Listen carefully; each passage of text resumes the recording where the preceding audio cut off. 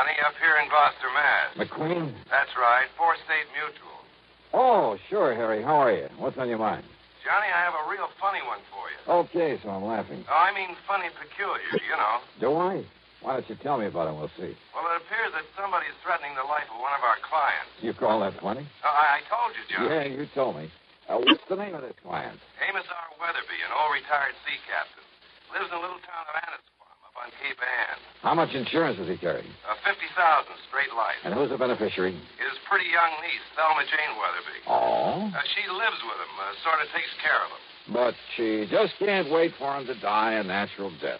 Hmm? Oh, wrong, Johnny. She's the one who called me about it a few minutes ago. Asked that you be sent up there. Well, now, Harry, you know as well as I do that if she's smart... And she is. And if she has got any intentions, the best way to keep suspicion from herself. Wrong again, Johnny. I'm sure of it. Yeah. Just wait till you see and talk to her. Well? Young, did you say? In her late 20s. And pretty? Very. The most gorgeous girl I think I've ever seen. Okay, then, Harry, give me the address and telephone her that I'm on my way.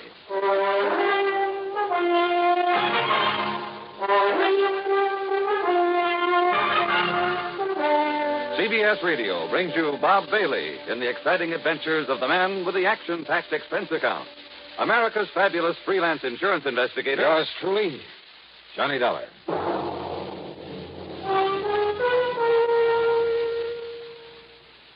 Now, Act One of yours truly, Johnny Dollar.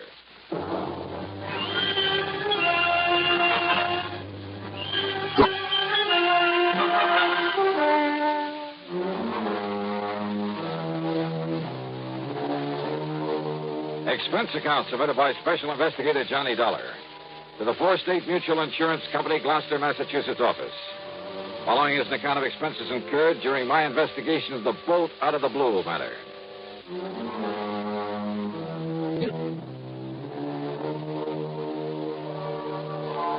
Knowing the Cape Ann country pretty well, I decided to use my own car on this one.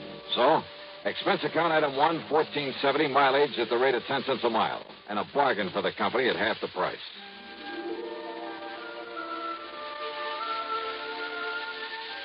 Annisquam, on the northwestern end of the Cape, is a pleasant little settlement, unspoiled by the vacation crowds.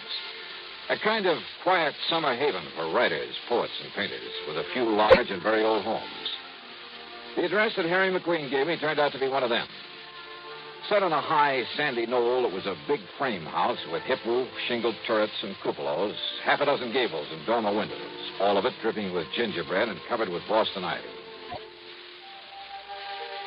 It looked out over the sparkling blue waters of Annisquam Bay. On one corner was a big tower with a platform on top surrounded by a heavy, well-polished brass railing. A flagpole carried not only the national ensign, but a couple of signal flags on separate lines below a sort of yardarm, I guess you'd call it. Another shorter pole supported a weather vane and one of those revolving things to measure wind velocity. The whole place, in spite of its weather-beaten age, was in good condition. Was what the owner, according to Harry's description of them, would probably call shipshape. All very interesting and colorful. What interested me most, though, was the vision that greeted me at the front door. I mean, vision. Yes? Oh, you must be Johnny Dollar. Any description of Thelma Jane Weatherby could only end up in the Department of Understatement. She was tall, well-tanned, and beautiful. A sort of honey blonde with clear, exciting blue eyes. The sort of figure that you dream about. She was wearing a well-cut pair of blue silk capris. Johnny? And a blouse of lighter blue chiffon. The freshening breeze caught a wisp of her hair and gently flicked it across that beautiful face in a sort of caress. I caught the faint scent of arpege. Johnny, what's the matter with you? Huh? You are Johnny Dollar, aren't you? What? Oh, yeah, sure. I'm sorry, Miss Weatherby. Miss Weatherby? Thelma? Thelma Jean. But come in, Johnny. Yeah, sure. The captain has just gone up to the bridge to look for the weather so we can talk safely. The captain? My uncle, Captain Amos Weatherby. Oh, boy. And the bridge is on that tower on the corner of the house. I see. He spends most of his time up there. It was about Captain Amos that I called the insurance company. So McQueen told me. Sit down, Johnny. And would you like a nice cool drink or something after your long drive? Well, I take it you'd like to tell me what this is all about while the captain isn't here, so why don't we save the amenities for later, huh? All right. I can tell you all about it in 2 minutes. All right. I was engaged to a fellow. That I can believe. His name was Roger Burton. Until a couple of weeks ago when the captain, who didn't like Roger from the start, well, he found out some rather unsavory things about him. Like what, Thelma Jean? Roger never told me, Johnny, but he'd been married. Twice, as a matter of fact. And both of his wives died under very funny circumstances. I see. Also, they both had considerable money, which I will if anything ever happens to Captain Amos. So I understand. His insurance. So I not only broke off with him, but Captain Amos literally threw him out of the house. And believe me, in spite of his age, he could do it. And now? Well, before he left, Roger told Captain Amos he'd get even with him. He said that he'd kill him. You mean just like that? Yes. He even boasted that he could do it and get away with it. The same as he did with a couple of nosy wives. Those were his very words. Oh, you have no idea what a horrible person he became after the captain showed him up. It was like a maniac. Well, then you're lucky to be free of him. You bet I am. It'll be a long time before I fall for any sweet talk again. Oh, it'd be a terrible waste, Thelma Jean. What? Yeah, like you. Oh, Johnny, not you. No, I'm just kidding. Where am I? You better be. And yet, if all the stories I've heard about you I don't are believe true... one of them. And to prove that I didn't come up here just because Harry McQueen said you're the most beautiful, the most gorgeous Mr. gal. McQueen told you that? I'm sure right, 1,000%. But Then now... if I'd known that, and if you hadn't come, I'd never have forgiven you. Yeah, but now let's get down to what... Especially after what he said over the phone about you. Like what? Oh, that you're an old, dull, stodgy, pedantic, Why, I'll bumbling... sue him. And I'll certainly try to prove otherwise. But right now... Now, Johnny. Now, let's get down to business. Well? Well, after the captain threw him out, we thought that was the last we'd see of Roger, in spite of what he'd said, in spite of his threats. But? Johnny, somebody has been prowling around outside this house at night. I've only caught glimpses of him, of his shadow, really, but I'm sure it's Roger Burton. It can only mean one thing, Johnny. He's here to carry out his threat against Captain Amos.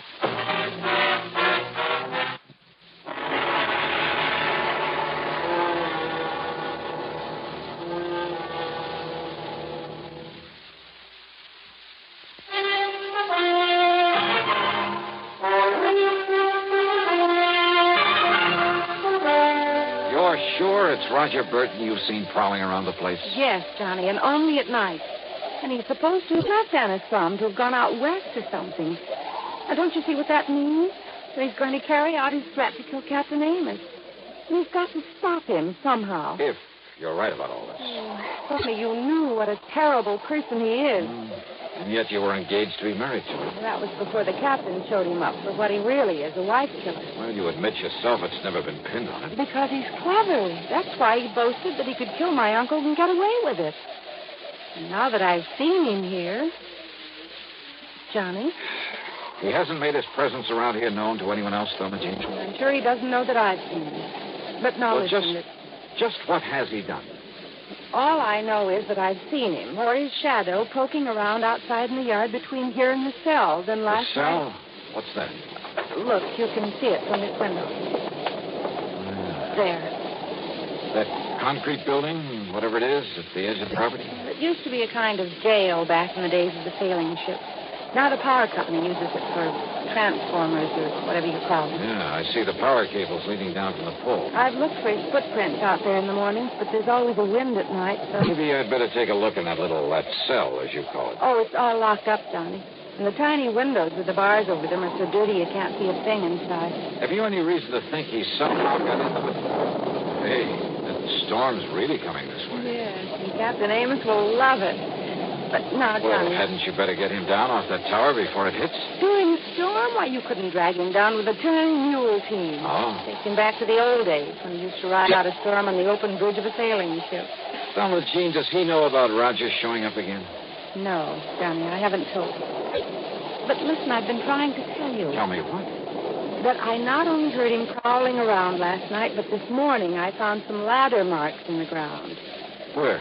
Out beside the tower. As though he'd used a long ladder to get up to it from the outside. Ladder marks. I don't know what else they could be. This feller, and for the moment we'll assume that it is Roger Burton. Oh, I'm sure of it. He's made no attempt to enter the house? Oh, he's too smart for that. And don't forget, Johnny, he doesn't know that I've seen him around again. Well, before this storm really breaks, Thomasine, I'm going to take a look at that transformer building out there and see if... And you better hurry, Johnny, before... Oh. McGee. Yeah, Captain? Where are you? In here. Where in tarnation did you put my sou'wester? It's up in the cabin just below the bridge where it always is. I told you a storm was making up. It's going to be a big one. Now I got to get me back on the bridge. Well, now who's this, McGee? Captain, this is Johnny Dollar. Dollar, huh? Hiya, Captain Amos. Another crooked landlubber come here to trouble you? Oh, no, Captain. Johnny... Well, just an old friend who dropped in. Yeah? With the storm coming up, Big one, I tell you. Been in all the papers. But me, I told you it was on the way 5-6 days ago. The way the barometer on the bridge has been behaving. Yes, I know. So I've asked Johnny to stay for the night. Oh? Well, whatever me little girl wants, Thelma Jean, you know that. But, Johnny? Yes, sir? You do anything to hurt me little girl, and by Jupiter, I'll kill you. Don't worry, Captain. All right. Sou'westers in the cabin up there? Aye, sir. And I'll see you below here when the storm's over. I'll bring your dinner up to you. When I'm riding on the storm? Don't be silly, woman. Aye, sir. Johnny, if you're going out to look at that cell... First, I want you to show me where you found the ladder marks, okay? Aye, sir.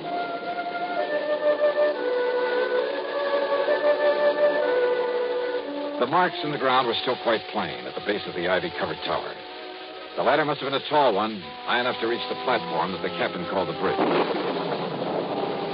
And I found, rather, a couple of things.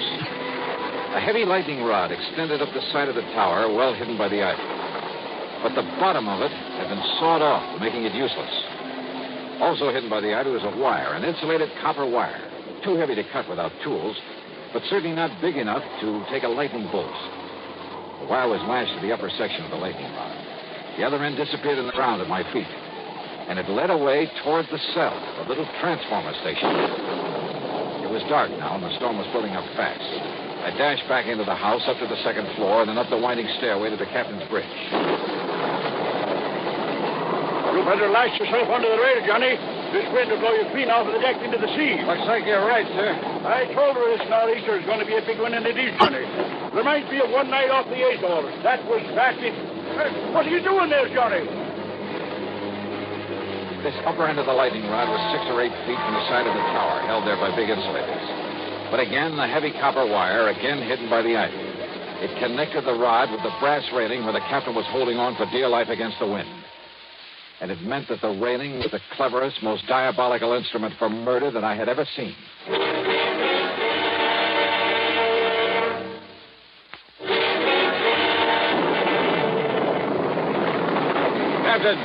Captain Amos. Listen to her blow, Johnny. Listen, we've got to go below. Below, and Mr. Storm like this? Come on, Juan. It'll thunder and lightning scare you. Listen to me. Keep away from that rail. Let go of this rail, it'll blow us into the sea. I tell you, get away from that rail. Keep your hands off me, you blubber, you...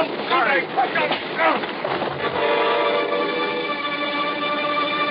I dragged him off his so-called bridge and down into the little room below, then hoisted him onto my shoulder and started down the circular stairway. What is it? What's happened to him? I'm afraid I had to knock him out. What? To get him off that platform up there. No, Johnny, you shouldn't have. He'll never forgive you for... For what? For preventing him from getting electrocuted? Oh. Better give him some brandy or something. Oh, Johnny, don't you understand? Didn't you see the lightning rod up there? You bet I did. Right next to the platform.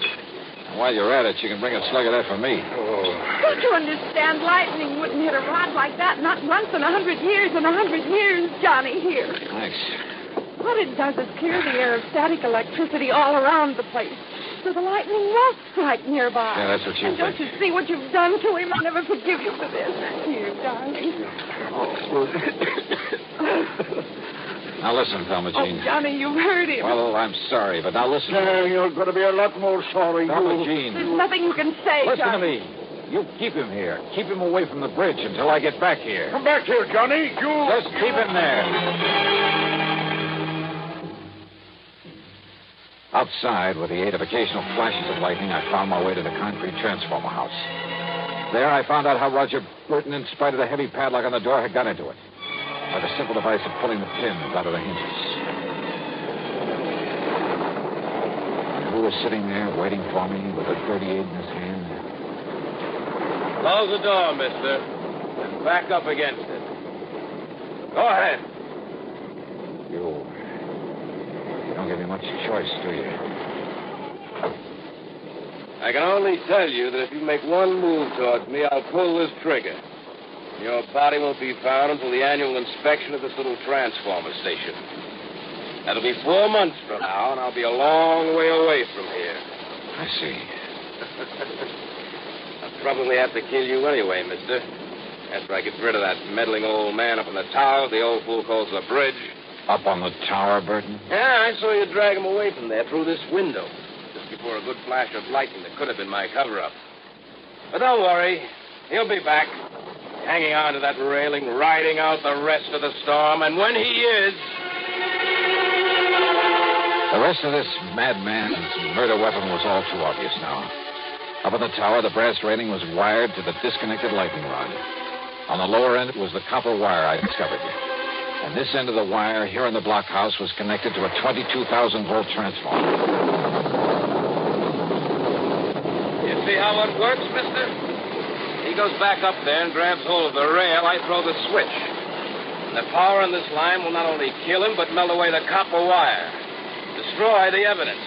Only nobody will look for evidence. Because they'll all think a bolt of lightning killed him. All right, Burton, listen to me. No. Look. I can see him. In the room where you carried him. Hey, look through the window beside you. You can see him, too. I can see him all right. Starting back up the circular stairway, back up to the bridge. You think the Thelma Jean can stop him? Never! If he ever got there, if he touched the railing, Burton would throw the switch, would electrocute him. But then a miracle. Once in 100 years, the bolt of lightning out of the heavens.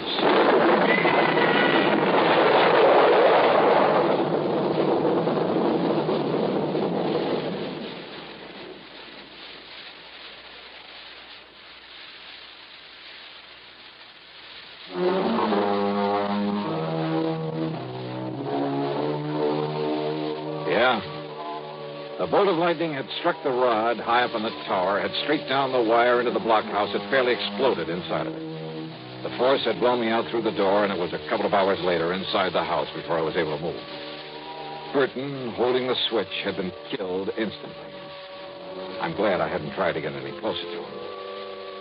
It was a bolt out of the blue. It was justice in its own strange fashion. Expense account total, including a checkup by one of the local medicos, some new clothes, mine were in shreds, incidentals, and the trip back to Hartford, $171.50. Yours truly, Johnny Dollar.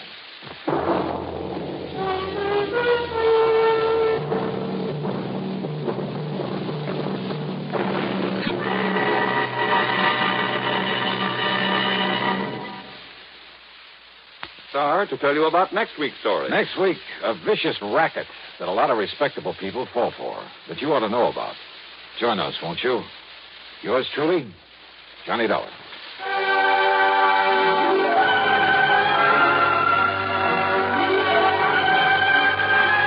Yours truly, Johnny Dollar, starring Bob Bailey, originates in Hollywood and is written, produced, and directed by Jack Johnstone.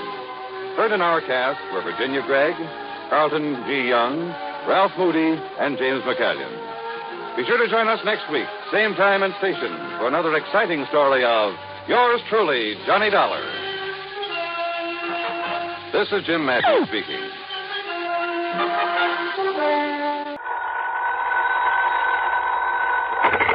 Johnny Dollar. George Reed here. Well, George, how's Floyd's of London? And how are you holding up in this hot weather? Johnny, all I can say is I wish I could make a trip to France at somebody else's expense. Now, what's that supposed to mean? I just received a transatlantic telephone call, collect, by the way, from that underworld friend of yours in Paris. De Massac. Louis de Marsac. Yes. Calls himself Le Chagris. That's right, the gray cat. Why he ever chose to call himself that, Because at night all cats are gray. So he's hard to see in the dark. Well, free enough for yourself. Paris after dark. And de Marsac knows more about the dark alleys and sewers and back streets.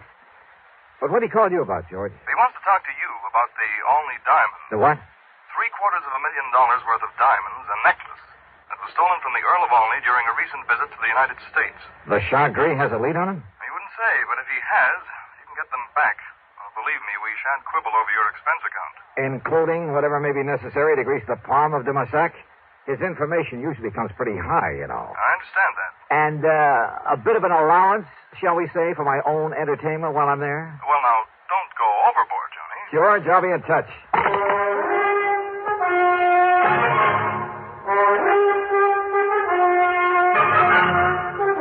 CBS Radio brings you Bob Bailey in the exciting adventures of the man with the action-packed expense account, America's fabulous freelance insurance investigator. Yours truly, Johnny Dollar.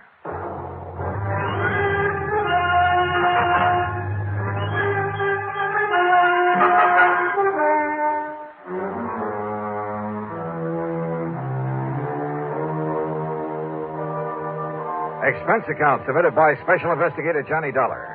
To Floyd's of London, North American Office, Hartford, Connecticut. Following is an account of expenses incurred during my investigation of the night in Paris matter.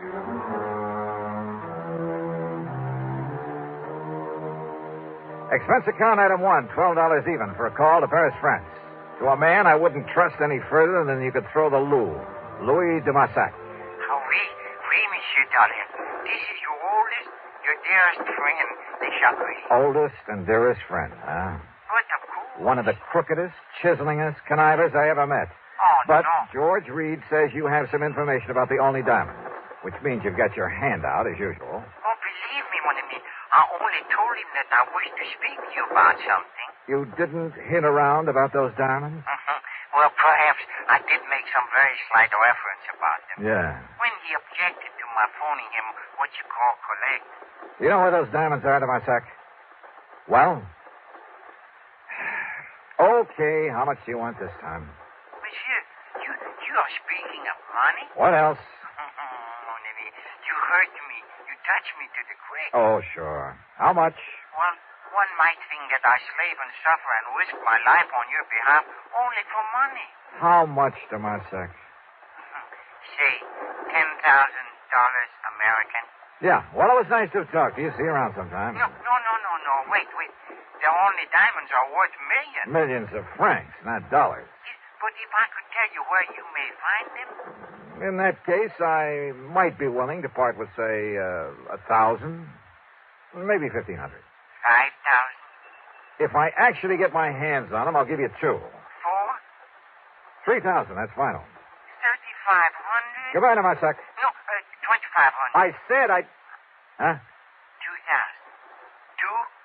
Okay, $2,000. Yeah, then I think what you say crossed myself up. I'm sure you did. But do not worry, mon ami. Do not worry. I will do the same for you. Yeah, I'm sure you will. Oui. Now, listen, if I take a plane out of New York a little after 9 tonight, I should get there tomorrow at 5:45 p.m. Paris time. Oui. I'll hang my hat at the Hotel of Bois. You know where that is? But of course. Then I'll pick you up at that hovel of yours at the end of the, Rue de Pas de la Moule. Yeah, the Rue de Pas de la Moule. And you bring the money for me? I'll be there. Expense account item 2, $1,000 worth of American Express traveler's checks. 428 of it went for plane fare, Hartford to New York to Paris. The flight was uneventful, except for the person who occupied the seat next to me. Annette was her name, Annette Duboff. And brother, well, she's 25 or 6, I guess. Tall, brunette, and beautiful. Apparently has money of her own. I decided this trip to Paris wasn't a bad idea at all. Johnny Dollar? Yeah. Oh, I know who you are. You're the insurance investigator I hear about all the time on the radio. Well, don't look so shocked about it. Shocked. I'm thrilled. Tell me all about you. Oh, I'd a lot rather talk about you. Plan to be in Paris long? Oh, a couple of weeks, I guess. Just sort of a vacation. And I'm all alone, so I don't have any definite plans. Ah, Have you, Johnny? I have now. You certainly don't beat around the bush, do you? You know something? I like that. Well, good. Where will you be staying? The Joy Sang. All right, then as soon as I get things cleared away, I'll call you. Are you over here to work on some kind of a case? No, just to see an old friend of mine. Are you by any chance staying at the Joy Sang? The Lavoie. It's over on... I know where it is. And as soon as you're free, you'll call me. Are you kidding? Well, about that time, the stewardess, bless her heart, came around with a champagne.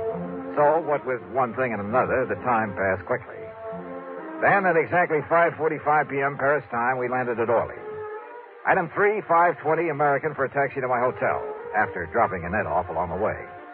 I shaved and showered, then took another cab to the dingy little apartment of Louis de Massac at the far end of the Rue de Pas de l'Amour. You ask me, it's one of the most disreputable-looking apartments in the whole city. Dirty, squalid, ramshackle. And, of course, Le Chagris had to live at the top of 4 long flights of stairs. When I finally got up there, feeling slightly winded, I noticed that his door at the end of the gas-lit hallway was standing wide open. What? De Marsac. Louis de Marsac. Hold.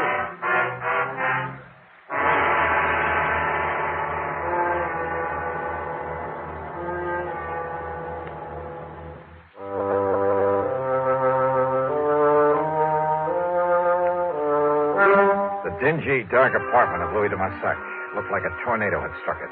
It was a shambles, as though somebody had come in and simply done as much damage as possible, and yet at the same time was looking for something or someone. As for de Massac, there was no sign of him anywhere. I stood there for a moment wondering what to do next. Huh?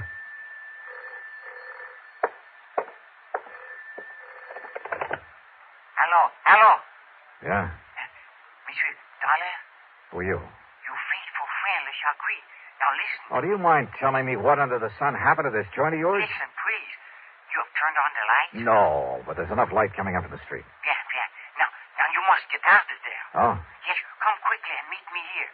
Now, please, you will do that? Well, where are you? You're alone? Yes, I'm alone. Then you must leave before somebody finds you there. Like who? There is no time to talk when you meet. Come, please, and meet me here. But where? I'm at the cafe chez Macabre. Chez Macabre. Yes, it's in Saint-Germain-des-Prés. What you call beatnik. Okay, I'll find it. Do not delay now. You may be in danger. Yeah, sure. I'll grab a taxi. Huh? Who are you? Au revoir, cochon. Oh, no, you don't. Monsieur. No. Hello. C'est bien, pig.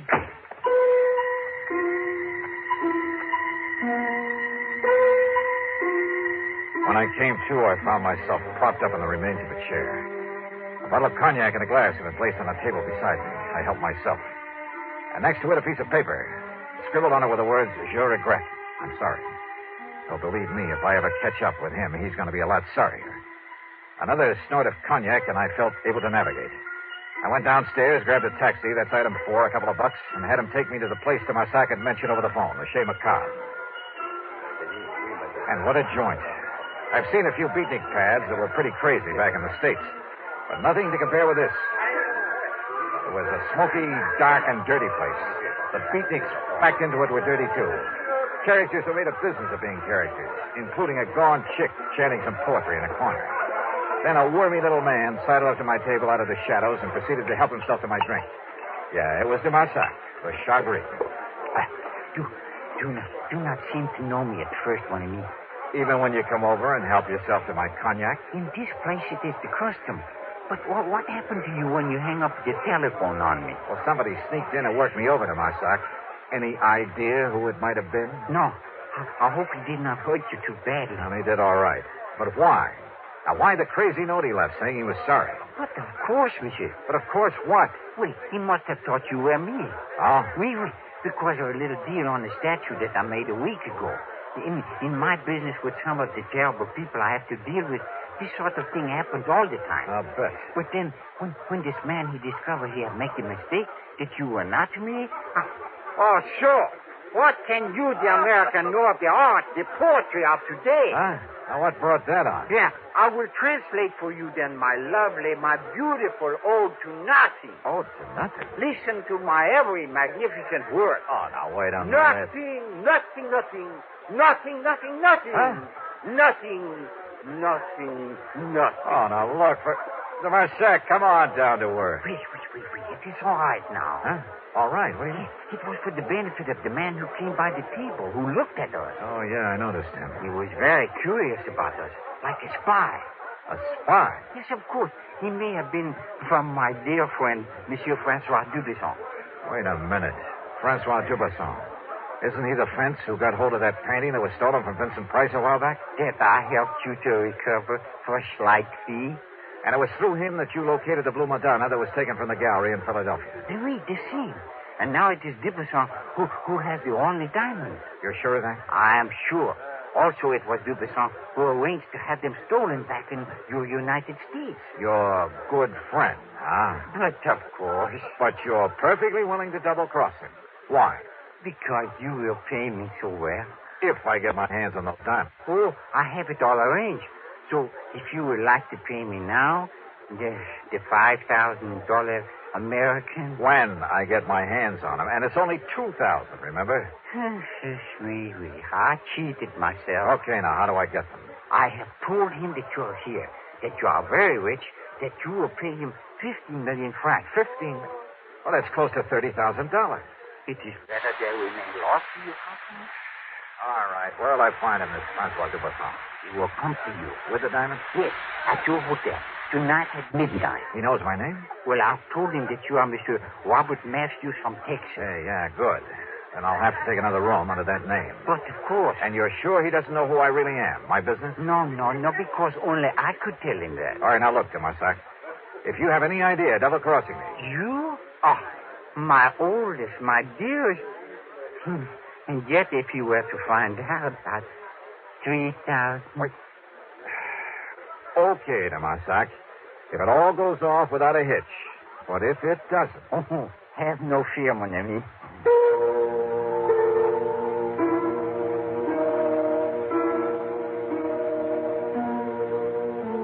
Sure, it was a kind of shady deal to have to make. But under the circumstances, what else? And people simply don't realize how most of the crimes in this world are solved. Not by Sherlock Holmes type of detective work, not by the kind of stuff you read in the mystery magazines, but through informants. And one way or another, they all have to be paid off. Otherwise, well, look at this case. If Dubesson were to know who I really am, I'd stand a chance of not only losing the case, but my life as well. On the way back to my hotel, I began to wonder again about the man who'd attacked me there at Demasac's apartment, who'd apparently been there before, looking for someone, or for me. Did he really think I was Demasac? Or was it all just a warning to leave this case alone? There was only one way to find out.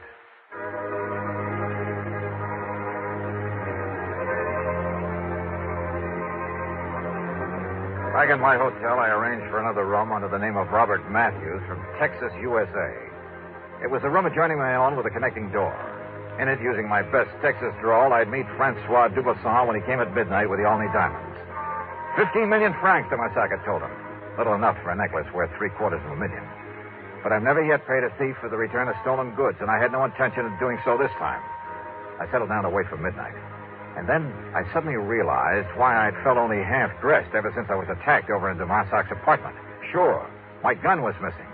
Without it, and if Dubesson was wise to me, was the phone in the other room, the one where I'd act out the part of the rich Texan, if there was any point in it.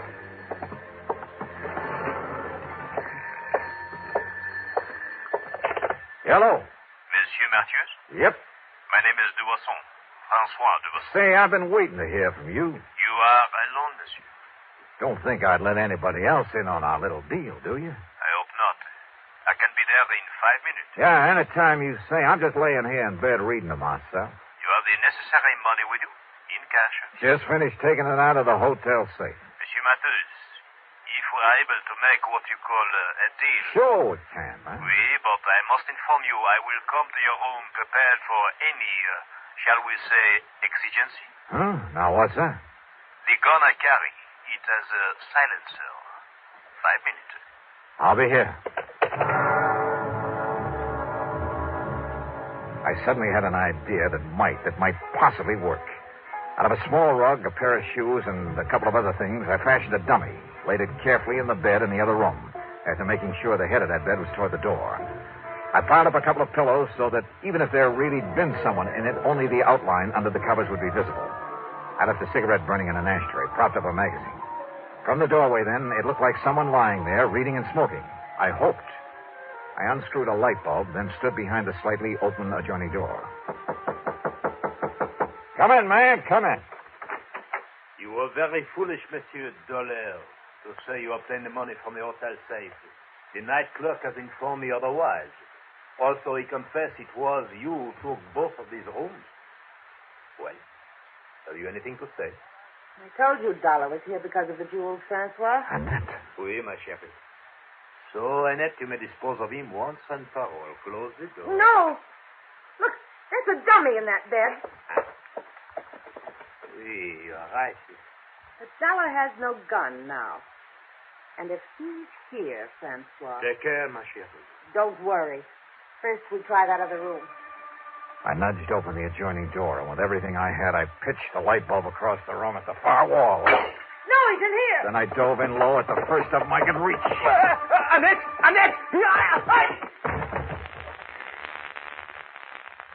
A bad mistake, Johnny. Because I have the gun. Yeah. I suppose I should have known, Annette. Your last mistake. Because with this silencer, nobody will ever know. Oh, I'm sorry, mademoiselle. Oh, dear. Oh, thanks, Tomasak. Like the U.S. Marines. But such a pity, monsieur. Huh? That I should stoop so low as to strike a beautiful woman. Of course, the fact that it saved my life. 5,000. Sure. 5,000.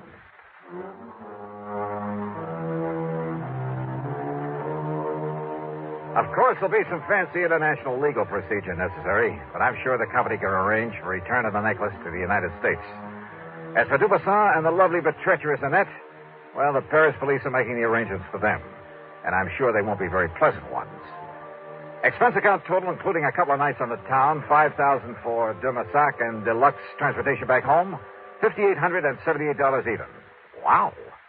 Oh, incidentally, I met a luscious little blonde on that return trip who was... Now, let's not go into that. Yours truly, Johnny Dollar.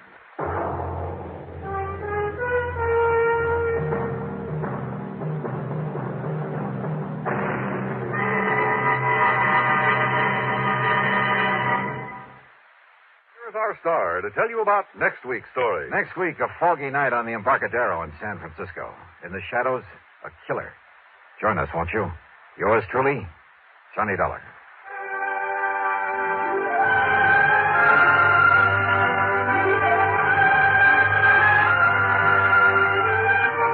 Yours truly, Johnny Dollar, starring Bob Bailey, originates in Hollywood and is written, produced, and directed by Jack Johnstone.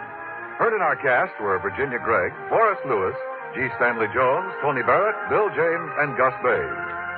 Be sure to join us next week, same time and station, for another exciting story of yours truly, Johnny Dollar.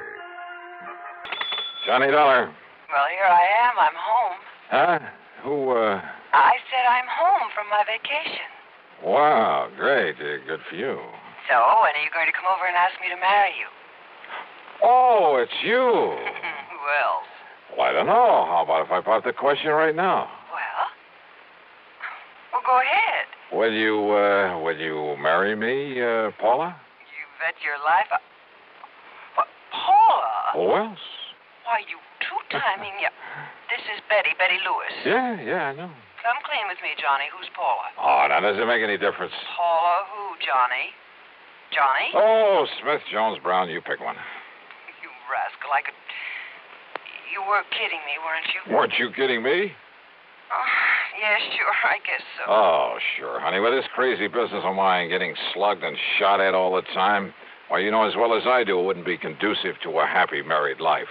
Not for either of us. Yes, I know, honey, but Someday. Yeah, someday. Anyhow, I'm home again for my extended vacation, so... So, how about dinner and a show and a big night all around? I'd love it. Say 7 o'clock? Make it 6:30, and I'll have cocktails ready and waiting right here at 11325. Eddie, my love, it's a deal. Good. I'll see you in exactly 7 hours and 31 minutes. On the nose. Bye, honey. Yeah. Let's see now. Yeah, honey. Huh? Don't give me that honey stuff. This is Randy Singer.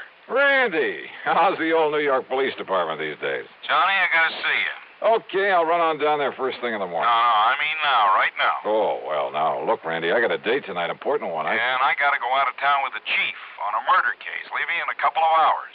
Maybe gone a week, maybe longer, so grab a train, will you? Well, if I could be sure of getting back here by early this evening. Back there in Hartford is where you should be, as quickly as possible. Huh? After I've talked to you. So if this timetable I have means anything, you can grab a train in about 20 minutes. Well, now, listen, Randy, I'll have the boys in the prowl car pick you up at Grand Central Station. Listen, will So you? grab your hat and come on. See you, Johnny. Randy!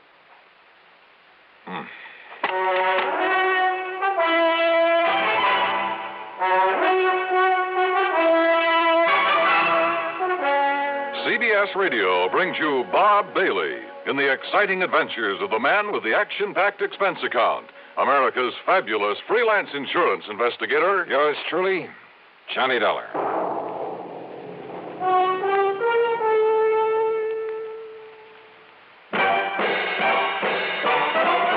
Are you smoking more now, but enjoying it less?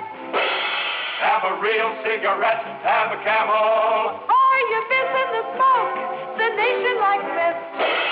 Have a real cigarette, have a Camel. Are you looking for flavor and mildness? Have a real cigarette, have a Camel. The best tobacco makes the very best smoke. Have a real cigarette. A real cigarette. A real cigarette, have a Camel. If you're smoking more today, but enjoying it less, try Camels. More people smoke Camels than any other cigarette. Any filter, any king, any regular. The Camel blend of costly tobaccos has never been equal for rich flavor and easygoing mildness. The best tobacco makes the best smoke. Have a real cigarette. A real cigarette. A real cigarette, have a Camel. And now, Act One of yours truly, Johnny Dollar.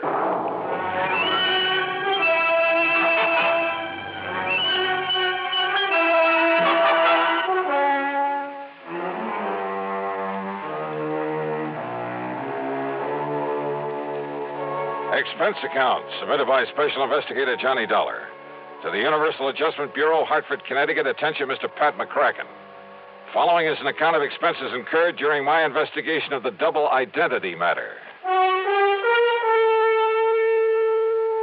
Pat, you haven't assigned me to this case, but it does concern some of the insurance companies that Universal Adjustment Bureau services. And if there's any question about reimbursing me for whatever charges I may run up, well, read on. Expense account item 1, $4.95, taxi to the station and a train down to New York. As promised, Lieutenant Randy Singer had a prowl car waiting for me at Grand Central, and a few minutes later I barged into his office in the Homicide Division of the 18th Precinct. Okay, Conroy, okay. Just go tell the chief I'll be ready to leave by the time he is. Now, go ahead. Yes, sir, Lieutenant. Sit down, Johnny. Glad you could make it. All right. Tell me one thing, Randy. Is this an insurance matter? It sure is, or rather, they are. They? Maybe you weren't called in on them, but, brother, you should have been. Here, look here. Fall 1956. John R.V. Brownfield.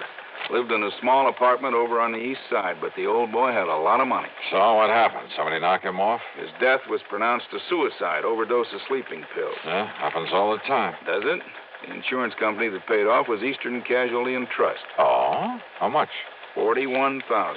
Beneficiary? His wife. He'd only been married to her a couple of months. And after she collected, well, she just sort of dropped out of sight. Ask me, a lot of those companies of yours pay off too fast. Now, what do you mean by that? Listen, September 1957. Franklin P. Ogborn died the same way. Insurance paid to his widow was $30,000. Tri-Mutual Insurance Company. Well, now, Randy, the mere fact that he also died from an overdose... Listen, will you? August 1958. Peter William Gerhardt, same thing. His widow collected 50 grand. Are you trying to say you don't think they were suicides, Randy? I'd bet my bottom dollar on it. Why? Now, here's the last one, middle of last month. William Earl Chadwick.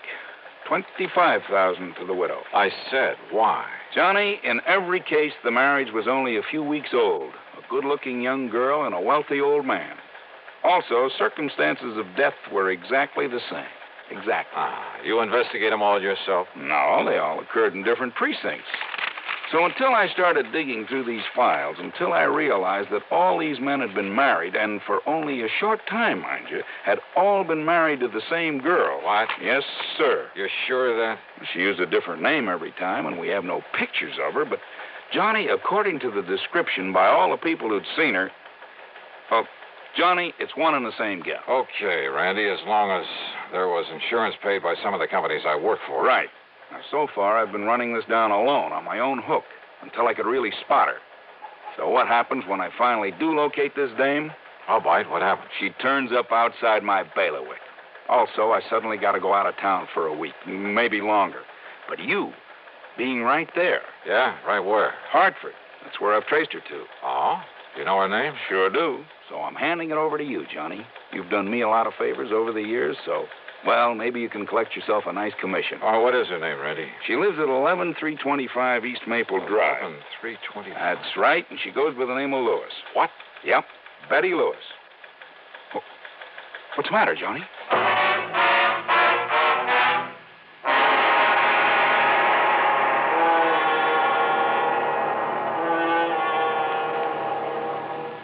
Act 2 of yours truly, Johnny Dollar, in a moment.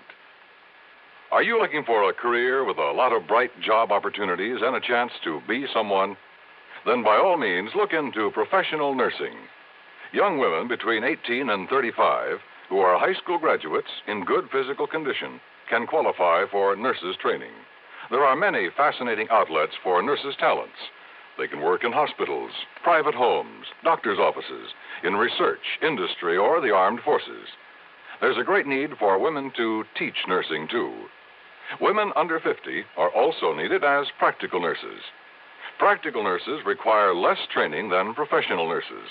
They assist in hospitals and perform countless valuable services in private practice. This message is also addressed to men because there's an increasing number of men going into both professional and practical nursing. So, find out if you can qualify for a nurse's career. Inquire at your nearest hospital or inquire at your nearest school of nursing.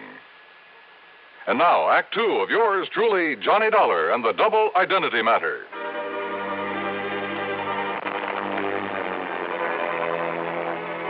I went over the files on the so-called suicides word for word. I read and reread the descriptions of the widows.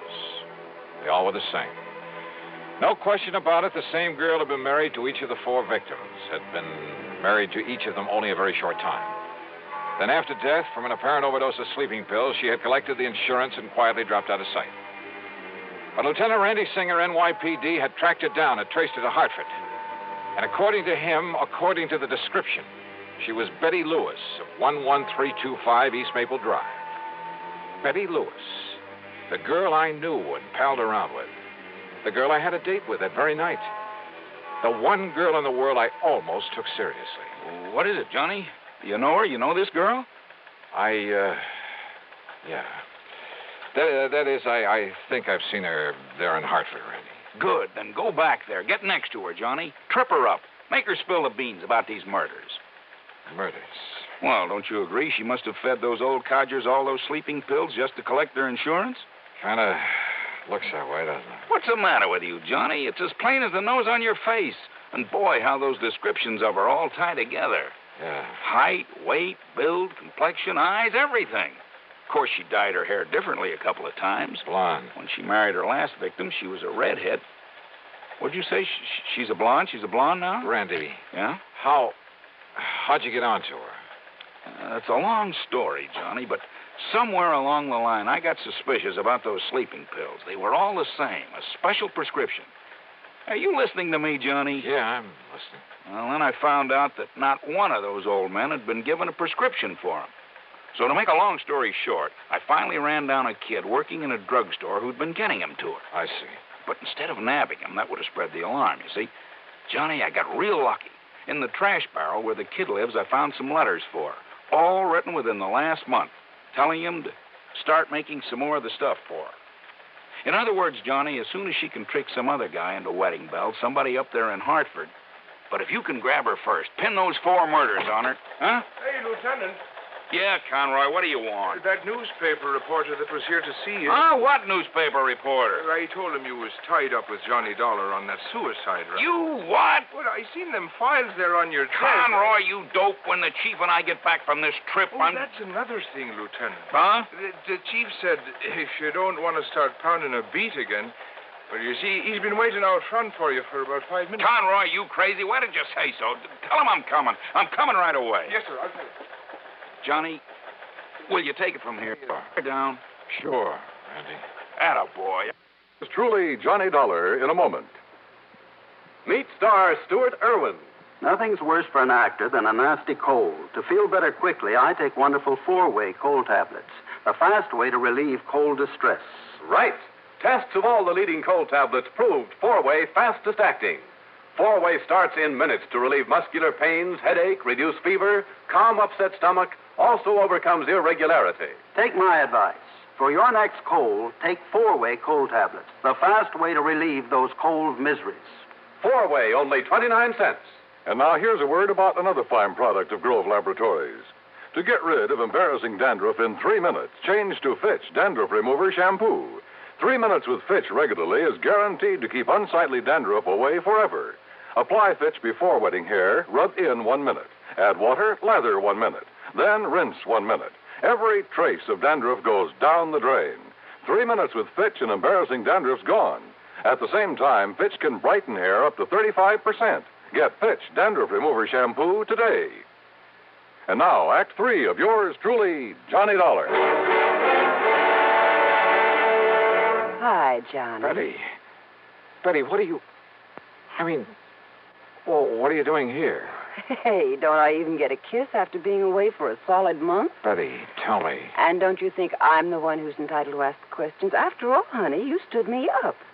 Or did you completely forget about our date for this evening? Listen, will you? Much as I hate to admit it, I guess maybe you were right, darling. Yeah? About what? No decent kind of a married life, that sort of thing. You wore out on some case, I suppose. Yeah. But you know something? I'm just not going to give up on you, Johnny Dollar. One of these days... Yeah, Betty. Now, listen. Well, what is it, Johnny? What's the matter? How did you get in here, Betty? Well, when you didn't come for me as you promised, and when you didn't answer the telephone, well, I was afraid something terrible might have happened to you, so I drove on over here to see you. The door was wide open, so I just came on in. I started looking around for you in the den and the bedroom, and then...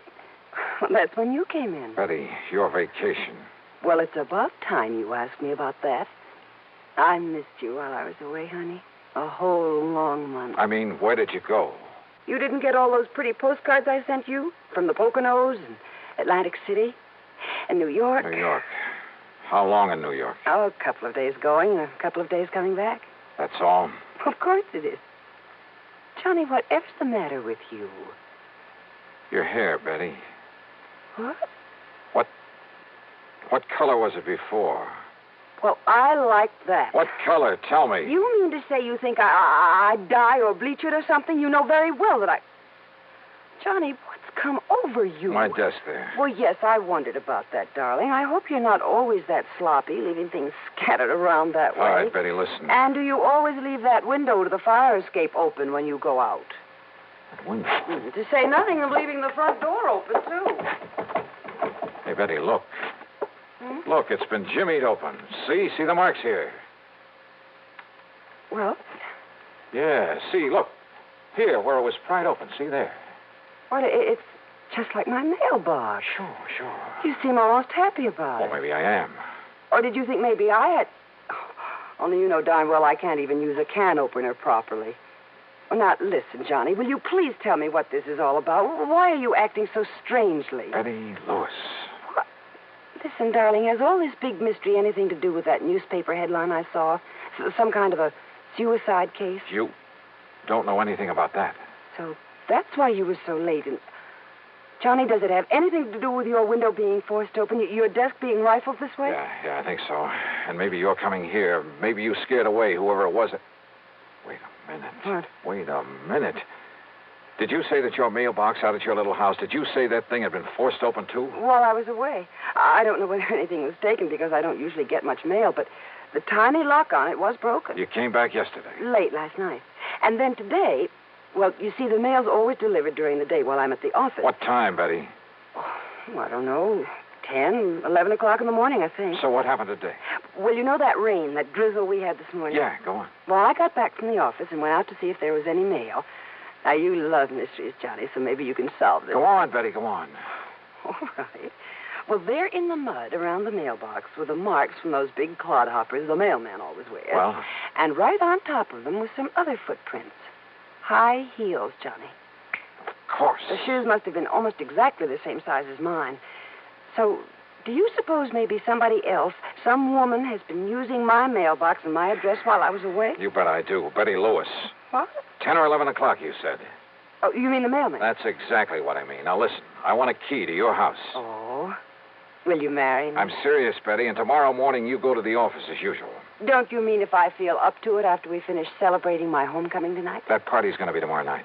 Tomorrow? Because I have a sneaking suspicion that by then we're going to have something to really celebrate. Oh, like what, dear? The solution of 4 murders. Oh, Johnny.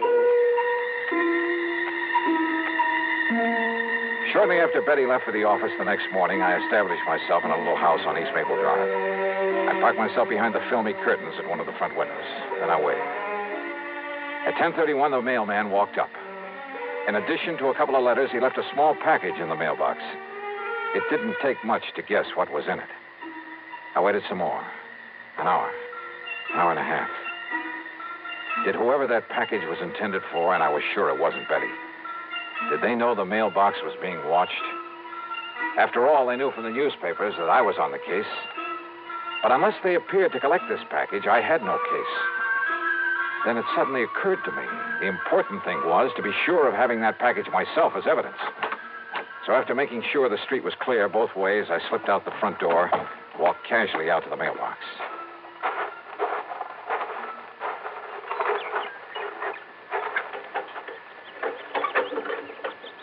Aha. Miss Betty Lewis, 11/3/20. Huh? Just a minute there, you. Yes? Just what do you think you're doing poking around my mailbox that way? By golly, you do look like her. What are you talking about? The real Betty Lewis. Well, I'm Betty Lewis. Now, if you don't mind, that package you just took out of the mailbox. Sorry, miss, whatever your name is, but I need it as part of the evidence.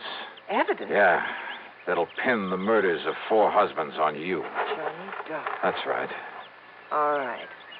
Give me that package. Oh, put that thing down, I'll lady. pull the trigger, Johnny, if you don't give me that package. Give it to me. Okay. Whatever you say. You dirty... Baby, you're a lousy shot. No, you're hurting me. Oh. Okay, now back in your car. Now listen, Johnny, listen. Get in. Listen, Johnny, I'll make a deal with you. And you're driving, lady. Right straight to police headquarters.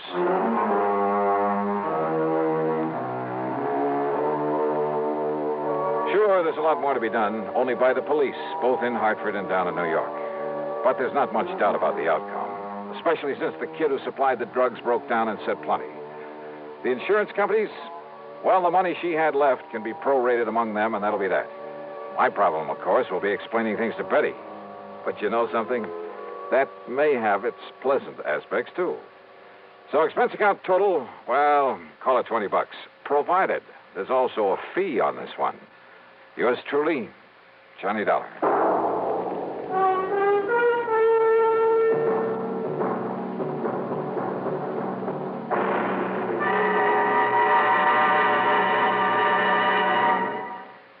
Our star will return in just a moment. Constipation is something people don't talk much about, but it can be a problem for anyone, even doctors. And when constipation occurs, It's interesting to see just what doctors consider important about a laxative they might use or recommend. Now, a majority of the doctors we heard from had this to say. A laxative should be effective, gentle, as close to natural acting as possible, and a medicine that can be used with complete confidence. Well, pleasant-tasting chocolated X-Lax is effective. Overnight, it helps you toward your normal regularity. X-Lax is gentle. Next morning, it gives you the closest thing to natural action. And that's why many doctors and millions of people use X-Lax with complete confidence. X-Lax, the laxative that helps you toward your normal regularity gently, overnight. Is X-Lax in your medicine cabinet? Now, here is our star to tell you about next week's story. Next week, the wildest bunch of crooks I ever tangled with. Join us, won't you?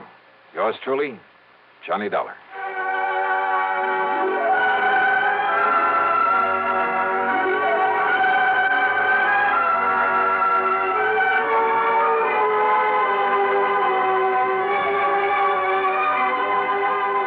Yours truly, Johnny Dollar, starring Bob Bailey, originates in Hollywood and is written, produced, and directed by Jack Johnstone.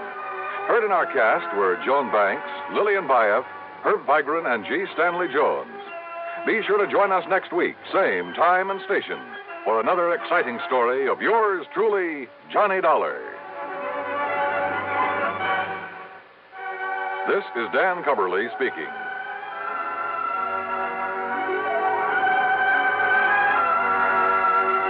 Fate stacks the cards against a jittery gamble in suspense.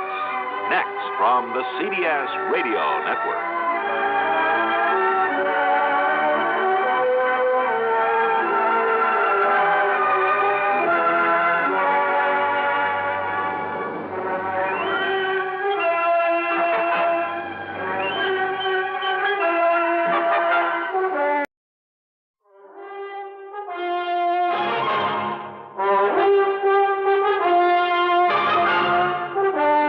CBS Radio brings you Bob Bailey in the exciting adventures of the man with the action-packed expense account, America's fabulous freelance insurance investigator. Yours truly, Johnny Dollar.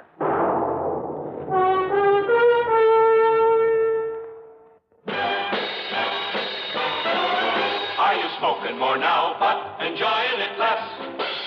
Have a real cigarette, have a Camel. The best tobacco makes the very best smoke. Have a real cigarette, have a Camel. Are you looking for flavor and mildness? Have a real cigarette, have a Camel. The best tobacco makes the very best smoke. Have a real cigarette, a real cigarette, a real cigarette, have a Camel. Again, for the 11th straight year, Camel outsold every other cigarette, filter, king size, and regular. The best tobacco makes the best smoke. So if you're smoking more now but enjoying it less, change to Camels. Get more real satisfaction every time. Start to really enjoy smoking again. Have a real cigarette, a real cigarette, a real cigarette, have a Camel. And now, Act One of yours truly, Johnny Dollar.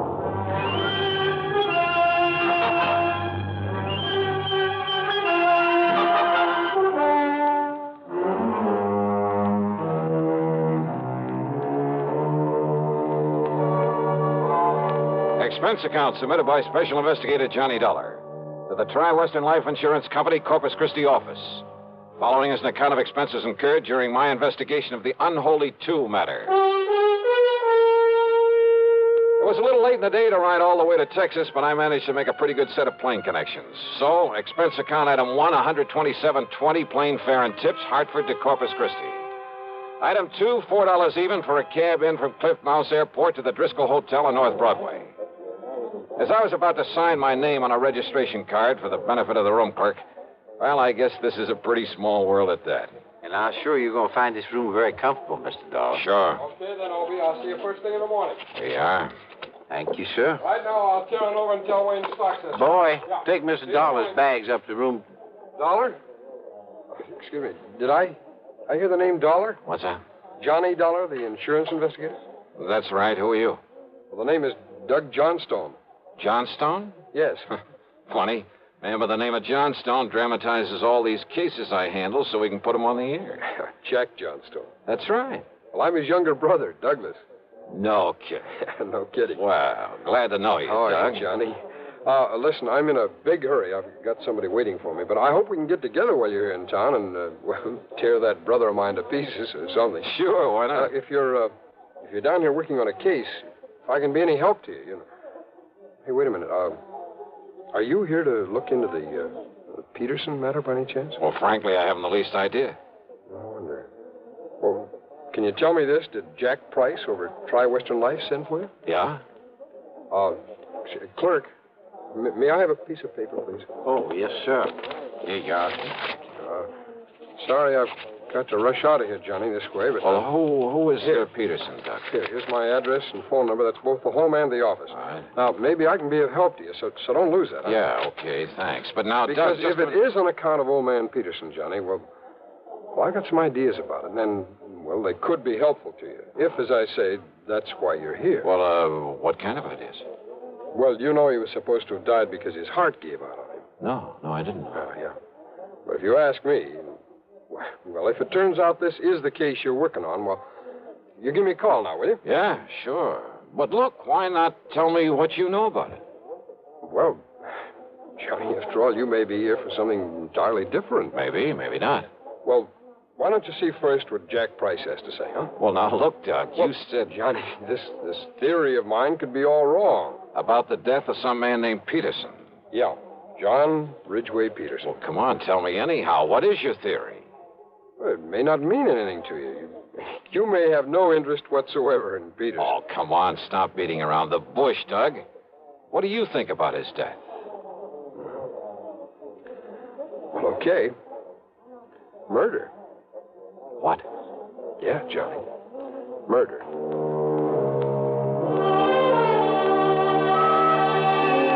But because neither of us really knew if I'd become involved in it, that was all he'd tell me at the moment. And as he said, he had to run off to meet somebody. It was late, and I was tired after the plane trip, so I grabbed a bite to eat. That's item 3, 2 1/4, then hit the sack. But first thing in the morning, I was in Jack Price's office at Tri-Western. Well, no, I didn't mean to sound in a rush for you to get down here, Johnny. On the other hand, the hotter the trail, the easier it is to follow. Whose trail, Jackson? Sterling Peterson, beneficiary of his uncle, John R. Peterson's life insurance policy. 100,000 clams. Yes. And what's happened to him? The nephew Sterling, I mean. He simply disappeared. When? About the same time his uncle died, apparently. When was that? 5 days ago. Huh. Funny that he should leave town when he was about to be presented with that wad of insurance money. He didn't know that he was his uncle's beneficiary. Oh? No. Old John Peterson never told him. Actually, the old man didn't particularly want to leave it to this nephew, but, well... Why not? Oh, they never really got along, as I understand it. The old man had been a hard worker all his life, and Sterling is anything but. Nonetheless, he named him his beneficiary, so that's that. And as heir to whatever else there is to the estate, huh? No, that goes to Sterling's half-brother, Paul. Much of an estate? Certainly not as much as the insurance. The old man didn't have much use for either of them, Johnny. But since they were his only surviving relatives, since they'd probably get everything he left anyway... Yeah, I see what you mean. Does Paul live here in town? Yes. What does he do for a living? Apparently has some money in the stock market. And Sterling? Johnny, I don't know what he lived on. No visible means of support kind of thing. You know what I mean? Uh-huh. I tried to call him, tell him of his uncle's death. His landlady said he wasn't there, hadn't been there for a couple of days, that he'd simply packed up his things and left. I'll give you the address. Yeah, do that. Then I called his brother, but Paul didn't know where he was either. Just disappeared. That's right. I wonder why. Who knows? Have you called the police? Why? Just because a man suddenly leaves town? That's hardly reason to call in the police, Johnny. Maybe not. What? Sterling didn't know he was beneficiary of this policy. No. But maybe he did think he'd get some of the estate if he were lucky and the old man turned up dead. And maybe Sterling needed money. I understand he always did. So if he could help the old man on his way... No, Johnny. The doctor said it was a heart attack. Yeah? Well, there are a lot of ways to make it look like a heart attack. Has there been an autopsy? Why, no. Then have one made. The insurance company's entitled to one. But you're saying Sterling murdered him? Maybe. Johnny. Just go ahead and order that autopsy.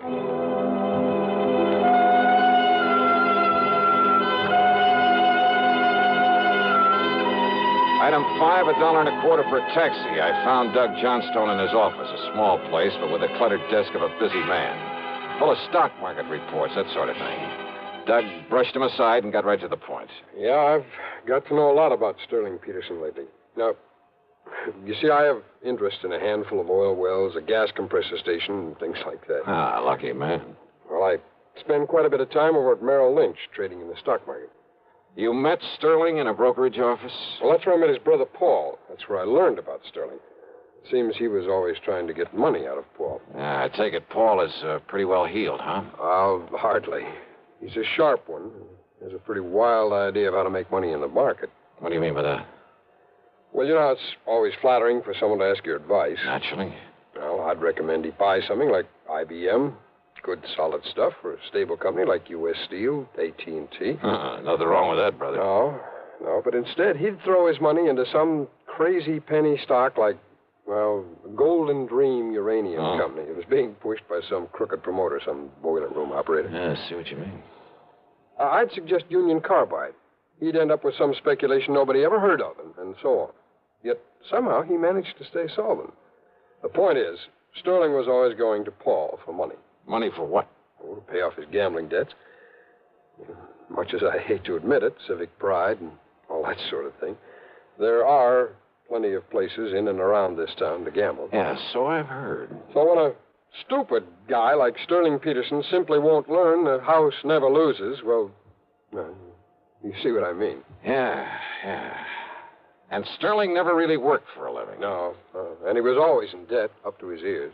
Isn't it possible he simply left town because his debts had caught up with him? Some of his creditors were getting tough with him? Well, Sterling needed money badly, and... Well, Johnny, I think he finally reached the point where he was willing to kill to get it. His own uncle? If what Paul has told me about him is true, yes. Now, you remember, he thought that he would inherit part of the estate. Which, of course, was wrong. But he didn't know that. Not then. Then his running away... Well, the way I look at it, Johnny, if he did kill his uncle... And you think he did? Yes, I do. Wow. Well, when he found out he wouldn't get his uncle's money, his property, after all, that he'd killed him for, well, nothing, he didn't know about the insurance, you know. Yeah, I know. Well, what was left for him around here? I'll buy. Nothing but a lot of creditors pounding on his door. And once people begin to think about that, they might get suspicious, start asking him questions about his uncle's death. Questions that he didn't have good answers for. But to run out is the surest way in the world to arouse suspicion. I know. It's stupid. Well, what do you think? Well, I'm not sure. But thanks. I'll see you later.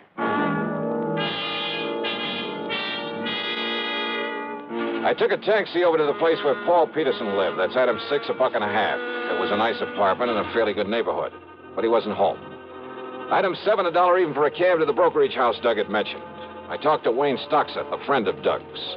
He hadn't seen Paul Peterson around there for several days. Well, Paul said something about going out of town, Dollar, to look at some of the companies he considers investing in. I see. When he gets the money from his uncle's property and so forth, Paul will have quite a bit to play with. And play with is the proper term, despite our advice to avoid so many cheap speculations. I've heard he's a bit of a plunger. Yes, I'm afraid so. Well, if he does come around, Wayne, ask him to call me immediately. I'll be at the Robert Driscoll. Item 8, $2 for a late lunch. Item 9, $1.30 for a cab to Jack Price's office. Now, wait a minute, Johnny. Yeah? Instead of hunting for Sterling Peterson, you're just hanging around hoping to find out the old man was murdered. Well, give me time, will you? But I tell you, the doctor who was with him when he died said it was heart failure. And I tell you, Jackson, there are plenty of ways. There are medical tricks. I can't Hold believe... it a minute, Johnny. Price speaking. Yes? All ready? Well, Doctor, what did you... What? Oh. I see. Thank you. What's the matter, Jackson? How did you know? How did I know what? The autopsy. Yeah? You were right. Apparently some drug substituted for the did you tell us the old man was taking? You mean Doug Johnstone was right. The old man was murdered. Yes, Johnny. Murdered. Act two of yours truly, Johnny Dollar, in a moment. Welcome, recording star Mel Torme. It's terrible trying to sing with a bad cold. So I always take 4-way cold tablets to relieve cold miseries fast. Good idea. Tests of all the leading cold tablets proved 4-way fastest acting. 4-way starts in minutes to relieve muscular pains, headache, reduce fever, calm upset stomach, also overcomes irregularity. When you catch cold, try my way. Take 4-way cold tablets. The fast way to relieve cold distress and feel better quickly. 4-way, only 29 cents. Now, here's a word about another fine product of Grove Laboratories. To get rid of embarrassing dandruff in 3 minutes, change to Fitch Dandruff Remover Shampoo. 3 minutes with Fitch regularly is guaranteed to keep unsightly dandruff away forever. Apply Fitch before wetting hair, rub in 1 minute. Add water, lather 1 minute. Then rinse 1 minute. Every trace of dandruff goes down the drain. 3 minutes with Fitch and embarrassing dandruff's gone. At the same time, Fitch can brighten hair up to 35%. Get Fitch Dandruff Remover Shampoo today. And now, Act Two of yours truly, Johnny Dollar.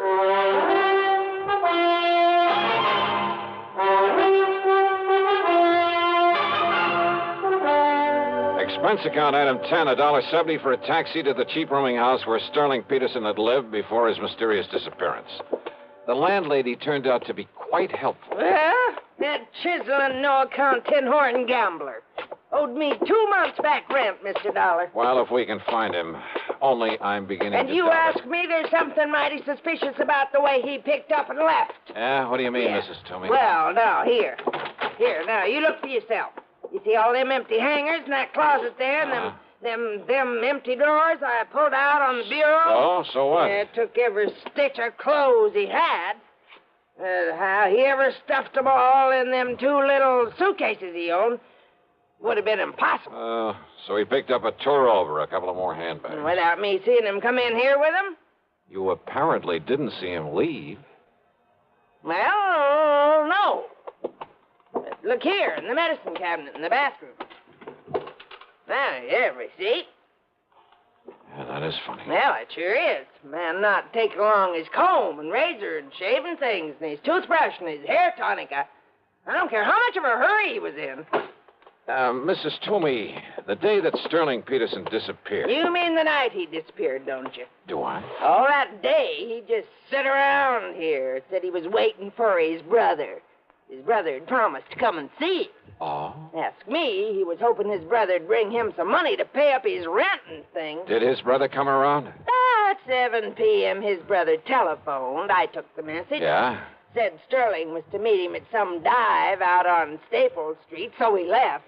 And that's the last you saw of him? I heard him come back here and up to this room sometime after 2 a.m. But you didn't actually see him. I go to bed at a respectable hour. Then how are you sure it Next was? morning he was gone. Bag and baggage must have just plain sneaked out on me. No, I don't think so, Mrs. Toomey. What's that? A couple of things I learned earlier, a couple of things you've told me, and the stuff in that medicine cabinet. Eh? Now, I don't think you'd better bank on collecting any back rents. Not from Sterling Peterson. That beat. Is he? Of course he is. Or is he just plain dead? I went back to my hotel. No, Paul Peterson hadn't called me. But there was a message from Jack Price, so I went to my room and I phoned him. I just wanted you to know the police are in on this now, Johnny. As a result of that autopsy. Yes, they're looking for Sterling Peterson, too. Also, they've been looking for you. They're very anxious to talk with you. Anytime they like. After all, it was you brought this thing out in the open by suggesting the autopsy. Because you had the idea that it might be murder. No, that was Doug Johnstone's idea, and a very good one. Have they talked with Paul Peterson? Well, I assume they will. Well, if he's back in town, huh? Okay, Jackson, thanks. Now, let's see. Yeah? Come in. Dollar? That's right. I'm Paul Peterson. I got your message. Wow. Come in. I understand that you're an insurance investigator, that you're looking for my half-brother Sterling. Ah, that's right. Who didn't know that he was the beneficiary of your uncle's insurance. Sit down. Thanks. I just got back in town from a business trip, and... So? Look, I Found these letters waiting for me. Oh, from Sterling? Yes, here. Dallas, Wichita, Sioux Falls, South Dakota, Fargo, North Dakota? Yes, and by now he could be across the border in Canada. Yeah, maybe. Read it, Dollar. Just keep quiet and give me time, and you won't have to worry about me anymore. Yeah, the others are practically the same. Yeah. Neatly typewritten, no signature. I'm afraid it's obvious who they're from. So it looks as though your half-brother is running away. Now that we know your uncle was murdered. Murdered? Yeah, that's right. Sterling. Type these on your own machine, Paul? That might be pretty easy to trace. What? Yeah, with Sterling out of the way, you'd get your uncle's insurance as well as his money and property, wouldn't you? I suppose so, but I don't see what you're driving at. Oh, you did things up pretty well, Paul. Much better than your stupid brother could have. What are you talking and about? And all to play safe in case we discovered it was murder. Dollar. That so-called business trip. It was so that you could mail these letters to yourself, make it look as though Sterling had done the murder. Well, he must and have. what happened? Did you make the mistake of telling him you'd done it? I? Now, look here. After all, he would never have thought of substituting for the digitalis your uncle was taking. Look here, So Dollar. did Sterling threaten to blackmail you? Is that why you had to kill him, too? You're crazy. You don't know what you're talking about. And the tiny thing that tipped me off. What? When you went back to his room that night, after you'd killed him, to haul away his stuff, make it look as though he'd taken a powder. Yes? Silly little thing. But no man, no matter how much of a hurry, would have left behind his comb, his razor, a toothbrush. And that isn't all. I say you don't know what you're talking about. Or maybe you do. Oh, no, easy, Paul. That gun will make an awful lot of noise in here. No. Not when it's tied up against your back with a pillow over it. Stand up, Dollar. And if I don't? Well? Okay, Doug. What? Kick open the door. I'll cover him. I shut it. The police. That's right. All right. Look, boys. I said you covered, Peterson. Drop it. Drop it. Johnny, you okay? Yeah, sure, Doug. You hear it all, Sergeant?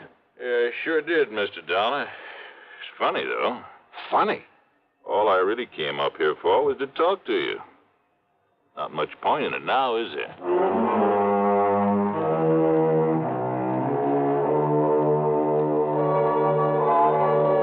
So, another day, another dollar. And I'm not talking about myself. Expense account total, including hotel bill, a flock of incidentals, and a plane back to Hartford, $287.20. Yours truly, Johnny Dollar.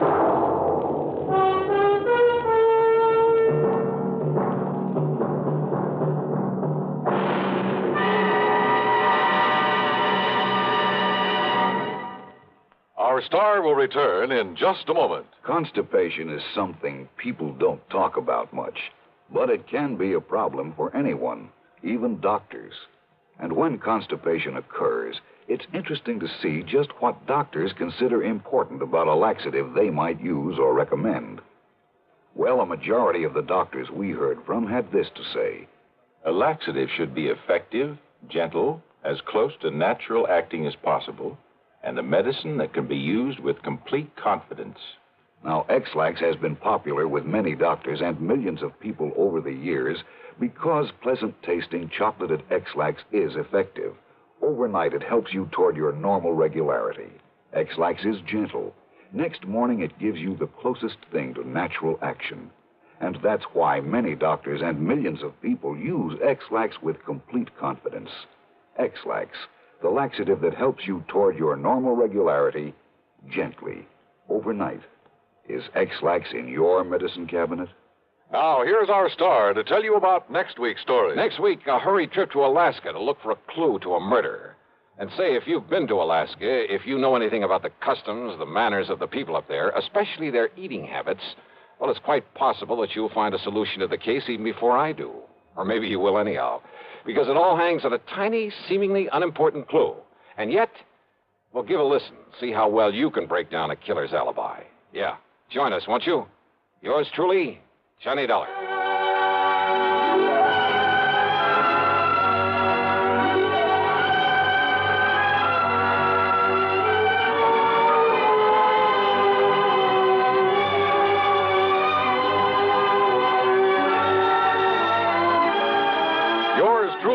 Johnny Dollar, starring Bob Bailey, originates in Hollywood and is written, produced, and directed by Jack Johnstone.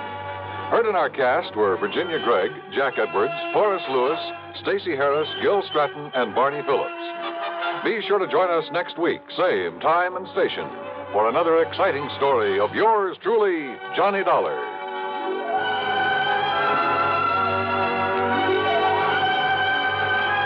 This is Dan Coverly speaking. Tangled secrets unravel eerily all through the long night as suspense follows on the CBS Radio Network.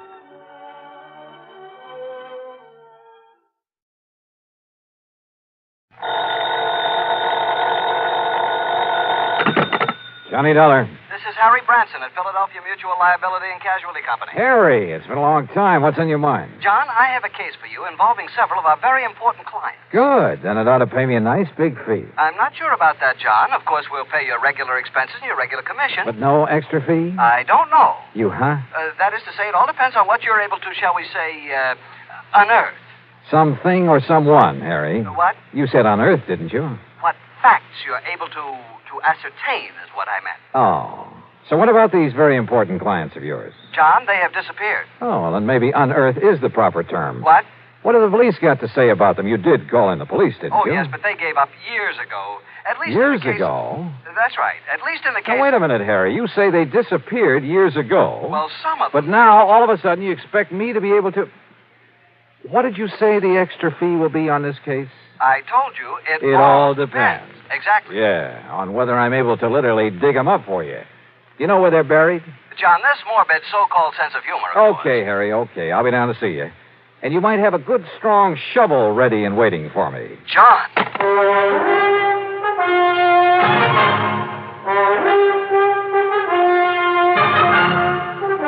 Bob Bailey in the exciting adventures of the man with the action-packed expense account. America's fabulous freelance insurance investigator. Yours truly, Johnny Dollar. Now, Act One of yours truly, Johnny Dollar.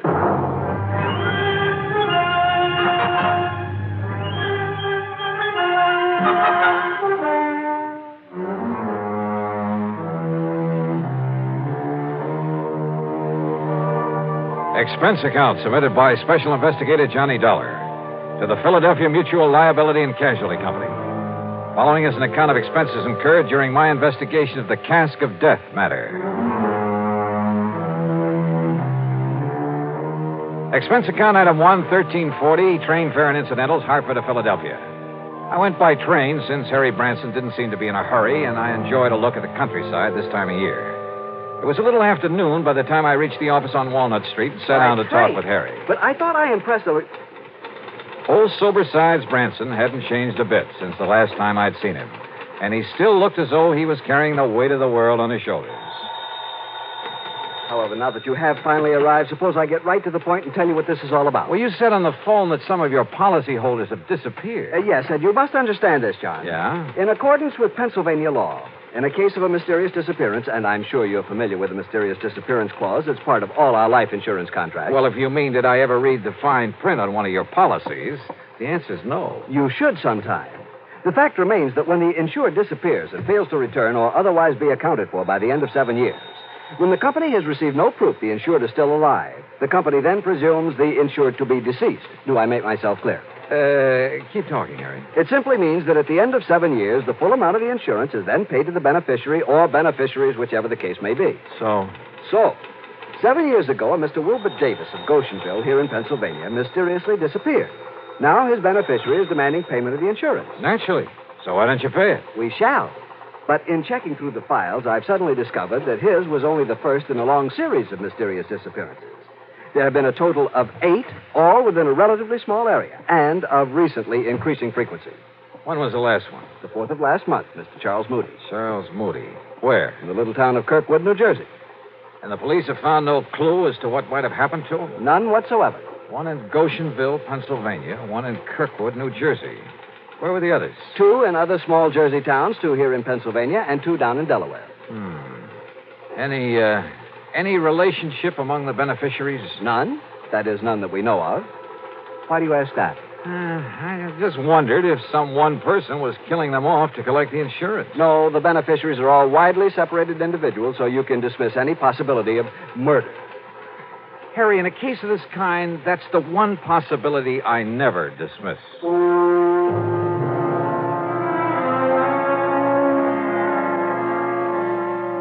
Harry's secretary put together a comprehensive list of the people we were concerned with.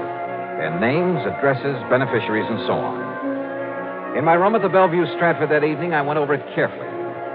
All of these people had disappeared from their homes in small communities. All of them had been in their 60s, had been widowers or bachelors. As for the beneficiaries, they were scattered about all over the country. Early the next morning, I paid my hotel bill. That's item 2, $18 even for the room and a couple of meals. Then spent item 3, $50 deposit on a rental car. I drove first to the little town of Kirkwood, New Jersey, from which a Mr. Charles Moody had disappeared just about a month ago. I stopped to make inquiries at the general store. Thank you, Miss Peterson. I'll see you next week again. Now, as you were saying, Mr. Hurley? Yes, Mr. Dollar, I certainly hope Mr. Moody shows up again. You're a fine man. Fine man. Used to come down here at the store for a quiet game of checkers now and then. And the police have no idea where he might have gone or why? Yeah, well, I guess I'm about the only police we have here in Kirkwood. Oh? Of course, I notified the state police, and I presume they're still looking for him. Just, what happened, Mr. Hurley? Just took the bus into Philadelphia one day, and, well, that's the last we heard of him. Do you know anything about the beneficiary of his insurance? Let's see. According to my list... It's a nephew, Mr. Dollar. Yeah, Charles Moody. Lives out in California. Yeah, Mr. Moody always felt that he was the most deserving of his relatives. Left him everything, huh? Well, the insurance and his money, yes. Well, I know because, well, I'm the only lawyer here in Kirkwood, and I made out a will for him. You say just the money to his nephew? Except for his wine cellar, all his property will go to the town. Wine cellar? Yes. If Mr. Moody doesn't come back, or if he's proved to be dead, the wine cellar will go over to a man over in Philadelphia. Had themselves a sort of a gourmet club, I guess you'd call it. I see. But now tell me... You know, I kind of wish he'd have willed me that wine cellar. You should see the collection he has there from all over the world. Yes. German wines and French and Italian. Yes, I'm sure. Swiss, but, Hungarian, now, Mr. Hurley, champagne. Is there anything else you can tell me that might help me to find him? How about his friends? Everybody was Mr. Moody's friend, Mr. Dollar. But as I started to say about those wines he had... So I checked out all of Mr. Moody's friends there in Kirkwood and ended up with no more information than I got from the storekeeper. But you know something? If I had had sense enough to realize it, I'd have gotten plenty from him. He had given me a real key to the disappearance, not only of Mr. Moody, but of the 7 other people on the list. And what a key. Yeah, to what turned out to be one of the weirdest cases I ever handled. Now, Act 2 of yours truly, Johnny Dollar and the Cask of Death matter. Item 5, $42.70, traveling expenses, food and lodging for the next 2 days. I drove my rental car to Pittsgrove and Malaga, New Jersey. Armstrong and Mount Pleasant down in Delaware. Then Hickoryville, Pennsylvania, Goshenville, and the nearby town of Milne. I contacted not only the local police, such as they were, but dug up the lawyers who'd written wills for the missing men. And by doing so, I learned a strange, intriguing fact. You see, my last contact was there in the village of Milne with the one lawyer in town. Yes, Mr. Dollar. If my client, Mr. Frederick Burton, fails to return by the end of 7 years, your company will have to pay the insurance. As for the rest of his estate... Including a wine cellar? Yes, a very excellent one. Its contents will go to a friend of his who lives in Philadelphia. Mr. Edward Alden Poley. Yes, that's right. How did you know? Well, I've been doing a little poking around these past couple of days. You understand, of course, that's only if we receive some definite evidence of Mr. Burton's death, or if he fails to return before the 7 years is up and therefore legally is presumed to be deceased. Do you know anything about this man, Poley? No, I don't. It seems they had a sort of epicures club. Do you know who the other members of it were? Mr. Burton told me who they are sometime before he disappeared. If you'll just give me a moment, perhaps I can recall their names. You want to check them against this list of mine? Yeah, if you like. All right, let's see. Mr. Frederick Burton, that's your client. Yes?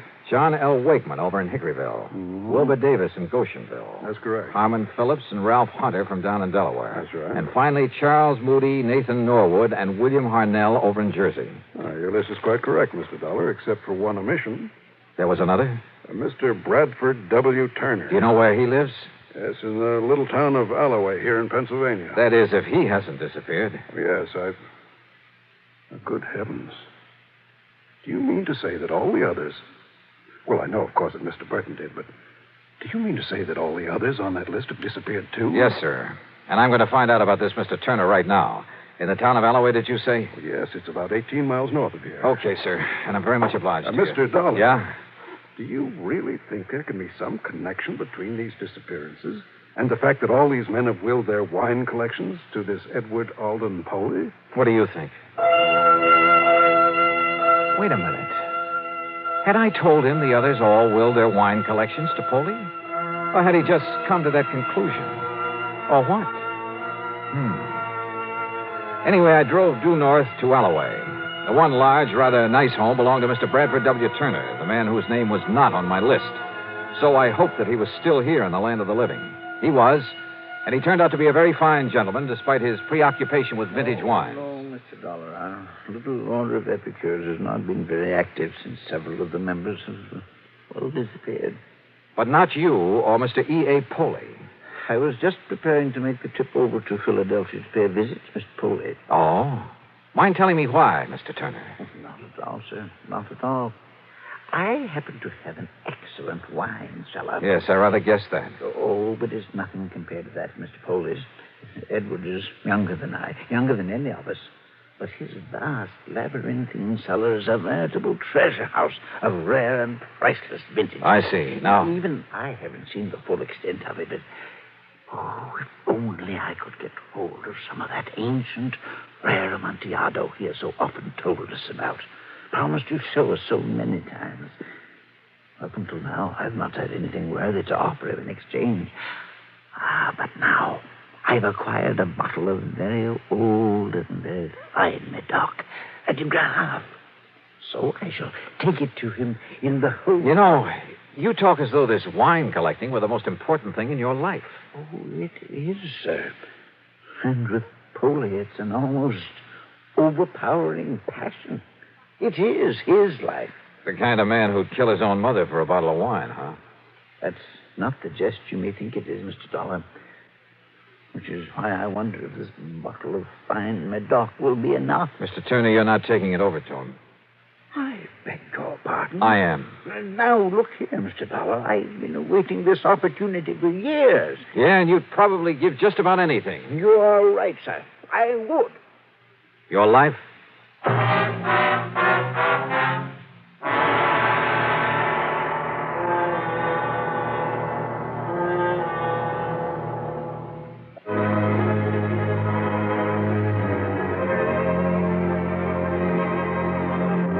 Yeah, every one of the old men who disappeared had been a nut on the subject of wine collecting, and had provided in his will that his cellar was to go to a Mr. Edward Alden Poley. You know something? When I talked to Poley at his home in the old Germantown section of Philadelphia, I decided he was the biggest nut of all, and possibly a dangerous one. It was an old house and a big one. It must have been one of the original Philadelphia mansions. As for Poley himself, well, I'd say he was a man of about 50. He was short and heavy-set, and his face reminded me of a bird of prey. Very thin, with a long, aquiline nose. His eyes were far apart and almost beady. In spite of his shortness, he seemed to almost hover over things, including me. As he led me into the library, his eyes kept glancing at the package I carried, and there was a kind of inner glow in them. I could think of only one thing. Madness. Dollar, did you say? That's right. Johnny Dollar. I see. Oh? I mean, it's a very unusual name. I, can't help but admire this library, Mr. Poley. Only the best. I must have only the best, Mr. Dollar. Yes, it looks so. Nothing, no one must stand in the way of my having the rarest, the finest of everything. Sometimes it takes years, Mr. Dollar, But sooner or later, I get what I want. I notice you have a lot of the works of Edgar Allan Poe. The greatest writer who ever lived. I am fortunate to bear the same initials. What? Oh, yeah. Look there. First copies of his works. And look there. The manuscript of one of them. Well, it has to do with a certain wine. Yeah, I see. Which brings us to what you have there. Well, it's a famous old Medoc, Mr. Poley, a de Gras. Its age, the vintage. Let me see it. What? Well, sure. Yes. Look at it. Well, I only brought it here for your opinion. Huh? Oh, but I must have this. I must have I'm afraid that's impossible. Oh. We shall see. Perhaps we'll make an exchange. I have in my vaults an old, a rare, a priceless Amontillado. Come, Mr. Dollar. The cask of Amontillado, huh? What was that? Nothing, sir. Lead the way. He did. Yeah, he sure did. Through a hidden door behind a panel in the wall. Instead of using a flashlight, he took along a sort of torch, a flambeau, I think you call it, that gave off an evil, oily smell that stained the passageway with smoke. He led me down a long, winding staircase between the walls. Then finally we came to the vast wine vaults deep underground. This was really something out of Edgar Allan Poe. It was cool and damp with great drops of water slipping down the old stone walls. On one of them was a motto. Nemo me impune lacessit. I'm afraid my Latin is a little rusty. No one dare seek to best me with impunity. Yeah. But now the Amontillado. A little further. Are you a mason? A mason? A little joke, Mr. Dollar. You see, I am. He pulled a small trowel out of the inner pocket of his coat, then laughed strangely.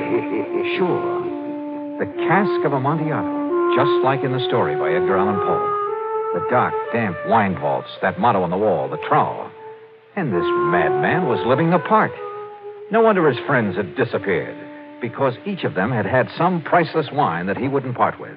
That is, until... The next vault, Mr. Dollar.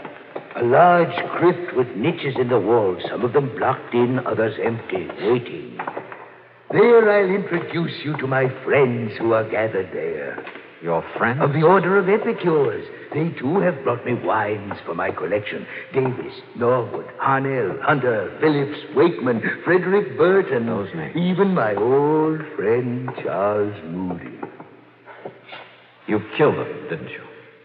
Killed them? You brought them down here. Let me see the bottle of de Gras. You promised to show them the cask of Amontillado. Yes. Then buried them here in one of these crypts. Yes. But, Mr. Dollar, you must not keep our friends waiting. Yeah. There's the mortar and the bricks. And the Amontillado? In the niche behind you. The mortar box. A hole for mixing in that shovel. Yes, the shovel. And with it, you'll join my friends.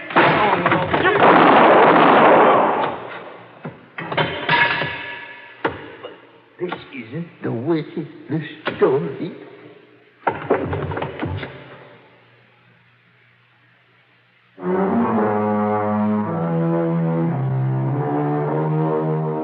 The 8 men who disappeared, yeah, they were all buried behind the bricks and mortar that walled up 8 of the niches in that deep underground vault.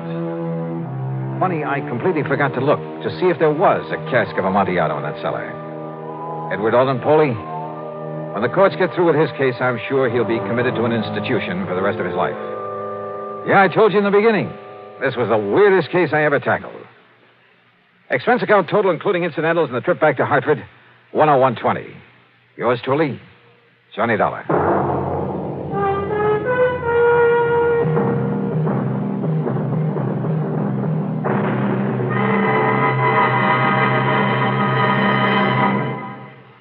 Now, here's our star to tell you about next week's story. Next week, I run into a girl who is fabulously rich, and because of it, fabulously poor.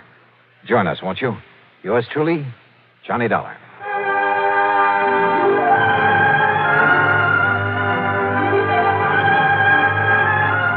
Yours truly, Johnny Dollar, starring Bob Bailey, originates in Hollywood and is written, produced, and directed by Jack Johnstone.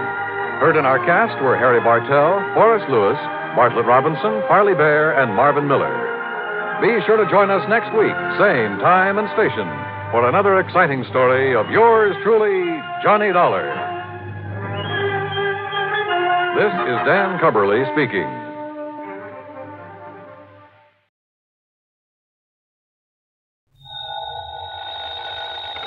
Johnny Dollar. Yeah. What? I said, yeah. Oh, what's that supposed to mean, and who are you? Oh, Johnny, this is Pat McCracken at Universal Adjustment Bureau. Well, hi, Pat, but what's with the crazy dialogue? Oh, that word, that yeah, was most of the conversation I got from some crazy character who just called in. I'm afraid I don't dig you. Oh, he called about 5 minutes ago. Said he'd been trying to reach you, but he got no answer. I was out picking up a morning paper. Who was he, Pat? He wouldn't say. He just gave his phone number. Wait a minute. There's only one man in the world talks like that. Yeah. Yeah. Was the call from San Francisco? No. Oh. Los Angeles. Well, then maybe I was, Oh, because the man I was thinking of... Now, wait a minute. Yes, I'm waiting, John. Tell me just one thing, Pat. Well? Have any of your insurance companies been having to pay off on any big fires lately? I mean, out in Los Angeles? On any fires? You'd better start checking with those companies out there. No, wait a minute. Do it, Pat. And I'll lay odds that you get a handful of arson reports. Arson? Yes. Johnny, just because some silly guy calls up and all he says is, yeah. Hey, let me have that phone number he gave you. Now, Johnny. Come on, Pat. What is it? Hollywood 8, 3142. Okay, now you go ahead and check with your West Coast insurance company. And get ready to pay my expense account to Los Angeles. Are you kidding? Are you trying to tell me that the way some jerk says yeah means arson on the West Coast? Now, don't be silly. You, want to bet? Oh, Johnny. Pat, I'll call you back.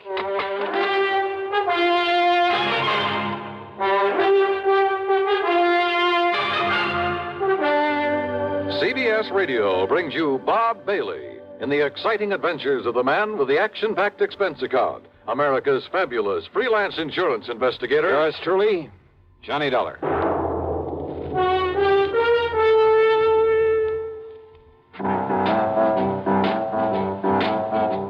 Talk about best-selling records. Here's a familiar tune about America's best-selling filter cigarette, Winston.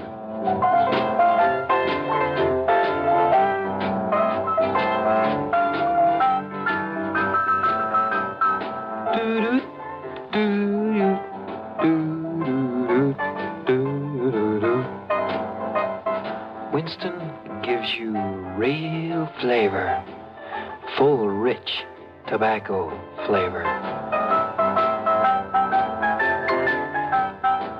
And you know, that's because only Winston has filter blend up front. Choice, flavorful tobaccos, specially selected and specially processed for filter smoking. No wonder Winston tastes good, like a cigarette should. Smoke Winston. And now, Act One of yours truly, Johnny Dollar.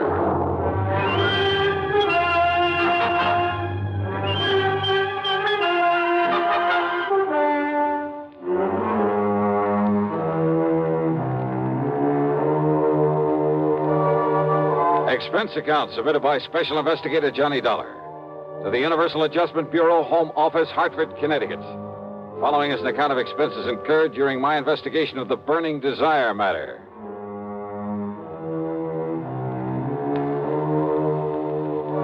Yeah, as I told Pat McCracken, there was only one person I knew whose conversation might consist mostly of that one word. So, expense account item 1, $250 for a phone call to Hollywood 8, 3142.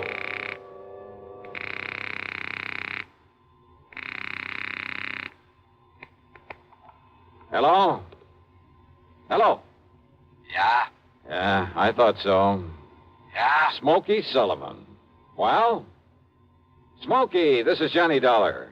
Yeah? Hey, you tried to call me here in Hartford. I was out. You called Universal Adjustment Bureau. I got the message. Here I am. Yeah, Johnny. Only what are you doing in L.A.? Last time I saw you was in San Francisco. Got a job here, Johnny. Legit. Hey, that's the stuff. Pays off, too, doesn't it? Yeah.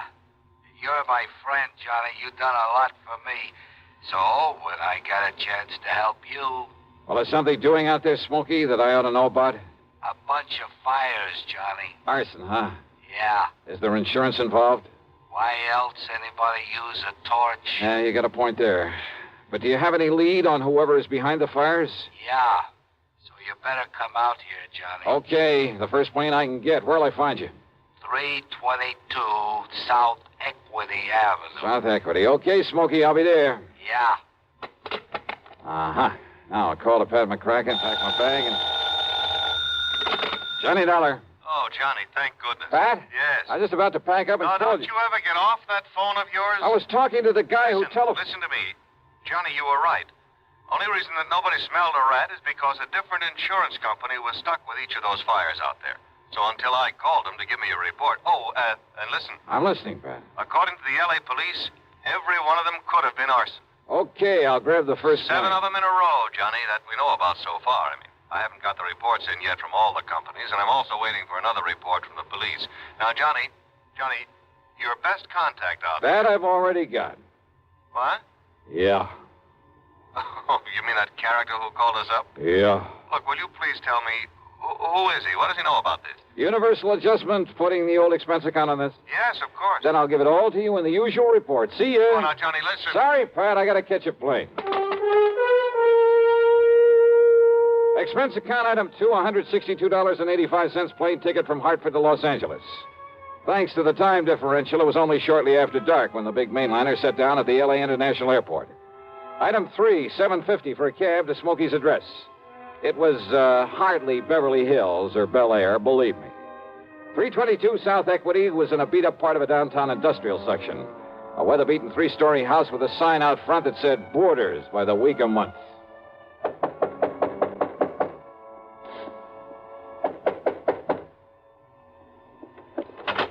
Yeah, who are you? Well, my name is... Just what's a fancy dresser like you want around a place like this, huh? Well... I'm looking for a man by the name of Smokey Sullivan. I understand he lives here. That's right. Are you the man he said he was expecting? That's right. My name is Johnny Dollar. Well, he didn't tell me what the name was, but if you're sure he was expecting... I'm sure. Now, where is his room? And I don't know. Where is his room, please? Well, it's up on the second floor. It's just to the right after you get up the stairs. Okay, thank you very much. Well, now maybe you'd better... It's all right, I'll find it. Thanks a lot. No, what I mean is, I thought you'd already come. I mean, what I mean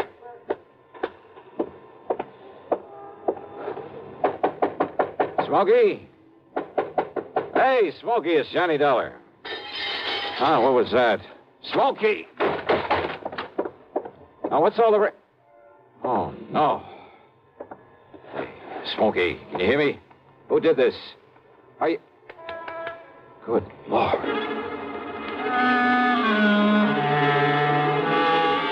Smokey had really had it. Whoever had beaten him up probably would have killed him if I hadn't come along and scared him away. I looked out of the broken window, but of course it was too late to see who'd done this. Meantime, the landlady appeared, and I had to get me some towels and a basin of cold water. Here you are, Mr. Oh, good. Thanks a lot. Somebody sure laid into him, I'll say that. You ask me, it's a wonder if he stays alive. He'll be all right. He'd better be. You're lucky you come along to see him, is all I got to say. Yeah, you better get me a couple more towels and maybe another basin of water. No, wait. What? You won't need them, mister. I got a much better idea. If I can find it. Hey, Smokey. Give me a minute to find that bottle. Well, here it is. Yes, sir. This here'll fix him up. Smokey, can you hear me? Fix him up quicker than a wink. It's Johnny Dollar. Here now, mister. You just pour a slug of this down his gullet and see if it don't bring him to. Huh? Oh, yeah, good idea. Let me have that. Oh, sure. It's real genuine California cognac, it is. And soak up another towel for me, will you, please? I sure will, mister. All right, here now, Smokey, here. See if you can get down some of this. Easy now, huh? That's it. Attaboy. Really? Yeah. A little more of this. Here. You know, before you come up here, mister, I tried to tell you. Easy now, Smokey. Yeah, I tried to tell you. I thought that other man that come up here to see him was the one he was expecting. Here, now, here's your fresh towel. Thanks. Did you say other man? That's right. Come in just before you did. You know him, who he was? The chimp. What? What's Smokey? The chimp, Johnny. That's who it was. The chimp? Yeah. Strong arm for Mickey Fortina. Who's Mickey Fortina? He's the one that... Oh, now, look, Smokey, maybe you'd better wait until you feel better. You and I should get a doctor. No. Now, listen, Johnny. Yeah? Unless you stop him, there's going to be a lot more fires around here. Fires? That's what he said. Just don't worry about it, Mrs. Miss Fletcher. Bertha Fletcher. That's my name. Johnny, listen. Oh, okay, Mrs. Fletcher. You go along. I'll take care of him. Oh, well, now, I don't know. You sure I hadn't better get a doctor? No. I'll take him to a hotel. In his condition, I'll look after him. Now, you go downstairs and get me a cab. Well, I don't know. Here's a 10 spot for your trouble and this bottle of brandy. Oh, well, thanks. You're a gent. Go ahead, please. Oh, yes, sir. Anything you say. Johnny. Yeah? You gotta listen to me. Yeah, go ahead. You had come up the stairs, scared him off. The chimp might have killed me. Well, he won't get to you again. I'm going to take you out of this place. Somebody must have tipped off Mickey Fortina. Must have known I'd put in that call to you. So listen, Johnny. Later, Smokey, after I get you out of here.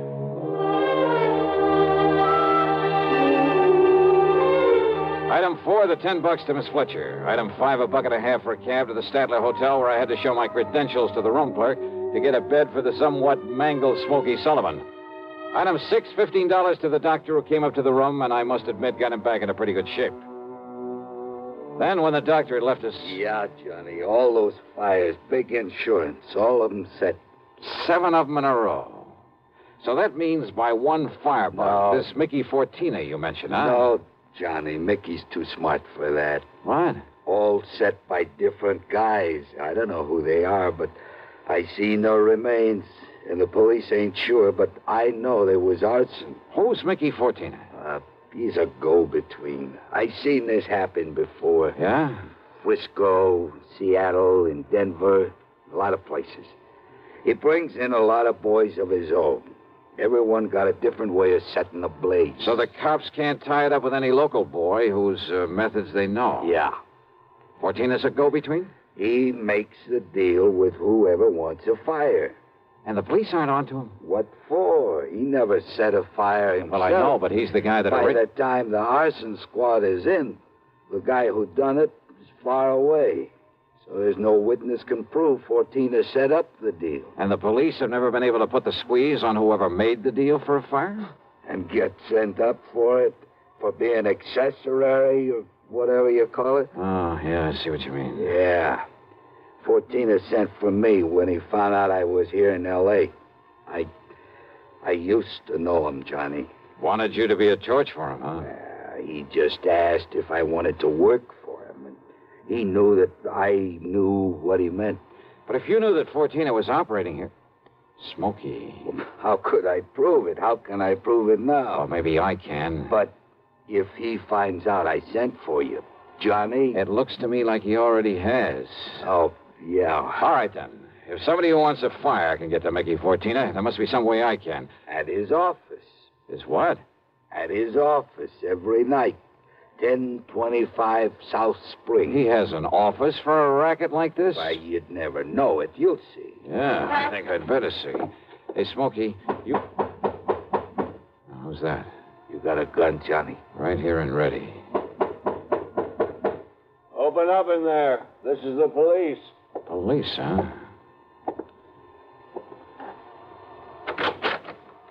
Well, surprise. It is the police. The room clerk reported a man was brought in here who... Johnny! Yeah, Pat Nichols. Sergeant Nichols now, Johnny. Good. How are you, boy? Now, wait a minute. Is this the man you brought in here? Smokey Sullivan?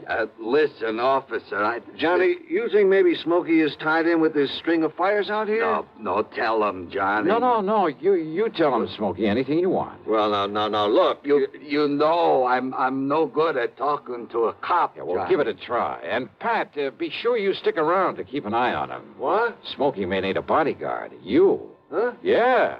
Until after I made a little business call. Johnny. Now, look, if you're out here because of those fires... Did I say I was? I didn't tell him anything like that, did I, Smokey? No, Johnny. And I see what you mean. Now listen, Just you two. stick around, Pat. I'll see you later. If I had told Pat where I was going, he might have wanted to come along.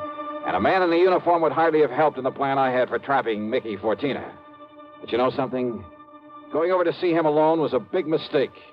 One I almost didn't live to regret.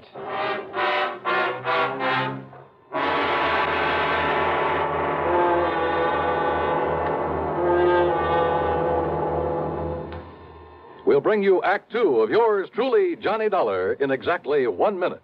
Here's Hollywood star Mona Freeman. Who feels like acting with a miserable cold? I relieve cold distress the fast way with 4-way cold tablets. Yes, tests of all the leading cold tablets proved 4-way fastest acting.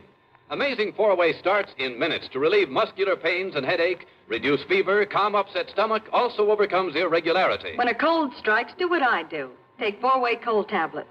It's the fast way to relieve nasty cold distress and feel better quickly. 4-way, only 29 cents. Now, here's a word about another fine product of Grove Laboratories. Had dandruff for years? Now get rid of it in 3 minutes with Fitch Dandruff Remover Shampoo. 3 minutes with Fitch regularly is guaranteed to keep unsightly dandruff away forever. Apply Fitch before wetting hair, rub in 1 minute. Add water, lather 1 minute, then rinse 1 minute. Every trace of dandruff goes down the drain. 3 minutes with Fitch, embarrassing dandruff's gone. Fitch can also leave hair up to 35% brighter. Get Fitch Dandruff Remover Shampoo today. And now, Act Two of yours truly, Johnny Dollar and the Burning Desire Matter.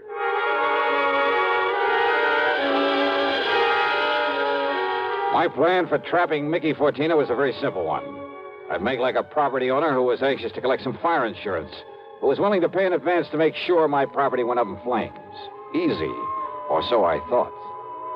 Item 7, 85 cents per cab to the office building at 1025 South Spring. The only lights on were in Suite B on the second floor. According to the directory in the lobby, that was the office of the Fortina Friendly Loan Company. Loan office, huh?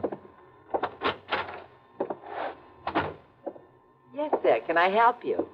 Yeah, I'd like to see Mr. Fortina. You got an appointment? No, but I'd like to make a little deal with him. Well, can I have your name, mister? It's Morris, Theodore Morris. Just a minute, huh? Excuse me. Yeah, sure. Man says his name is Morris, wants to see you, Mick. Oh? Hey, listen, has the chimp come back yet? No. And he said he was going to send Husky over there. Husky? Why? Well, Chimp said he was afraid if he showed up at that hotel... Careful what you say. Close the door. Sure. The chimp. And somebody was going over to the hotel. That can mean only for one thing, to get Smokey Sullivan. I carefully edged over closer to the door of Mickey's office, hoping I could hear more. But it was too thick. And it suddenly dawned on me. If they knew I was the one who put Smokey in that hotel, they probably also knew why I'd come here. There was only one way to make sure. I'd have to go through, or at least try to go through with a bluff I'd planned. Oh, sorry to keep you waiting, Mr. Morris, is it? Yeah, that's right, Mr. Fortina. Ted Morris. Oh, Mary, when he gets here, send him in. Sure, Mick. Come in, please. Sit down. Yeah, surely. Thanks a lot. All right, I'll get right to the point, Mr. Fortina. Oh, by all means do, Mr. Morris. Well, I own a big shoe store over on North La Brea. Yes? Well, business has been pretty bad. Lately, I've been losing a lot of money. Too much stock on hand, big inventory and hardest. Well, if it's good merchandise, I see no reason why we can't arrange a loan for you. Yeah, well, a loan? Of course. What else? Well, listen, I carry a lot of insurance on not only the stock, but the building, too. Oh? How much, Mr. Morris? Well, it adds up to over $185,000. I see. It's very commendable. But why do you tell me about this insurance? Well, I said I'd get to the point. Now, listen. If that place was to burn up some night, the whole works, I'd collect a lot of money on it, all the insurance. And, of course, be in a position to repay whatever loan I advance to you. All right, stop beating around the bush, 14. I want that place burned out. Can you fix it? Mr. Morris, if you want a loan, possibly even a sizable... Well, you know what I want. Come on, how about it? As I said, possibly we can advance it to you. Now, look, I didn't come up here to... However, as evidence of your good faith, your, shall we say, good intentions, are you prepared to make a down payment on such a loan, say, $10,000 cash in advance? What are you talking about? Set the fire, burn the place up so I can collect the insurance, and I'll give you $15,000. Now, just a minute. Who said anything about setting a fire? I did. Well? Who sent you here? If you said it was a former client, I won't believe Oh, it. look, does it make any difference? Do you by any chance know a man by the name of Smoky Sullivan? Sullivan? He knows him all right, Mick. Well, the chimp? Shut up. Sure, Mick, this is the guy I told you about. I come to see Smokey at his rooming house. What I left of him. Very interesting. After I ducked out, I hung around there. I seen him take Smokey in a cab. I followed him to that hotel. Did you send Husky over to take care of him? Sure. And listen. Yeah? I don't know what name this guy gives you, but when he knocks on Smokey's door, he says it's Johnny Dollar. Dollar? Insurance ticket? Yeah, that's right, Mickey. All right. So maybe I do arrange another fire with you in it, Dollar. Mickey! There's a police car just pulled up in front! Go ahead, Jim. Yeah, don't kill this dirty All right, now, 14er, your turn. Don't move, Dollar. Reach for a gun and I pull this trigger. I see. Yeah. How are your eyes, Mickey? Can you see in the dark? What? Without this lamp in here? All right, you...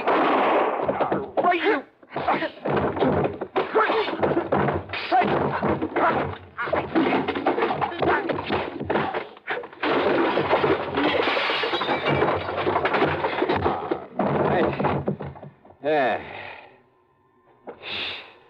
Wow. I guess Smokey was right at that, Johnny. Hi, Pat. You seem to think you wouldn't need any help around here. You all right, Johnny? Yeah. When that strong arm, that husky Castellini, came up to the hotel room after him, well... I had to tell him, Johnny. I had to tell him what it was all about. Yeah, it's okay, Smokey. It's okay. So we threw Husky in the clink and came over here. Well, I got an admission out of him, Pat, but unless you can get these goons of his to talk, I don't know what you're going to hold them on. After what just happened in here, Johnny, we'll hold him and his goons just as long as we need to.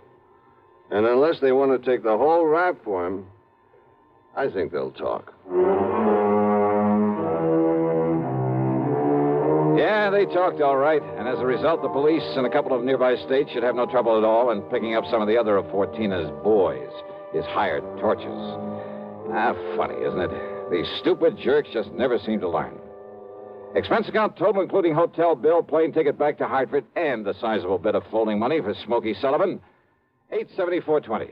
Yours truly, Johnny Dollar.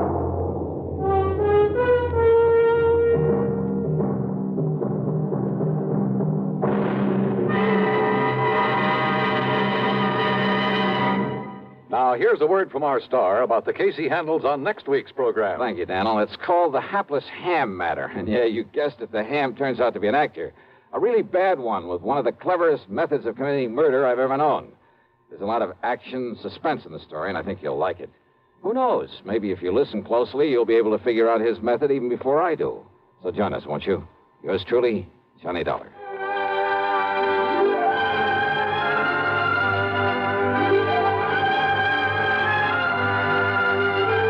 Yours truly, Johnny Dollar, starring Bob Bailey, originates in Hollywood and is written, produced, and directed by Jack Johnstone. Heard in our cast were Virginia Gregg, Gene Tatum, Lawrence Dobkin, Vic Perrin, Paul Duboff, Don Diamond, and Frank Gerstle. Be sure to join us next week, same time and station, for another exciting story of yours truly, Johnny Dollar.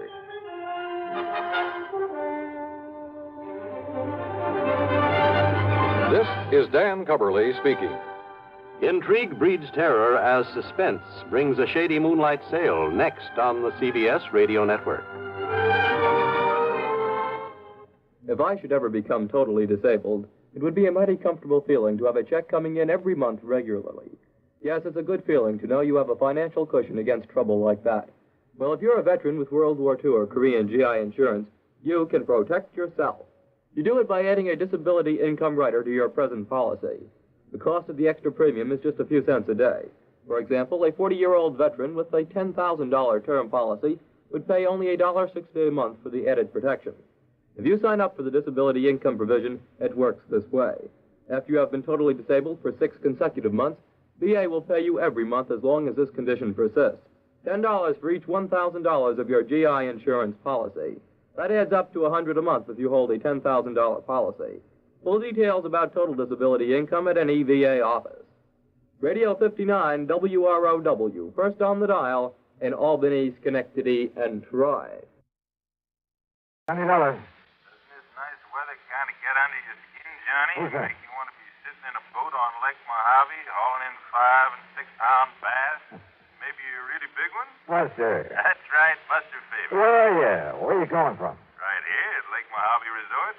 And, Johnny, I've just picked up a new spinning rod and reel that I think you ought to give a workout. Oh, you dog. You know I have to work for a living, and, brother, I mean work. Isn't it pretty hard, huh? Too hard. Well, then it's time for you to relax a bit. Yeah, I know, but... Live longer, Johnny. You know the old saying. What old thing? The time a man spends in fishing is never deducted from his lifespan. So come on out here for a few days. Oh, Buster, I'd love it. And if there was some insurance problem that I could use as an excuse, Buster, is there? Well, yeah. You mean there's something involving insurance that I ought to look into? Yeah. Then give it to me, quick. Well, it's not the sort of thing I could very well explain over the phone. But unless I know what it is, what company's involved. But it could turn out to be something pretty important. And purely incidentally, the fish are biting like mad. That's right. Okay, Buster, what am I waiting for?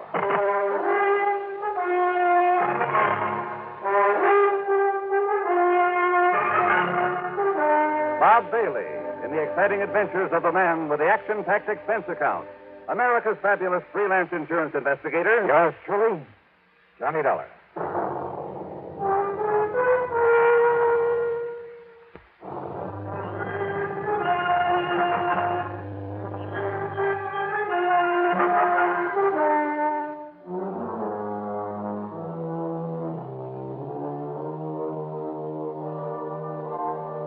Expense account submitted by Special Investigator Johnny Dollar.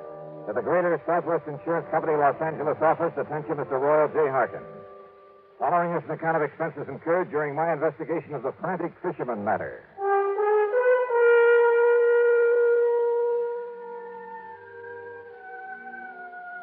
Roy, why kid about it? When I started this trip, I had no way of knowing that your company was involved. Knowing Buster Favor, I honestly figured that his mention of an insurance angle was just to give me a good excuse. But when you've read the facts in this report, I'm sure you'll agree that Greater Southwest should pay the old expense account without question. Yeah, and probably a nice extra fee to boot. All right. Item 1, $154.50 night flight from Hartford to New York to Las Vegas, Nevada. Item 2, $50 deposit on a rental car. I headed south and east to Lake Mojave Resort.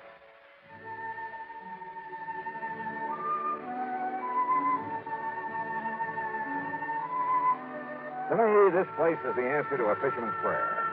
The lake itself is over 60 miles long, averages about a mile wide. The resort is at the lower end, complete with modern accommodations, cafe, dock. Well, just about everything you could ask for. Ham Pratt, the general manager, Buster Favor and his wife Marilyn are the salt of the earth. And because of it, the customers are a pretty fine lot without exception. Almost. I'm going to put you here number 18, Johnny. Good, Buster. I'll feel right at home. And here's a new spinning outfit I want you to try out. 7-foot Harnell. Uh-huh. That's right. And a Mitchell 350, loaded with 4-pound test. So, as soon as you can change your clothes, we'll hit the lake. Okay, now, this is all very nice, Buster, and I'll be changed in about 5 minutes. But... Good, I'll be waiting at the dock. But...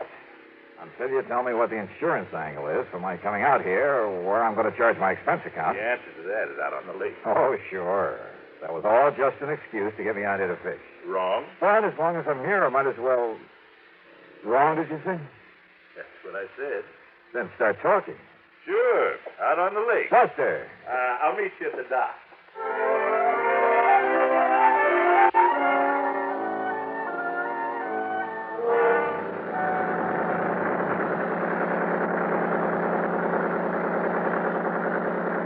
The big 35 on Buster's boat pulled us up the lake at an easy 30 knots. The day was clear, the weather warm. I could hardly wait to break out the tackle and get started. But Buster, carefully passed up half a dozen holes where I knew there were fish. Instead, we kept going 5 or 6 miles up beyond the power line crossing. And then finally we nosed into a long, narrow, L-shaped cove. It extended back from the main body of the lake a couple of 100 yards, with flat, rocky walls on either side. At the end, it angled off to the left for perhaps 100 feet. I knew there was a very deep hole there, but as we idled in toward it, I noticed another boat back there.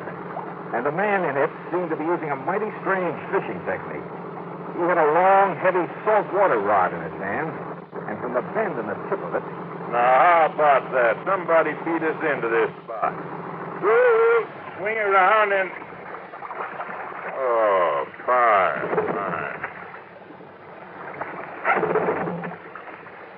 I guess that wire's dived loose again. But Buster, that man fishing down there at the end. Don't let him notice, but keep an eye on him, Johnny. You know him? No, I can't say that I do. His name is Otis Hellman. Came over here from Los Angeles. Did you see the way he was beating up the water with that rig he's using? Yeah, I wondered about that rig. But he stopped the minute we were in sight. Could you see what he had on the end of his line? No. He let it drop down in his boat. We'll just have to wait until he gets back to the dock. There we are. Well, now, as long as this boat's taken, why don't we try a big basin up above? Yeah, sure.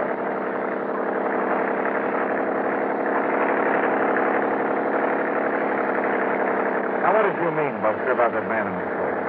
Where do you get a close look at that rig he's using? Wait a minute. Otis Hellman, did you say? That's right. In all the papers last week. Got out of prison over in California. Yeah, sure. Yeah. Fishing, huh? At the end of that same cove, day after day.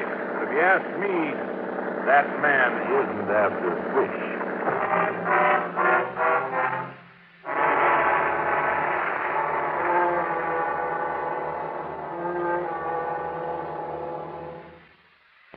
And the frantic fisherman matter.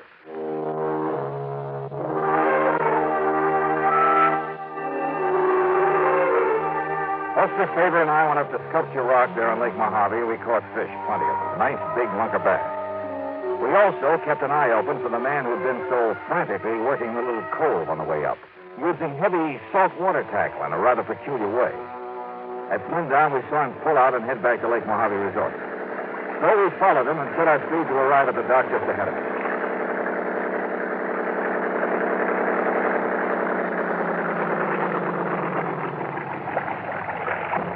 Well, here we are, Johnny. Back home same day. Yeah. Size up, Jim. Take care of these fish for us. Sure thing, Buster. Hi, Mr. Dollar. How'd you make out? Oh, pretty good, Jim. Here you are. Hey, you men did all right. Evening, Mr. Hellman. How'd you do today? Nothing, Mr. Faber. Not a thing. Oh? Where were you fishing? All over the lake. Didn't I see you in the long, narrow cove above the power line? Yeah, maybe so.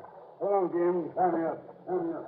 Yes, sir. Sure. Take a look, Johnny. Oh, I'll take care of the tackle myself. Sure, anything you say. Anything you say.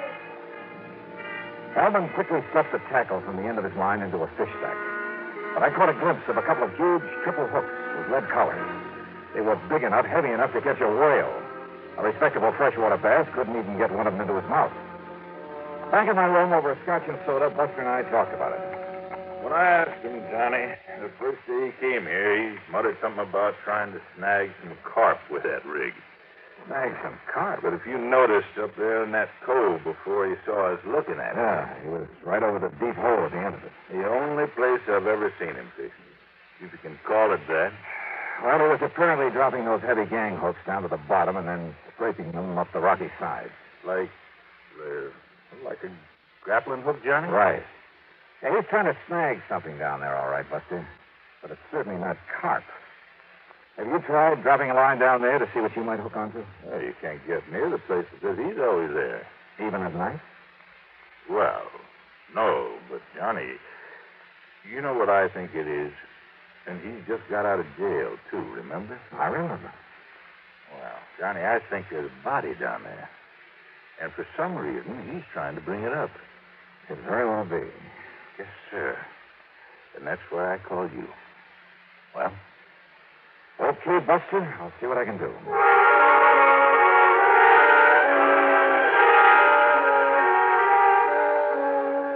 Buster had said that Hellman came here from Los Angeles. Well, there was a man in L.A. who was a veritable fount of information. Royal J. Harkins, at Greater Southwest Insurance. It was evening now, so I put in a call to his home. That's item 385 cents, and he had plenty for me. Of course I know who Otis Hellman is, Johnny. When he and that partner of his walked out of McKinney Mining Supply with $60,000, and in cash, mind you, we had to make good on it. Is that why Hellman was sent to prison, Roy? Yeah. For complicity in that job, though, I believe his partner was the one who really did it. Who was the partner? Another old prospector named Oscar Kirkman. Kirkman. Is he still in jail? No, he disappeared, Johnny. Just before he was to go to trial. And the money? Not a penny of it was ever found. So if you have any ideas about how and where you might recover it... Sorry, Roy. But if you're interested in Kirkman's body, I might be able to find that for you. What? Or what's left of it.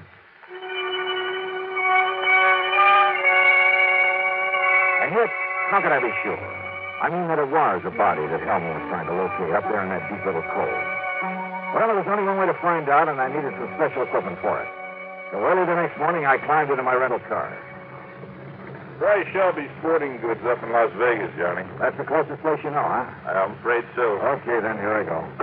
Ordinarily, there'd be dozens folks around here who could loan it to you, but most of the people right now are either fishermen or water skiers. Hey, incidentally, did Hellman go out in his boat this morning? No, Johnny, and listen. Yeah? Maybe my imagination is working overtime, but listen. Yeah? Hellman had breakfast real early over in the cafe. Then he sat by the window where he could look over at your room. He must have drunk a dozen cups of coffee sitting there, but he didn't budge until you came out. Oh? When you did, when you went over for breakfast, he sort of casually walked down to the boathouse. I mean, it was a little too casual. And he just stood around down there, still keeping an eye on you. Well, I don't like it. Somebody must have told him who I am. Not one of the help, Johnny. I warned him not to before you arrived. Well, I don't think any of the guests know. Just the same, I think Hellman's suspicious of you. And Johnny? Oh, stop worrying, Buster. Just the same, Just Johnny. keep an eye on him. I'll see you when I get back from Las Vegas.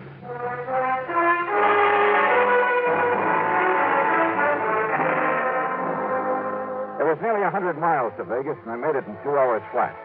There at Shelby Sporting Goods, I spent item 4, $169.18 for a complete skin diving outfit. Fins, faceplate, diving tank, and regulator, a powerful waterproof headlamp, and, yeah, a passionate pink pair of swim trunks. There you are, partner. You going to do your skin diving over Lake Mead? Down at Mojave. Oh. The last time I outfitted a man for down there was a couple of years ago. A man called himself a miner, a prospector. Oh? Yeah, rented $150 worth of stuff to him and never got it back. Hey, wait a minute. You know what his name was?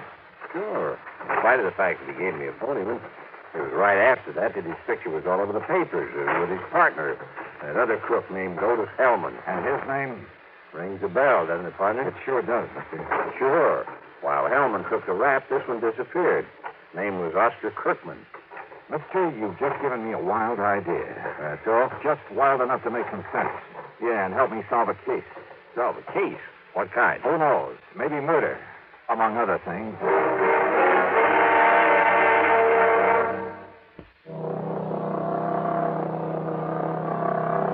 On the drive down to Lake Mojave Resort, I stopped in Boulder City at the office of the National Park Commission. There I got hold of a topographical map of the whole area before Lake Mojave was filled up by Davis Dam. Then, back in my room at the resort, I went over it very carefully. I only got a minute, Johnny, before I drive over to Bullhead City. But I saw you come rearing in a minute ago, and... What do you got there? Hey, come here. Huh? Look, Buster. Take a look here on this map. Yeah? Before the new dam filled up the lake a few years ago. Uh-huh. Over here. There. Now, look here. Oh. Why, yeah, that's where that long cove is now, where Otis Hellman's been working with that phony rig of his. Uh-huh. And in the deep hole at the end of that cove... Kirkman Folly. That is right. Kirkman had a mine there before the lake was filled, when it was all just desert land by the side of the Colorado River. And right there is where Hellman is grappling for something. Right. Kirkman disappeared, Johnny. Yes. But what's really happened is that Otis Hellman killed him and stuffed him down there in that underwater mine. Maybe. But why he wants to bring him up again, whatever is left of him. Buster, I want to use your boat. Well, sure. And if Hellman hasn't gone out fishing, has he? Oh, he's still hanging around down at the dock. All right, good. Somehow you've got to keep him from following me. Well, Hellman's seen you and me together so much, but I can have Jim fill up the fuel tank on Hellman's boat and meantime take out one of his spark plugs, something like that. Good. He'll have plenty of chances because Hellman will be watching me when I take off. What are you going to do? A little skin diving up at the end of that cove. And don't be surprised at what I may bring up.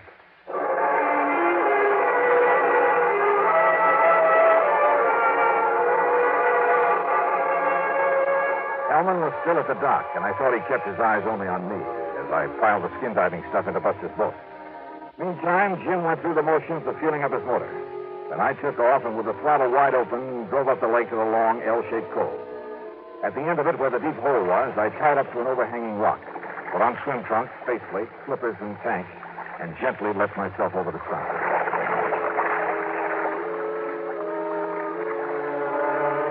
I've done a lot of skin diving here and there, but this was something new.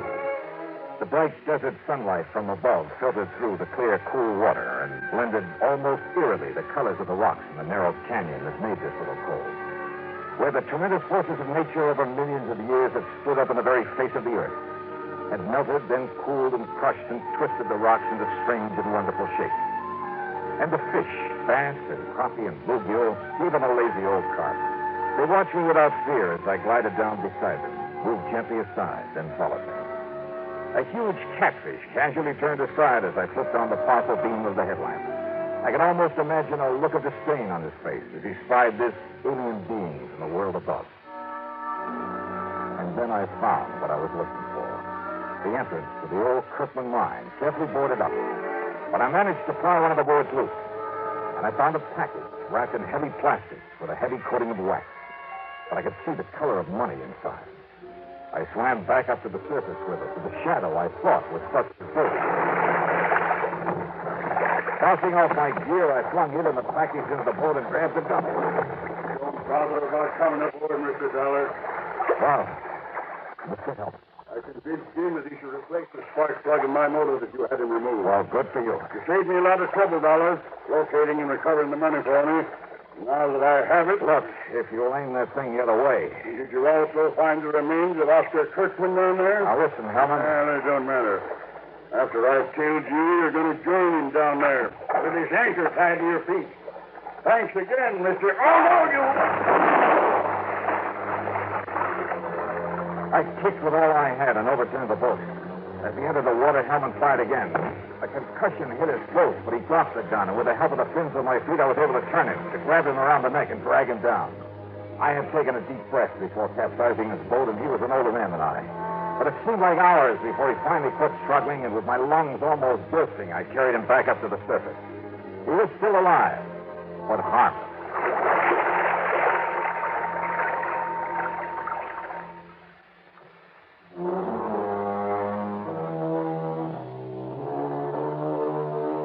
Buster, bless his heart, had been worried when he saw Hellman follow me up the lake. So he had borrowed a boat and was waiting for us there at the end of the cove. Otis Hellman? Well, that's up to the court.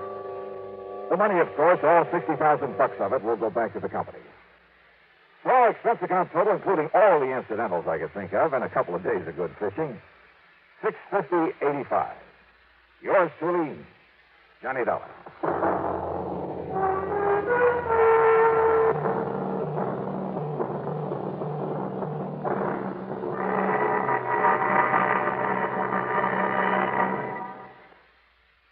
Here's our star to tell you about next week's story. Next week, a call from an old friend.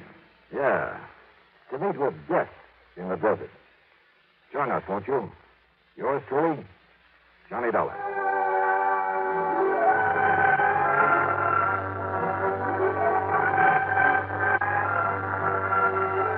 Yours truly, Johnny Dollar, starring Bob Bailey, originates in Hollywood and is written, produced, and directed by Jack Johnstone. Heard in our cast were Barney Phillips, Sam Edwards, Bartlett Robinson, Forrest Lewis, and Ralph Moody. Be sure to join us next week, same time and station, for another exciting story of yours truly, Johnny Dollar. This is Jim Matthews speaking.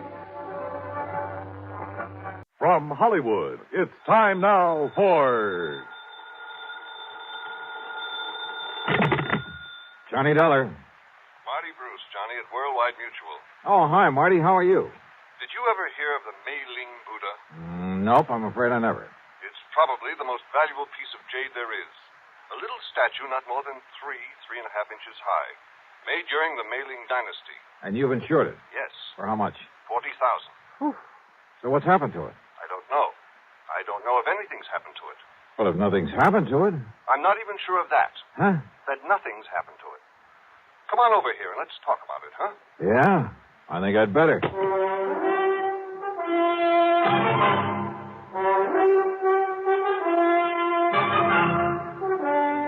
Bob Bailey in the exciting adventures of the man with the action-packed expense account. America's fabulous freelance insurance investigator. Yours truly, Johnny Dollar.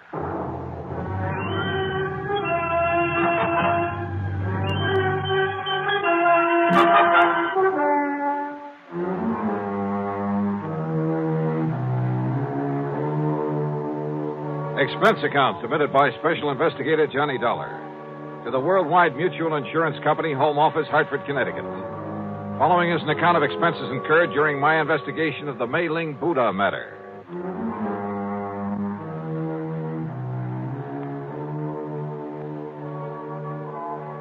Expense account item 1, $1.10 for a taxi from my little apartment to the office of Worldwide Mutual, where Marty wasted no time in getting to the point. I'd know for sure if it went for that knuckle-headed Ray Kermer. Who's he? One of our account men. Got back from a European vacation just this morning. For being so stupid, I ought to fire him. He knew we'd insured that jade Buddha. And when he saw it over there in Paris a couple of weeks ago, he should have looked into it. Found out what it was doing there. Doing just exactly where, Marty? In a dingy little antique shop, somewhere on the Rue de la something or other. He didn't even have sense enough to get the address or the name of the place. Oh, where was it supposed to be? Locked up in the home of the late Darrell Harcourt up in Boston. And of course it isn't. Well, that's the point. I don't know. There's been no report of a theft. Well, if somebody's seen it in Paris... Is that Buddha pretty well known among collectors and so on? I told you. It's probably the most valuable piece of jade in the whole world. Then let me use your phone. Sure, here. But if we don't even know what shop or where it is in all of Paris... Just leave it to me. My phone call was to a slimy little character whose name is de Marsac, but who calls himself the Chat Gris, the gray cat, who knows the Paris underworld like the back of his hand. He'd been a lot of help to me some months before in locating a painting that was stolen from my good friend and the actor and art collector Vincent Price. Certainement, Monsieur Dollar. If you are willing to pay me well. If you can dig up the information I want, I'll mail you a check for $100 American immediately. Oh, no, Johnny. Only 200? What you call bucks for my inestimable services? Oh, Monsieur. Okay, 200. Now listen. There's a little idol, the Ming Buddha. Yes, I know it well. Oh? I saw it only this morning, here in Paris. Where? At the shop of Monsieur Dubuisson on the Rue des Pas de l'Amour. Yes, it was smuggled in only a few weeks ago. And the price on it? Well, for such a rare and exquisite piece, most reasonable. How much? 32 million francs. That's around $80,000, so it must be the McCoy. You wish me to, shall we say, obtain it for you? You mean steal it? But of course, monsieur. But for a price. No, thanks. I'll send you a check. You're giving him $200 just for that? A lot cheaper than my flying over there. Well, yes. So now I'd better check at the home of this, what'd you say the name is? Darrell Harcourt in Boston. I'll put down the address for you. Died about 2 years ago. Home's in charge of his old housekeeper, a Mrs. Mary Pascoe. And I take it his property hasn't been disposed of yet. His fine old tapestries and furniture, yes, will to various museums here. Thanks. Everything but the contents of Mrs. Haskell's room and the study. The latter he willed to a nephew, Charles Curtis, to be given to him the day he finishes at Harvard. Well, that's a funny sort of arrangement. Harcourt was a funny man. The Buddha was the only thing of real value in that room. And he figured it was enough to get his nephew started in a business of some kind. I see. This Curtis boy get the house, too? No. That goes to Mrs. Haskell after Curtis gets the contents of that one room. Well, looks as though I'd better hie myself up to Boston and make sure that Buddha's really gone.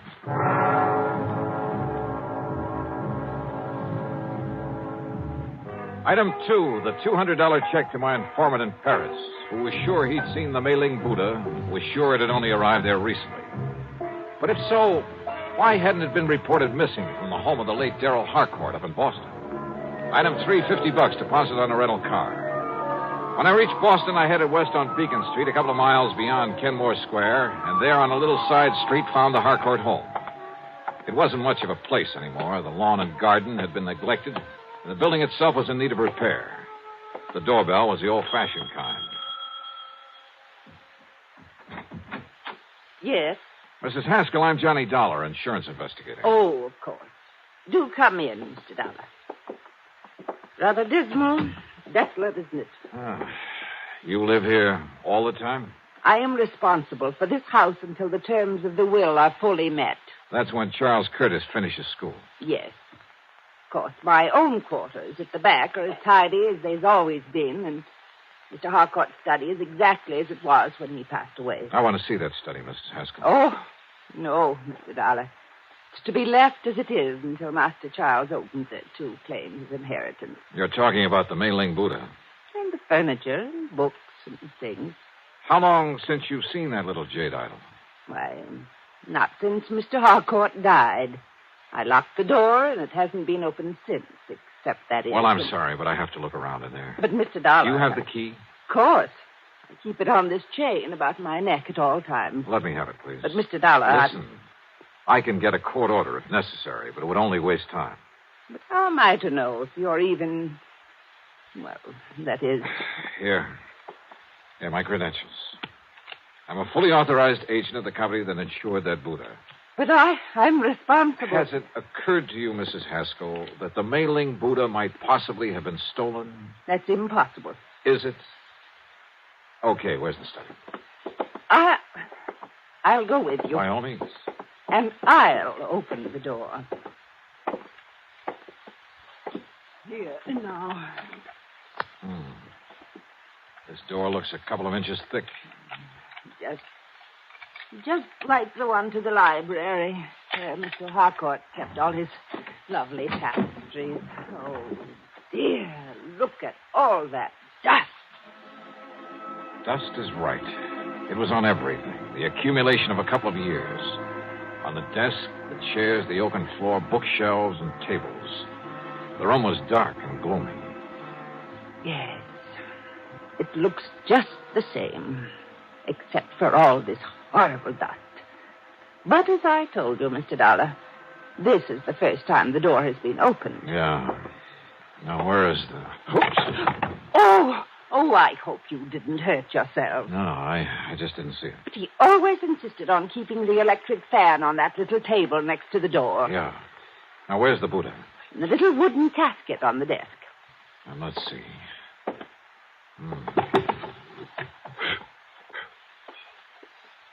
Now.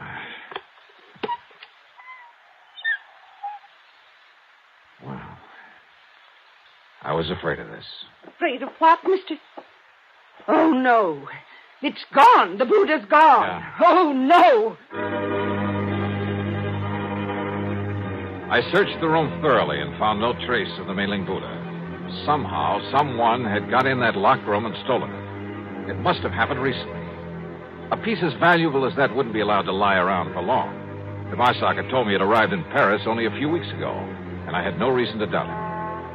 But how could anyone possibly have got in there without leaving marks in the dust that swirled about our feet every time we moved, that showed a clear imprint of every step we made, that left a mark on everything I touched? Oh, dear, Mr. Dollar, this is terrible. You're sure you have the only key to this room, Mrs. Haskell? Yes, it was entrusted to me to prevent this very thing. Oh, dear. What about the nephew, Charles Curtis? No, I'm sure he's never had one. You think he could have got hold of yours and had a copy made? No, impossible, Mr. Dollar. Oh, dear. Where is he? At school at Harvard.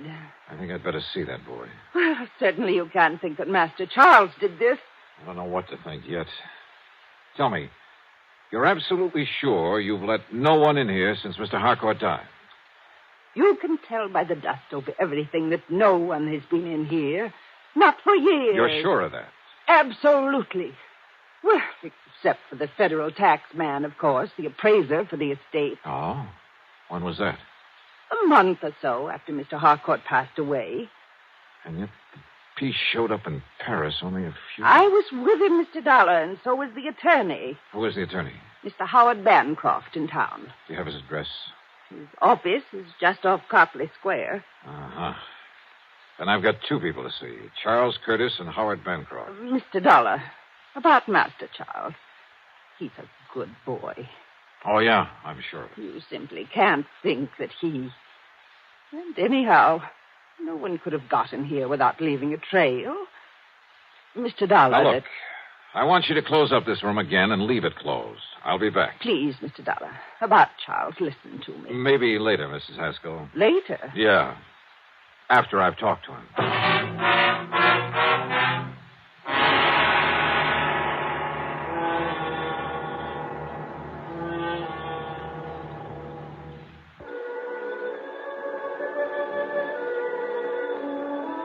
One thing puzzled me. If young Charles Curtis did steal the Buddha, why did he do it? After a few months more at Harvard, he'd get it anyway. And he'd be able to sell it on the legitimate market for a lot more than it would ever bring on the Paris black market. On the way in to look him up, I stopped at the office of the lawyer, Howard Bancroft. I can't believe it, Mr. Dollar. Well, the fact remains, Mr. Bancroft, that the Buddha's not only missing from the Harcourt home, but has turned up in Paris.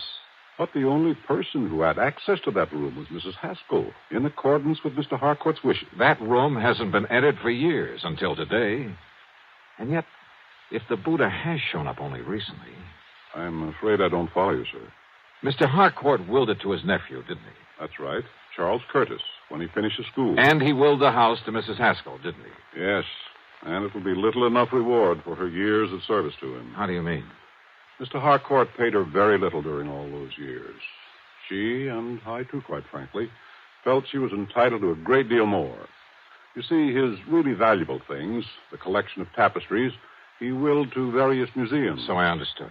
They were kept in an hermetically sealed room, the library. Hermetically sealed? Practically. Didn't you notice the tremendous doors on the study and library, the sealed windows? Then how could any dust... What? About Charles Curtis, Mr. Bancroft. Admirable young man. In addition to the money his uncle always gave him, his own family is very wealthy, you know. No, I didn't know. Yes. They've given him everything he wants, and it hasn't spoiled him a bit. Even during college? He's an excellent, hard-working student. He's going to be a lawyer, Mr. Dollar, and he'll be a good one. And maybe my thinking about him has been wrong. Oh, definitely. Why, Mr. Dollar, he's planned to donate the Ming Buddha to a museum when it comes into his possession. So you see... It's just that after handling more or less straight insurance cases for so many years, I almost instinctively suspect anyone close to the problem at hand. In this case, young Charles Curtis. Even Mrs. Haskell. Maybe even you. I beg your pardon. But I guess I'd better just shake the dust out of my brain and tackle this as a plain, ordinary... Wait a minute. Dust. Eh? It's a little matter of dust that really has me stopped. It makes it impossible for that room to have been entered since... Tapestries, you said. I mentioned them. Of course. How blind can I be? Eh? Look, you better get ready for some legal action on behalf of your client, the late Mr. Darrell Harcourt. What? I'm going to play a hunch, Mr. Bancroft. Maybe it's all wrong. Maybe it's crazy. But I'm going to play it to the hilt.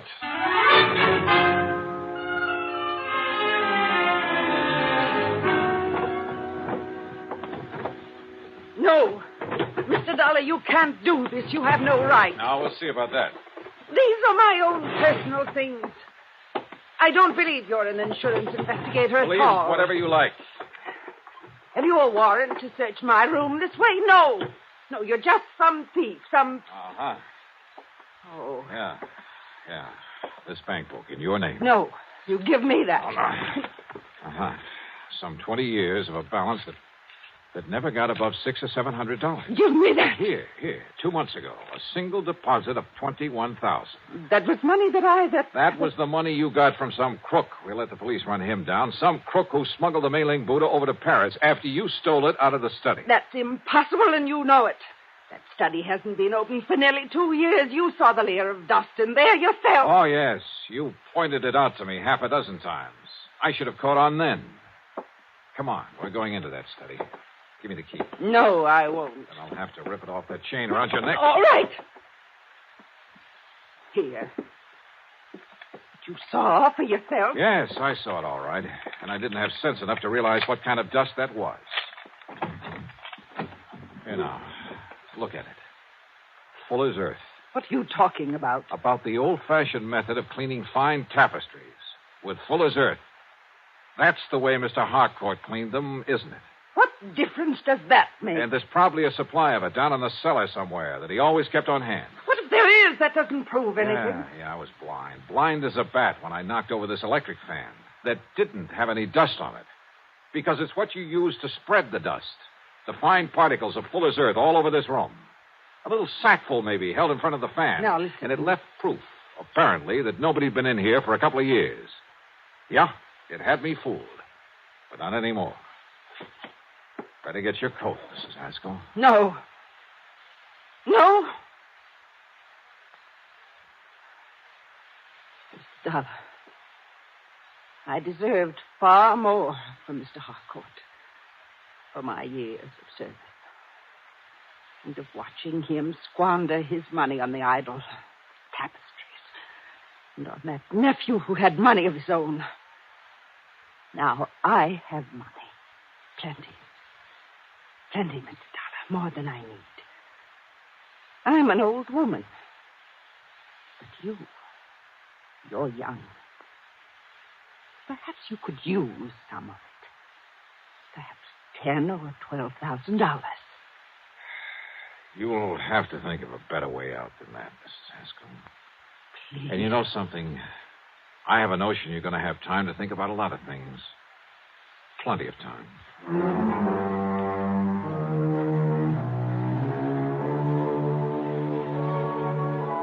Yeah, I know. The Ming Buddha still has to be brought back from Paris. Maybe I'll get the assignment. Maybe it'll go to one of our regular foreign investigators.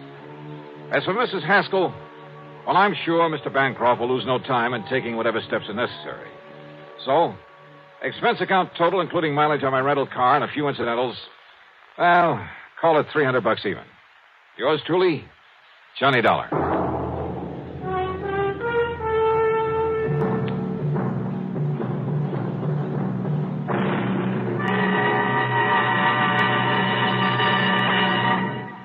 Now, here is our star to tell you about next week's story. Next week? Well, far be it from me to get up on a soapbox, but I hope you'll make a point of listening to it. It concerns a lot of money in the wrong hands, in the hands of a bunch of kids too young to meet responsibility, too young to realize that cutting loose from family before they're ready can lead to trouble. In this case, murder. Yeah, I think you'd better hear it. So join us, won't you? Yours truly, Johnny Dollar.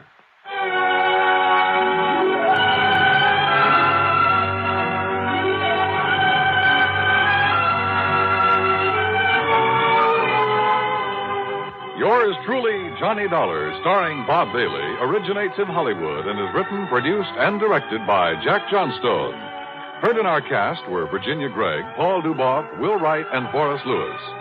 Be sure to join us next week, same time and station, for another exciting story of yours truly, Johnny Dollar. Johnny Dollar. Well, now that's nice. What can I do for you? I beg your pardon? Oh, it's quite all right, and it's granted. Granted.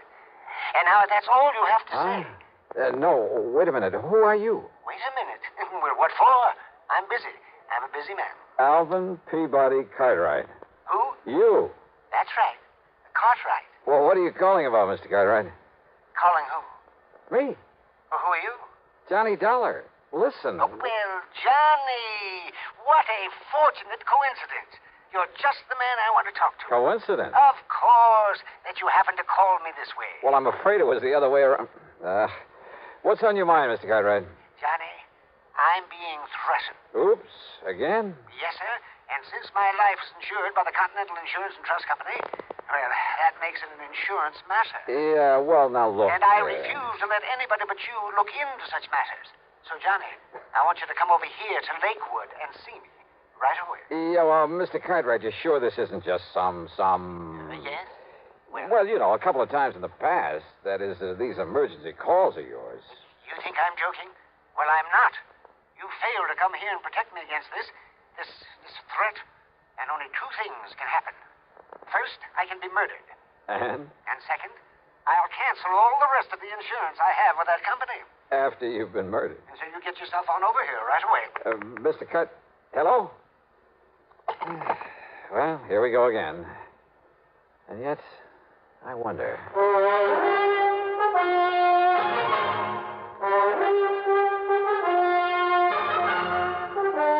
CBS Radio brings you Bob Bailey in the exciting adventures of the man with the action-packed expense account. America's fabulous freelance insurance investigator. Yours truly, Johnny Dollar.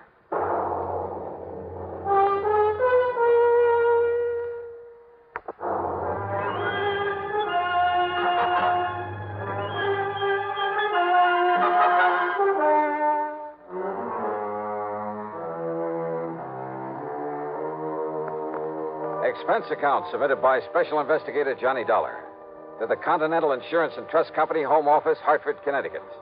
Following is an account of expenses incurred during my investigation of the deadly chain matter. Thanks to Alvin Peabody Cartwright, I've been involved now and then in some real wild cases, real crazy. On the other hand, he's an erratic old eccentric, but extremely wealthy. As a result, he's not only been the target of a lot of rackets, but has come very close to being murdered more than once. So, item one on the expense account, $1 for a taxi to the office of Bill Ferguson at Continental Insurance and Trust. No, Johnny, he hasn't said a word to me. He tell you what kind of threat he's received? No, Bill. As usual, he told me nothing. Well, it doesn't matter, but with the millions worth of insurance we've written for Cartwright, and I mean millions, and to be sure we don't lose his account to some other company, well, we can afford to pamper him a bit, which is to say we can well afford to pay your expense account, even if all he wants to do is say hello to you. Okay, then, Bill. I'll run over to his home in Lakewood and see him. Of course, if he really is being threatened... Don't worry. I'll let you know about it.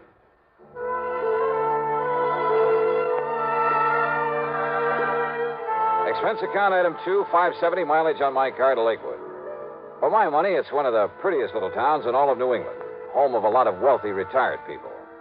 The Cartwright place, where the old man lives alone, sits on top of a low hill at one side of the lake, with 2 or 3 acres surrounding the fine old house. Hi, Mr. Cartwright. Johnny Dollar. Oh, well, this is an unexpected pleasure. Unexpected? Come in, boy. Come in. Oh, thanks. Well, sir, how are you this fine July afternoon? Afternoon. It's almost evening. Can't you see that? Well, how are you anyway? Oh, I'm terrible, John. Oh, I'm just terrible. That rainy weather the past couple of days, I've hardly been able to talk. Well, there's been nothing wrong with today. A lot of nice warm sunshine. Today I've been feeling fine. Whatever made you think otherwise? Oh, and tell me, whatever brought you here to Lakewood? A phone call, Mr. Cartwright. Oh? Yeah, from you. You said you wanted to see me right away. I said I wanted to see... Oh, yeah. Oh, of course I did. And you know why? Why, sir? Because I refuse to do anything foolish, that's why. And yet if I don't, Johnny, I'll get myself killed.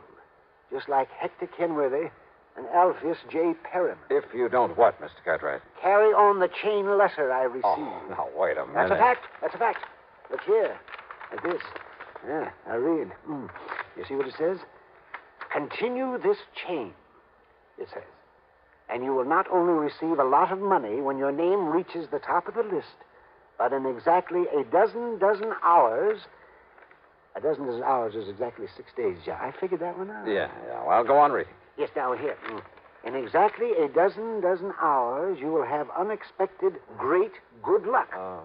But if you break the chain in a dozen hours, dire disaster will overtake you. Oh, now, look. Surely you don't believe that kind of junk. This very same letter was received by the 2 friends of mine I mentioned, Perriman out in Chicago and Kenworthy out in Los Angeles.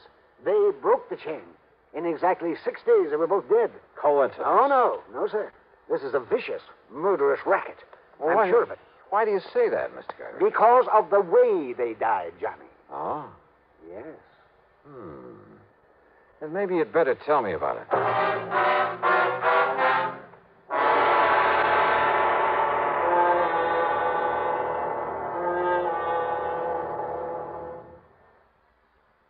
But...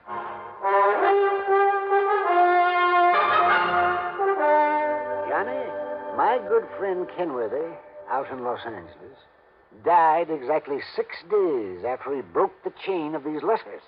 Just the way the letter said he would. Coincidence, I tell you, Mr. Cartwright, or at most a result of some superstitious fear that the letter instilled in him. No, sir. Well, that's what these chain letters do. They hold out that phony, hollow promise of giving you something for nothing. And they scare you into doing it, work on your superstition. Johnny... And if you think superstition is dead in this enlightened age, you're wrong. Why, some of these chain letters even include a religious-sounding prayer for good luck. Let me explain. And you know the only people who profit by the letters that ask to send money? The people who start them, or maybe one or two others out of the millions who send them along. Millions of suckers, that is. But, Johnny, that isn't... Look, ask anybody you know, anybody who's ever carried on the chain, how much did they get out of it? Nothing. Well, now, this one is only for an exclusive group of wealthy, retired people.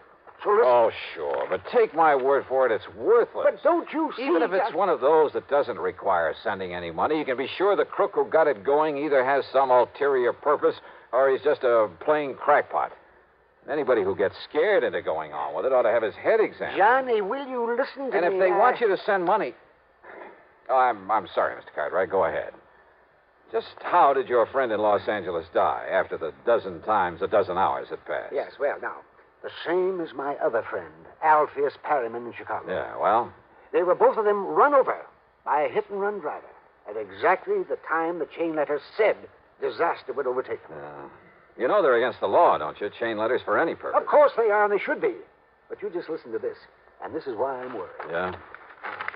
A dozen hours after he received this letter and carried on the chain, Admiral Parley Barron came into a great fortune. Oh, sure. Yeah, you see. Now, and this one, Adjutant General Frederick Melchior was suddenly and miraculously cured of cancer. Same old junk. No, listen. But a dozen hours after Hector Kenworthy of Los Angeles broke the chain. That's my friend, Johnny, that Hector. Yes, I know. And after A.J. Perryman of Chicago broke the chain, they were both dead. Yeah, you see that? Right here. Let me see.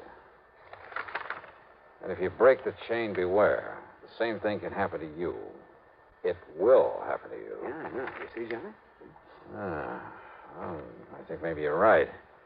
This is the same kind of scare stuff, but it goes a little bit too far. Yeah, and it isn't the $100 I'm supposed to send. $100? Yes, $100 in cash to the name at the top of the list. Exclusive list of honest, wealthy, retired people. Exactly.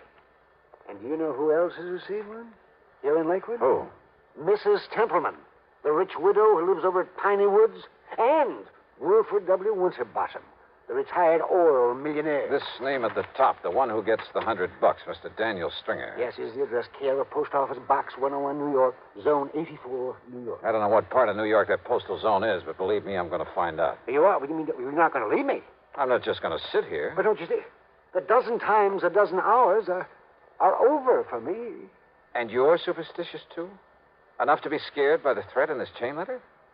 Enough to maybe hurt yourself by doing some fool thing or other because you are scared? Oh, well, no, John, no. Why, of course not. All right, then.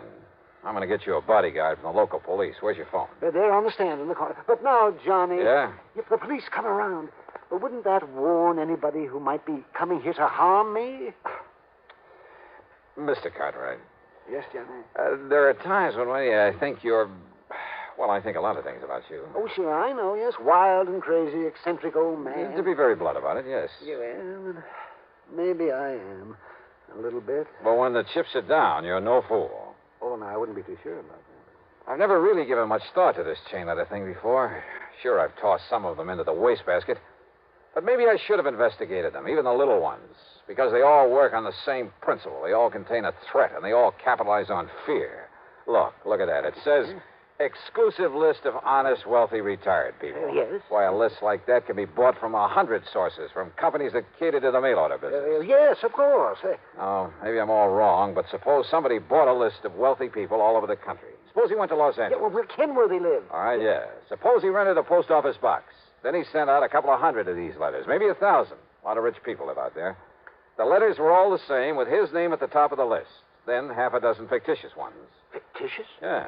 Any names on that list that you recognize? Let me see here. No. All right. So maybe only 100 people were scared into sending the money, carrying on the chain. After all, like you said, it isn't $100. You're right, Johnny. And 100 people at $100 apiece. $10,000. Even half of that would make it worth sending out those letters. By the time the 6 days are up, he's collected enough, so he skips town. And people like Kenworthy and Perriman, you think he killed them to carry out the warning? Well, frankly, I doubt it.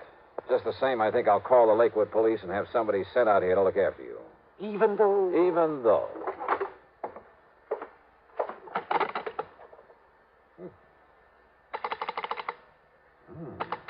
What is it, Johnny? Maybe I was wrong, Mr. Cartwright. Your phone wire's been cut.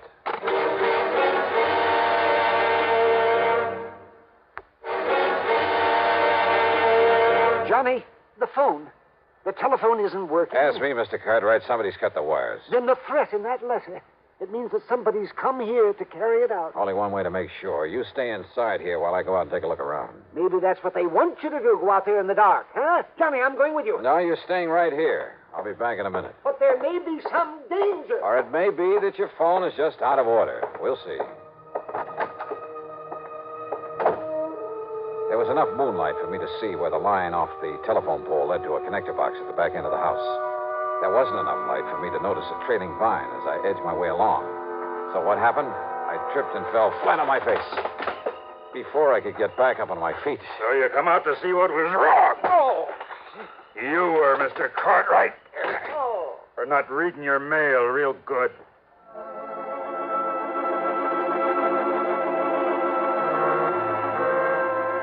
When I finally came to, I found myself on a big leather sofa in one corner of Mr. Cartwright's library.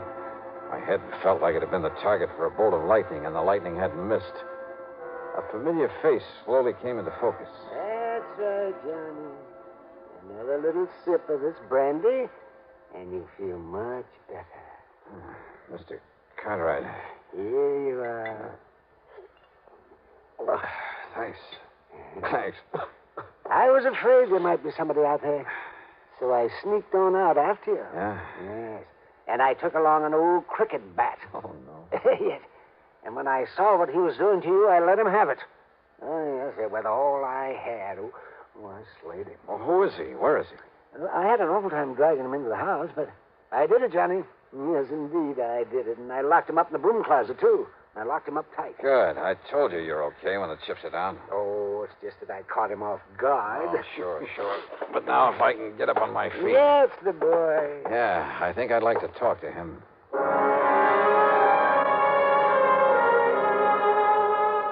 Our visitor turned out to be a pug-ugly gorilla, hardly the brains behind a chain-letter racket. Except for admitting he'd been hired by somebody in New York to come up here and give Mr. Cartwright a beating, then make it look like a burglary job, he refused to talk. So we locked him up again, and I laid my splitting head on a pillow for some much-needed rest. By the time I awoke in the morning, feeling somewhat better, Mr. Cartwright had fixed me a mess of bacon and eggs for breakfast. Sure, Johnny. I just walked down to the corner gas station and called the telephone company. And you know something? They came out here and had that line all connected up again in less than an hour. Good. Yes, just like that. So maybe I'll buy a couple thousand more shares of stock in the telephone company, huh? Just to show them how I appreciate it. Yeah. What about our little pal? I mean, the one who slugged me last night. You know, Sir Johnny, I decided that after the way he behaved last night, he doesn't deserve any breakfast. No, I mean, where is he? He's still locked up in the broom closet. Do you think I ought to call the police to come and get him? No, not yet. Maybe I can beat some information out of him if we need it. Well, of course we need it. Don't we? Now, let's wait and see. First, I'd like to make a phone call.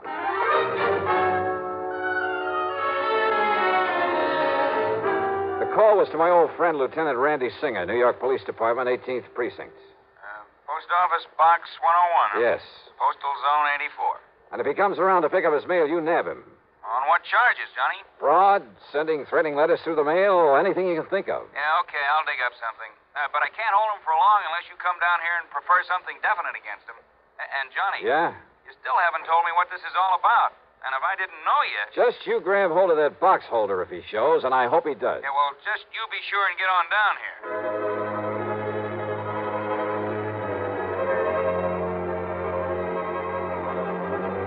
Mr. Cartwright and I piled into my car. We drove over to call on first the wealthy widow Templeman, then the retired millionaire, Mr. Winterbottom. Why, yes, Mr. Dollar, I was just about to mail in the $100 to the name at the top of the list. Don't. Then later I'd mail out the other letters to some of my friends. Don't do it. But if I don't, something terrible might happen to me. The chain letter said so. If you do, it'll be a violation of federal law. What? That's right. And you could end up in prison for it. Prison? Well, Mrs. Templeman? Prison, Mr. Dollar? Yes, sir. Yes. Better do as he says, Mr. Winterbottom. But I didn't realize. I didn't know You do now, sir. Then back to Mr. Cartwright's home on the hill, just in time to answer the telephone. Johnny Dollar. Johnny, I've got him. And what a find. Yeah, Randy? Daniel Stringer, alias Danny McKay, alias Willie Daniels, and half a dozen other things. I watched him unload the post office box myself, Johnny. Then I tailed him to a cheap rooming house. Go on. When I nabbed him, he was opening, must have been 50, 60 letters he'd got. Chain letters. And Johnny? Yeah? You know what he was taking out of them? I can guess, Randy. Thousands. Enough money to hold him on suspicion of almost anything. And Johnny... Still here. He also had a bunch of new letters he'd written, all addressed to folks in a wealthy section down near Germantown, PA. Then hang on to him, Randy. I'll be down to make formal charges against him. Okay. Maybe I'll pick up a chief inspector from the post office department to do it. Okay, Johnny.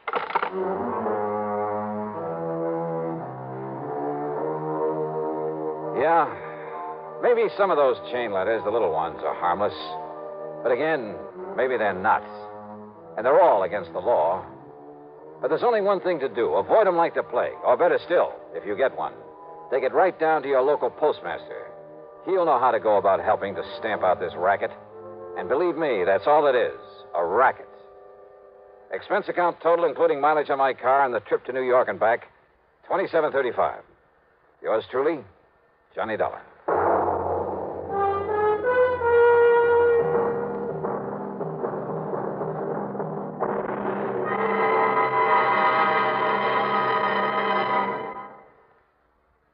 Now, here is our star to tell you about next week's story. Next week, mystery, suspense, and, murder. Take me to Columbus, Ohio. Join us, won't you? Yours truly, Johnny Dollar.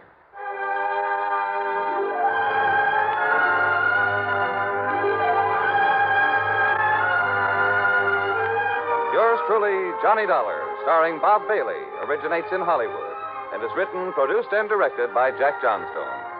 Heard in our cast were Virginia Gregg, Howard McNear, Paul Dubov, Frank Ursel, and Herb Vigran. Be sure to join us next week, same time and station, for another exciting story of Yours truly, Johnny Dollar. This is Jim Matthews speaking.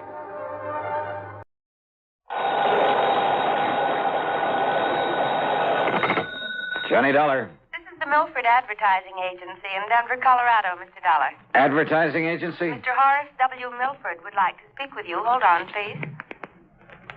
Hello, Dollar. That's right, Mr. Milford. Yes, can you come out here to Denver to see me right away? Well, now, look, sir, if you're interested in buying commercial time on my weekly radio program, you'll have to contact CBS Radio in New York. No, Dollar. This is a purely personal matter that I wish to see you about, that I must see you about. Well, I'm sorry, Mr. Milford, but unless there's insurance involved... Well, yes. Yes, there is. The same company that's insured my life. One of the outfits I work with? Tri-Western Life Insurance Company? Yeah, that's one of my clients. Well, then, please, come out here right away. Well, I'd better check first with the company and get their authorization to... What was that? No, by all means, do not contact the insurance company. Not yet. Well, there's a little matter of my expense account. That will be taken care of, most adequately. Okay, whatever you say. Now, what's this all about, Mr. Milford? Mr. Dollar, here on the phone, I can only tell you it's a matter of preventing... Yeah? Yes? Of preventing a murder.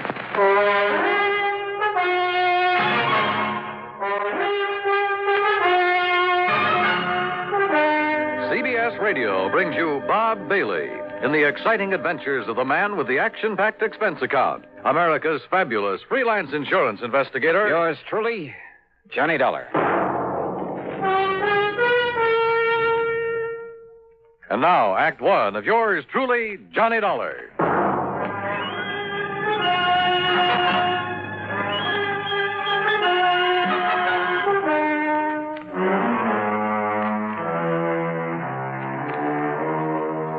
Expense account submitted by Special Investigator Johnny Dollar to Mr. Horace W.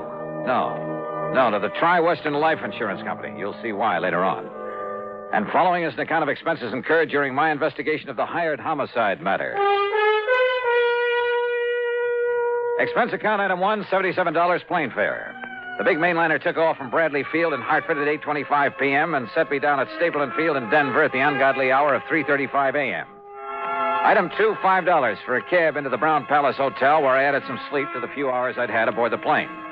Breakfast was item 3, $1.50. And then I walked over to the office of the Milford Advertising Agency on California Street. Horace W. Milford was tall, gray-haired, and with a very dignified bearing. He got to the point immediately, and yet in a kind of roundabout way. Mr. Dollar, I must emphasize that this whole thing must be completely confidential. Oh? Well, now that depends. I will pay you well, very well. You sound as though there might be something illegal about whatever it is you want me to do. I can only hope that you can prevent something illegal from happening, something terribly wrong. You mentioned murder. I said prevent a murder. Whose, Mr. Milford? Yours? I'll be as brief as possible, Mr. Dollar. Time is of the essence. But first, you must know some background. Right ahead, sir. Since my wife passed away some years ago, this advertising business and my daughter Claire have been my sole interests in life. How old is Claire? She was 27 on her last... now, listen, please. I'm listening. I built this business by myself. Until 2 years ago, I made all the client contacts, planned the campaigns, wrote the copy. I bought the space and radio time, everything. And then Tony came along. Tony? Anthony Ferringer. He's my son-in-law. And he works for you, Mr. Milford? Out of pity for a young man who seemed to be struggling to make his way in the world, I gave him a job. Oh. And then, by way of repaying me, I thought, he brought the Bonar Electronics account to this office. Bonar Electronics Corporation. Yeah, I've heard of them. Pretty big outfit, I understand. It means annual billings of some $2 million to us. That's a sizable advertising account. Now, the point is, well, he told me later that his means of getting it were somewhat unorthodox. Unethical is a better word. No, how do you mean? He told me that he had something on officers of the Bonar organization, that he'd threatened exposure and ruinous scandal if he weren't permitted to handle their advertising here. Well, now that doesn't seem possible with a big company. Thanks largely to my own efforts and ideas, we have established them as one of the most important companies in their field.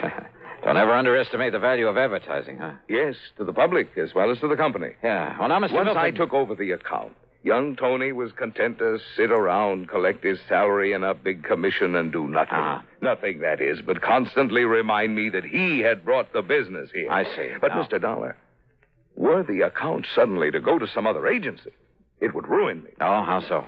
Buying this building, setting up the organization adequately to service such an account cost me everything I had. I'm not a young man anymore. Well, is somebody else gunning for Bonar Electronics? Oh, far worse than that.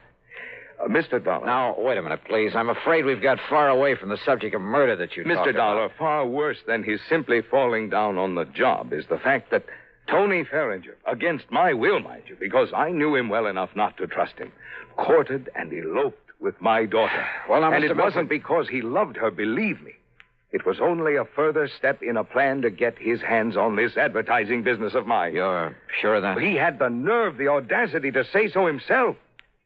I can see him now, sitting right there where you are, with a smirk on his face, blandly telling me that now that he'd lost her, he'd have to resort to other tactics. Oh, wait a minute. That he'd have to take this important account away from me by opening his own agency, and that I couldn't stop him. Wait a minute, please. You said lost her. What did you mean by that? Because of his duplicity, what he'd done to me. Because of the miserable way he treated and tortured her. Claire, my daughter, my only child. Claire took her own life. Oh, I'm sorry. Oh, the shock of it almost killed me, Dollar. Tony Ferringer was bringing my whole life crashing and crushing down upon my head. I hated him. with every fiber of my being. I was beside myself. I could see only one thing left for me to do. Mr. Milford, please, But if then, you're leading up then to what my I think clients you at are. Bonar came to me 2 days ago, and they told me they realized what had happened and why. And they assured me there was nothing Tony could do or say that would hurt them and that they would stand by me. Well, that straightened me out, Mr. Dollar. It made me realize that killing Tony, there was no point, no use in it. Well, I'm glad of that, sir. But then I'm afraid I don't see why you sent for me. Because it was too late. What? Because I had already hired a man, a professional killer. To murder him? Yes.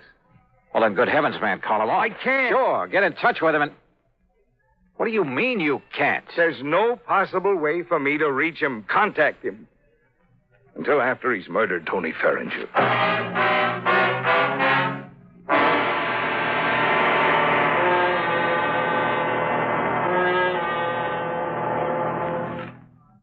And now, Act Two of yours truly, Johnny Dollar, and the hired homicide matter.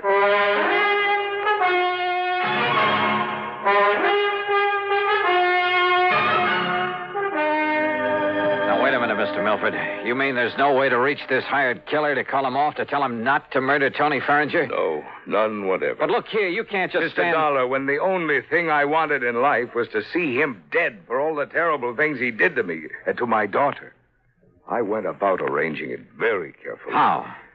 By means I don't need to go into here. I finally established a contact in the underworld here in Denver. Sort of a stool pigeon, I suppose you'd call him. A man named Eric Blinker. Yeah. For a price, Blinker had the killer contact me at my home. Do you know the name of this killer? Well, he only told me that if he felt it necessary to phone me or to contact me in any way before the job was done, he would identify himself as Blackie. Oh, great. Then the only thing you can do is contact this Eric Blinker again. No. Tell him to call off Blackie. Have Blackie get in touch with you. No, Mr. What do you mean, no? Eric Blinker's body was found floating down the Platte River yesterday afternoon, just before I called you. Oh, but don't you see, Mr. Dollar? Unless we can somehow contact this Blackie, he'll go ahead with the murder. The murder I arranged. It must not happen. All right, how much do you know about Blackie? What does he look like? I don't know. But you just finished telling me that he called on you to make arrangements for the killing. He came to my home at night. He insisted on talking to me from outside a window where I couldn't see him. I couldn't see him. All right, did you give him any money? $5,000 in cash. Marked? Huh? Marked bills? No. Oh, fine. Well, he said that if any of the money was marked in any way, that he would know about it and that he wouldn't hesitate to kill me. All right. When was he to do the job? He would only say by the end of the week. And this is Friday. This is Friday. And you can't give me anything to go on to find this man, Blackie? Nothing, unless he calls. Well, if that happens, you don't need me. Mr. Milford. Yes? Have you told Tony Ferringer anything of this? Good heavens, Dollar, you don't know the man. Can't you see what would surely happen if I did? He would bleed me for everything I have. Me, accessory to a plot to murder him. Don't you see what that means? Yeah, sure I do. And if you were to call in the police, it would be just as... Oh, yeah, Mr. Milford, you've really stuck your neck in a noose. Somehow you've got to get me out of this. You? What about Tony? Right guy or wrong, he's the one who's going to be killed. Well, I meant stop this thing. I don't want his blood on my hands, not anymore. Somehow you've got to stop this killing. Oh, yeah, sure, great. But how? You got any good ideas? Hey, a phony telegram, something like that. What? Yeah, some kind of a message telling Tony to get out of town. But if it weren't to reach him soon enough, or if he were to disregard it. If you were to go to the police. Oh, I'd sooner kill myself. I might as well. Or contact them. An anonymous warning, maybe. There is only one place from which Tony Ferringer might expect trouble. From me. Mr. Milford. Well... Oh, I don't know. So help me, I don't know. I'm not even sure you deserve help after what you've done. I beg you, Mr. Dollar. Hey, you told me on the phone there's insurance involved in all this. Well, when he first came with me, Tony had his life insured. He named some distant relative as the beneficiary. Through Tri-Western Life? Yes. But he didn't even name Claire in it when he married her. Yeah, well, that's beside the point now. Do you have an idea, Mr. Dollar? Is some way... No. I was just thinking it's not only your neck I've got to look out for now, but I got to keep the insurance company from having to pay off on Tony. Well, you could watch over him. Oh, yeah, sure. Sit on his lap for 24 hours a day without his knowing it. Where is he now? I don't know. Well, where does he live? Well, then you will watch over him. We'll see. Scribble down his address and phone number for me. Oh, yes, of course. He lives at 425. Now, what does he look like? About the same height and weight that you are. Here. Very good. 425. But his hair and complexion are somewhat different. Tony! That's right, Papa. And who are you, mister? I take it you're Tony Farringer. That's right. Oh, Tony. Oh, listen, you old fool. I just found out you spoiled my chances of starting my own agency. That you conned Bonar Electronics into staying with you. No, it's because you lied to me about the way you got us that account. Oh, but so Tony, you finally caught on. Tony, will you listen to me? You listen to me. I'm not going to let you get away with this. Please, Tony. Or maybe you will. Maybe I can't stop you. But believe me, you're going to pay me plenty. Tony, will you How? please Why? listen I haven't to me? figured it out yet. But you'll pay me, Papa. Just remember that. Wait.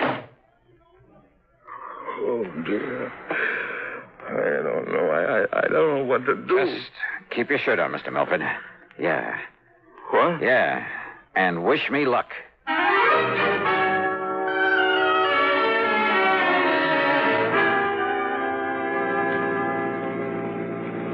Item 2, $5 for a taxi that followed Tony Farringer's car to a residential section east of town. And sure enough, he pulled up in front of his own home. Maybe the wild, the crazy idea that I'd suddenly got back there in the office would work. Driver. Yeah? End of the line. Pull around this corner and stop.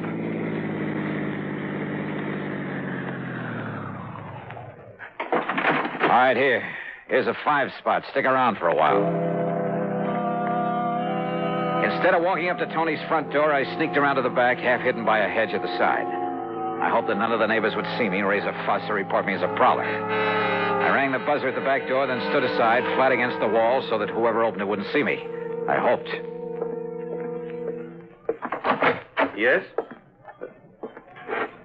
Yes? Hello, somebody ring this door buzzer? Yeah. And now, if the rest of this wild plan works out, in you go, Tony.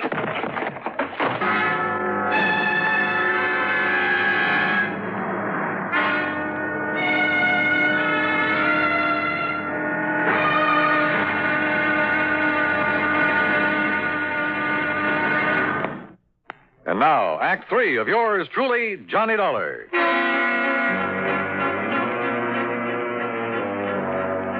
After wasting some fine Scotch whiskey, pouring it on Tony Farringer's clothes, item 3 was another 5 to the cabbie for helping me haul my apparently drunken friend to a cheap rooming house over on the other side of town. A place run by a frowsy old dame who called herself Ma Letcher. Sure, mister. Just carry him up and let him sleep it off in this room here at the top of the stairs. Here, I'll open it up for you. Yeah, thanks. You ask me. Somebody must have hit him with a bottle. Here you are. Well, you can lay him onto the bed. This room will cost you $1.50, though. All right, here's a 5-spot. Well, thanks. Well, who'll I tell him? And here's another for telling him a taxi driver brought him in here. Somebody you never saw before. Oh, don't worry. I know how to keep my mouth shut when I get paid for it. Paid good, that is. Okay, I'll make it 10 here. Well, mister, you ain't got a worry in the world. Want to bet?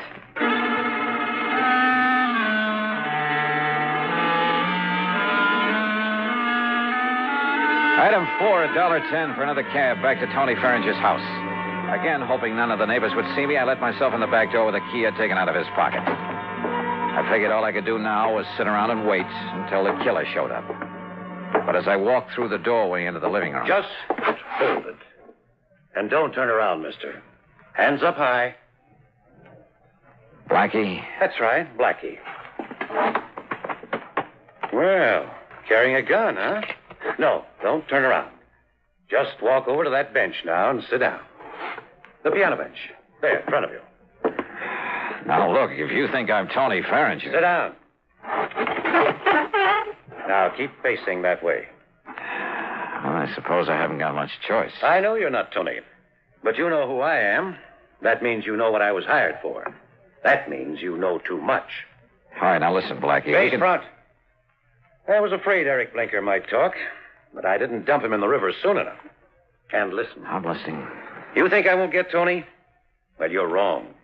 I saw you take him into that crummy rooming house. I saw what you did to him, too. He won't be moving out of there for a while. That means I have plenty of time. Hey, Blackie, So, listen. mister, I hate to do a killing without getting paid for it. But as long as you know so much, well, I'm afraid you don't give me much choice, do you? Are you talking for your own amusement? I'm giving you a chance to say your prayers, if you still know how. Hey, Blackie, look, Face we can... front. Well, what difference does it make? What? If I should see you, I mean. If you're going to kill me...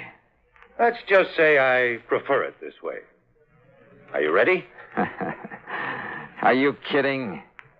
You think you're going to get away with this? I'm absolutely sure of it. And I asked you, Do you think I'd come here looking for you without taking precautions? I think you've said enough. Now, do you feel this gun in the back of your head? I could tell by his voice Well, that it's he the stood last directly behind me. I It'll put be my right heel quick. tightly against the leg of the piano Not even bench. any noise because And then as I felt the cold muzzle of his Ready, gun mister? against the back of my head, I suddenly Are you dropped ready to the now? floor, kicking the bench against his legs.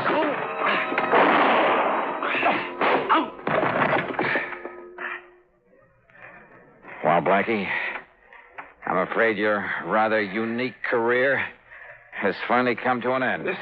Listen, you... Down, boy, down!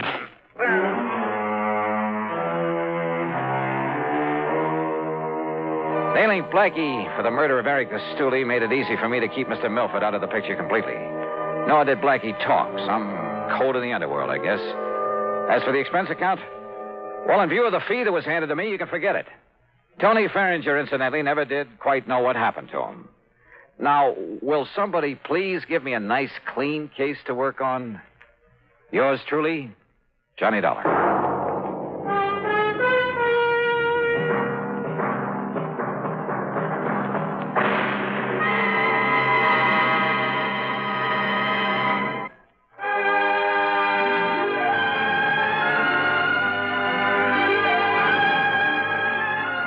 Yours truly, Johnny Dollar, starring Bob Bailey, originates in Hollywood and is written, produced, and directed by Jack Johnstone.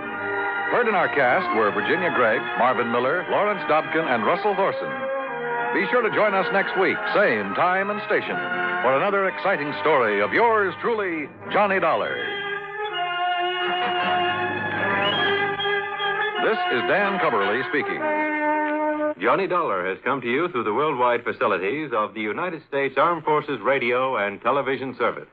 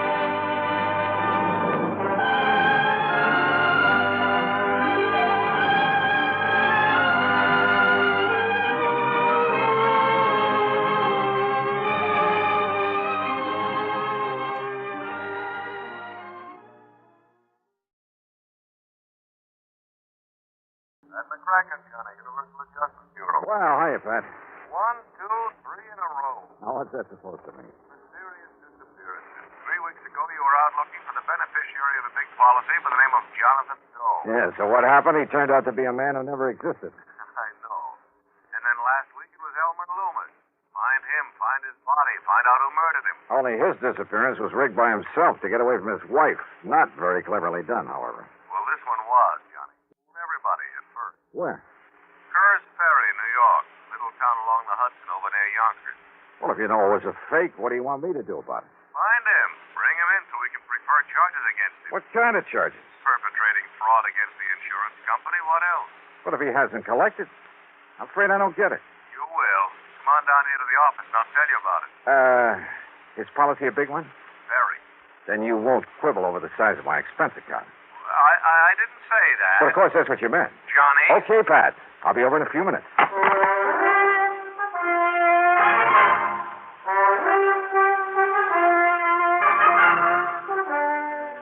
And now, Act One of yours truly, Johnny Dollar.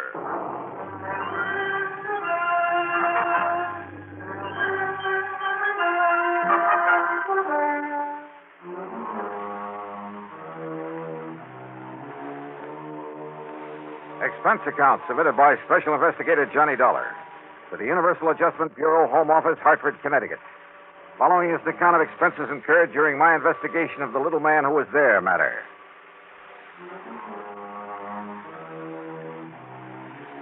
Three mysterious disappearances in a row. I almost wish somebody'd set a fire, rob a bank for a change. But expense account item 1, $1.20 for a cab to the office of Universal Adjustment Bureau. As usual, Pat McCracken got straight to the point. Plain as day, Johnny. Howard L. Edwards insured his life for $50,000, double indemnity. So? Beneficiary, his wife, Mary Louise. In other words, if he was accidentally killed, his wife would collect a cool $100,000. But he wasn't. He wasn't. You sure? Oh, the police down there in Kerr's Ferry thought otherwise at first. You know, when they discovered the way his car had toppled over into the Hudson River just above Sound. Is that the way he staged it? Uh-huh.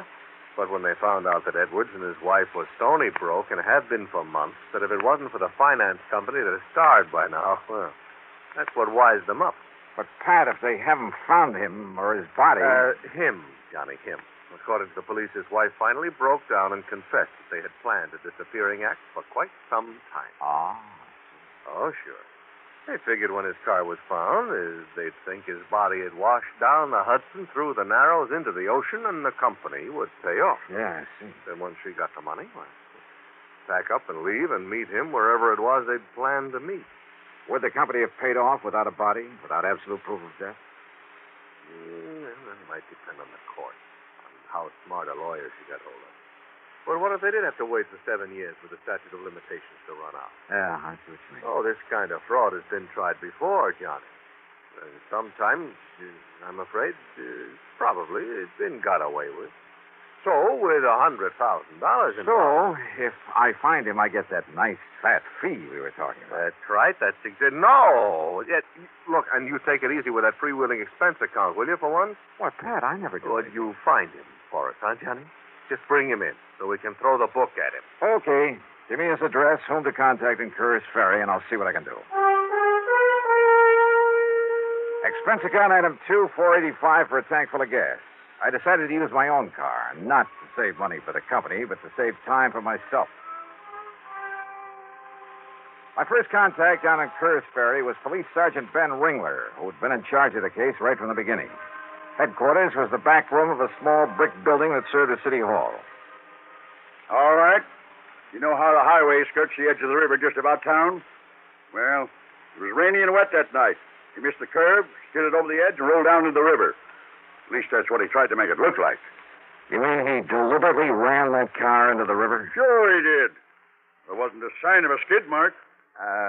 Sergeant, how long after it happened did you find the car? Wife said he'd left home after dinner the night before. But after midnight, she called us. Said to please go out and look for him. Like we got nothing to do but go out and look for some guy who was away from home a couple of hours. And you found the car? I'm telling you. Some kid who was fishing down there seen the wheels of the car sticking out of the water early the next morning after the rain. Uh-huh. In other words, it's possible that if there had been skid marks, the rain might have obliterated them. Oh, stop kidding yourself. Him and his wife was so broke they... What did Howard Edwards do for a living? Called himself an inventor. And listen, him and his wife even already had the house up for sale. So? Well, don't you see? As soon as she collected the insurance money, she could leave town and nobody think nothing of it. Mrs. Edwards admit all this to you? Oh, are you kidding? Well? Of course not. But when she let slip about their planning a disappearance, well, Dollar, no matter how you look at it, 2 and 2 makes 4. So don't worry, she'll admit it before I'm through with her. I've cracked harder nuts than her in my time. Maybe I'd better see and talk to her. Sure, go ahead. Make her break down and tell you where he's gone. If you can. Now, just what do you mean by that? You young kids think you're pretty smart. But, mister, you just try to get anything out of her. Oh, I can try. Yeah? Good luck, Dollar. You're going to need it.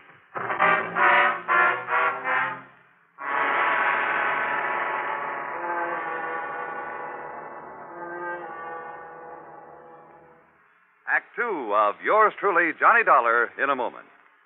Great scientific achievements usually are made through the combined efforts of many men. Such is the story of the Atlantic Cable, one of the outstanding milestones of the 19th century. But today, the name of one man remains to remind us of that venture. The organizer and director, Cyrus W. Field, a retired paper merchant who risked his fortune, sanity, and integrity in an awesome adventure that lasted 12 long years. Field first was approached in regard to a short underwater cable to Newfoundland in 1854. After a huge investment of both money and energy, the cable was completed the following summer. Field then went to England to tackle the much larger problem of laying the Atlantic cable. Many futile attempts were made. Cable was broken. Splices were made. Cable was lost. Tempers flew, and ship captains resigned in disgust. Still, Field wouldn't give up. Finally, on August 8, 1858, it appeared that the project had been successfully completed. Cyrus Field went ashore and walked 15 miles to the nearest telegraph station. There he wired his wife, the Associated Press, and President Buchanan. He informed the president that Queen Victoria would telegraph her congratulations over the new cable. But before the Queen's message was completed, the line went dead. The much-hailed project was again a failure. Faulty insulation was blamed. In 1865, the largest steamboat afloat, the Great Eastern, made another attempt. Just 660 miles from Newfoundland, the cable parted. Inadequate hoisting tackle prevented its recovery. Field broke down and wept like a child. And yet, the very next year, he sailed with the Great Eastern for one more try. This time, every failure had been studied, every provision made. On July 27th, 1866, Cyrus Field landed at Heart's Content. After personally cabling the unbelievable news, he immediately boarded the Great Eastern, retrieved the broken cable of the year before, spliced it, and laid the second Atlantic cable. Cyrus W. Field, another American whose driving energy insisted that somehow there must be a way. Let's find it. And now, Act two of yours truly, Johnny Dollar, and the little man who was there matter.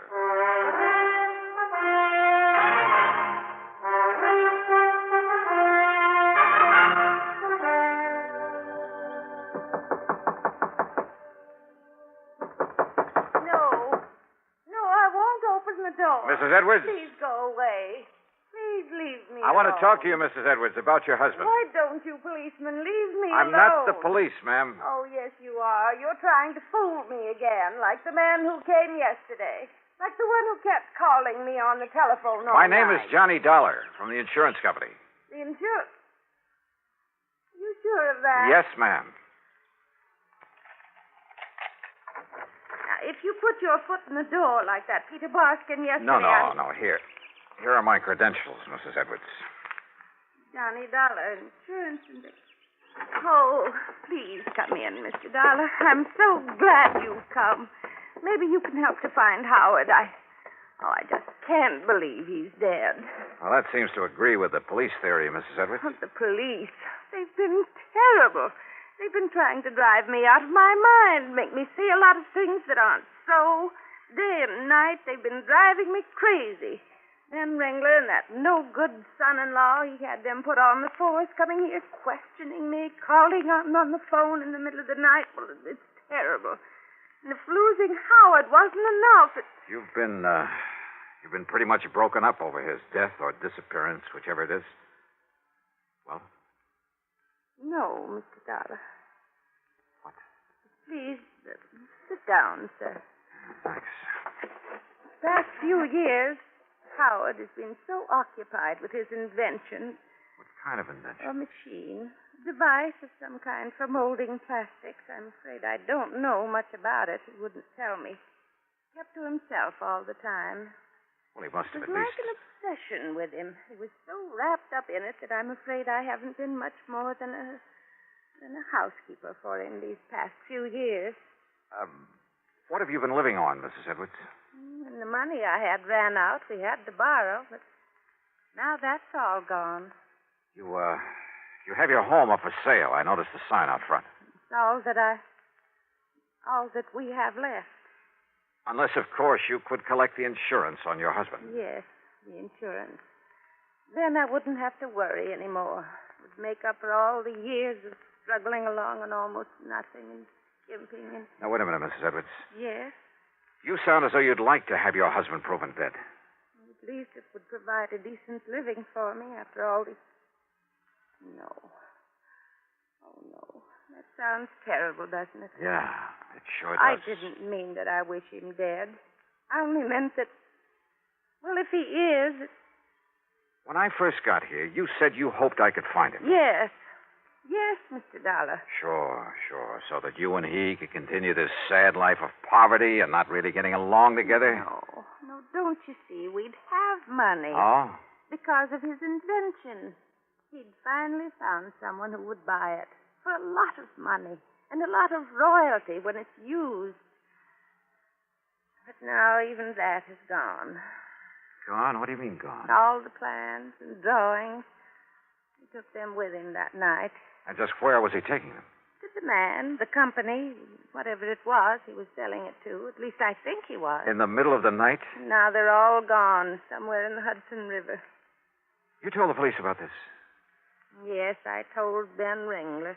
He found no sign of them in the car? No. And that son-in-law, that Peter Moskin, he said I was lying about those papers. All right, Mrs. Edwards, listen to me. Yes. Considering the relationship of you and your husband, wouldn't it be logical for him to leave you, sell his invention for whatever he could get, and live happily on the money all by himself? And just leave me with nothing? Yeah. No, in spite of... Oh, no, Mr. Dollar, he wouldn't do that. I didn't say leave you with nothing. All he had to do was make it look as though he'd been killed. Make it look? That's right, in a car accident. Oh, no. Well, that's the way you planned it, isn't it? Then you'd both be taken care of, free of each other and with plenty of money. No, Mr. Dollar. Didn't you admit to the police that you two planned his disappearance? Oh, no. I told him, Ben Ringler and that son-in-law. Told him what? That before Howard knew his invention would work, that he could sell it, Howard did talk of going away so he could work on it undisturbed without me under his feet. That's all I said. Ben told your insurance company. Ben made it sound like... Oh, don't you believe me, Mr. Dollar? I'll see you later. Item 3, $1 even for a bite to eat at the local lunch wagon. Then I went back to headquarters where I found not only Sergeant Ben Ringler, but his son-in-law, Patrolman Peter Baskin. I found him very busy playing checkers. Come on, Pete. Crown me. Yeah, Pop. There you are. And now you can give up, like Dollar is on this case of his. I'll set him up again. Didn't get a thing out of Miss Edwards, did you? Maybe I did. Just like I told you would. Huh? You mean you did get something out of $1? Where's the chief of this police department? Been away a couple of weeks. I'm in charge. Well, if he had any sense of duty, he'd be back here. Hey, what do you mean by that? Pete, I mean that you and your father-in-law have considered only 2 possibilities. Have we? The first was accidental death. Now, listen, I told you... Yeah, you told me. You eliminated that. Sure did. The other was deliberate disappearance. And that's what it was. But there's another, Ben. The one I'm going to work on. Yeah, what's that? Sonny? Murder. What? That's right. Murder. Act 3 of yours truly, Johnny Dollar, in a moment. Our Constitution is a flexible document. It has changed with the changing years to meet changed conditions. An example is the way in which we elect our United States senators. When the Constitution was ratified, and for 125 years thereafter, the people could not elect their own senators. Instead, the senators were chosen by the state legislatures. The Founding Fathers believed in democracy, but they did not want their new republic to be wrecked by irresponsible mob rule. Democracy was a new form of government. Most of the voters had little knowledge and less experience in governing themselves. And so the Constitution provided that while the people could elect their representatives to Congress, they could not elect their senators directly. A century and a quarter of experience in self-government made such a safeguard against mob rule obsolete. And by 1912, the people were ready to demand the right to elect their senators by popular vote. They received this right in the 17th Amendment to our Constitution. This amendment illustrates how our Constitution lives and grows in our changing world, to the end that this country of yours and mine shall be our country under God. And now, Act 3 of yours truly, Johnny Dollar.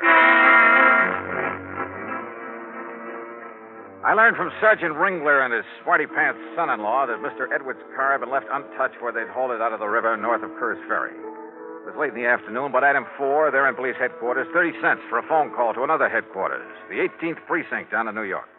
This is Lieutenant Singer. Hey, Johnny Dollar, Randy, I want you to do something for me.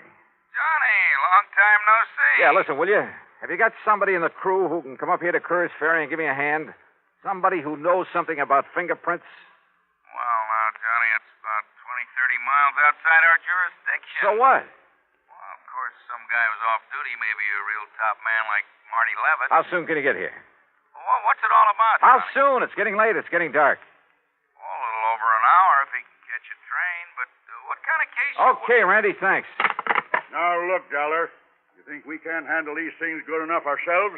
Yeah, Dollar. Yeah, that's exactly what I think. It was dark by the time Marty Levitt arrived, but he had a flashlight in his kit, and I brought along my own. So I drove him out to where the car sat up between the highway and the river. His examination was quick and efficient. And when he'd finished... No, I don't get it. What? What'd you say? Holy. Out to wonder a lot of cars and trucks don't miss that curve. But as to this one, Johnny, I don't get it. What do you mean, Marty? Johnny, I haven't uncovered a single fingerprint, except for some old ones on the gas cap, under the hood, that sort of thing. And except for Mr. Edwards' own prints on the steering wheel and gear shift lever. No. Huh? Steering wheel, gear shift, light switch, door handles, everything wiped clean. Well, of course, this wreck was in the river a few hours, so I don't care if it was in there a week. They'd still be on it.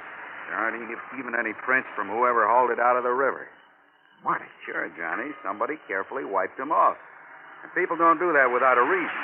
So, where do you go from here? Yeah.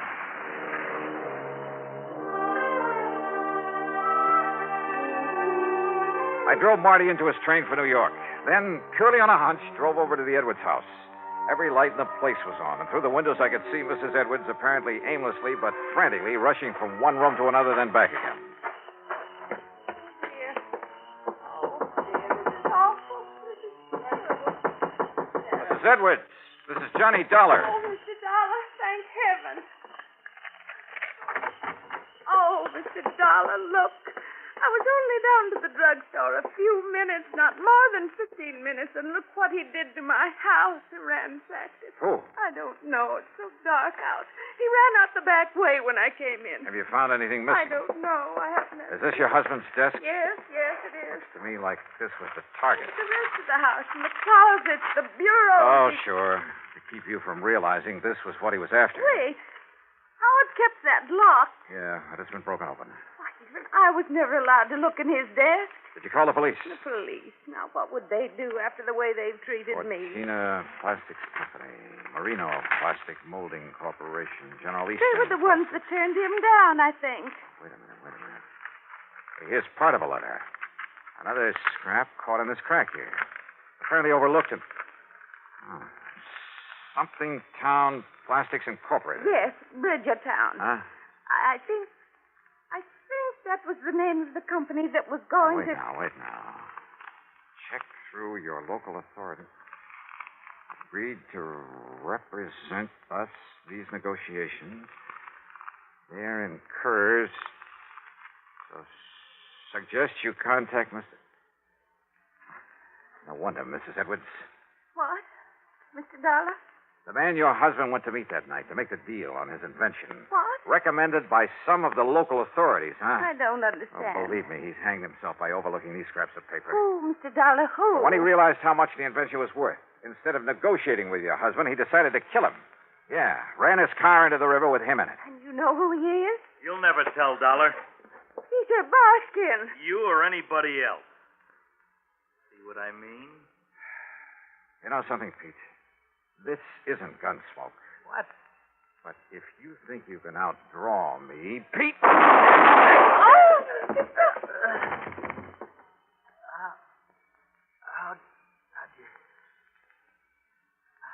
How'd you find out? Matter of fact, Pete, I didn't know it was you until you came in here waving this gun. Johnny Dollar, as acting chief of police for the town of Kerr's Ferry, I arrest you for the... Oh, put that thing down, Ben, or do you want some of the same? No, Dollar. Toss it over. On the floor. Okay. And I not only suspect that Kerr's Ferry is going to have a new police force, but who knows? You and Pete might even share the same electric chair. Sure, it's up to the courts. But when the state police came in and found the papers on the invention hidden away in Pete's house. Oh, that invention, by the way, now belongs to Mrs. Edwards. To say nothing of the insurance money, $50,000.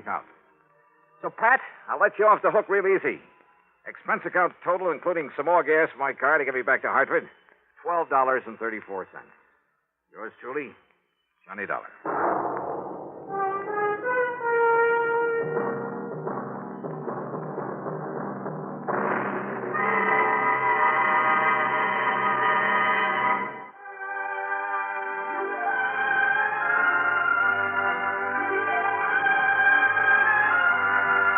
Yours truly, Johnny Dollar, starring Bob Bailey, originates in Hollywood and is written, produced, and directed by Jack Johnstone.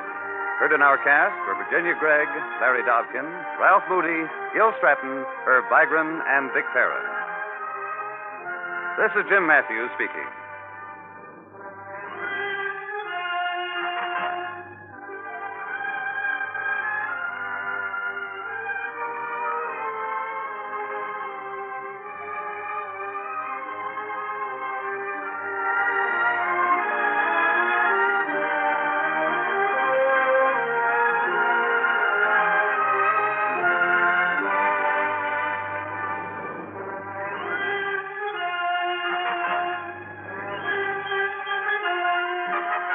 Johnny Dollar has come to you through the worldwide facilities of the United States Armed Forces Radio and Television Service.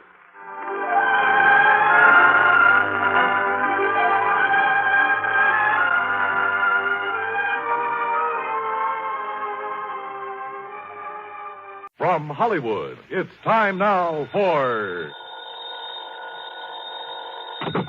Johnny Dollar. I have a call for you from Hartford, Connecticut. One moment, please. Oh, thank you, operator. Go ahead, please. Hello? Johnny? Yeah, that's right. Bill Ferguson at Continental Insurance and Trust. I'm glad I caught you before you left Los Angeles. Oh, I was just about to check out of my hotel here in Beverly Hills and grab the morning flight back east. Well, don't. Yeah? What's up? Do you remember Alvin Peabody Cartwright? Cartwright? That wild old character who lives up in Lakewood a few miles north of Hartford? That's the one. Batty as they come, but worth a lot of money. Hey, you can say that again. Oh? That robbery I cleared up for him last winter? Bill, he insisted on giving me a small bonus for it. 3,000 smackers. Wow. Yeah. So if Mr. Alvin Peabody Cartwright is calling for my services, I am ready, willing, and able. Well, he is, Johnny. He says it's tremendously important that you contact him at once. All right, then I'll finish my packing and grab the plane. No. What? He's out there on the coast. Has a little, or at least he calls it little. He has a place right there in Beverly Hills at 10321 North Roxbury Drive. 10321 North Roxbury. Did he tell you what it's all about? Only that it's very important that he see you right away. When you consider how many attempts have been made on his life over the years. Yeah, I know. And, Johnny. Yeah? Don't forget that Cartwright is a pretty important client of ours. If anything should happen to him... I see what you mean. Okay, Bill, I'll be in touch.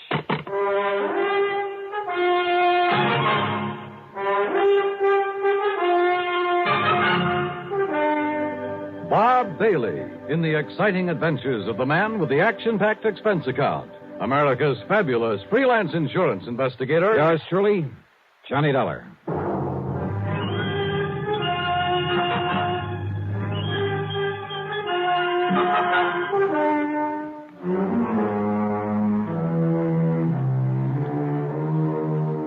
expense account submitted by Special Investigator Johnny Dollar to the Continental Insurance and Trust Company, Home Office, Hartford, Connecticut.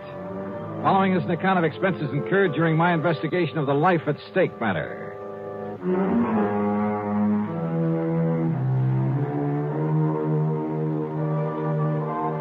I notified the Beverly Hilton that I'd be staying over for a while and grabbed a Beverly Hills telephone directory. Expense account item 1, a call to Crestview 32121.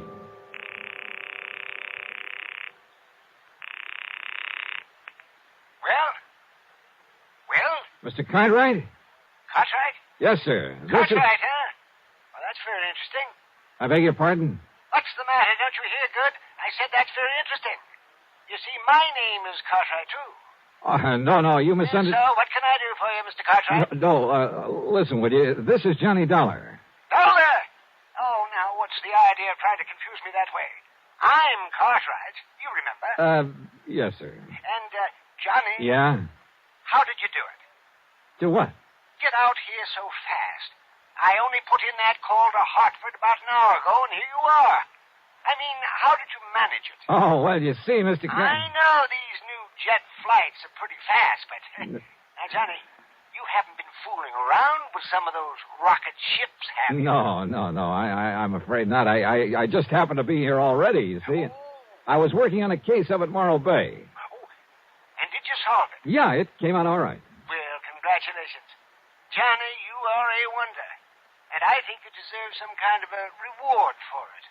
So, maybe I'll think of something. Oh, well, thanks, but that won't be necessary. Whatever you say. I know that I'm deeply indebted to you for the things you've done for me, so, Johnny... Well, don't worry about it. Whatever you say. Well, nice to talk to you. Goodbye. Yeah. Now, wait a minute. What? Wait a minute. Well, can't you see I'm busy? But you sent for me. I did? Yeah. You called Hartford, said you wanted to see me right away. Oh, of course I did. What's the matter with you, anyway? Of course I want to see you. Jonathan Peebles, too. Right away. Who is Jonathan Peebles? He's an old friend of mine. He lives out here. I telephoned him to come a-running, too. Oh, well, what's it all about, Mr. Cartwright? Well, just you get yourself on over here to my house, and I'll tell you. And don't you waste any time. You just hurry. Pretty important, huh? Important? It's vital. Well, is somebody threatening you, something like that? I said it's important, Johnny. And I mean important. Okay, Mr. Cartwright. I'll be right over. Hurry, Johnny. Please. Yes, sir. Yeah, old man Cartwright was as wacky as a bedbug. But what Bill Ferguson had told me was true. A lot of people had tried over the years to get to him, get to his money. So I phoned the desk for an Avis rent-a-car and started down from my room. I say started. The youngster who came barreling down the hallway, chasing a hula hoop, was probably a very nice kid, a great joy to his parents. May even grow up to be president of the United States. But as I started out the door, that hoop caught me between the knees and down my right. Oh. Daddy! Mommy! I killed him! I came to a couple of hours later on a table at the dispensary, I guess you'd call it, there at the hotel.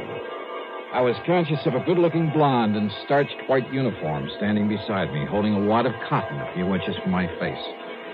That's better now. That's better. How is it? Now, once more, take a good, deep breath. Inhale, Mr. Dollar. Yeah.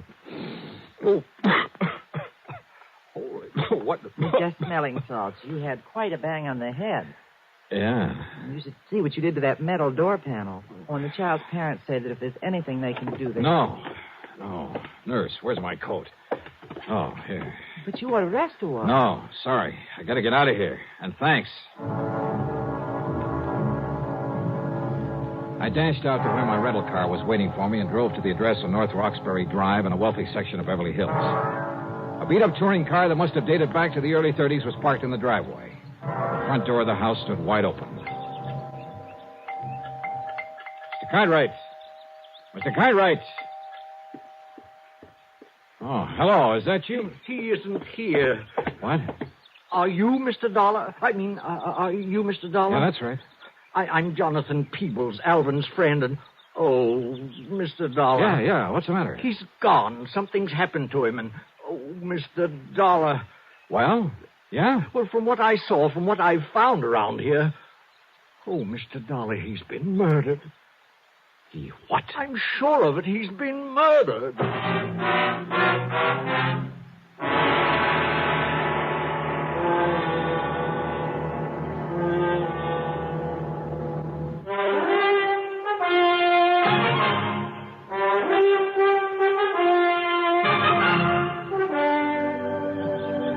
Mr. Cartwright has been murdered? Oh, Mr. Dollar, what can we do? Well, what happened? How long have you been here? He telephoned me, told me to come over here, that it was very urgent. Yeah, he told me the same thing. But he often does that. You know how he is. Always has to see me right away, immediately. And often it's just for some little thing like sharing some ice cream with him or seeing a new flower that's just come into bloom. Yeah, I know. Most anything. So now... that's why I didn't hurry coming over here.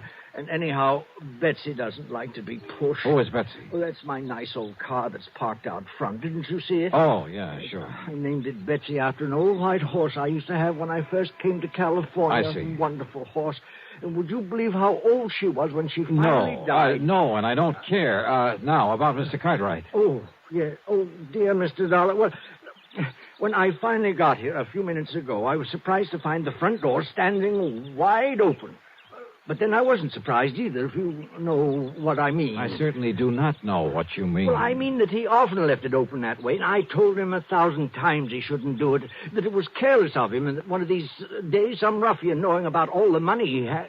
Well, I told him, Mr. Dollar. Yes, I'm sure you did, but that doesn't do us any good right now. No. Look, before we go any further, Mr. Peoples, just who are you? One of the many of Alvin Cartwright's eccentric old wealthy friends? No, I beg your pardon. I didn't quite mean that the way it sounded. Well, I should hope not. Believe me, I may be eccentric, but I am not wealthy. If it wasn't for beneficial finance, I couldn't even keep up the payments on Betsy. You mean to say you're still making... Oh, now, wait a minute. Mr. Cartwright. Oh, yes, of course.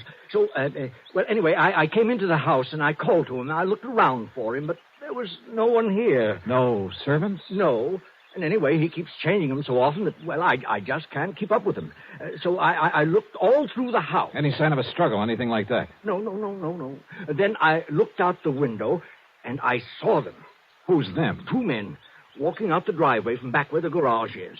What did they look like? They were awfully rough-looking, but they were well-dressed, so I thought perhaps they were a couple of Alvin's new servants I hadn't met, but...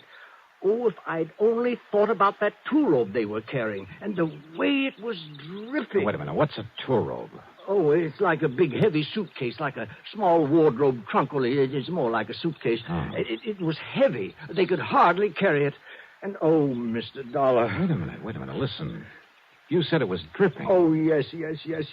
Oh, all over the drive. Come on, I think we better take a look. And close that front door. Oh, yes. Come on.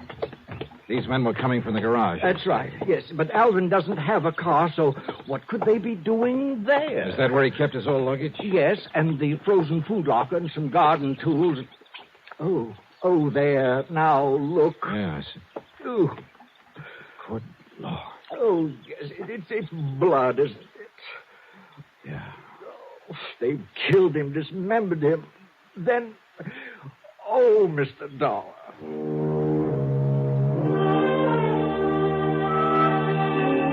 I made a hasty inspection of the garage. Nothing.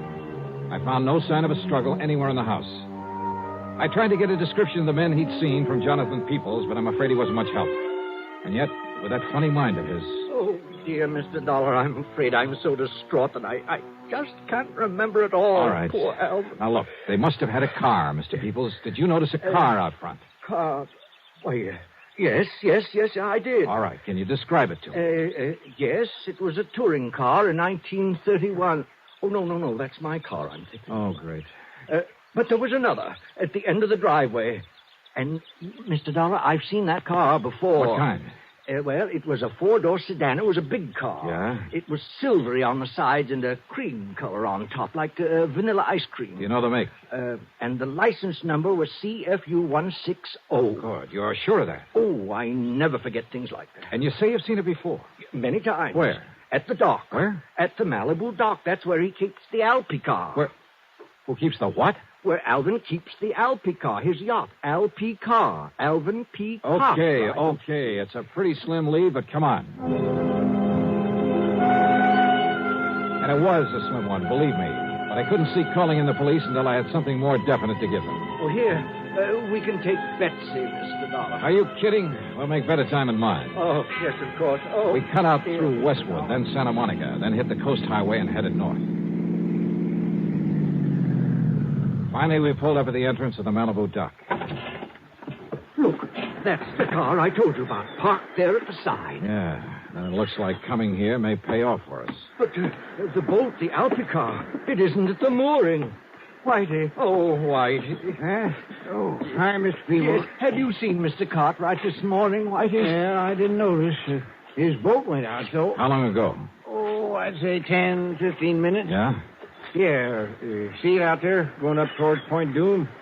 Yeah, I see it. Yeah, but those two men... What? Yeah, they had the shore boat take them out to the Alpicar. Yeah? Well, I ought to sue them. What do you mean? That little trunk that they was carrying. You see what I'm mopping up? The messy trail it left all over the pier for me to clean up. Blood. Yes, sir, I ought to sue them. Oh, Mr. Dollar, that means they're taking poor Alvin Cartwright's dismembered body out to sea to dispose of it, and on his own yacht. Well, we've got to find something fast enough to catch up with it out there. Well, there's that Thompson cruiser of Larry Comstock's tied up there. Yeah, who's Comstock? Oh, has a boat and motor shop in Los Angeles. If it's fast enough. Well, he has a couple of big Johnsons on it, fastest one that's out here now. Then call him on the phone. Tell him we borrowed it. Well, now... Tell him why. It's an emergency, and that we'll pay him plenty for the use of it. Well, now, I don't know if you really ought Well, to. I do, and listen, call the Coast Guard in Santa Monica. Have them send out a patrol boat. Come on, Peebles. But, Mr. Dollar, those men on the yacht are desperados. They're killers. Okay, then stay here in the dock. I'll go it alone. No. Alvin was my friend. I shall help to avenge his untimely death.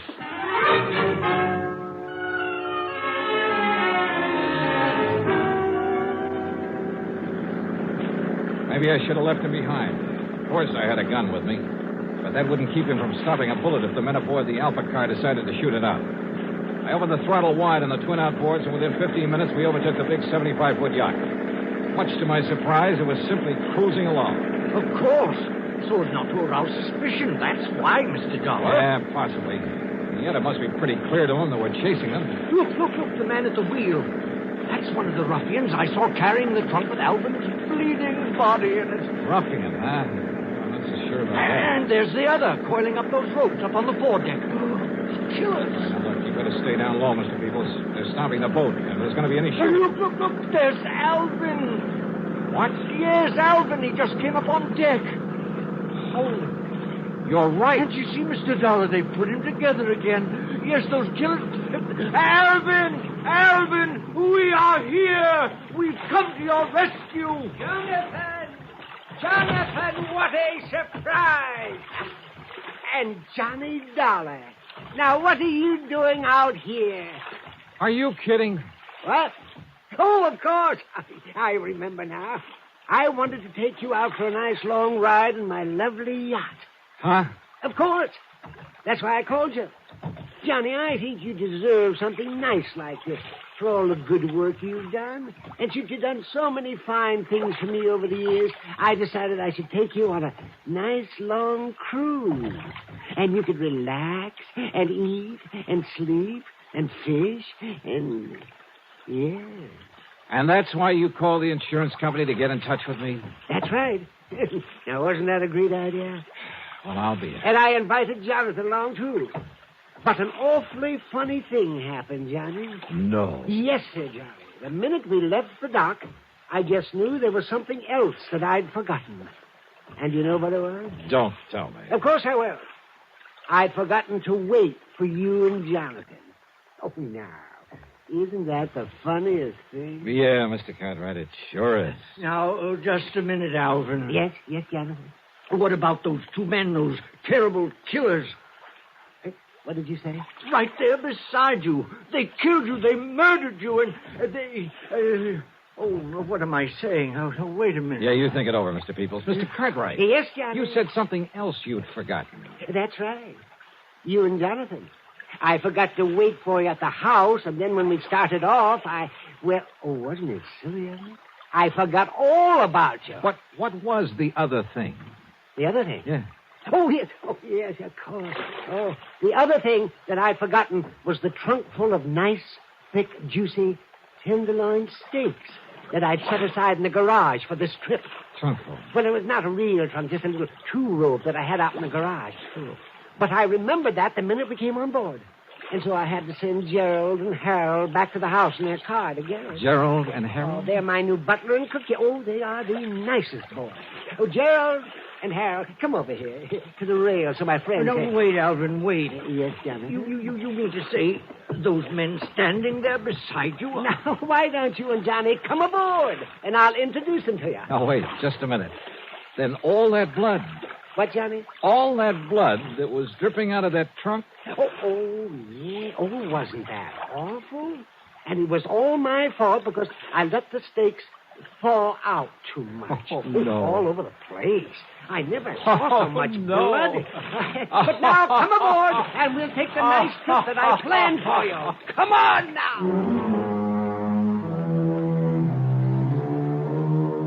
Hey, you know something? It's crazy. It's wild. But it does my heart good to get tangled up in something like this sometimes. Helps keep away the ulcers. As for the expense account, forget it. Alvin Peabody Cartwright shoved a check into my hands before I left that would cover the expense account a dozen times over. As for Larry Comstock, the man whose boat I'd appropriated, well, when he heard the story of what had happened, he wouldn't accept a penny for it. So, that's that. Yours truly, Johnny Dollar.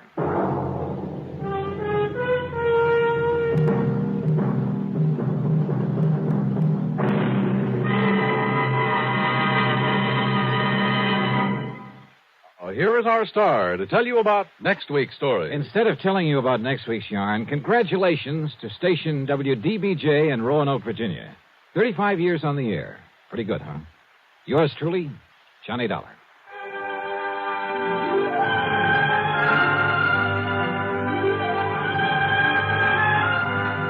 Yours truly, Johnny Dollar, starring Bob Bailey, originates in Hollywood and is written, produced, and directed by Jack Johnstone.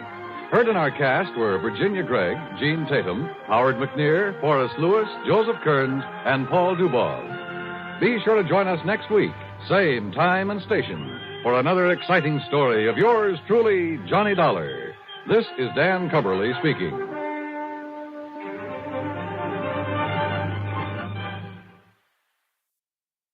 Dollar, I understand you're probably the best private eye in the business. Well, I try to make a living as an insurance investigator, if that's what you mean. Well, what I have in mind does not exactly come under the heading of insurance investigation. Oh, then if you'd like me to recommend somebody to you. But then again, it might. What? Does the name of Sarah Balderston Barling mean anything to you?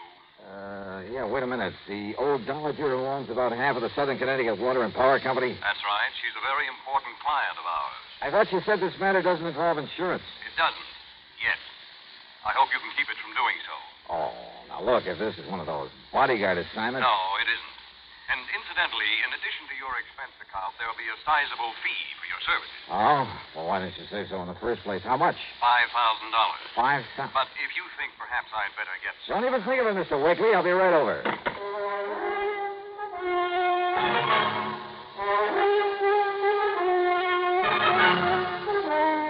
Bob Bailey in the exciting adventures of the man with the action-packed expense account. America's fabulous freelance insurance investigator. Yours truly, Johnny Dollar.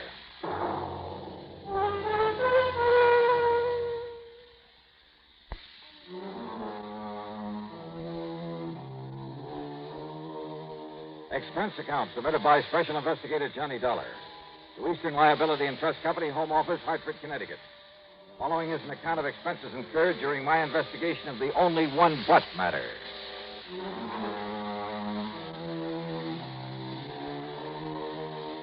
With a $5,000 extra fee dangling in front of my face, expense account item 1, naturally, was $1.10 for a cab to Fred Wakely's office in the Gregson building downtown on the square.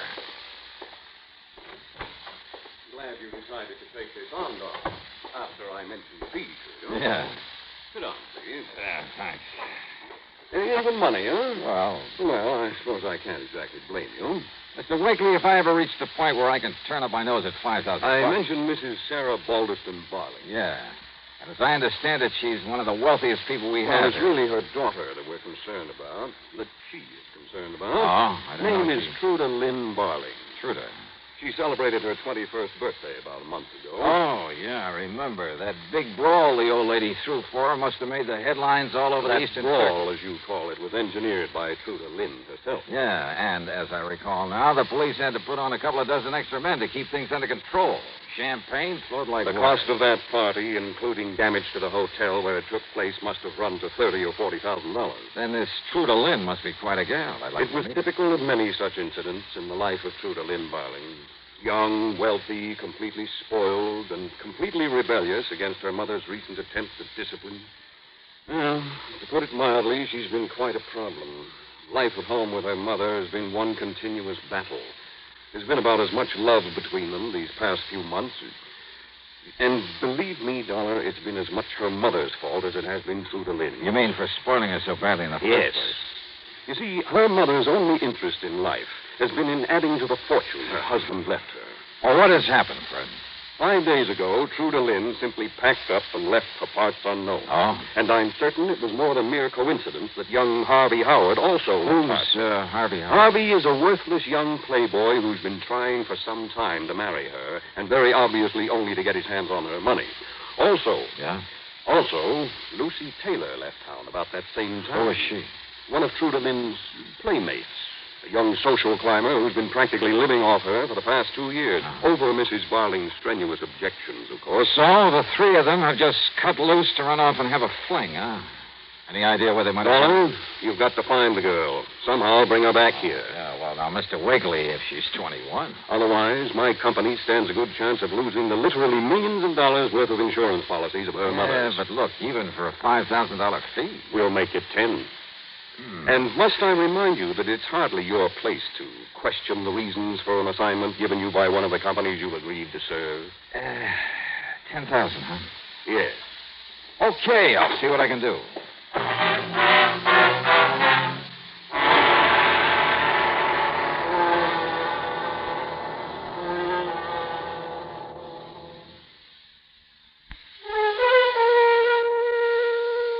With no trouble at all, I found the taxi driver who'd taken the missing girl down to the railroad station the morning she'd left home. Item 2 in the expense account, a $5 tip to him for the information that she'd been met there by young Lucy Taylor and Harvey Howard.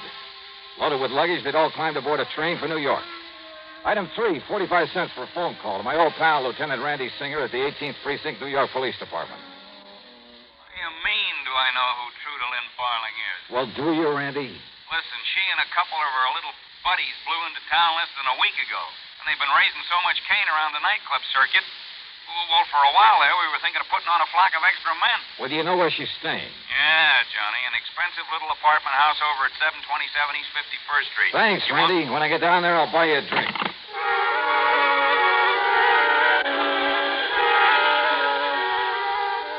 Item 4, $8.75 for a quick lunch, then a train down to New York. Item 5, $1.50 for a cab to 727 East 51st. A real fancy place, and the doorman wore enough gold braid to sink a battleship. I showed him my credentials, and he had the elevator boy take me up to the single apartment on the whole 7th floor. Straight ahead, sir. Okay, thanks. I see the door's open like it usually is, but maybe you better ring, sir. Yeah, sure.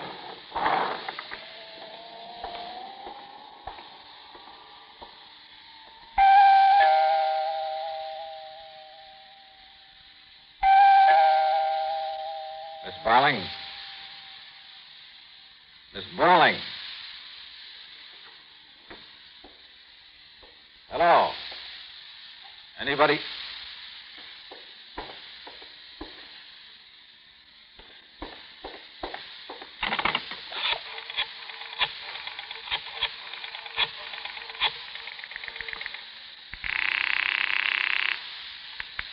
Precinct. Sergeant Warren. Give me Lieutenant Randy Singer in homicide.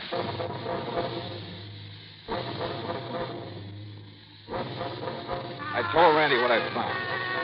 Yeah, it was the body of Truda Lynn Barling, lying there in the middle of the floor. She may have been very pretty once, but the blows from a heavy bronze candlestick had changed all that. A half-finished cigarette with a touch of lipstick on it was still smoking in an ashtray, so it must have happened within the past few minutes. Quickly, I searched the apartment. I found nothing. Then, purely on a hunch, hoping he hadn't yet left headquarters, I made another call to Randy Singer. I was just about to grab Doc Winters and hop into a prowl car. Now, be sure you don't touch anything, Yeah, Johnny. sure. Now, listen, Randy. Yeah? Truda Lynn came down here from Hartford with a couple of playmates. Yeah, Harvey Howard and a washed-out blonde named Lucy Taylor. You know where they're staying? Yeah? Then if I were you, I'd pick them up and bring them along with you. You think one of them did it? Just a hunch. Uh-oh. One of your famous hunches, huh? Just bring them along, will you? Okay, Johnny, okay.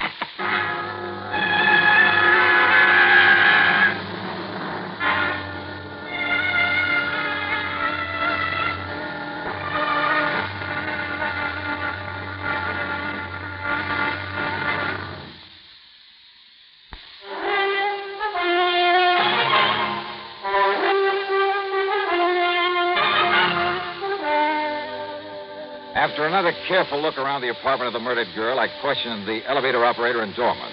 That is, after they calmed down a bit. Well, I still think I better notify the management, Mr. Dollar. And if the cops is coming in... Save it till later. Is there any way to get up to that apartment besides the elevator?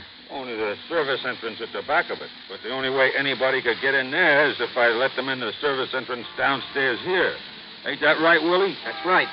Did anybody come here to see Miss Barling today? Yes, sir. 2 people. Yes, sir. Who? Well, you see, about 2 hours ago, Miss Barling went over to see a doctor in that building across the street.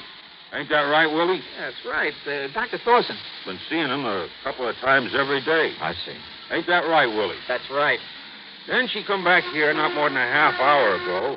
Said she was going to pack up her stuff and leave. Yeah, Ain't that... Yeah, go on. Well, then her friend Miss Taylor come around to see her. When? Only a little while before you come. Ain't that right, Willie? Yeah, that's right. Not more than maybe 10 or 15 minutes before you come. How long did she stay? Oh, maybe 5, 6 minutes. Yeah, maybe less. Maybe less. Yeah, it seemed to me I'd no sooner come down and got settled, and I had to go up there when she rung the buzzer. You said that 2 people were up here to see Miss Barling. Who was the other? It was a man. Yeah, Him and Miss Taylor both been here a lot of times. You know his name? For sure. Nobody ever gets in this building without giving their name unless we know him. Ain't that right, Willie? That's right. Well, who was he? Name is Mr. Harvey Howard. When was this? Right after Miss Taylor left. And they didn't come together? No, sir. By the time her cab got down the street, his come rolling up. How long did he stay? Well, not any longer than the lady had. Ain't that... That's right. Then listen. I'm going across the street to see this Dr. Thorson. If I'm not back by the time the police get here, tell them where to reach me. Send for me. Yes, sir. Yes, sir.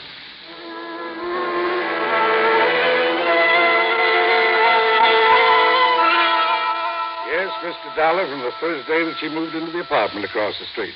Sometimes a couple of times a day. Well, what was the matter with her, Doctor? Well, physically, she had what might best be described as a mild incipient peptic ulcer. I see. And with all her nightclub drinking and smoking... Strangely enough, despite Miss Barling's party-going proclivities, habits, she was quite the hypochondriac. Oh? Of course, all her tearing around, late hours during her first 3 days and nights here in the city did her no good. Only the first few days? Yes. Hypochondriac, you said? Yes. And as is often the case, Mr. Dollar, to someone like that, the doctor suddenly finds himself a close confidant, even on rather short acquaintance. Go on, Doctor. Well, in spite of telling me it was only to say goodbye and thanks, I think her visit today was more than anything else to boost her morale, self-confidence. Why? She'd suffered a considerable change of heart since running away from her mother. Well, that's all. Apparently, this was the first chance she'd ever had to really be by herself, think things out for herself. And she was getting ready to telephone and renounce the 2 leeches, is the best word I can think of. The 2 who came down here with her? Yes, she was going to telephone them, tell them that she was through with them.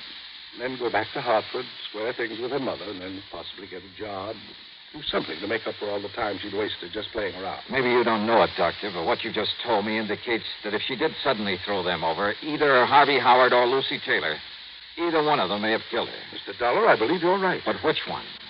And how to prove it.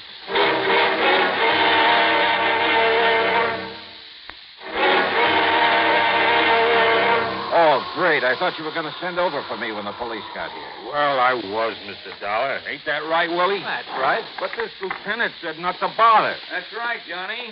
Hiya, boy. Did you get hold of the Taylor girl and Harvey Howard? Yeah, they're inside, locked up in a couple of bedrooms. Okay. You 2 can go on back downstairs now. Yes, sir. Yes, sir. Well, have you found out anything? Well, as for your hunch that this Taylor broad or this fishy-eyed Howard did it, well, it's probably a pretty good one, Johnny, but I'd like to see some proof. Yeah, I thought you were bringing over a medico. Well, the doc and one of the boys from the lab just left. Meat wagon will be along in a little while to take this to the morgue. Did they find anything? Any prints? Well, whoever did it must have worn gloves. Where'd you find these two kids? Well, it's Miss Taylor. Say, she's quite a dish, Johnny. Oh? Yeah, the kind you'd expect to pick up at the back door of a cheap stripper joint. Why a girl with money like Truda Lynn Barling would ever let somebody like that get their hooks? Where did you find her? In her hotel room at the Lex, packing up and getting ready to leave.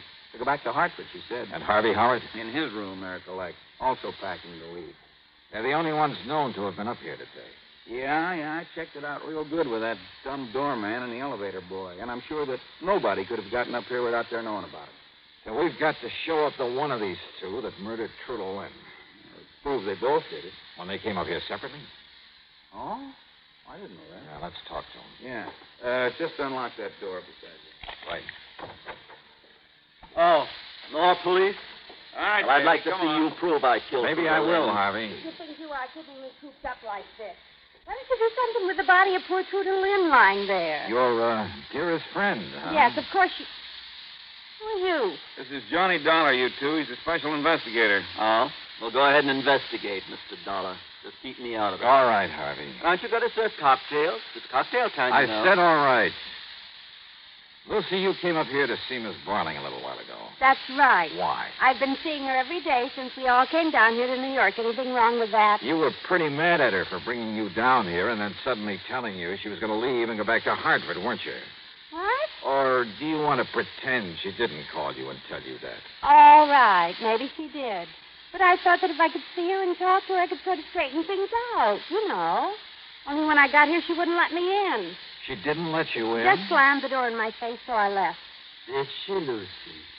And why is it I found the door ajar when I got here? So maybe she opened it again after You were here? Of course. She telephoned to me, told me the same thing. The door was ajar. Yes. So you came on in? No. No, of course not. It wouldn't have been possible. Oh, no. I rang the bell and knocked, but I got no answer. And I decided she'd already left, so I went back to my hotel and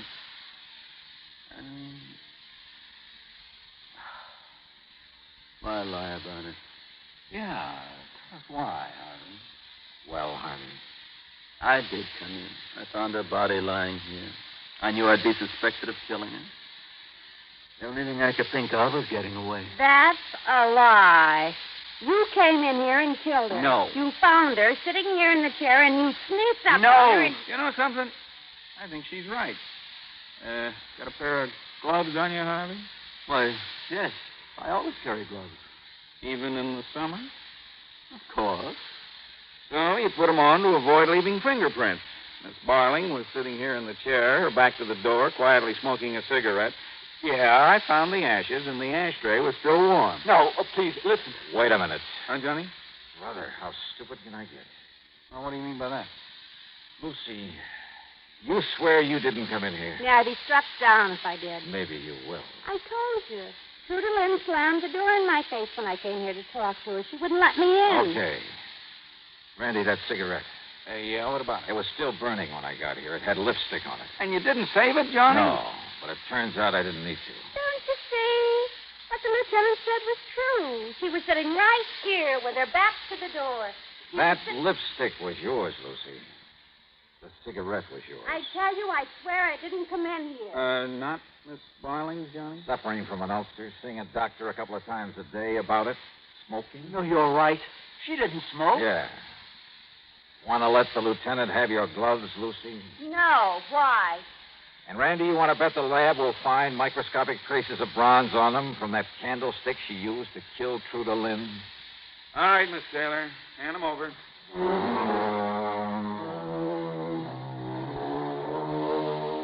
Yeah, guilty as sin. But you know something? If that pretty boy Harvey had found her alive when he'd arrived, I'm not so sure he wouldn't have done her in. There are times when I'm glad I'm not rich with a bunch of these leeches hanging around grabbing it by dough. Which reminds me, that nice extra fee you promised me in this case.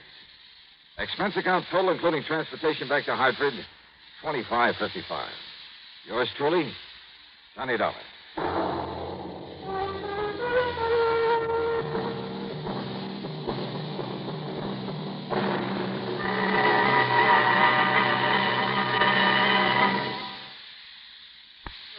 star to tell you about next week's story. Next week, a frantic fisherman who proves to be the key to a murder.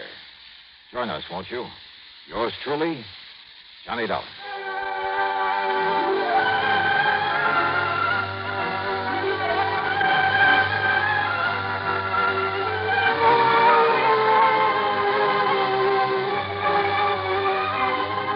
Yours truly, Johnny Dollar, starring Bob Bailey, originates in Hollywood and is written, produced, and directed by Jack Johnstone.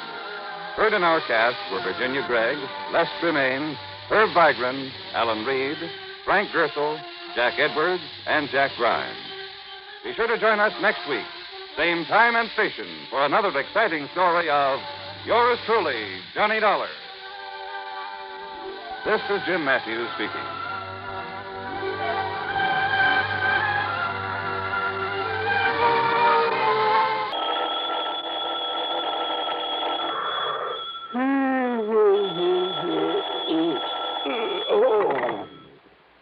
Johnny Dollar. Betty Lewis. Huh? Oh, hi, honey. Marry me? Well, what's that? I said, will you marry me? Oh, just round up a preacher and I'll meet you at the church. Serious, Johnny? Oh, I wish you were, you rascal. Well, with you, Betty, I sometimes wish I could. No, wait a minute. Catch me still half asleep this way. Betty, where did I say you do it up at the crack of dawn? What are you talking about? It's almost 8 o'clock. Exactly what I said, the crack of dawn. You're just spoiled, Johnny, and, well, I don't know whether to forgive you this time or not. Uh-oh, now what have I done? My housewarming party. Oh, no. Oh, yes. It took me 3 months of hard work to get my new little house fixed up out here. No visitors, no fun, no nothing Betty. but work. And then when I do invite you, and you accept... Betty, honest, listen. This is crazy business of mine. Better be good, Johnny. Well, I was out in Eugene, Oregon, and there was no way... Eugene, Oregon? Yeah, one of those last-minute things, insurance investigation. There was no way I could get out of it. Honest? Honest. I only got back late last night. But I'll make it up to you. I swear I will. Well... let's see. Today is, What? Betty. Hello, Betty. What's the matter, Johnny? You're asking me, those gunshots. And if I suddenly groaned and dropped the telephone, would you come running out here? Are you kidding? What? Only I cannot tell a lie. That was just some hot rod kid with a cut-down convertible. Oh, backfire, huh? Yes. Every morning at exactly 8 o'clock. You could set your watch by it. Are you sure that's all it was? Well, if you don't believe it, why don't you come over here and see for yourself? Tomorrow, maybe? At 8 o'clock in the morning? Sure. And, honey, I'll cook you the greatest breakfast you ever had. Yeah, but... Maybe even convince you that married life isn't such a bad idea after all. On the strength of a platter of ham and eggs? Tomorrow. Johnny. Hey, look, why don't we go somewhere tonight? I'll take you out to dinner and... No. If you're really sorry about missing the party, if you really do want to see me... Well, sure I do. All right, then. Tomorrow morning for breakfast. Betty. Bye, honey. So, why not?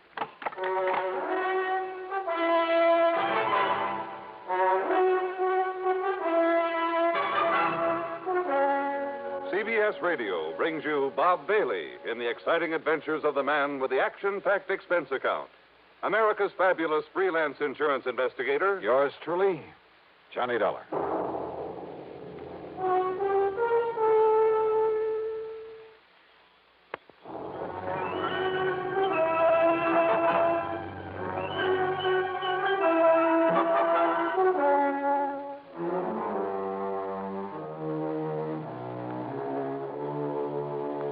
Expense account submitted by Special Investigator Johnny Dollar to the Universal Adjustment Bureau, Hartford, Connecticut. Attention, Mr. Pat McCracken.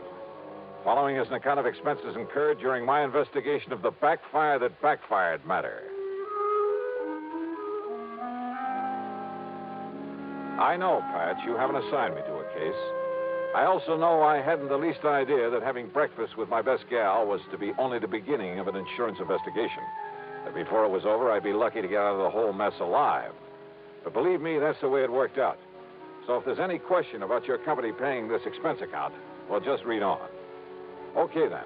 Expense account item 1 the following morning, that is, $4.25 for a tank full of gas for my car.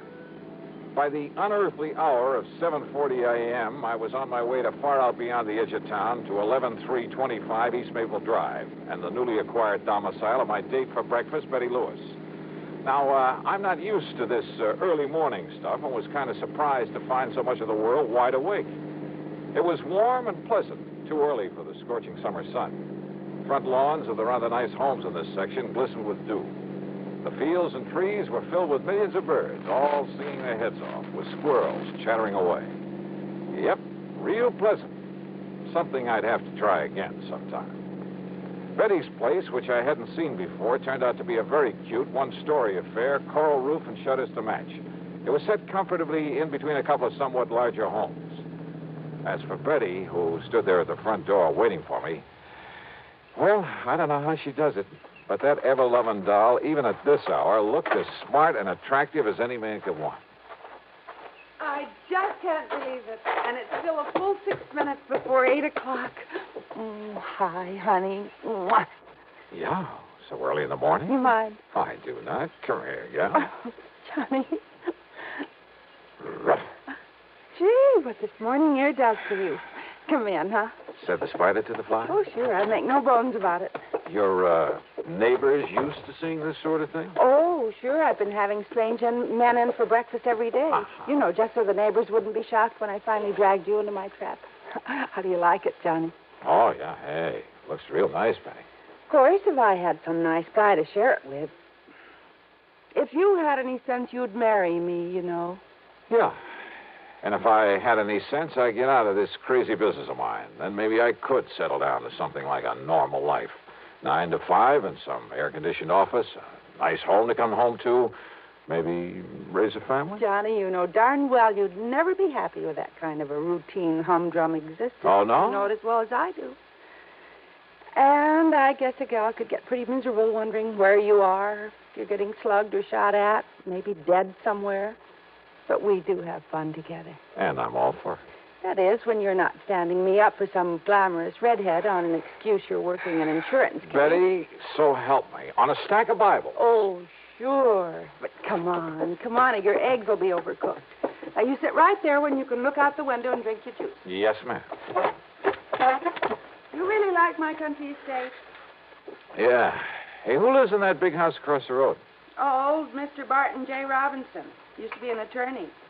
Robinson, sure. He's the one who prosecuted that big insurance fraud a few years ago for one of the companies I served. See him there eating his breakfast? Bachelor, isn't he? Yes, he lives all alone. I think I'd better warn him to stay away from you, that you're my property. He's the most punctual man I've ever seen. If he isn't there when I'm eating my breakfast, I know I've overslept. Here, now. And if you want some toast... Got it. Hey, Betty, I've been thinking. Yes? Well, maybe it's just my crazy criminal mind, but... Thinking about what, Johnny? About that. Holy smoke. No, I've got so used to it morning after morning. 2 of them. No, crazy kids. You know who they are? Oh, somebody had the police come out here a couple of mornings, but of course they didn't show up then. And I guess everybody else has just got used to them the way I have. Now, let's eat. Funny, though. What? A crazy backfire. Once they get past here, they stop it. Well, don't worry about it. But I should have. I should have worried plenty about it. Perhaps if I'd been a mystery writer instead of insurance investigator who's used to solving mysteries after they've happened, well, I would have had sense enough to act right then, immediately. Or maybe... Yeah. Maybe there was still time.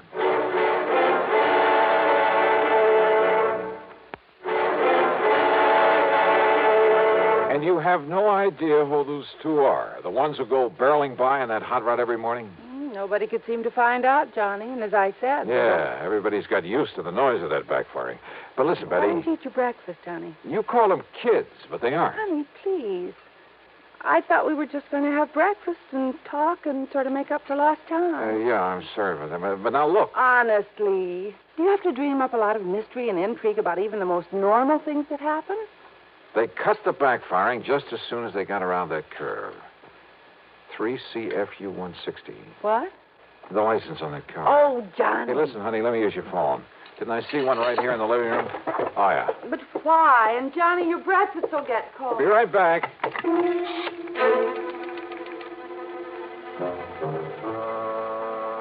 My phone call was to Jerry Wilson, who worked in the Department of Motor Vehicles.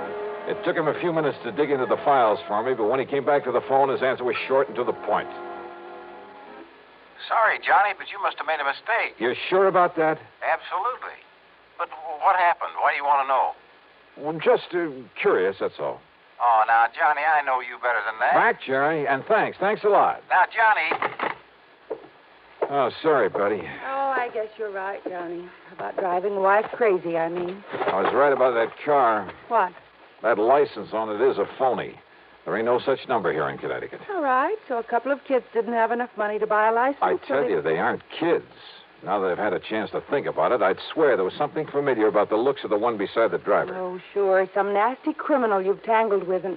Oh, Johnny, listen. This isn't why I asked you out here, to cook up some deep mystery. Hey, Betty, this lawyer, this Barton Robinson, who lives in the big house across the road. I don't care about him, Johnny. I care about you. You say that every morning at the same time he's there beside that window eating his breakfast? The same time that car comes roaring by? Yes.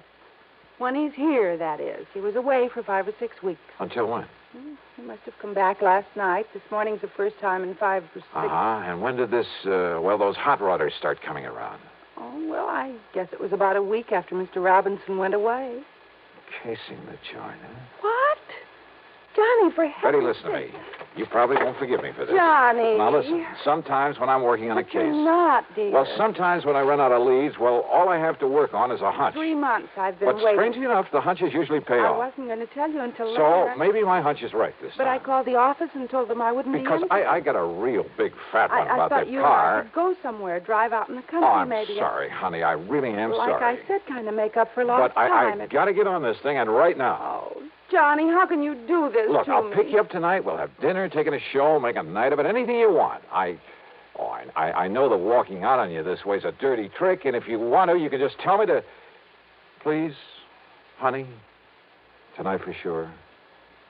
Oh, sure, Johnny. You know what a pushover I am. Thanks, hon. See you later. I set out to find that car, who owned it, and why the big backfire racket in that particular spot day after day. There was a purpose there, I was sure of it. Not just a couple of kids out on a tear. Besides, they weren't kids. I'd seen that for myself. Because of the way the car had taken the curve down the road, it left a very clear set of tire marks. So I started a careful inspection of driveways, even asked the people who lived along there what they knew about that car. And it took me most of the day. Expense account item 2, by the way, is $1.25 for a late afternoon lunch at a roadside tavern. It was there I finally got some information. You want another bottle of beer, huh, Charlie? Okay. I got one already. Now, as I was saying, mister, I think I know the very car you mean. Yeah? A 1941, tied down with straight pipes. Must have been a convertible before they throwed the top away. Makes a lot of noise. You know who owns it? Where I can find it? Well, I think I seen it take the cutoff one morning. Cutoff? Yeah, when I was on my way to work here. What cutoff? About a mile up the road to cut off over to Byerly Swamp. Good. Thanks a lot. Here's for the food. Well, you interested in buying that old crate? Something like that.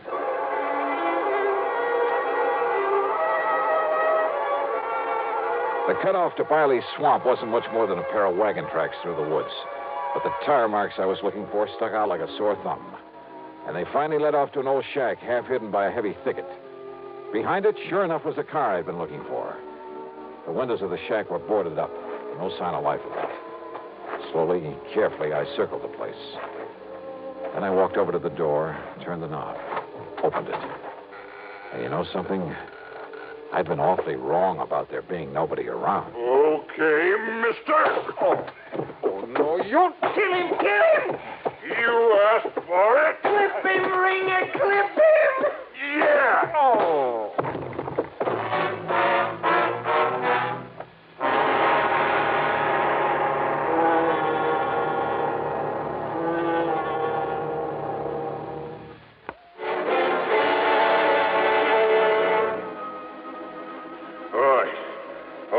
some water, Gil.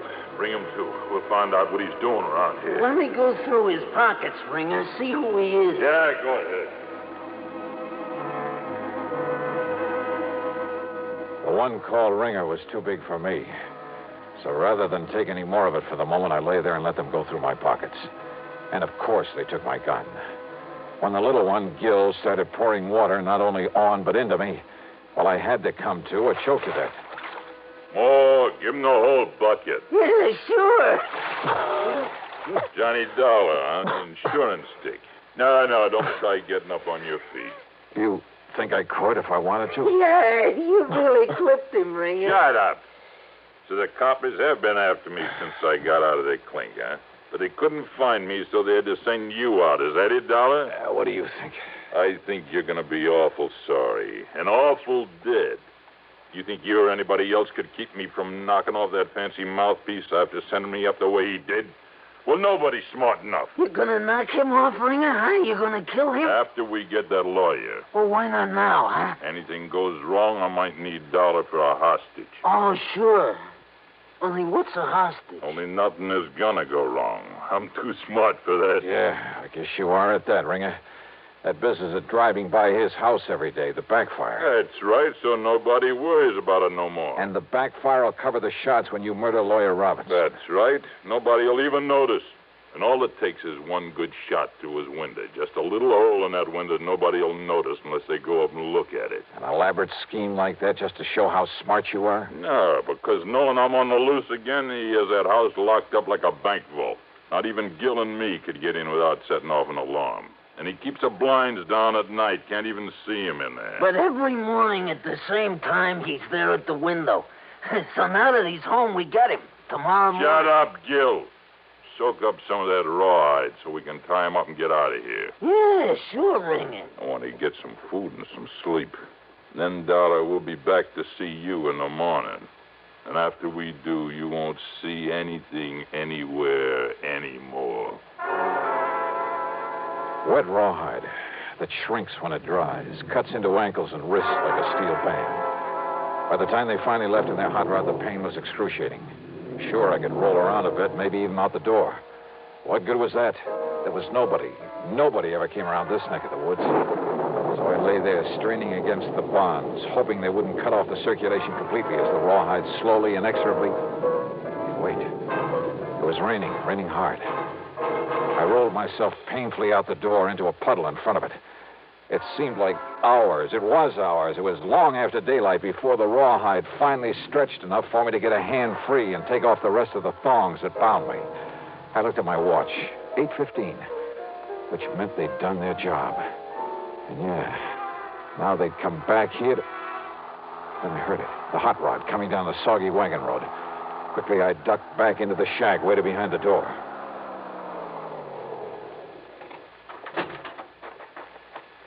So he wasn't there. We had the storm to cover us, too. I don't get it, Ringer. So he wasn't there at that window means somebody warned him. Means that Johnny Dollar warned him. That means we're taking care of Dollar right now. No, wait.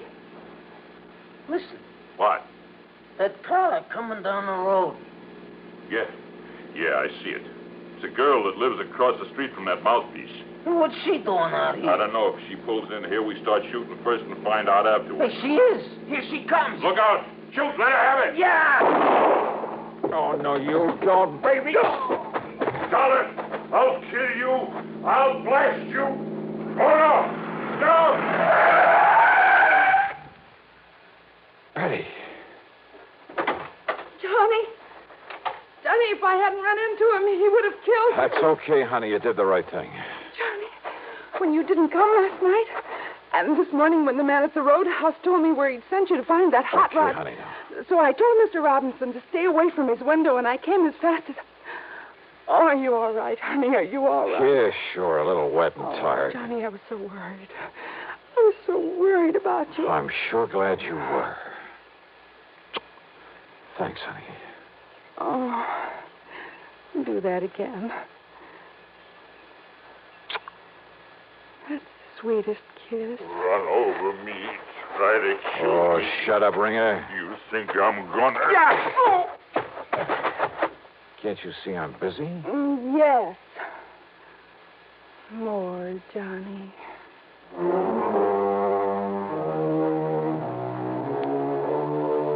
It was Betty Lewis who really saved the life of that insurance attorney.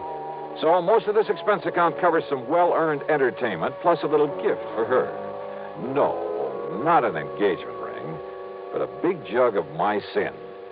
But I must admit, she certainly makes me think about the merits of... yeah. Expense account total $450 even. Yours truly, Johnny Dollar.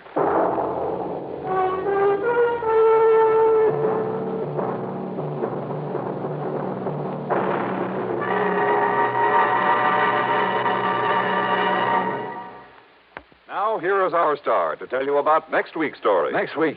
Well, next week, the funniest combination of names I ever saw. And, brother, what trouble they cause. Join us, won't you? Yours truly, Johnny Dollar.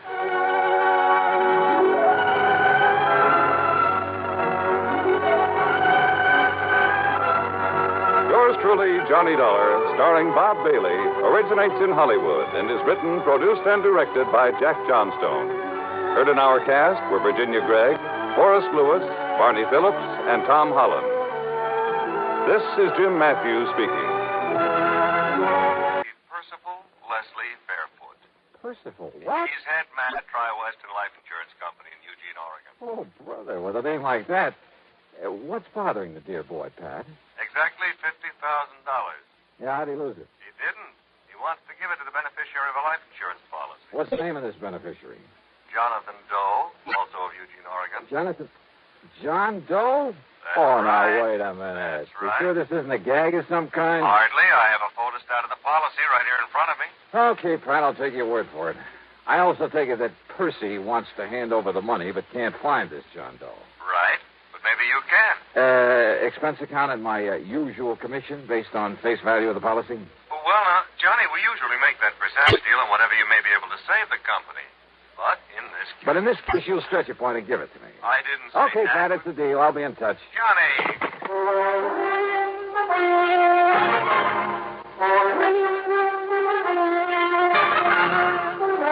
CBS Radio brings you Bob Bailey in the intriguing adventures of the man with the action-packed expense account, America's fabulous freelance insurance investigator. Yours truly, Johnny Dollar.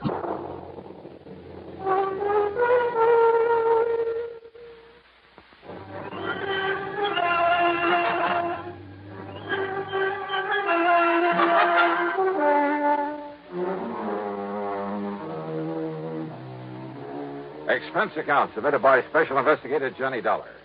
To the Tri-Western Life Insurance Company, Eugene, Oregon. Attention, Mr. Percival Leslie Fairfoot. Wow. Following is an account of expenses incurred during my investigation of the really gone matter. Percy Fairfoot. And a missing beneficiary by the name of John Doe. Oh, well, it's a living. So in spite of the late hour, item 1 is $162.85 plane fare, Hartford to New York to Portland, Oregon. For some reason or other, I couldn't get to sleep during the cross-country flight. Of course, it may have had something to do with the good-looking redhead in the seat next to me. In any event, by the time we pulled into Portland a few minutes after 4 a.m., I was bushed. Then I had to wait some 4 hours for the local flight to Eugene. It was after 11 a.m. when I finally walked into the office of Tri-Western on Jefferson Street. I was tired, hungry, and in no mood to bandy words with anybody by the name of Percy. The office straight ahead, Mr. Dollar. Thanks. He's expecting you. Very anxious to see you. Oh, yeah, I'm sure. Well, come in, Dollar. Close the door and come in and sit down. You're Percival Leslie? Yeah, that's right. Call me Les. And come in, come in. Yeah, sure. Well, you look like you've been run through a ringer, Johnny. How about a little drink? Think that might help? No, thanks. Or is it because you've been nipping at the jug all the way out here? Oh, hardly. Of course, there was that redhead in the seat next to mine. Oh, yeah, those redheads, they'll do it to you every time. Good looking. Well, I told you I didn't get any sleep. Oh, baby, you're a man after my own heart. But now, listen. Did Pat McCracken tell you why I wanted to see you? Something about a missing beneficiary. Now, here's a story in a couple of nutshells or two. We got a lot of farms around here. Big ones, little ones, all kinds. A few years ago, Harvey Wakeman and his family came out here. That's Mrs. Wakeman and his 20-year-old son, Ben. It's Wakeman's policy that's involved? Just let me give it to you my own way. It'll save time. Huh? Yeah, shoot. Well, Wakeman used to be a professor at some agriculture college somewhere back east. When his doctor told him if he didn't stop teaching and retire, he'd die before his time, why, he came out here and bought this farm up this side of Coburg and went to work on it. He called that retiring? Oh, he did wonders with it. And when he died a few weeks ago... Wait a minute, Yeah? a wife and son? That's right. But he left the insurance to somebody by the name of... That's right, to a man named Jonathan Doe. Just who is this John Doe? Ask me, Johnny. He isn't. Well, what do you mean by that? You ask me, Jonathan Doe is dead. Now, he must have known old man Wakeman was leaving him this money, so why isn't he around to collect it? Yeah, I see. Tell me one thing, Les. What's that? How did Wakeman die? Sound asleep in his own bed in his own house. Nothing to be suspicious about, if that's what you meant. Okay. Now, let's get back to Jonathan Doe. Wakeman's best friend, Johnny. Had a farm just north of Wakeman's on a little side road. The way I understand it, Wakeman spent almost as much time this past year over at Jonathan's helping him out as he did on his own farm. His best friend? Yeah, that's why he left him the insurance money. After all, he left his widow and his boy his own farm worth 3 or 4 times that much. I see. But now my problem is I can't find Jonathan Doe. Well, he just disappeared? Just disappeared. When? About the same time Harvey Wakeman died, near as we can figure it. That was 3 months ago. What did the police think? Well, they decided the only thing we can do is wait. Maybe he'll show up again. But you ask me, Johnny. Yeah? That means wait for 7 years until he's legally presumed not to be alive, and then give the money to the secondary beneficiary. Legally presumed not to be alive? That's a funny way to put it. Well, that's the way Harvey Wakeman had me write it in his policy. But you know what it means, Johnny. Sure, the statute of limitations. When someone fails to show up for 7 years, the law presumes him to be deceased. But this company doesn't like that sort of stuff hanging over its head. So, Johnny, it's up to you. Either find this Jonathan Doe or, more likely, prove him dead. So how are you going to start? You know something? Yeah. Well, you've given me so much to go on. Right. That, Les, I haven't the least idea.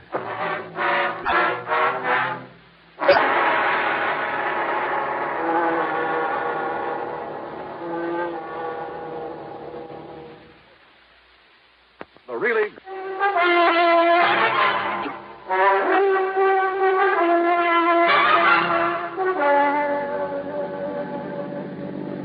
Expense account item 2, $50, deposit on a rental car after a big lunch at Les Fairfield's expense. I crossed the Willamette, then drove north. A couple of miles this side of Coburg, I found the prosperous-looking Wakeman farm. As I pulled up in front of the house, a clean-cut young fellow in blue jeans came over to the car. Afternoon, mister. Can I help you?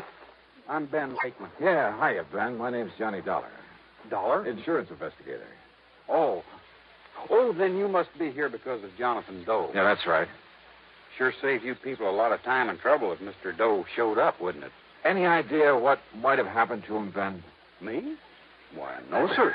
Well, I have, Mr. Dollar.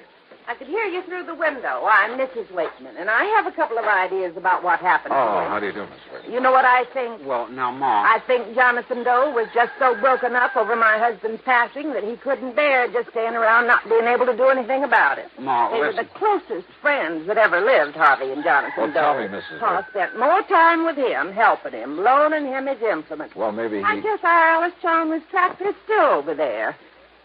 Ben? I know it is, Ma. And as soon as Mr. Waverly says it's All okay, right, all right. Yes, Pa spent more time with him lately than he did here. And with the shock of Pa's going, well, I just think he went away. Ma, I don't mean to argue with you, Ben, the more you say no, the more I believe it's true. You just know the best way to keep me thinking something is to say it isn't so. You're just like your father was. You said you had 2 ideas, Mrs. Wakeman. Well, of course, Mr. Dollar. Any reason why this Jonathan Doe wasn't just, murdered? Ma, please. Any reason you know of why somebody might have murdered him? Well, no, but just the same, it's a possibility, isn't it? What sort of a man was Jonathan Doe? Well, according to Pa. No, I mean in your own opinion. Well, you see, I just never did get around to meet him. Goodness knows I told Pa to invite him over here to Sunday dinner often enough. Ben? Sir? Well, that is, I never met him either. I offered to go over there with Pa a couple of times and maybe help him out, but... You want the truth. Neither Ben nor I ever really saw his farm close up until they told us he'd disappeared. It wasn't that Pa kept us away from him. It's just... Well, who around here did know Jonathan Doe? Well, actually, Well, I guess even we wouldn't have known about him if it hadn't been for Pa. That's true, Mr. Dollar. It's just that, Kind of funny that they knew so little about Mr. Wakeman's closest friend and beneficiary of his insurance. But the more I questioned them, the more sure I became that they really didn't. More important, tired as I was, Mrs. Wakeman's constant jabbering nearly drove me off my rocker. So after learning that the Eugene police had made what little investigation there was, I drove back to town, dropped in at headquarters. Well, you really should ought to talk to Sergeant Conroy, Mr. Dollar. He's the one really been out looking for that Jonathan Doe. John Doe, ain't that a laugh? Yeah. Well, is Conroy around here now? It's his afternoon off. I don't know where you'd find him. He'll be on duty 8 a.m. in the morning, though. Okay, thanks. I'll catch him then. Sure. I spent the rest of the afternoon contacting everybody I could think of who might have had some contact with Jonathan Doe. At the post office, I learned the delivery man had only seen him at a distance, driving Wakeman's tractor across the field. None of the merchants remembered his having ever come in. I drove out into the country again, talked with other farmers living nearby. None of them knew anything about him, nor had ever seen his face. I drove to his farm, went over the place with a fine-tooth comb. Result? Nothing. Except, perhaps, that it was obvious he'd never owned a cart or any livestock, nor many of the usual agricultural implements either. As a matter of fact, the Alice Chalmers Mrs. Wakeman mentioned was the only motorized piece of... Wait a minute. No car. I went back to Eugene again, checked with ticket offices, bus, plane, and railroad. Nothing. I began to wonder if this John Doe ever existed. But then at City Hall, in the Hall of Records, I had that idea knocked right out of my head. Well, here are the records, Mr. Dollar. All in order. Now, look, tell me this. Did you ever see and talk to this man? Well, no. Well, who in this office might have talked to him? Well, I would have. But, you see... Hey, now, wait a minute. Where's the signature on these? Well, you see, they were all signed by Mr. Waverly. Waverly? Well, that's lawyer John Waverly had his power of attorney. Where'll I find him? Well, I understand he went up to Portland this afternoon. Oh, son of a gun. Somebody around this town must have known this Jonathan Doe, must have seen him somewhere, sometime. Well, of course, Mr. Dollar. All right, who? Well, now, that's something I just don't know.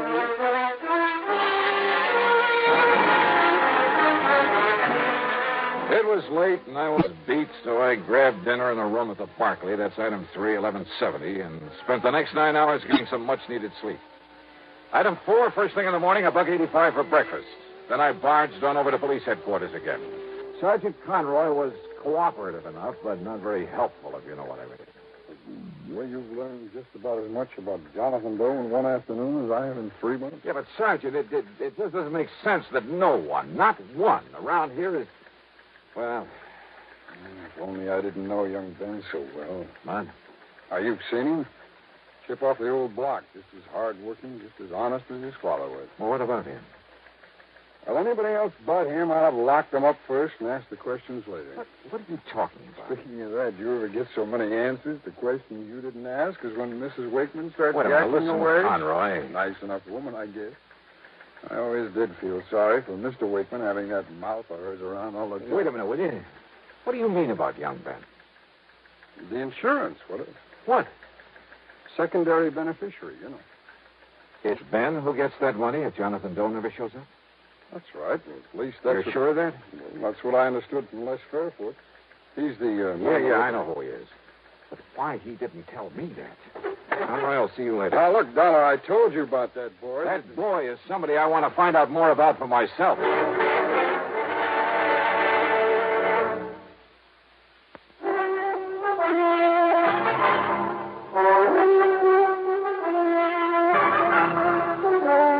Expense account item 5, 10 cents for a telephone call to Les Fairfoot.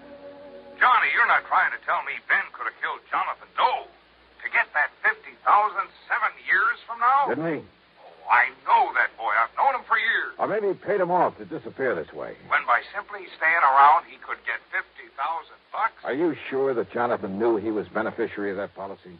Well, I certainly imagine old man Wakeman would have told him so. Wakeman never say he did? Well, no. You ever tell it to Jonathan? I never even met him. Not you nor anybody else, and I've been wasting all this time trying to find someone who did, who knew something about him. But, brother, that's all beside the point now. What are you going to do? Go out to that farm for a showdown with Ben Wakeman.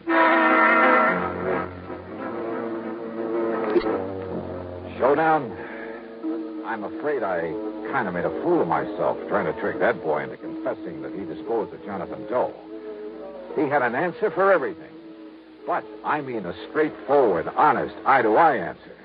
As for his mother... Ben, who's worked so hard to take care of me and Paul ever since you first got sick, how can you say such a thing? It's all right now, Mother. It's just Mr. Dollar. Just that he's accusing you of the most horrible, the most awful things, and he has no right to. Well, look, Mr. You think that Ben, this wonderful boy who's taken such good care of this farm, just like his father wanted, and who's even taken care of Jonathan's place ever since and taken care of us, I ought to scratch your eyes out for even thinking such a thing. Well, I'm sorry, Mrs. Wakeman. You'd better be, and you'd just better get out of here. Mother, If please. I had any sense, I'd sue you. I'd call up John Waverly and Wait a tell minute. him... Waverly? That's right. Lawyer Waverly. He was Dad's attorney, Mr. Dollar. Your father's, too? Of course. Then he's the one I want to see. Just don't you worry about that. You just come around here like this anymore, and you'll see him in court. Mrs. Wakeman. Go on now, get out of here. Mrs. Wakeman, I may end up by owing you a big fat apology. You certainly will, but right But now... until I talk with this lawyer... Right now, you can just get out of here. Yes, ma'am.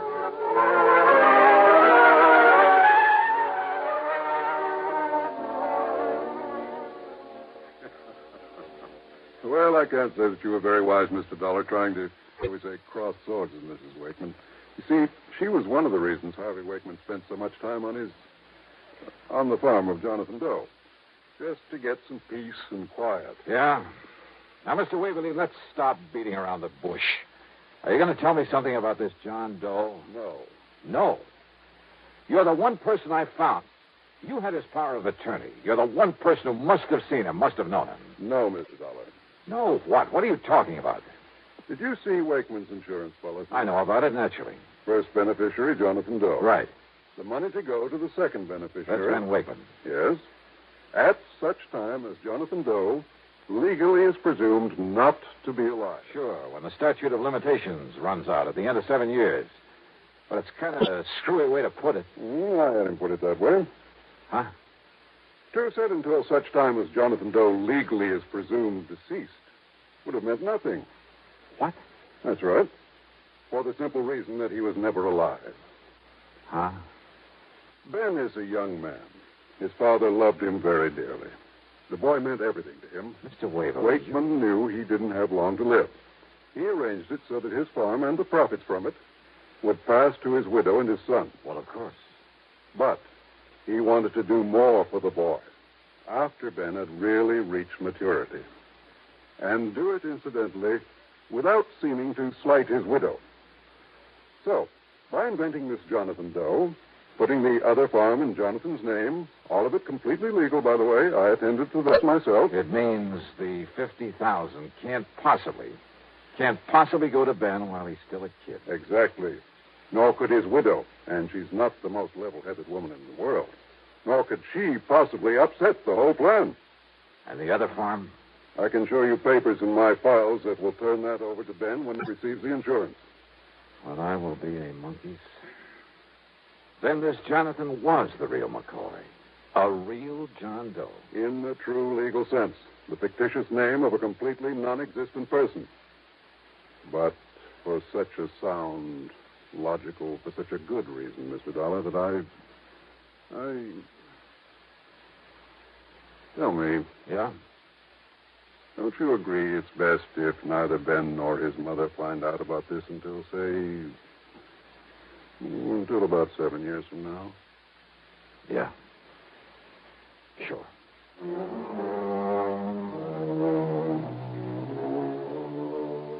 So, Les, you can just hold this $50,000 payment outside and outstanding for a while.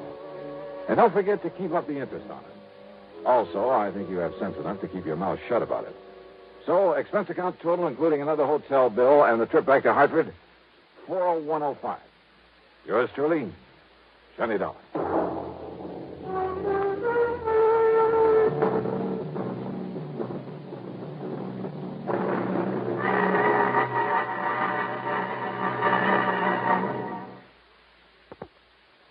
here is our star to tell you about next week's story. Next week, a very clever device to cover a murder. And it almost worked. Join us, won't you? Yours truly, Johnny Dollar.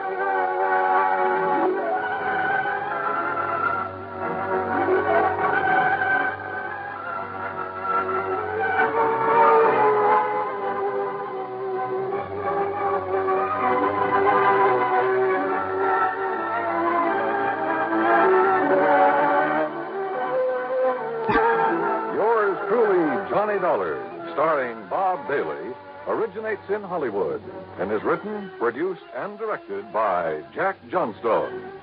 Heard in our cast were Virginia Gregg, Lawrence Dobkin, Marvin Miller, Sam Edwards, Junius Matthews, Stacey Harris, and Bart Robinson. Be sure to join us next week, same time and station, for another exciting story of yours truly, Johnny Dollar.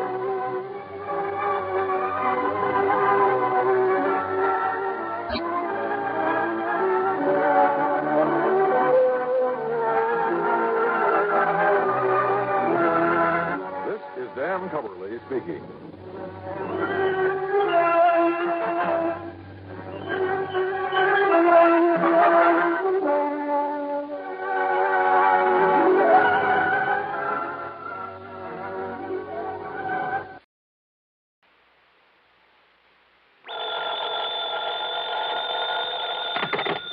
Johnny Dollar. This is Al Turner at New Britain Mutual. Hi, Al. What goes with you these days? Johnny, one of our important clients is very anxious to get in touch with you. Says that she's an old friend of yours. Oh, who's that? Her name is Mrs. Virginia Haskell. Virginia Haskell? That's right. Sorry, Al, but I'm afraid I never heard of her. Before she got married, about a year ago, her name was Van Doren. Chinny Van Doren? Yes. Oh, well, now that's something else again. And I mean something. Well, then you do know her. One of the most delectable bits of feminine pulchritude I ever ran up against. Believe me, a young man's fancy didn't have to wait for spring to turn to thoughts of her. Now, what's that mean? Oh, Al, even I had serious ideas about that gal at one time. Oh? Yeah, right after college. Isn't every kid of that age intrigued by the idea of marrying into a fortune? And very beautiful. At least she was when I knew her. Still is, Johnny. So she's married to somebody by the name of Haskell, huh? Gordon Haskell. They live on Birch Brook Road, down in Bronxville, New York. Funny. What? Well, when I knew her, that blonde charmer didn't have eyes for anybody but Paul Snowden. Who's Paul Snowden? Childhood sweetheart, that sort of thing. Poor boy, making good on his own, you know the bit. Ah, yes. Too proud to marry her because of her money. But she swore that she'd never marry anybody else, that he was her one true love. But I guess she changed her mind. What did she want to see me about, Al? She didn't say. She did make it clear, however, that it has to do with some of the family insurance. Well, that's as good an excuse as any. Well, then, do you want to run on down there? For a longing look at the gorgeous Ginny Van Doren? But it'll cost you money, Al. Listen, Johnny, with the premiums we get for all the insurance she carries, life, house, property, and so on, the sky's the limit. Brother, have you stuck your neck out? Well, now, that doesn't mean you have Albert, to... I'll be in touch.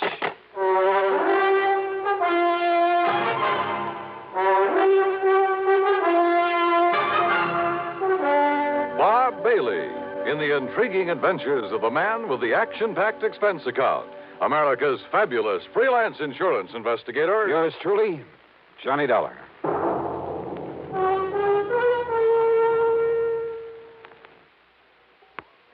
And now, Act One of yours truly, Johnny Dollar.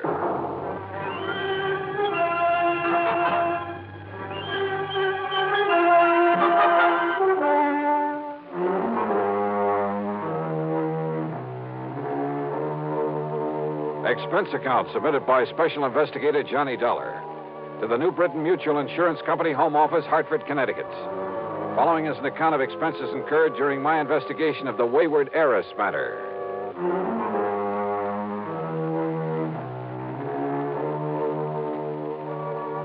I decided it might be handy to have my own car along for this one, so expense account item 1, $4.25 for a tank full of gas. I picked up the freeway and headed south and west to fashionable Westchester County, New York.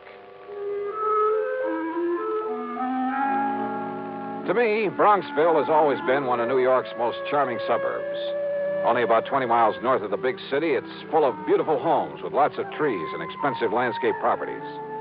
There's a lot of wealth in Bronxville. The Haskell home on Birchbrook Road was a huge English-type affair, built of stone and stucco, the kind of place that'll last 100 years.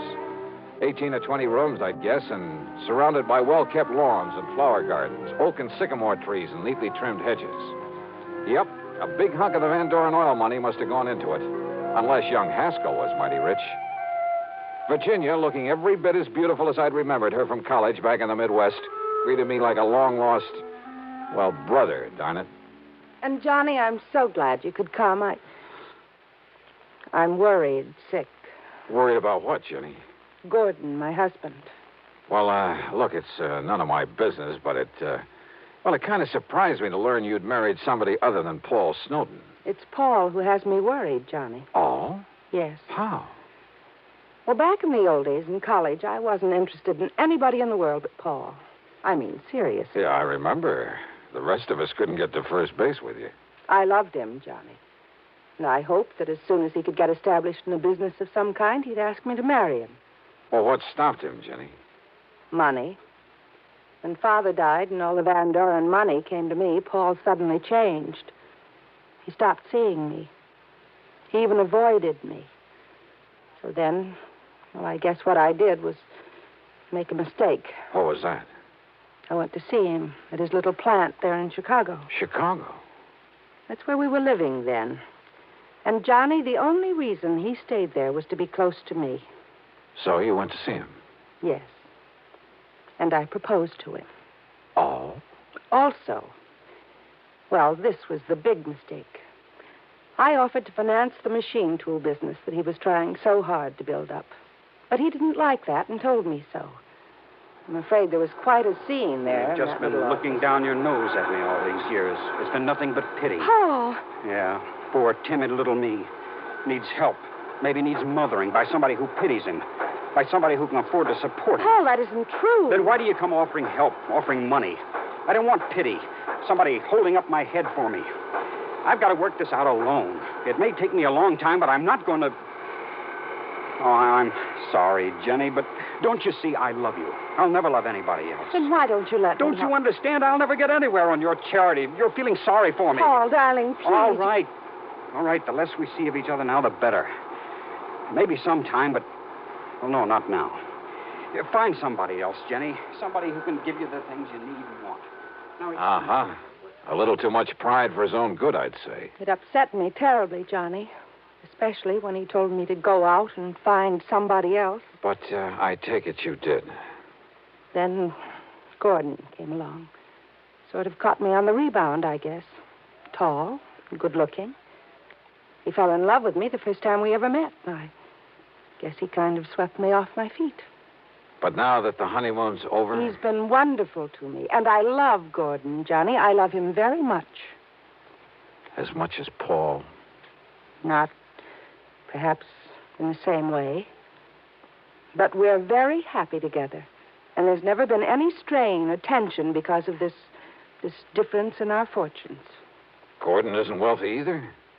Well, he hasn't what I have, of course. But he manages to get along. And I'm being a good wife to him. Oh, I'm sure you are, Jenny.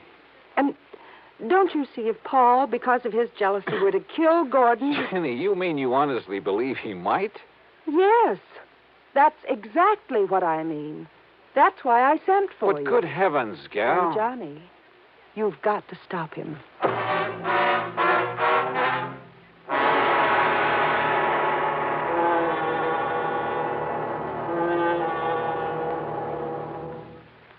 And now, Act Two of yours truly, Johnny Dollar and the Wayward Heiress Matter.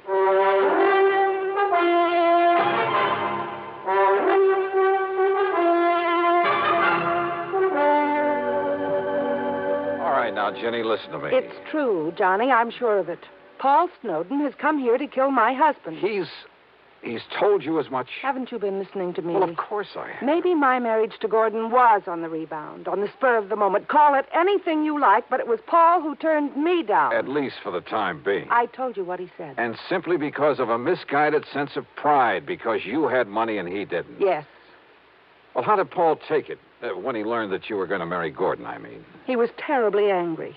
He made all sorts of wild threats. Well, now, that doesn't necessarily... He said that he would kill anybody else who married me, and he will, Johnny. Does he know Gordon? He's never seen him. But he wants to kill him?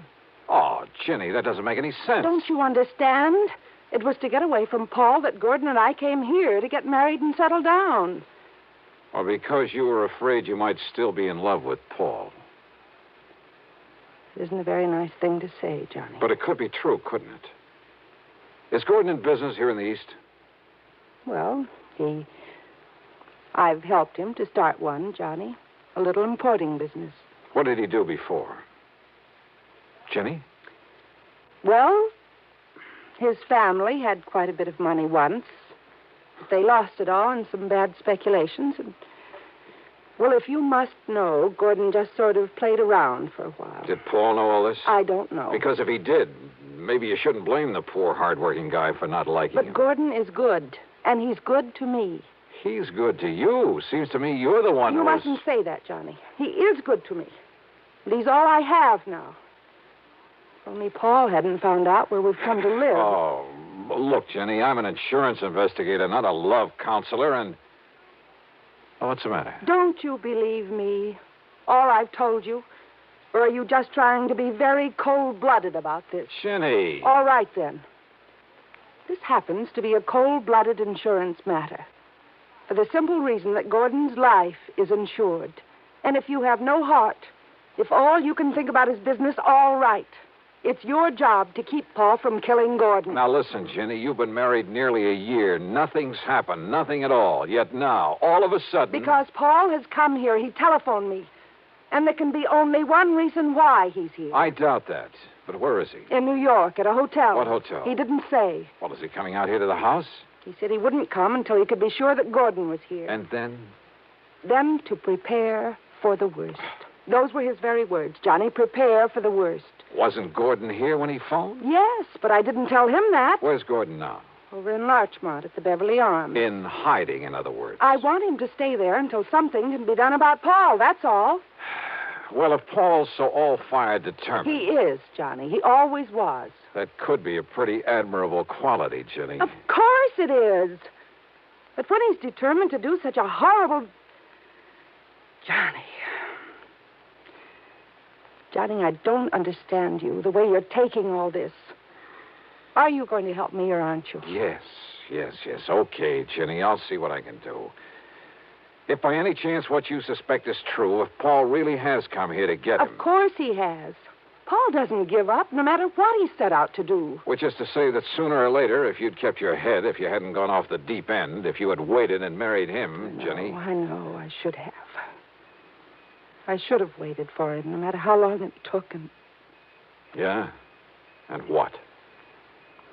No, Johnny, I didn't mean that. I'm married to Gordon now, and I must protect him. Okay, then. The first thing to do is get him over here. What? Sure. If Paul's staying undercover, it's the only way to bring him out in the open. But if anything happens to Like Gordon... you say, it's my job to see that it doesn't. I'll see you later.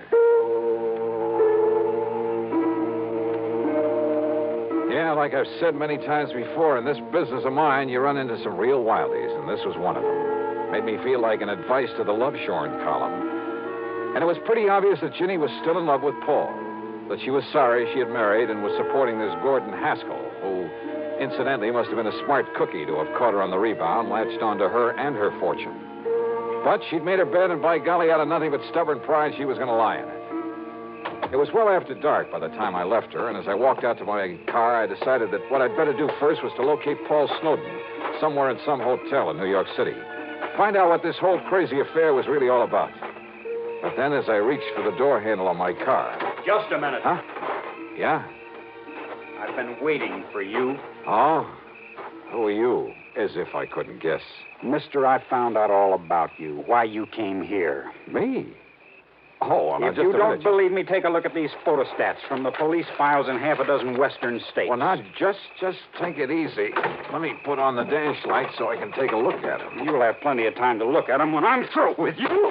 Well, just a Mister, minute. I ought to kill you.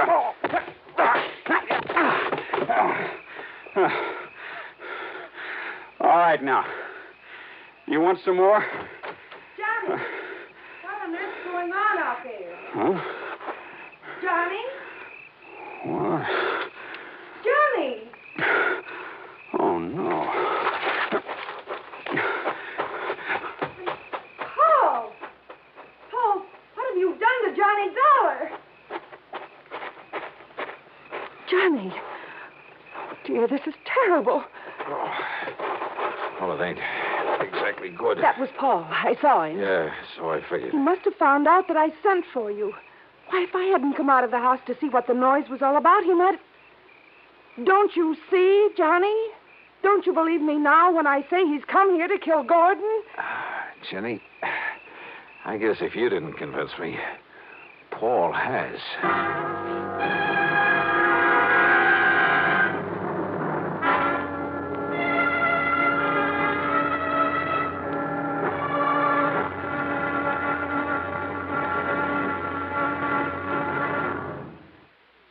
Now, Act 3 of yours truly, Johnny Dollar.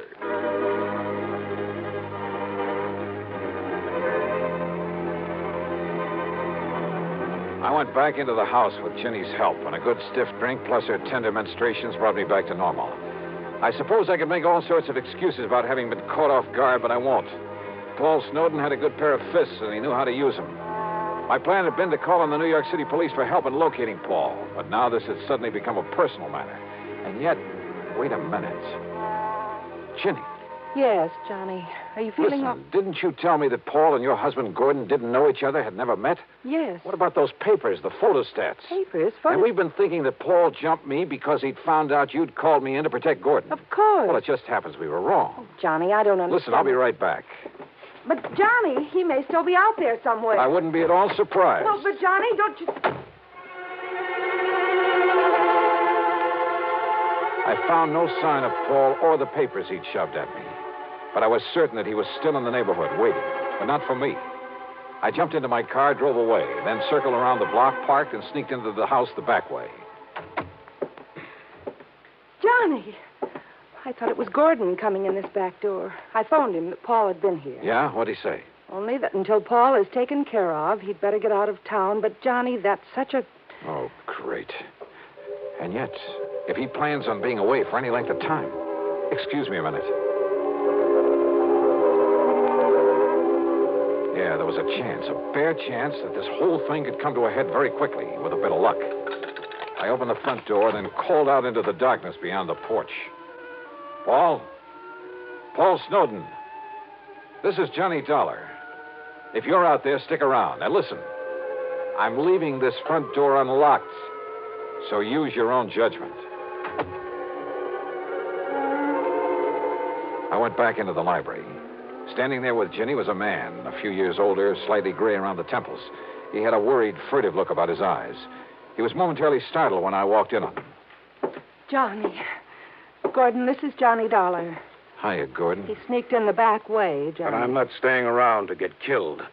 Now, listen, Virginia. Gordon, it'll be all right now. No, I don't know who Dollar is or why you've called him in, but I'm not staying around here with Paul Snowden gunning for me. You're afraid of him, Gordon? Wouldn't you be?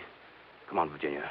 Open up the safe. You've got plenty of money in it, I know. But look, darling... Come on, get it for me. Give it to me. But to run away like this... Oh, because Paul wouldn't run away. You know that isn't what I... Give me the money, Virginia. Or do you want a dead husband on your hands?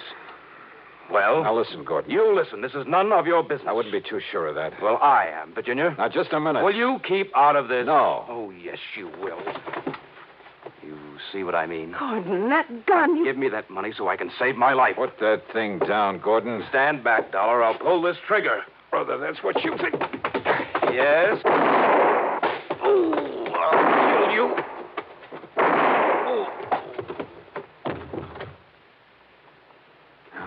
Thanks, Paul. I ain't low, Dollar. I'm afraid he'll live. Yeah, he'll be okay. Should have killed him, I guess. But I'd rather see him face the courts. Oh, what are you talking about? Those photostats you have? Yeah. Police files all over the West. He has a record as long as your arm, under various names. Wealthy women. Married them, took their money. Oh, no. Yes, Jenny. And some of them... Well, he killed them. Paul, I didn't know. I didn't know. I'm sorry, Dollar, about what happened outside earlier, but in the darkness, I thought you were Gordon. It's, okay, Paul. You've, more than made up for it.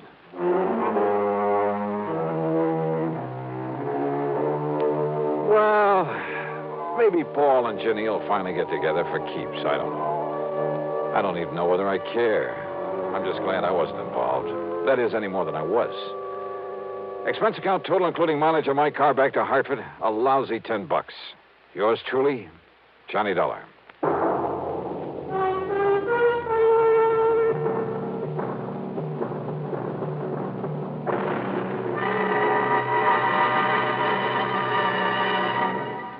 Our star will return in just a moment.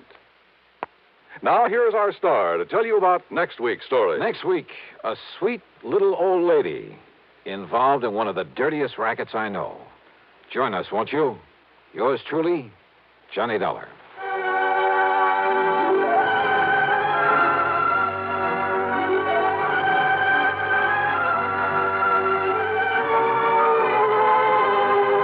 Yours truly, Johnny Dollar, starring Bob Bailey, originates in Hollywood and is written, produced, and directed by Jack Johnstone.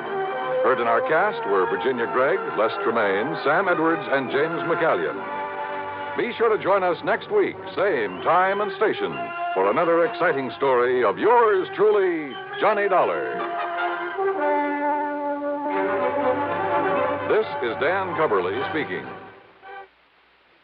From Hollywood, it's time now for... Johnny Dollar. Johnny, this is George Reed. Well, hiya, George. What's troubling Floyd's of England this time?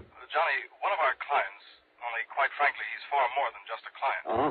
Yes, his life is being threatened. Oh, George, you know I hate these bodyguard assignments. Every Johnny, time I handle one of them, it ends up with my own life being in danger. I fully realize Yeah, that. one of these days, my luck may run out. Oh, heaven forbid. Nonetheless, Johnny, If somebody needs protection, why don't you just call in the police? well, there are certain, confidential aspects of this case that, if any sort of publicity can be avoided. Johnny, Yeah? if it can any way help to minimize the danger to yourself, I'll gladly go along with you on this one. You mean literally, physically go along with me? Yes. Well, now, George, that's not the way I usually like to work. I know, but as I told you, this involves a man who is more than just a client. Yeah? Just what does that mean? It's my brother, Johnny. My own brother. Oh. Yes. Okay, George. I'll be over to see you.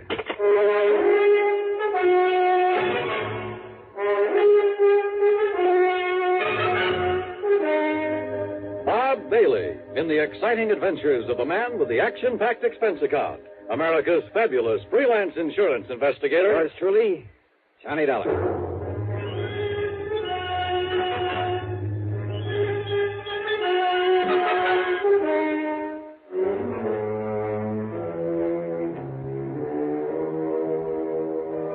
Expense account submitted by Special Investigator Johnny Dollar to Floyd's of England, North American Office, Hartford, Connecticut.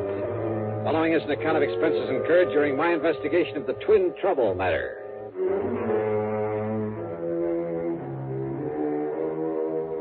Expense account item 1, $1.20 for a taxi over to George Reed's office at Floyd's of England in downtown Hartford.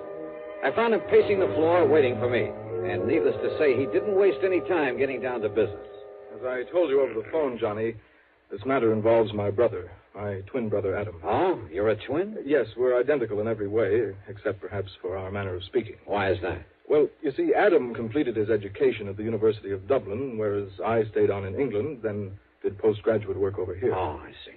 About 18 years ago, Adam and his wife came here to the United States. Is he also with some branch of Floyd's of England? No, Johnny. Adam owns a small brokerage office down in Newark, New Jersey. He lives in a nearby town called Upper Montclair. Say, tell me, has this business of his anything to do with the threat against his life? Everything, I'm afraid. Now, don't tell me he went around selling a lot of worthless stocks and bonds, and now somebody wants to get even with him. Of course not. Adam is a completely honest, reliable dealer in legitimate securities. Then what's the trouble? Well, you see, when he first arrived in this country, he traveled around quite a bit, not only sightseeing, but, looking for a good business connection. Figures? While on the West Coast, he met two men, Shockley and Barron, independent stockbrokers. Uh-huh.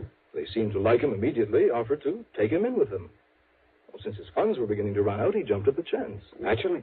But, Johnny, it turned out that they were swindlers of the worst possible sort, dealing in completely worthless securities. Uh-oh. Yes.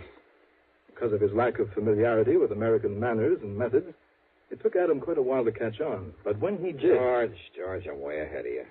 What? When he finally got wise to them, he called in the law. So they got sent up the river, including your poor misguided brother. And now... Yes, Johnny. It was Adam's information, his testimony, that brought the whole foul operation into the open. As a result, of course, his prison term was a relatively mild one. I didn't know there was such a thing. But now that the others are free, they're out to get him. At least the one named Shockley is. It's he who has contacted Adam with this impossible proposition. Uh-huh. When did he and Barron get out of the clink? About 2 weeks ago. I see. So what's the proposition Shockley has made your brother? Johnny, Adam has spent the past 9 years, ever since he was released out there, building up this small brokerage office here in the East. Now he and his wife are finally beginning to reap the fruits of their labors. Children, 2 fine, upstanding kids, are in college over in New York State. So? But if it were ever to become known that he once served a term in prison for participation in a stock swindle... Yeah, I know. It would kind of pull the rug right out from under him, wouldn't it? It would completely ruin him, Johnny. And it would probably kill his wife. What then? This 9 years of struggle, of trying to make up for that one mistake, has been just as hard for her as it has for him.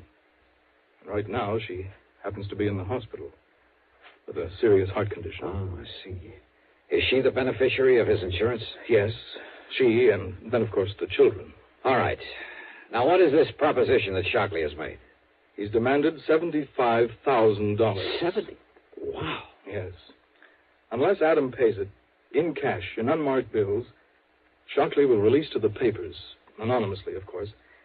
Well, he'll tell them all about Adam's unfortunate part in that stock-selling racket years ago. Yeah, which means that if Adam had a single customer left inside of a week, it'd be a miracle. Then Shockley says, after he's ruined him, he'll kill him. He'll what? Unless he pays this money, of course. He'll make it look like suicide. After all, under the circumstances, well, you know, the ruined businessman. Yeah, I do know. Sure, there'll be no reason for anyone to think it isn't suicide. Exactly.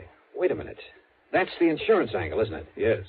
If Adam's death is called suicide, his policy will be void. His wife and kids will get nothing. And if this man Shockley is as clever as Adam says he is, he'll do it in such a way that any court in the land will call it suicide. George, I just can't believe it. And yet, I suppose... He's told Adam that he's already got away with this sort of thing once before Adam knew him. But why doesn't he call in the police, the FBI? If this man already has a criminal record... No. Well, maybe the other one, Barron, is still working with him. No, Johnny, don't you see? Don't you see he doesn't dare? Yeah, I guess you're right. If he called in the cops, the publicity would be just as bad, just as ruinous to him as if Shockley were to shoot off his mouth to the papers. Yes, Johnny.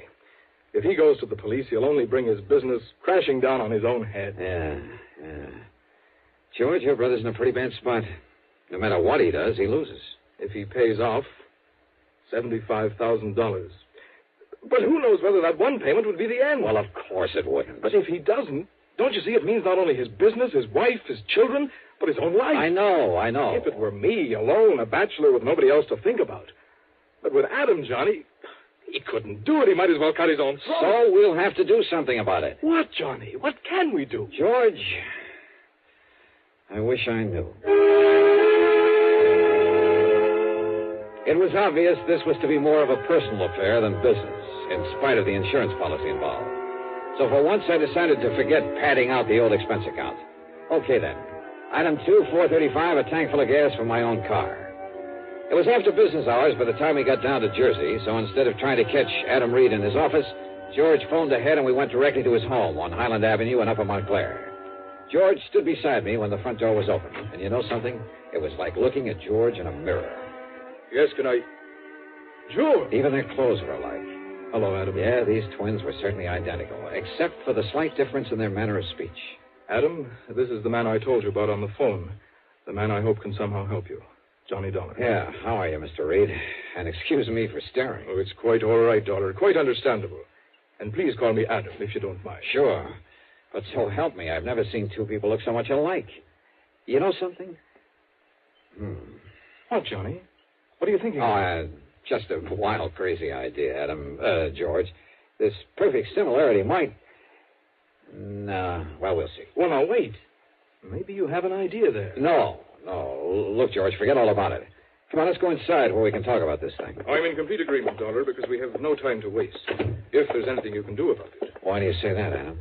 I've heard from Shockley again. Oh? When? This morning, after the last time I talked to George. He called me at the office. I'm afraid I didn't get as much business done today as I might have liked. Then I left as early as I could. I went to the bank and called on my wife at the hospital. She's very seriously ill, sir. Yes, so I understand. I've not yet had the heart to tell her about this whole ungodly affair. And I can't say that I blame you. And yet, what difference would it make? Whatever happens, whatever this man does to me, it's bound to affect my darling. Oh, it's a terrible thing, Dollar. Now, this phone call today. Yes. Shockley says that he's coming here tonight. Tonight? Yes. Uh-oh, with my car out front. Well, that's why I stopped at the bank today. He says he must have $10,000 as a sort of down payment, as evidence of my good faith. $10,000? Well, I say that he won't get it. Oh, now, wait a minute, George. No, Johnny. I tell you, I won't let Shockley get away with this. George, if please. he comes here tonight and demands that money, I'll kill him rather than let Adam give him a single cent. Now, listen, will you? I told you, Johnny, with me it doesn't mean a thing. But with Adam, his wife, his children... You think he'd come in here with my car out front? If he does, I want to be ready for him. Give me your gun, Johnny. George. This whole rotten thing has gone too far. I tell you that if I have to in order to stop it, I'll... No, Adam, wait. Is there an extension phone? In the next room, in the library. Go ahead. But, Dollar, if it's Shockley and he hears you pick it up... He won't, if we do it right. Now, wait till I call to you, then pick it up immediately. I'll do the same on the other end. Yes, all right, Dollar. Can you hear me? I can hear you. All right. Now. Yes? Are you alone, Adam? I'm alone, Shockley. You haven't called in the police. You know as well as I do what that would mean. The publicity. I'm glad you realize that. But I don't trust you, Adam. What? So instead of my coming to your home, you're going to meet me. You've got the $10,000 for me. I have. All right. Cedar Knoll, about 7 miles north of here. Do you know the place? Yes. Cedar Knoll. There's a little shack on top of it, empty. Get into your car. Your own car, Adam. I'll recognize it. Meet me there. Very well, Shockley. Just one thing. Yes? Just be sure that you're alone. Because if you're not, somebody's going to die, Adam. It won't be me. But if there's anybody with you, you understand, Adam. I understand. Cedar Knoll. Uh-huh. Well, Adam, it sounds as though your man Shockley is as clever as you seem to. So where's George? Dollar, he listened to the phone next to my ear. Yeah? As soon as Shockley named the meeting place, George took the gun out of my desk and left. He what? He's going up there to kill Shockley. Unless I can stop him, Adam, he's going up there to get murdered.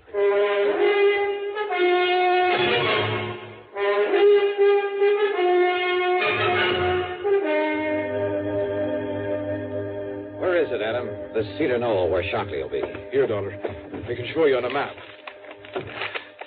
Here. It's 15 or 16 miles from here. Huh? Shockley said it was only about 7. Then he must have been somewhere along the way when he called. That means he'll get there long before George can. Yes. Look now. Here it is on the map. Yeah, I see. Straight up 23 and west of Pumpkin Plains. Yes. All right. Now, George took your car. What kind is it? That little coupe I saw out in the street? That's it. Oh, fine. There are 10 million of them on the highway, all alike. What's the license number? Well, come on. I don't know. I don't remember it. Then, Adam, all I can do is try to get there before George does. Before he gets himself killed.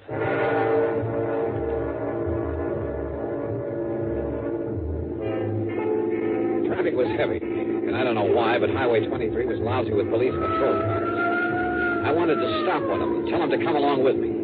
But this was one case where I couldn't. So instead, I drove within the speed limit, except for a cutoff above Mountain View where I could open her up for a few miles before getting back on the highway. I'd probably bypass George as well as the highway traffic. But the important thing was for me to get there first. That's why I left 23 again, took the curving, narrow, but much shorter back road to Cedar Knoll. Finally, I could see the knoll. A a sort of big mound, a high, barren hill. I could see the little building on top of it in silhouette against the moonlit sky. And I could see a car parked up there, a big sedan. So Shockley had arrived and was waiting there. At the bottom of the knoll, I pulled off to the side, cut the engine, doused the lights, and went the rest of the way on foot. As I slowly approached the shack, through a drawn window shade, I could see a light in it, waving around like a flashlight, and the shadow of a man. No, wait. For a moment there were two of them, two shadows. That meant Shockley wasn't alone. And knowing they'd be well armed, both of them killers. Well, this whole thing might not be so easy. Yet somehow I had to keep them from hurting George. Yeah, and from killing Adam. Slowly, cautiously, I edged over to their car. I slid down under it and went to work with my pocket knife on a small piece of tubing near one of the wheels.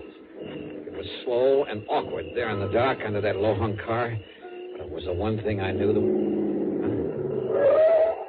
It was George. And of all the times to pick with me sprawled out under that sedan, unable to even pull out my gun. Just stay out there, Adam. We'll take the money and be on our way. Oh, no, you won't, Shockley. This is all you'll take. Watch him, Shock. He's got a gun. Yes. And I'll kill both of you if I have to. Mr. Barron, this isn't Adam Reed. Sure he is. No, he talks differently. This is his twin. It's George. You're right, Shockley. And I'm here to put a stop to this nefarious scheme of yours. Well, listen to the fancy talk. Of course it isn't Adam, so it must be George. And George, my name is... No, don't move. Just drop your guns, both of you. Mr. Barron, I'm afraid that Mr. Reed, Mr. George Reed, has the advantage of us. Yeah? Well, listen. He shoots at you, I get him. He shoots at me, you get him. That's right. I'll kill at least one of you. So, under the circumstances, I'm afraid there's only one thing we can do. Yeah? What? Hand over our guns to him. So, here you are. George! No! You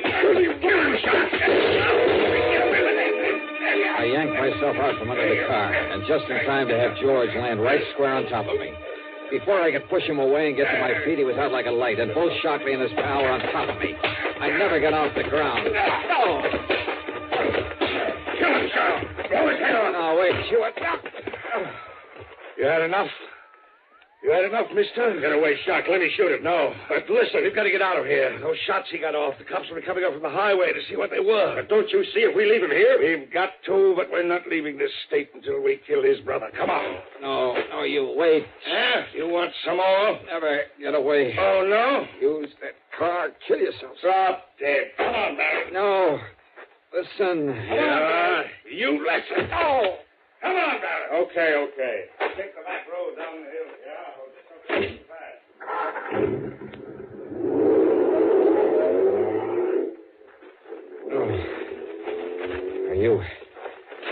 Are you okay, George? Yes, Johnny, I guess so. But they got away. They'll go down. They'll kill Adam. They're not going anywhere, George. What? I cut the brake fluid line. They have no brakes. By the time they get rolling down that hill...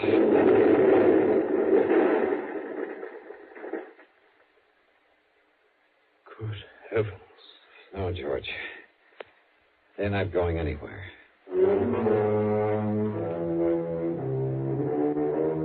By the time the highway police got to the scene of the crash there on the back road, and of course that car exploded and burned, they had forgotten all about the gunshots, if they'd heard them at all. So George and I were able to leave by the main road unmolested. At the bottom of the hill, I picked up my own car without attracting attention. I suppose I'll have to make some sort of report to the police. But I don't see any reason why I should have to reveal the name of the man they were out to get. Do you?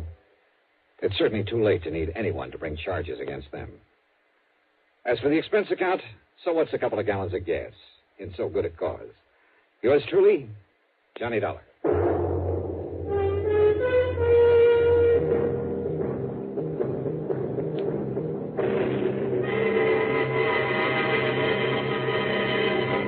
Now, here's our star to tell you about next week's story. Before I do, I just want to say thanks to all you good people who write in to tell me how much you like the show. It may seem like a little thing to you, but it means a great deal to all of us. Believe me, I'll answer your letters just as fast as I can get around to them. But you'll just have to be patient if it takes a little time.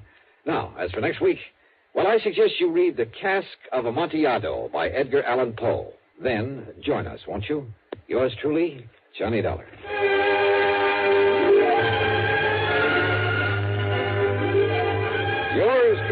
Johnny Dollar, starring Bob Bailey, originates in Hollywood and is written, produced, and directed by Jack Johnstone.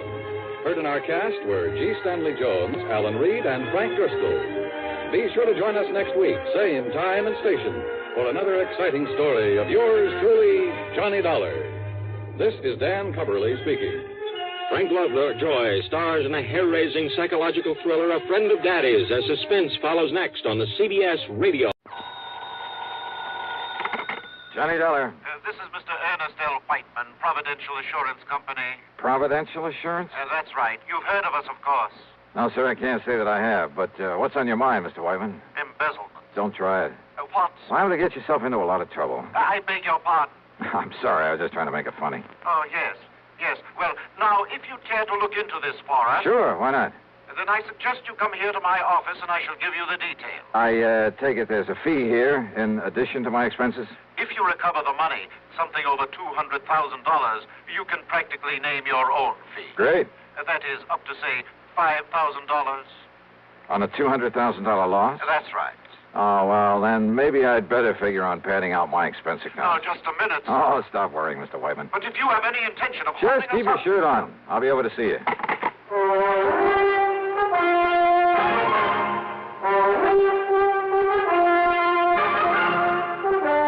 CBS Radio brings you Bob Bailey in the exciting adventures of the man with the action-packed expense account, America's fabulous freelance insurance investigator. Yours truly, Johnny Dollar.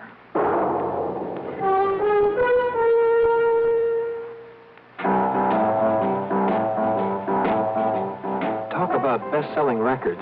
Here's a familiar tune about America's best-selling filter cigarette, Winston.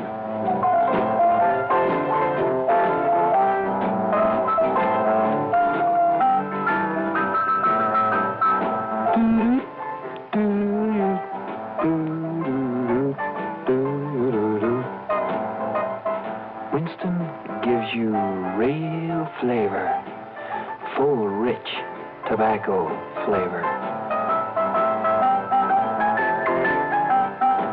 And you know, that's because only Winston has filter blend up front. Choice, flavorful tobaccos, specially selected and specially processed for filter smoking. No wonder Winston tastes good, like a cigarette should. Smoke Winston. And now, Act One of yours truly, Johnny Dollar.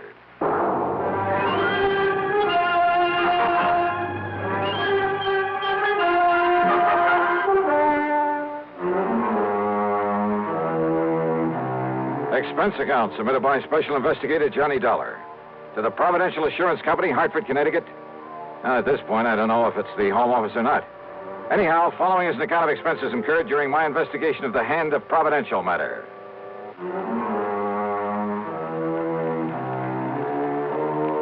For some reason or other, dealing with a new company usually spells trouble for me. But expense account item one, $1.25 for a taxi to the offices of Providential down in the square. When I say offices, I mean exactly two with a connecting door. I'm very glad to see you, Mr. Dollar. I'm Ernest L. Whiteman. Mr. Whiteman? And this gentleman, Mr. Dollar... I'm the man that had Ernie Whiteman send for you. Yes, this is... Name is Elwood Sprague, Dollar. I'm the owner of this business. The sole owner, Mr. Sprague? That's right, son. Providential Assurance is all mine, lock, stock, and barrel. I see. Made a lot of money in oil down in Texas. Couldn't find any way to spend it all, so I started this here. So what happens? All I get is more money out of it. Yeah, well, Mr. Whiteman said something over the phone about an embezzlement. Exactly. $200,000 that was Go ahead and tell them all about it, Ernie, my boy. Tell them how it happened. Well, you see, Mr. Dollar, immediate public acceptance of our company is largely due to the fact What he means, Dollar, is the reason we sell so many policies is on account of we always pay off any claims real prompt in cash and hard, cold cash. Exactly. And for that reason Never question a claim. Just pay it off in cash. That's what we promise, and that's what we do. And for that reason, Mr. Dollar... That's why so many people who can't afford much insurance come to us. Yes, but as a result... So what happens? Instead of a nice tax loss, there ain't enough claims to fill your hat. All we make is profit. You mean you've hoped to lose money in this business? Tax loss, Mr. Dollar. You ever have to pay the taxes on profits from a couple of hundred producing oil wells? Hardly. But now, Mr. Whiteman, about this embezzlement. As I started to say, paying off in cash as we That's right. do. Means keeping a lot of cash on hand. Oh? Then this embezzlement was of your own money? Exactly. The money was stolen from us. You kept that kind of money here in a safe or something? Well, wouldn't keep it laying around on the floor, would you? Well, have you any idea who might have taken it? We most certainly have. It was Hauser. Tom Hauser. The only one besides Whitey had the combination to the safe. He also kept the books, Mr. Dollar. Well, didn't you check his books periodically? Oh, of course I did. But when I discovered the loss this morning, I also discovered he'd been juggling the accounts. Well, how long ago did this Tom Hauser work here? Up until yesterday. As I told Mr. Sprague, I informed Hauser last night that I planned to check the cash as well as the books this morning. So what happens? This morning he's gone, and so is the money. Well, Dollar? When you ask me, this sounds like the most loosely run insurance company. Mr. Dollar. How you ever managed to get a license from the insurance commission? Well, now, that license is something we ain't bothered with yet. You what? We gotta make sure we got a business first, don't we? Are you kidding? Do you realize what the commission will do when they find out about this? Don't give it a thought, son. To say nothing of the police? Your job is to catch that Tom Now, Hauser. look here, Mr. Sprague. Then, if the insurance commission or the government or anybody says we're doing wrong... And you can bet they will. Why, then I'll pay up and get out of this business. Believe me, it'll cost you a lot more than this $200,000. Well, sure, maybe a couple million. It'll make a nice tax loss. Yeah, and you'll probably end up in jail. Well, now, you let me worry about that. Your job is to get this embezzler. And don't forget, we're paying you $5,000 to do it.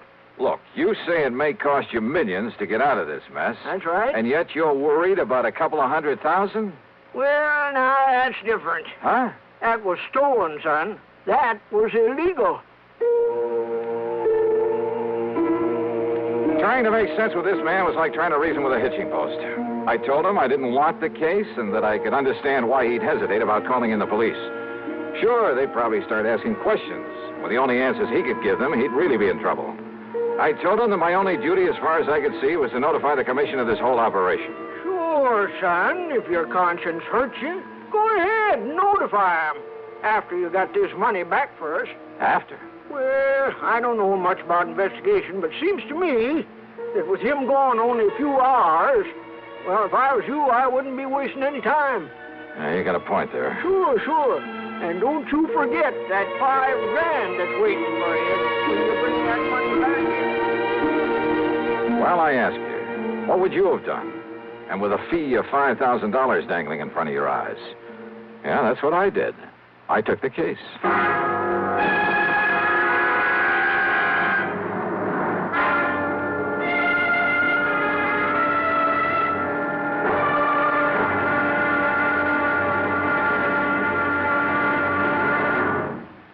Act two of yours truly, Johnny Dollar, in a moment. Higginbotham here. We will now commence our lesson in stereophonic reproduction. Listen to the call of the spotted bill snicker on ordinary stereo. Now then, on a Columbia Stereo 1 phonograph. Obvious difference, what? The Columbia stereophonic system really causes all others to blush, for it is not composed of just a few separated speakers. Columbia is the originator and exclusive purveyor of stereo projection. Only Columbia fills every inch of a room with real, lifelike sound. Now, when I was bird-watching with the Duchess of... But let that pass. You simply must hear the Stereo 1 phonograph by Columbia. Ask your Columbia phonograph dealer for a demonstration. And, chaps, portables are priced as low as $39.95. Consoles commence at $129.95. Lost that bird. And now, Act two of yours truly, Johnny Dollar, and the hand of providential matter. Hoping the insurance commission wouldn't hang me if they ever found out I'd taken an assignment from this outfit, I decided to check the last known whereabouts of the embezzler, the bookkeeper who'd stolen some $200,000 from them. After getting his description and his address from Mr. Sprague, I spent item 2, $1.85, for a taxi to a dingy rooming house on the north side of town. At the front door, I was met by a frowsy old maid wearing a rather slovenly blue housecoat. She looked like she'd just gotten out of bed, and her stringy black hair was up in paper curlers. Special investigator, huh? That's right. Here. My credentials. Johnny Dollar, freelance. Well, Mr. Tom Hauser ain't here right now. I know. Have you any idea where he might be? I seen him leaving bag and baggage late last night. Guess he's gone on a trip somewheres. I was sitting by the front window having a can of beer before I went to bed, and I seen him get in his car and drive off. Yeah, well, just let me have the key to his room. Are you sure that's all right unless you got some kind of a warrant? Yeah, I'm sure. The key, please. Well, I ain't had a chance to clean his room up yet today. Don't do it. Don't touch a thing of his until I tell you to. Oh, well, now look, dearie. Just let me have the key. And here's a 5-spot for your trouble. Oh.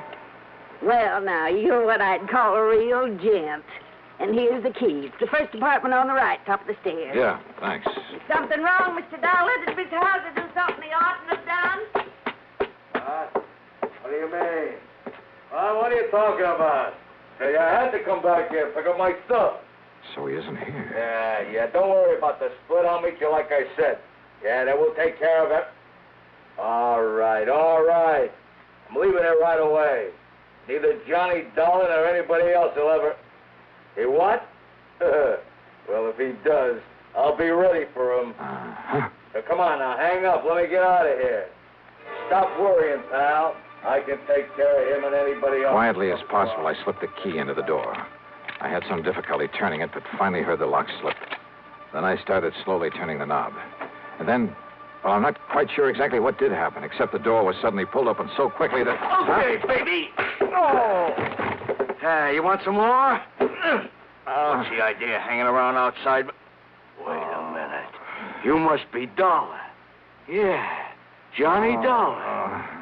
Then, baby, I'm going to make sure you never get up again. Never.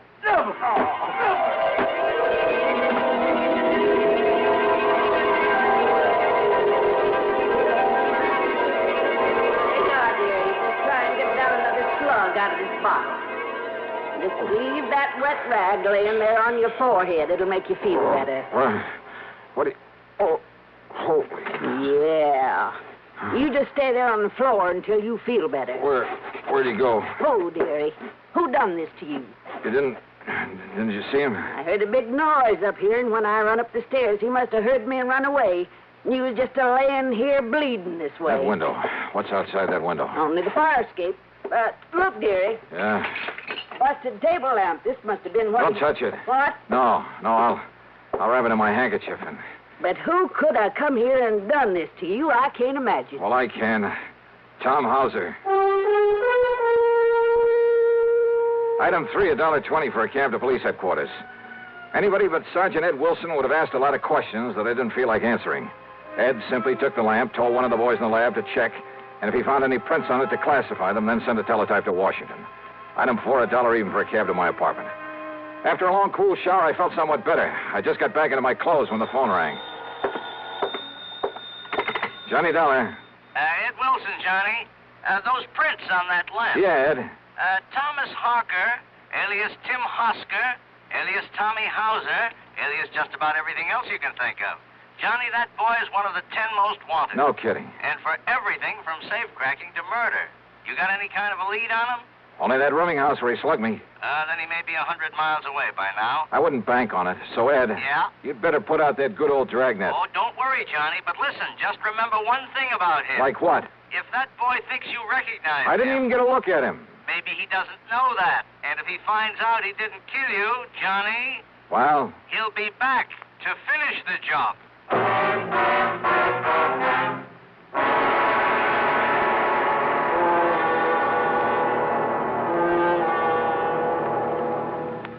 Act 3 of yours truly, Johnny Dollar, in a moment.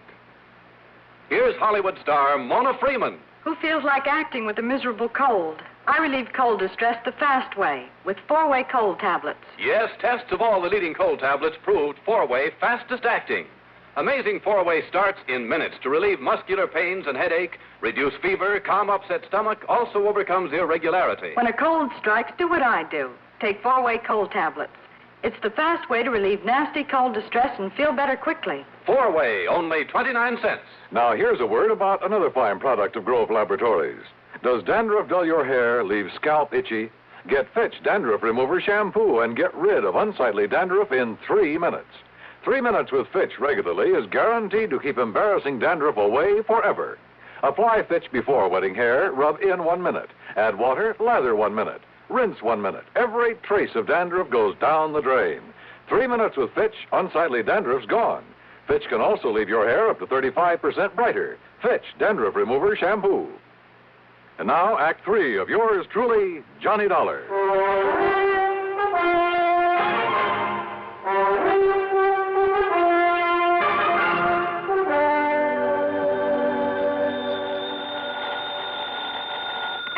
Yeah, Ed. Ed, this is Pat McCracken, Johnny, at Universal Adjustment Bureau. Oh, sorry, Pat. I thought it was Ed Wilson again. Sergeant Wilson of police headquarters? Yeah, and listen, I'm in kind of a hurry. Oh, then I won't hold you. I was just hoping you'd have time to look into what appears to be a phony insurance company for us. What? Keep talking. But if you're already working on it... No, just go on with what you were saying, Pat. Well, we got a complaint about some new company here in town that we'd never heard of. Seems they're stalling on the payment of a small claim. Yeah, sure. In spite of their pledge to pay off promptly and without question. Yeah. Also to pay off in cold cash. Yes, that's right. Providential Assurance Company. Well, what do you know about them? Johnny? Oh, I'm working on a case for them. Oh, no. Oh, Johnny, don't. I telephoned the commission, to find out who they are and Yeah, where but the they are. commission never heard of them. Exactly. So if I were you, until we can find out whether they're a legitimate outfit, Johnny, I wouldn't touch them. Hey, tell me, Pat, what'll the commission do? But they've notified them by mail. They're sending over a committee to investigate, to look at the books and so on. When? First of the week, Monday or Tuesday. Why? Maybe too late. What? If that outfit's what I think it is, and if I can do what I think I can. Johnny. Well, if I can't collect my fee and expenses from them, maybe I'll send a bill on to you. What? After all, I may be doing the whole insurance business a great and glorious service. Johnny, what are you talking about? That is, if I don't get killed first. Listen, Johnny. I'll see you later. And now the question is, but wait a minute. If Providential is what I think it is, where does Tommy House's theft of $200,000 come in? If he was working for them. Well, why did they call me in? Johnny Dollar. Hello. This here is Elwood Sprague. Oh, yeah, Mr. Sprague. I wasn't sure I'd find you in. Yeah, I think I can understand that. Or maybe you weren't sure you'd find me around at all anymore. No, listen, don't get me wrong, Dollar. I want to see you. I got to see you right now. Yeah, why not? They're at your office? No. Well? My room, here at Guilford. And you'll come alone? Are you alone, Mr. Sprague? Yes, Mr. Dollar. Will you come right away? Yeah, as soon as I can. Thank you. That's funny. If he wants to see me, if he is alone. Or is this some kind of a trap? No, there was absolute sincerity in his voice. I was sure of it. Yeah, and there was something else, too. Fear. Maybe that was it, fear. Hello? Johnny, listen, you said you'd been working with the police. So? Well, I knew I'd never get anything out of you, so I called them. Listen, if this Elwood Sprague of Providential has anything to do with the beating you took, has he? Pat, I'm on my way over to see Sprague right now. Well, I tried calling Providential. He isn't there. I know. But if he and that gangster, that Tommy House... Sorry, Pat, he's waiting for me over at the Guilford. Johnny... There was no time to waste. Maybe Hauser was still gunning for me, but if so, well, maybe I wasn't the only one. Item 5, a couple of bucks for a cab to the Guilford Hotel. And there in his room, I found a very different Elwood Sprague than I talked to earlier. And the story that he slowly, nervously unfolded proved to be very interesting. So maybe I didn't ever make no oil fortune there in Texas. It ain't so easy down there as you might think. But I learned to use my wits and my brains to get along by outsmarting the next man. You see what I mean, Mr. Dollar? Then those 200 oil wells you were talking about... Well, it made a good line. It fooled you, didn't it? It even fooled Ernie Whiteman for a while. That's what gave him the idea. The idea for what, Mr. Sprague? Well, me to front for this insurance racket. You know, collect a lot of premiums and then we'd skip town. Right in the heart of the insurance industry? Always harder to pick out a bad apple in the barrel for, ain't it? Oh, brother. So what happened? That Ernie's a salesman, Johnny. When he got started on the country people around here, the money come rolling in. And when somebody made a claim, We stalled him on it. How long did you think you could get away with this? Until the commission got wise to us, and we'd move out. The commission was planning to investigate you next week. I know. Only by that time we'd be out of here. You and Wyvern and this Tommy Hauser. Hauser. Ernie brought him in. He said because he had a record, the police would know about him, so he would take the rap if anything went wrong. But then he walks out with all the money last night. And then you sent for me. Why? Because Ernie and me go after Hauser, he might have killed us. Ernie didn't want to send for you, but I made him. I held a gun on him. Oh, real nice people. Because maybe Hauser didn't know you. Maybe you could nab him and get the money for us. So what if you did get wise to us? What if we should have to cut you in to keep you from blabbing to the law? You rotten. Do you think everybody in this world is a crook? Well, at least it was better than leaving Hauser get away with all of it. It looks to me like he has so far. But, Johnny, now listen. Oh, I'm listening. Now, Ernie didn't know it, but I heard him on the phone. He was talking to Hauser. He was double-crossing me. They're meeting somewhere to split the money. Yeah? Well, what else could you expect? Now, listen, Johnny. Then they're coming over here to kill me so that I can't talk, you see. That's when I phoned you to come over here. And you think for 1 minute I'm going to stick my neck out to save that lousy hide of yours? You got to, Johnny. You got to. All I got to do is turn you over to the police. The police? Or would you rather just sit here and wait for Hauser and Wyvern? Well? Oh, all right, Johnny. All right, come on. At least it may keep you from getting shot, which is better than you deserve it. Well? Ernie. Back inside, please. Ernie, both of you. That gun. That's right. The one that killed Hauser when he tried to hold out on me. The one that's going to kill you, Elwood, for what I heard just now through this door. Oh, no, Ernie, please. Johnny. And, of course, that means you'll have to go with him, Dollar. Now, get inside that room. Pat, Both of you. I kind of thought you might be coming over here. What are you talking about? After I told you where I was headed. You too, Sergeant. Sergeant. The police. That's right. So you'd better drop Look that. out! You think you're going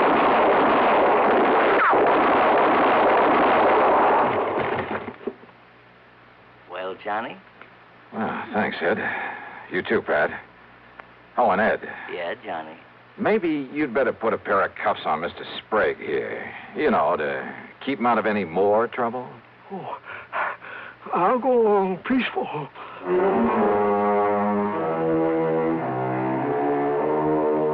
So the big fat fee that was promised doesn't get paid to me after all. And I'm sure I may as well forget the expense account for a change. But you know something? It doesn't matter. Because the important thing was to have had some small part in wiping out this dirty racket. Me? I feel good. Yours truly, Johnny Dollar.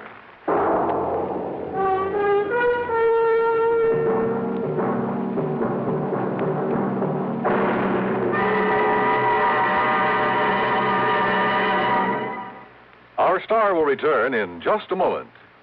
Constipation is something people don't talk about much, but it can be a problem for anyone, even doctors. And when constipation occurs, it's interesting to see just what doctors consider important about a laxative they might use or recommend. Well, a majority of the doctors we heard from had this to say. A laxative should be effective, gentle, as close to natural acting as possible, and a medicine that can be used with complete confidence. Now, X-Lax has been popular with many doctors and millions of people over the years because pleasant-tasting chocolated X-Lax is effective. Overnight, it helps you toward your normal regularity. X-Lax is gentle. Next morning, it gives you the closest thing to natural action. And that's why many doctors and millions of people use X-Lax with complete confidence. X-Lax, the laxative that helps you toward your normal regularity gently, overnight. Is X-Lax in your medicine cabinet? Now, here is our star to tell you about next week's story. Next week, a man who uses government help to promote his one-man crime wave. Join us, won't you? Yours truly, Johnny Dollar.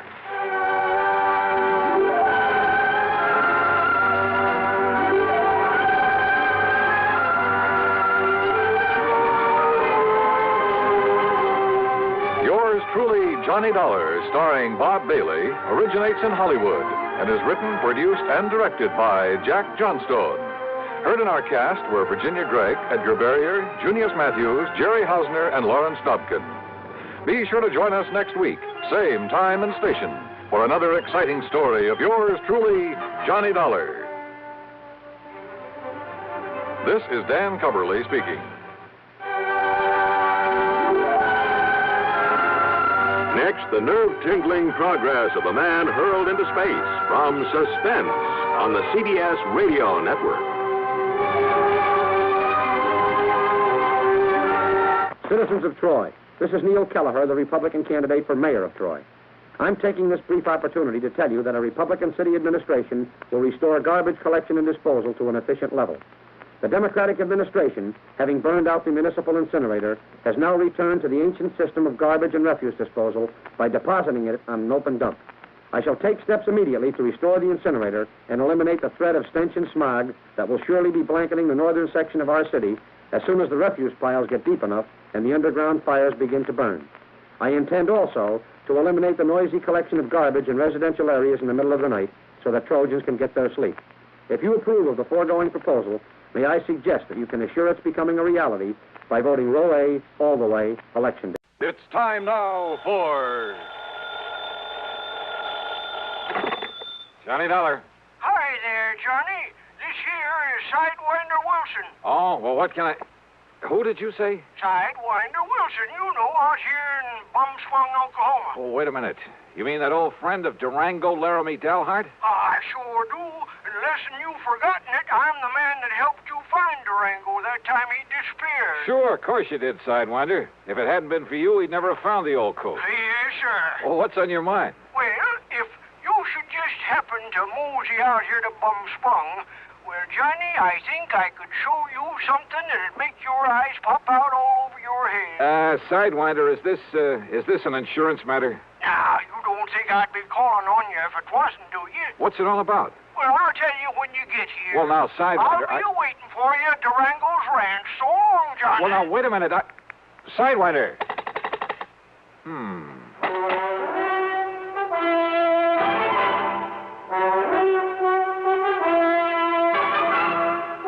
Bob Bailey in the intriguing adventures of a man with the action-packed expense account. America's fabulous freelance insurance investigator. Yours truly, Johnny Dollar.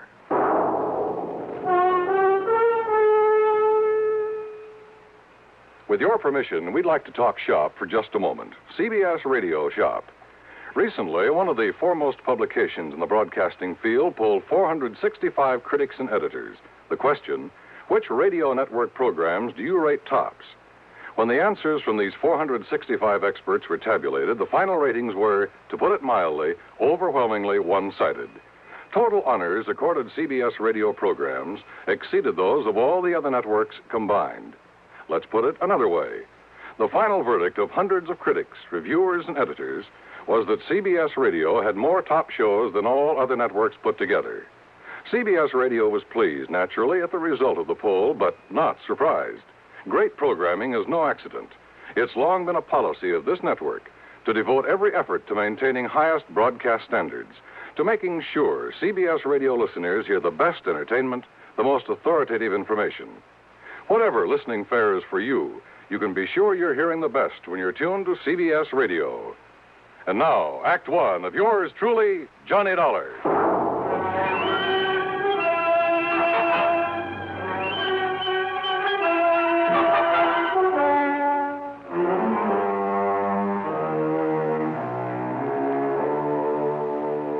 Expense account submitted by Special Investigator Johnny Dollar to Floyd's of England, North American Office, Hartford, Connecticut. Following is an account of expenses incurred during my investigation of the Fairweather Friend matter.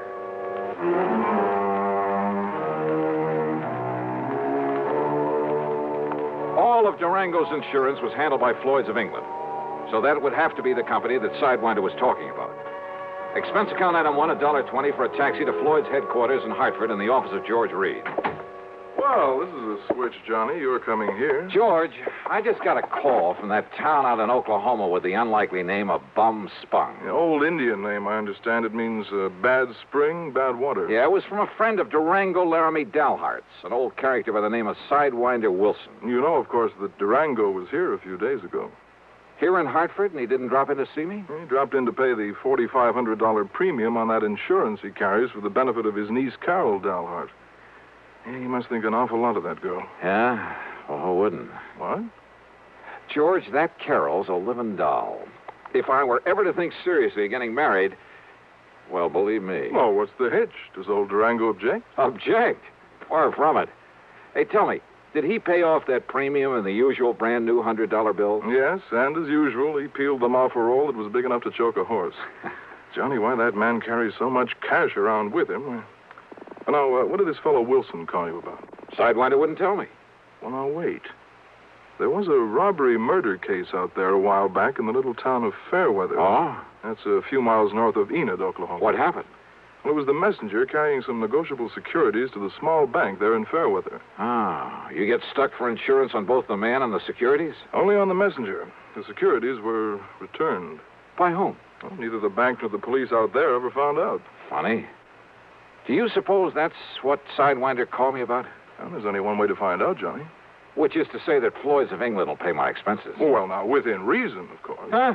Well, why kid about it, Johnny? That freewheeling expense account of yours. George, you sound as though you don't trust me. Well, of course I do. Oh? Well, you shouldn't. Huh? George, I'll be in touch. Expense account item 2, 9730, transportation. The plane dropped me off at Enid, Oklahoma, shortly after 6 p.m. Item 3, $2 even for some food. Item 4, a $50 deposit on a drive-your-own car. I drove north on Highway 81 then, after some 27 miles and after crossing the Salt Fork of the Arkansas, which, much to my surprise, had a trickle of water in it, I turned left on the rough dirt road leading to Bum Spunk. Finally, there it was. The same 2 or 3 acres of poor, barren, sandy soil. The ramshackle house and the remains of a barn, leaning tiredly on the timbers that helped to prop it up. And out in front were the same 2 sad-looking cows, the old and weather-beaten horse, a friendly, mangy, toothless hound who shook himself as he got up out of the dust and proceeded to assert his authority. And I still couldn't figure why Durango, who was worth millions in oil royalties, had ever chosen to settle down in this lonely, desolate spot. And yet, thanks to Carol, his attractive niece, the inside of that huge, unpainted house was clean, modern, well-furnished. I wondered if Carol would show up, but I saw no sign of the sleek convertible she always drove. Swinging open the sagging wire gate, I wondered if the ancient Maxwell, parked at one side, belonged to Sidewinder Wilson. I didn't have to wonder for long. Hey! Hey, you crazy old coot! Sidewinder! What the Sam Hill's the matter with you? Welcome to Bum Spunk, Johnny. Oh, listen, you wild old character. Put that thing down or I'll start throwing some lead around myself. With that little 38 lemon squeezer of yours? Why, you...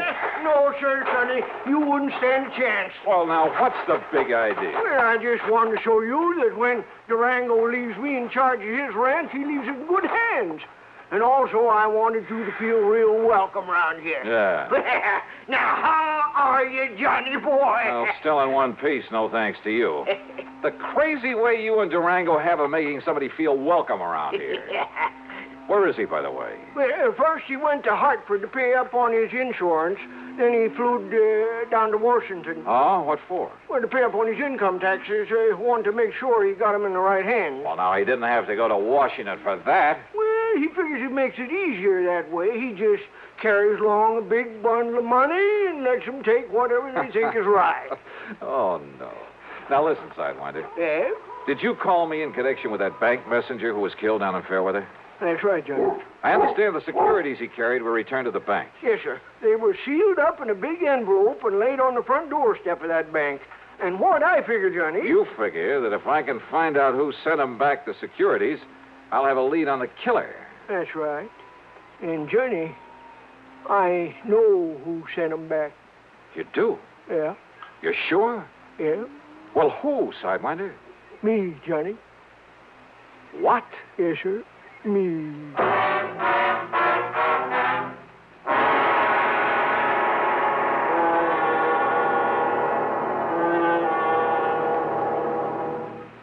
Act 2 of yours truly, Johnny Dollar, in a moment. Are you going to write that letter today or put it off until tomorrow, or maybe the day after? How about that spring suit you plan to have altered? Will you take it to the tailor tomorrow morning bright and early, or will the week somehow glide by while the suit just hangs on in your closet? If you're a confessed procrastinator, you're not unique. The putting off habit can be mild or chronic. But some matters, serious matters, are highly dangerous to assign to manana. One of the most important of these is getting protection from crippling, killing polio. When life-saving Salk vaccine was first introduced in 1955, it was hailed as a major medical discovery. Yet at the beginning of this current year, some 98 million Americans, the majority of our population, had not received even one inoculation. Why had all these people failed to take the simple measures necessary to gain protection from polio? If you are among them, this year, don't take a chance. Don't put off those polio shots any longer. Get in touch with your family doctor or local health department right away. And now, Act Two of yours truly, Johnny Dollar and the Fairweather Friend Matter. Come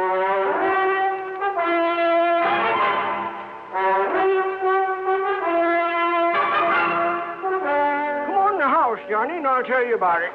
Just let me get this straight, Sidewinder. Huh? The bank messenger down there in Fairweather was held up and murdered. Yeah? The securities he carried were stolen by the killer. Then they were returned to the bank. That's right. And I'm the one who returned them. Sidewinder, you... Now, look. Don't tell me that you're the one. Me? You think that I'm the one that killed that messenger? I didn't say that. But that's what you were thinking, ain't it? Well, you said yourself that whoever returned those securities... I said whoever left them back at the bank. Now, just you stand real still, Johnny. Oh, come on now. Put that thing down, Sidewinder. And don't you move none. Look, would you listen to me? And maybe you even better stop talking, or that Sidewinder rattlesnake coming toward you might take it into his head to... Easy now. Oh, yeah. I can hear him. Easy now, whilst I get a bead on him with this study. A bead. Right in one eye, not t'other. And I'll just cut off his rattles and add them to my collection. Oh, brother, thanks. No wonder they called you Sidewinder. Yeah. That's the 427th rattle I've taken off these varmints. I just don't like them, Johnny. They ain't like Diamondback. These sidewinders around here will sneak up on a man, just like that dirty snake that killed the bank messenger. And you know why he done it, Johnny? You still haven't told me who he is. It was to collect that insurance on him, that's who. Oh? Yes, sir. The man that killed him was his hair. What you call his beneficiary. How do you know, Sidewinder? Because I live down the Fairweather. That is, when I ain't up here looking after Durango's place. Yeah? And that's how come I knowed that Claude Needles, that was the messenger, left his insurance to that no-count nephew of his and that Barney Gifford. Sit down. Barney Gifford, huh? Yeah. So what I done was talk it over with Durango and Carol Dalhart. Where is Carol, Sidewinder? I've been waiting for you to ask that, Johnny. Oh, she'll be around. Good. You're kind of sweet on her, ain't you? Wow. Nah, don't you try to fool me, Johnny boy. And you know how she feels about you, too. And if you don't think Durango knows, well, I'll tell you this. You say you talked it over with. I'll tell you this, Johnny. Durango finds that you've been out here and went back to Hartford without hitching up with Carol. Sidewinder, would well, you... I'll tell you this. He's liable to shotgun you into it if he catches you around here. Oh. And don't you try to tell me you wouldn't like being married to her, too. Sidewinder. Okay. So anyhow, me and Durango and Carol. Carol! Johnny, I'm glad to see you. Carol, I'm glad to see you. Oh, then don't you stand there. Give me a kiss. Oh, you think I need an engraved invitation? Come here. Oh, hi. Oh, don't stop, Johnny. It's been a long time. If Durango could see this. Oh, drop that, Sidewinder. Yes, sir. He'd have that shotgun out so fast. Oh, man. Oh, it's been an awful long time, Johnny. Oh, too long. I thought you were never coming back here. I'm here. Uh-huh. So let's make up for lost time. Oh, why not? Oh, come on now. Come on, you kid. Oh, it's good to see you. Johnny, don't you want to hear the rest of what I was... Now, looky here. If you don't cut loose from each other there, you know what I'll do. I'll walk right out of here, and I'll go back to Fairweather. And I'll send a telegram to old Durango, and I'll tell him you two are making out like this all alone inside of his house. And if that don't bring him out here to get you two married... Oh, why don't you mind your own business? Well, I tell you you... old goat. Why don't you go somewhere and get lost? But that's it. I'm going right down to Fairweather and send him a telegram. No. Just settle down there, Sidewinder. I'll settle down, Johnny, with you anytime, any place. Oh, Carol, you're the only girl I know who makes me wish sometimes I was the marrying kind. But now listen. I'll bet I can make you the marrying kind, Johnny. You like to give me a chance, huh? Well, that settles it. I'm leaving right now. No, you aren't, Sidewinder. Oh, let him go. Let's just be sensible for a minute, will I you? was trying to, Johnny. I mean about this murder case. And when we finish talking about it? We'll see. Well, then let me tell you about it. It won't take me so long. And Sidewinder, you stop making those silly eyes or I'll let you have one right between them. Well, I still think I ought to leave. So do I. But as long as you're already... Well, listen, Johnny. I'm listening. When Mr. Needles was killed, Sidewinder wanted them to make him a cop down there in Fairweather. Or even just a deputy, so as I could go out and hunt for that killer. Claude Needles was a friend of mine. But the police said no, they didn't need him, didn't want him. So that made me sore. So we talked it over about who could ever do a thing like that. And that's when I remembered Barney Gifford would get the money from Claude's insurance. So I told Sidewinder I'd have a date with Barney, and that would give him a chance to go through Barney's house and look for the security. And I found him, Johnny, under a loose board in the floor. Yes. So when he come home, I lassoed him, and I tied him up, and I took him and locked him up in the tool shed on my place. You didn't turn him over to the police? Oh, the chief in that little old hick town told Sidewinder that if he interfered in the case, he'd lock him up. That's what he said. Well, look, nevertheless, And that's when Durango, just before he left to go to Hartford, always has to be there right on time, you know, with that insurance payment. Yeah, I know. Well, that's when Durango said to call you up on the phone. Yeah. Sidewinder. Huh? I thought that was your idea. No, Durango's. And also for getting Johnny out here to see you again. What? Why, sure. Well, who does Durango think he is trying to run my life that way? What kind of a trick is that to pull on? Just you wait until he gets back here. Is that my cue to leave these parts, Carol? Well, it certainly... Oh, no, of course not, Johnny, but... Well... All right, now. Sidewinder, where is this Barney Gifford? Locked up in my tool shed. Well, who's looking after him? Oh, Pete Whaley, I told him not to let on to the police. You sure he can handle a man like Gifford? Oh, yes, Sidewinder. Well, I don't see why Hey, not. look, maybe we'd better drive on down there. Well, sure, but wait till I answer that phone. It's probably Durango saying to hold on to you, Johnny. He's probably on his way. If that's Durango, you tell him I've left. Hello? Now, you don't mean that, Johnny. I bet Durango really would make you marry me. Would that be so bad? Johnny. Johnny. Carol. Oh, why don't you stay on that... Sidewinder, what's the matter? Listen, that was old Pete. Yeah? Barney got loose. Like to kill old Pete. Oh, no. And now Barney's coming here. Coming for me. To kill me. Act 3 of yours truly, Johnny Dollar, in a moment. Be sociable, look smart, keep up to date with Pepsi, drink light, refreshing Pepsi, stay young and fair and debonair, be sociable, have a Pepsi.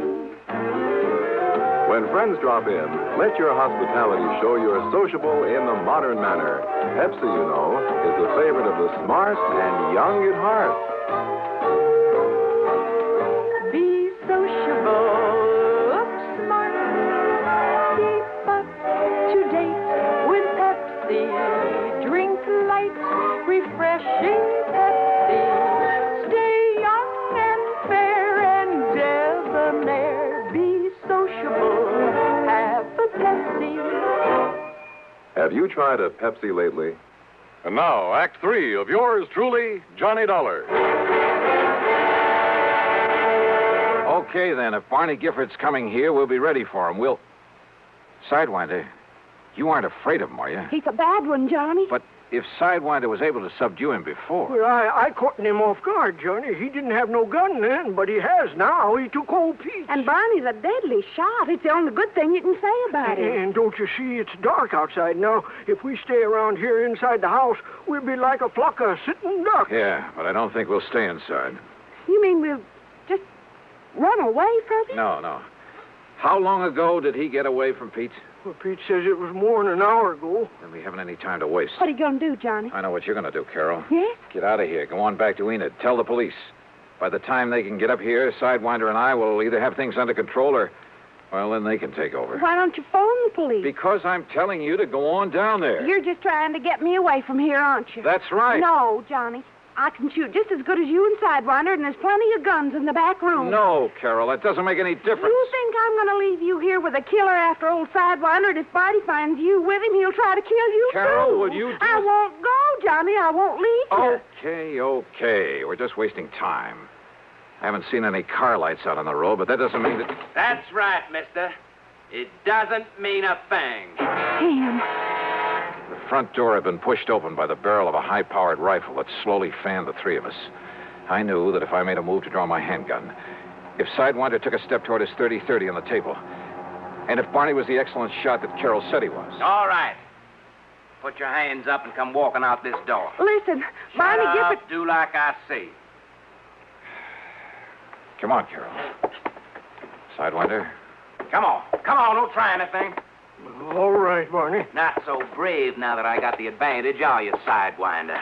All right, if you gotta kill somebody, kill me. You leave them alone. Now that they know all about me? No, sir. I'm gonna kill all of you like I killed old Pete. Now, stop. You keep your dirty hands off of me, you... Keep them up, Carol. So you're not carrying a gun. I know that Sidewinder never carries it. But you do, don't you, mister? Thanks. And I think I'll use it to kill you. So if you want to put your hands down to pray... Well, Sidewinder. Yes, Johnny? You think maybe this is retribution for that killing you did today? Killing, Johnny? Yeah, when I first got here. You remember. Oh. I don't know what you're talking about, mister. But I'm not going to waste any time. Barney, please... Shut up, Carol. You're going to go first. All right, now listen, Gifford. Then you, mister. And last of all, Sidewinder. Huh? What's that? It's a snake. It's a rattler. It's back of you, Sidewinder. No. It's over next to Barney. Where? I can't see it. Where is it? I'll kill it. Where is it? Right here. Oh.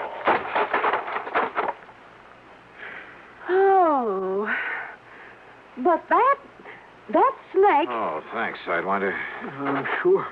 I'm sure glad I saved these rattles, Johnny.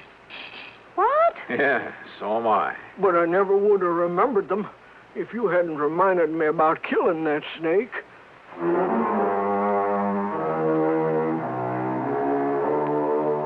You know something? I hated to leave that place. To leave Carol is what I really mean. But there was another phone call. Sidewinder answered it. And yep, it was from Durango, phoning from Enid. Durango was so tickled to learn I was still around that he promised to come out to the ranch as fast as he could. Yes, sir, just as soon as he can pick up the preacher. Sidewinder. Well, much as I love that gal. Well, expense account total, including the trip back to Hartford and mileage on the rental car, $203.50. Yours truly, Johnny Dollar.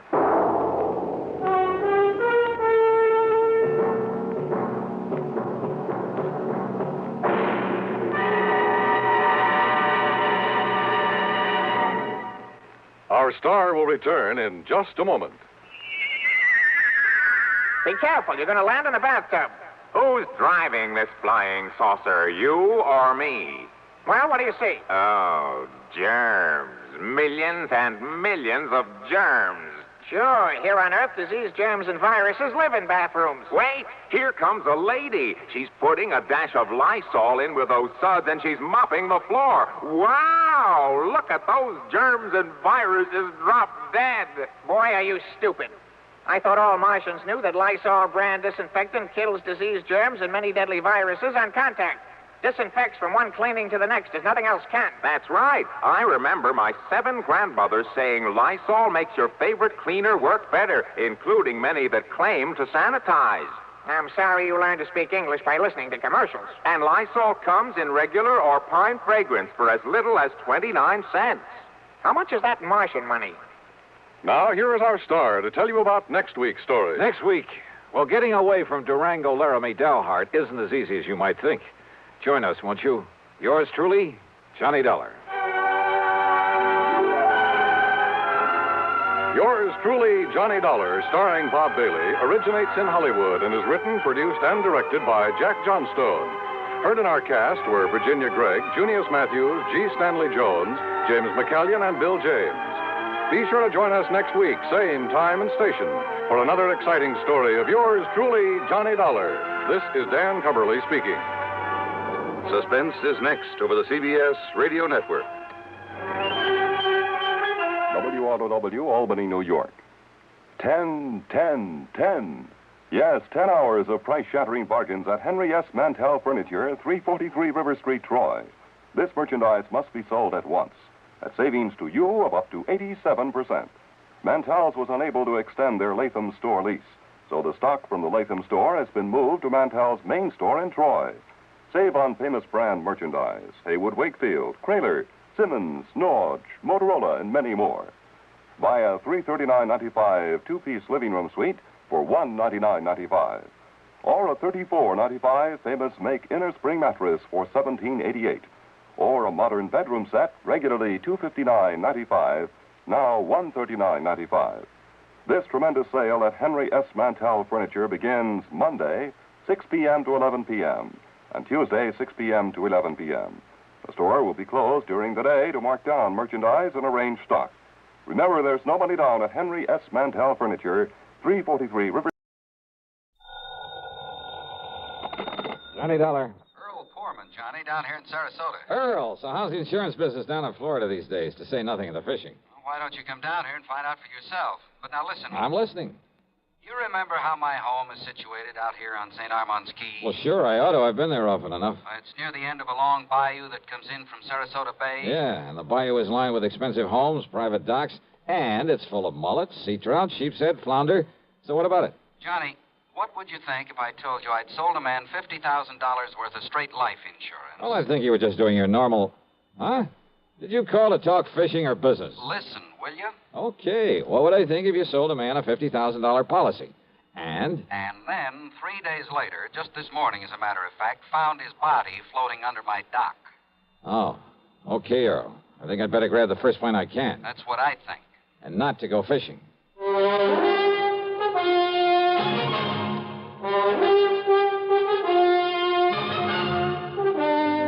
CBS Radio brings you Bob Bailey in the exciting adventures of the man with the action-packed expense account, America's fabulous freelance insurance investigator. Yours truly, Johnny Dollar.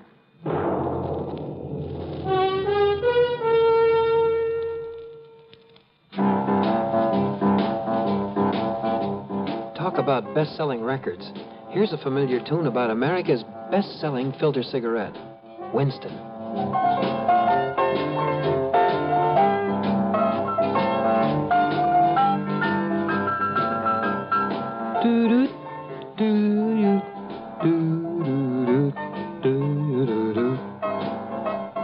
Winston gives you real flavor, full, rich tobacco flavor. And you know, that's because only Winston has filter blend up front. Choice, flavorful tobaccos, specially selected and specially processed for filter smoking. No wonder Winston tastes good, like a cigarette should. Smoke Winston. And now, Act One of yours truly, Johnny Dollar.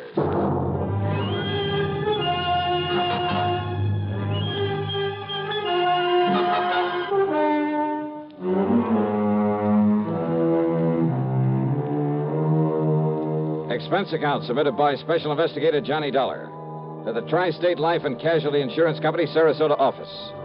Following is an account of expenses incurred during my investigation of the Bayou body matter.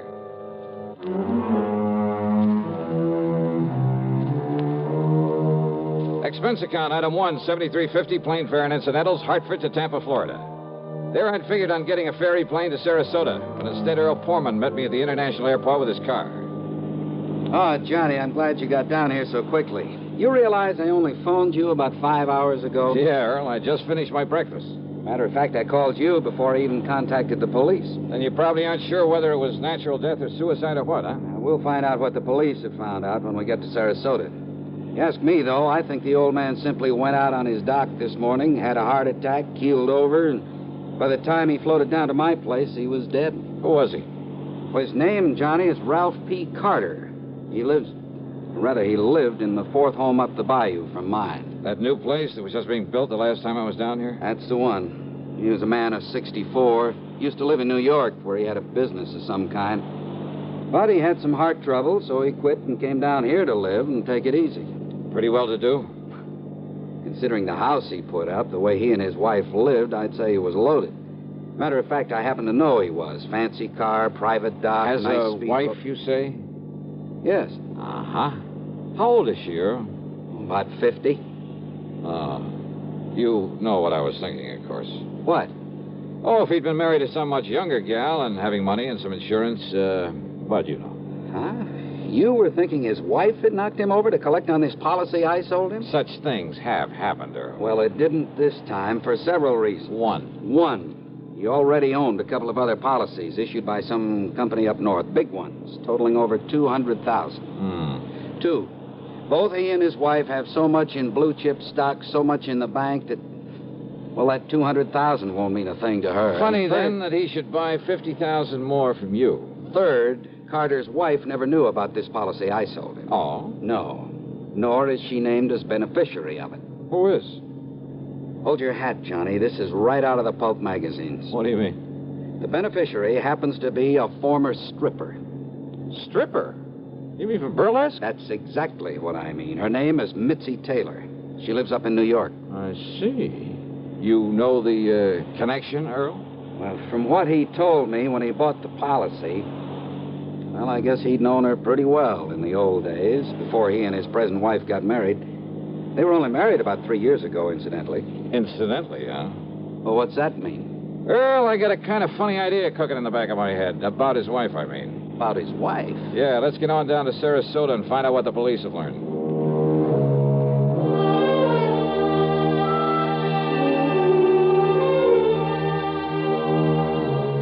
The police hadn't wasted any time. After recovering the body from the bayou, they'd immediately turned it over to the coroner, Dr. Phillips. Sergeant Edwards, who was in charge of the case, made us cool our heels until the coroner could finish his preliminary examinations. But why an autopsy, Sergeant? You mean you suspect foul play, something like that? He was alone. He was unattended when he died, Mr. Pullman. That means an autopsy is mandatory. Oh. Hey, tell me this, Sergeant. Do you yourself have any reason to be suspicious of how Mr. Carter may have died? You don't mind, sir. I'd rather wait until Dr. Phillips is through before we talk about it. Which means you did find something suspicious. I didn't say that, sir. Well, you might just as well have. Did you talk to Mrs. Carter? No, sir. What? It happens she isn't home.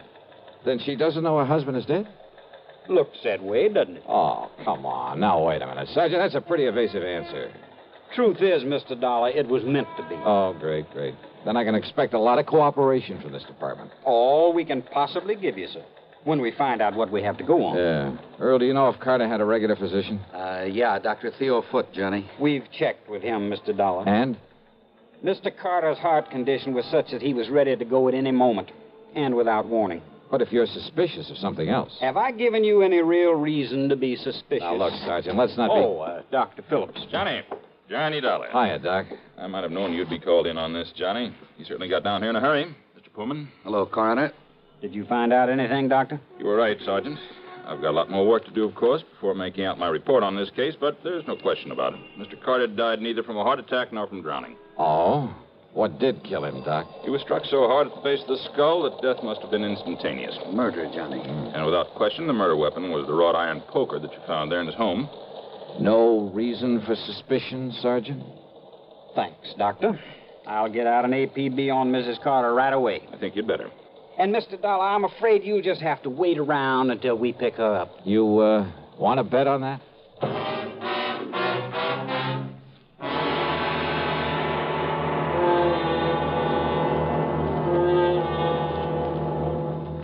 Act two of yours truly, Johnny Dollar, in a moment. Bonjour, I am Jacques Leroy, expert on the stereophonic phonograph. I will now clear up this whole subject. S'il vous plaît, listen to ordinary stereo. A girl crossing the street. Eh bien, now on Columbia Stereo 1. Ah, that was a pretty girl crossing the street. Quelle différence! The fantastic Columbia Stereo 1 phonograph gives you all the realism and excitement of a live performance. Oh, in a moment, mademoiselle. Oh la la. Oh, pardon. You see, only Columbia has exclusive stereo projection. Not just a few separated speakers, no, but multiple speakers that send interlocking circles of sound through every inch of a room. See the Columbia phonograph, man, tout de suite. Columbia Stereo 1 portable start at $39.95. Consoles from $129.95. Attendez, ma chérie! Wait for me! And now, Act two of yours truly, Johnny Dollar and the Bayou Body Matter.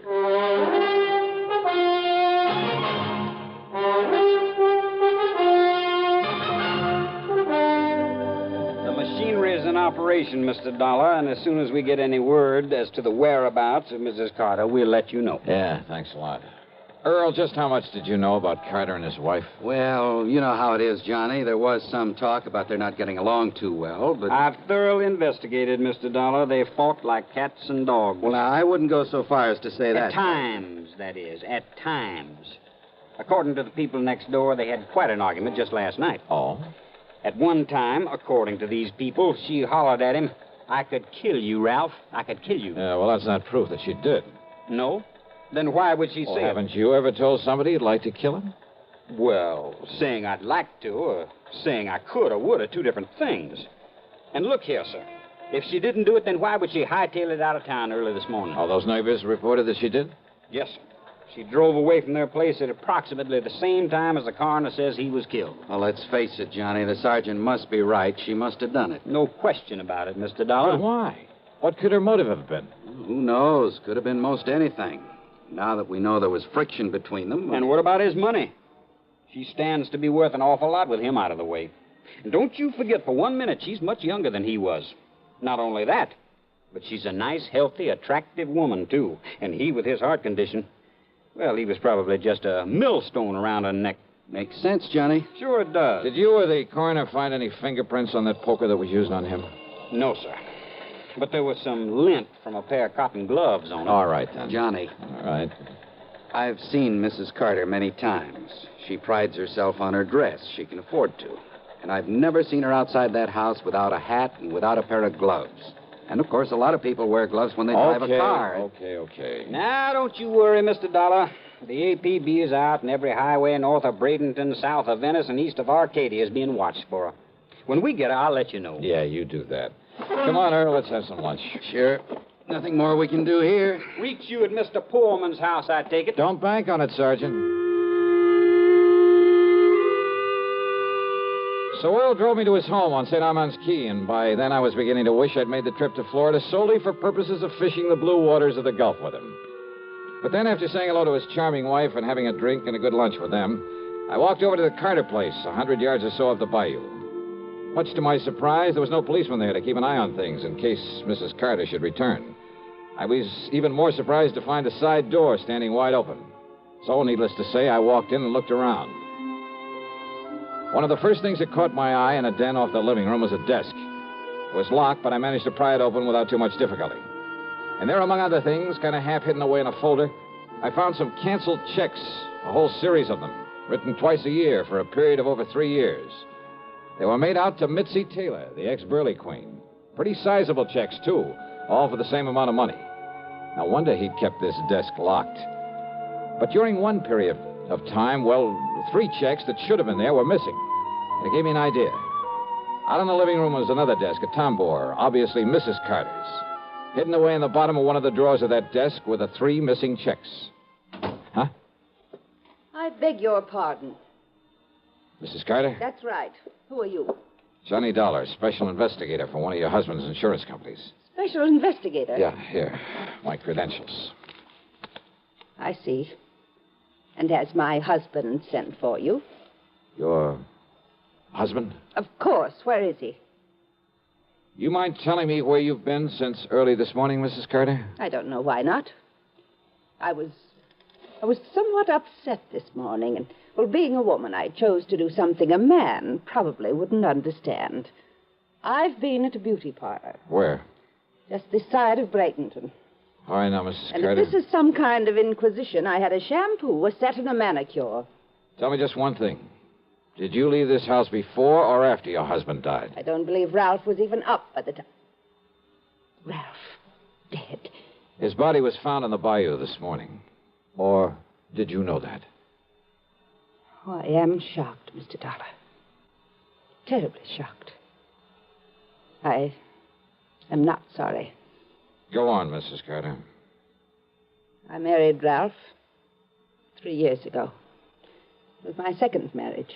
My first husband, though very wealthy, was I don't know why I'm telling you this. Go on, please.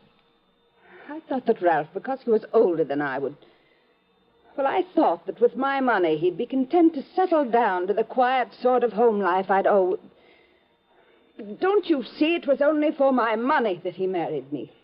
The only woman he ever cared about, whom he continued to support with my money, was a horrible... See, you've been through my desk. Yes. I'd known about her for some time, Mr. Dollar. But yesterday, when I found those checks in his desk... Would you call them motive for murder, Mrs. Carter? I told him I would divorce him. I told him last night. I'm afraid it was quite a scene, but Good heavens. All right, now listen carefully. I want you to answer my questions carefully, regardless of how absurd you may think they are. Well, all right. You always wear gloves, don't you? What? Well, of course. This kind of gloves, like you're wearing now? Only this kind. I have them made for me in France and sent to me on special order. Even when you're working in the garden, say? Of course. I save the old ones for that kind of thing. Any other kind of cotton or wool or domestic leather I'm allergic to. But, Mr. Dollar, I don't understand why... Such a little thing, and yet... What? And yet murder cases have been solved on a whole lot less. Murder? Did you say murder? So you found her for us, Dollar. Oh, Sergeant Edwards. So maybe you private dicks do have some value after all. All right, Mrs. Carter. Yes, Sergeant. I'm arresting you on suspicion of murdering your husband. You what? Now, just a minute, May as young well man. go along with him, Mrs. Carter. But, Mr. Dollar, But I'm glad you threw that word suspicion in there, Sergeant. What's that? Yeah, it may save you from being sued for a lot of money. Huh? Yeah. For false arrest. Act 3 of yours truly, Johnny Dollar, in a moment. Welcome, recording star Mel Torme. It's terrible trying to sing with a bad cold. So I always take 4-way cold tablets to relieve cold miseries fast. Good idea. Tests of all the leading cold tablets proved 4-way fastest acting. 4-way starts in minutes to relieve muscular pains, headache, reduce fever, calm upset stomach, also overcomes irregularity. When you catch cold, try my way. Take 4-way cold tablets. The fast way to relieve cold distress and feel better quickly. 4-way, only 29 cents. Now, here's a word about another fine product of Grove Laboratories. Had dandruff for years? Now get rid of it in 3 minutes with Fitch Dandruff Remover Shampoo. 3 minutes with Fitch regularly is guaranteed to keep unsightly dandruff away forever. Apply Fitch before wetting hair, rub in 1 minute. Add water, lather 1 minute. Then rinse 1 minute. Every trace of dandruff goes down the drain. 3 minutes with Fitch, embarrassing dandruff's gone. Fitch can also leave hair up to 35% brighter. Get Fitch Dandruff Remover Shampoo today. And now, Act 3 of yours truly, Johnny Dollar. After getting the address of Missy Taylor from him, I persuaded Earl Palmer to drive in a hurry to the airport up at Tampa. Item 2, $67.95, plane fare to New York. It was very late by the time I arrived there, but item 3, $6 for a taxi to the neighborhood of Mitzi's apartment. Item 4, 10 cents for a phone call. And then I crossed my fingers. This was hardly the scientific approach to the solution of a murder case. I wouldn't get to first base if I had to identify myself over the phone, but she gave me a break. Hello? Mitzi? Yeah, that's right. This is... Louis? Yeah, Louis. What's the matter with you? Why are you talking like that? Gotta keep my voice down. Listen, didn't I tell you not to call me from down there in Florida? Come right back here. Louis, are you back here in New York already? Took a plane. Did you take care of Ralph Carter? Don't worry, baby. It'll be in all the papers. Okay. And come on over here and I'll pay you off. Sure. But then you're to clear out. You're to get out of this town as far away from me as you can. Sure. Okay. Come on over. Yeah, a real break. Now it was up to me to take the fullest possible advantage of it. Item 5, another dime for another phone call, this time to Lieutenant Randy Singer at the 18th Precinct. No question about it, Johnny. Old man Carter must have known that sooner or later his wife would catch on to all the money he's been giving his dame. Right.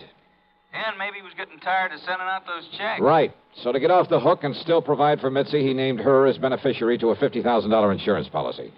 Sure, his wife would know about it after he died, but she wouldn't be able to do anything about it. Yeah, but little Mitzi just couldn't wait, huh? Now, look, I don't anticipate any trouble with her, Randy, but if you're going to be around for a while, well, after I've wrapped it all up, I'll call you to come over and make the arrest, huh? Seems to me you have got it all wrapped up. Sit tight, Randy, and I'll call you.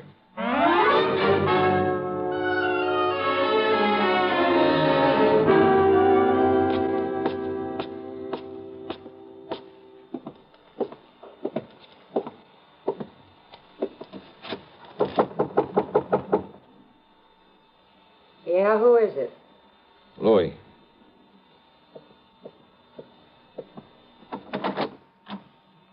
Louis, huh? Do you mind if I come in, Mitzi? Now, who are you? Johnny Dollar, special investigator. Yeah? For who?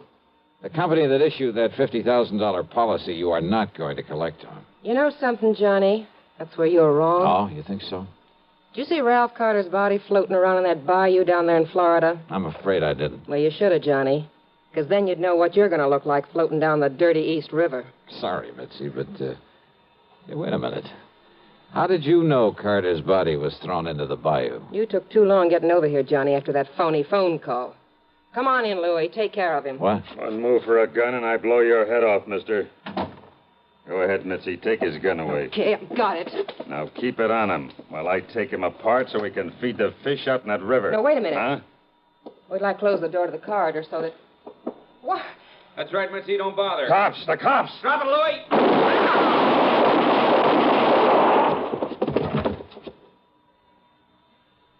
Okay, boys. Take what's left of them out of here. Right, Lieutenant. Maybe you better put some cuffs on the dame. Right. Come on, baby. Hiya, Johnny. Fancy meeting you here. Very funny. And, hey, what happened? I thought you were going to call me back. Oh, stop hamming it up, will you, Randy? But, thanks. Think nothing of it.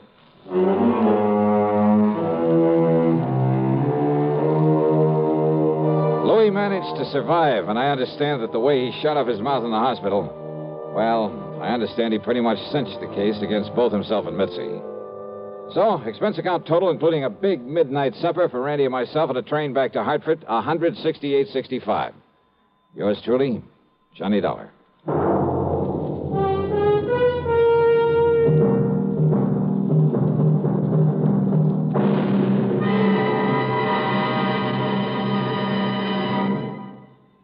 Our star will return in just a moment.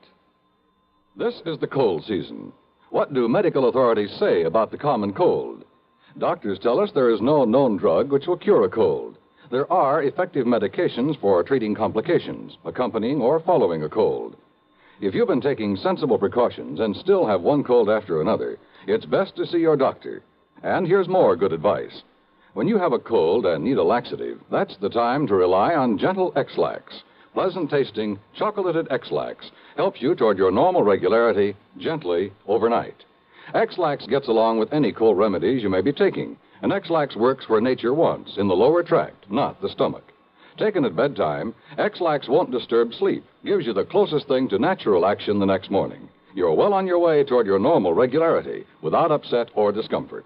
So when you have a cold and need a laxative, take X-Lax, the laxative you can use with complete confidence. X-Lax helps you toward your normal regularity gently overnight. X-Lax.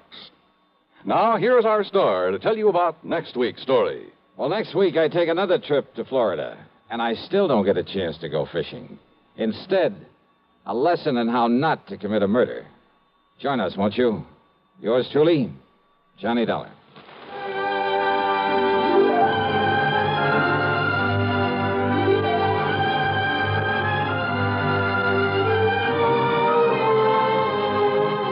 Yours truly, Johnny Dollar, starring Bob Bailey, originates in Hollywood and is written, produced, and directed by Jack Johnstone. Heard in our cast were Virginia Gregg, Lillian Bayef, Vic Perrin, Sam Edwards, Barney Phillips, Herb Vigran, and Frank Gerstle. Be sure to join us next week, same time and station, for another exciting story of yours truly, Johnny Dollar.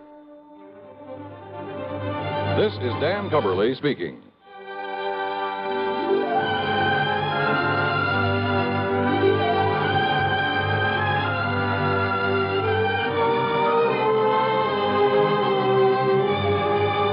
This is the CBS Radio Network.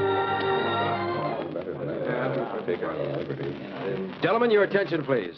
Now, here's the problem. Your pilot is flying a 400,000-pound, 650-mile-per-hour B-52D Stratofortress. Now, with the weather, wind, and bomb load information provided on your test sheet, I want you to figure your estimated time of arrival at point X on the map, 2,109 miles away. Quite a knotty problem, isn't it? But not for the fledgling navigators in U.S. Air Force aviation cadet training. You see, these men have a firm background in astronavigation, electronics, engineering, and allied fields. They are eminently prepared to cope with the most intricate navigational situations. College men between 19 and 26 and a half. Find out today if you can qualify as an Air Force navigator. If so, you're in for a prestige position with a brilliant future. See your local Air Force recruiter today for complete details. WROW, Radio 59.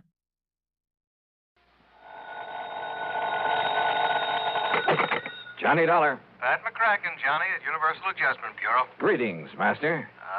Now, don't give me that.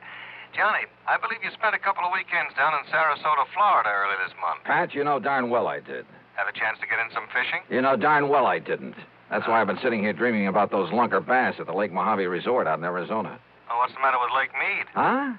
You know, the huge man-made lake that's backed up by Hoover Dam? Yeah, I know. A few miles this side of Las Vegas, Nevada?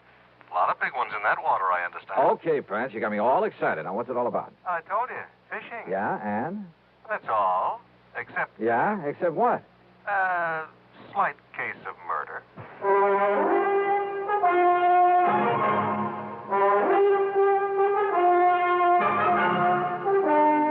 Bob Bailey in the exciting adventures of the man with the action-packed expense account. America's fabulous freelance insurance investigator. Yours truly, Johnny Dollar. Here's actress Joan Bennett. It's terrible to try to act with a dreadful cold. To feel better quickly, I take 4-way cold tablets, the fast way to relieve nasty cold distress. Yes, tests of 4 leading cold tablets proved 4-way fastest acting of all. Amazing 4-way starts in minutes to relieve aches, pains, headache, reduce fever, calm upset stomach, also overcomes irregularity. When you catch cold, try my way. Take 4-way cold tablets, the fast way to relieve cold distress. 4-way, 29 and 59 cents. Now, a word about another fine product of Grove Laboratories. Had dandruff for years? Now get rid of it in 3 minutes with Fitch Dandruff Remover Shampoo. 3 minutes with Fitch regularly is guaranteed to keep unsightly dandruff away forever. Apply Fitch before wetting hair, rub in 1 minute. Add water, lather 1 minute. Then rinse 1 minute. Every trace of dandruff goes down the drain. 3 minutes with Fitch, embarrassing dandruff's gone. Fitch can also leave hair up to 35% brighter. Get Fitch Dandruff Remover Shampoo today. And now, Act One of yours truly, Johnny Dollar.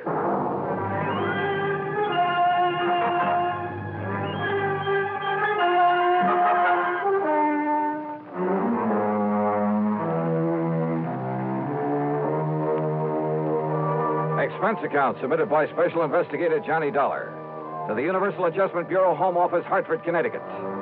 Following is an account of expenses incurred during my investigation of the Lake Mead mystery matter. All right, now, Johnny, your contact will be Mr. Roscoe Trimmer. He's head of the local office of Greater Southwest Insurance and Liability right there in Las Vegas. You said murder. Can you give me any details? No, you'll have to get everything from Trimmer. All I know is there's a $20,000 policy involved and double indemnity. So the sooner you get out there, the better. Okay, Pat. I'll grab the first plane I can. Expense account item 1, $2 even for a fast taxi to the airport. Item 2, $6.70 plane fare to New York. Item 3, $145.05, another plane ticket. And I barely made the 12 o'clock noon mainliner, which promptly took off and headed west to Las Vegas, Nevada.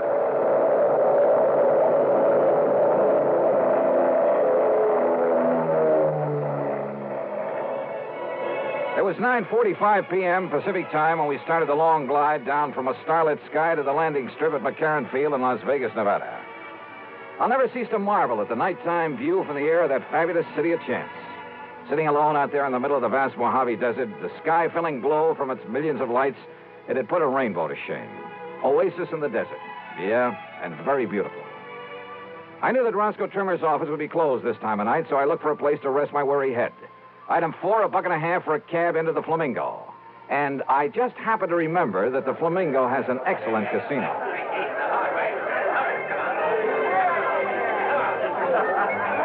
Now, I'm really not a gambling man in the usual sense of the word, but who can resist the lure of the dice and roulette tables, the blackjack, even the slot machines in a setting like this?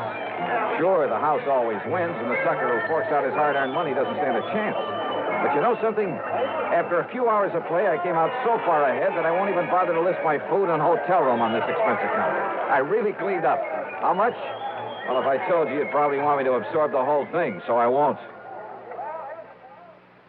Then, early the next morning, I met Roscoe Trimmer at the office of Greater Southwest Insurance and Liability. Dollar, I'm glad you could make it. I don't like this one at all. Howard. Hiya, Rosk. Sit down, will you? Yeah, But sure. not for long. Huh? I've arranged a drive-it-yourself car for you. And the sooner you can get over to Lake Mead, the better. Well, just where, Roscoe? That's a pretty big lake. Overton. A little town 50, 60 miles north and east of here. At the upper end of the lake. So what's happened up there? Johnny, a client of mine, Thomas Mayfield Thomas, came out here from Chicago last year. Retired here. I don't know much about him except that our Chicago office sent me his file when he came and asked me to look out for him. Uh-huh. Go on. About a week ago, Thomas and a friend went fishing together out of Overton Landing. They went out with Hob Fulton on his charter boat. Incidentally, if you ask me, Hob's the best guide on the whole lake. Good, I'll remember that. Only you're here on a case, remember? Oh, sure. But go on. Well, the fishing must have been pretty good, because they stayed on at the Overton Motel. Then the next morning, they went down to the landing, rented a little Arkansas Traveler and a 10-horse Johnson, and went out fishing on their own. Rosk, I may try that very thing myself. But about the middle of the afternoon, a big east wind came up. You know what that means? I know that when a big Easter hits one of those desert lakes, there's only one thing you do. Get off it quick. Well, they didn't, Johnny. At least not quick enough. The following morning, when the blow had died down, Hob Fulton went out to look for him. And? He found the boat, all right. Beached on a point down near Goat Island. And Mr. Thomas's friend. What about Thomas? His friend says that Thomas went overboard when the squall hit him. Well, it's certainly possible. Yes, it is.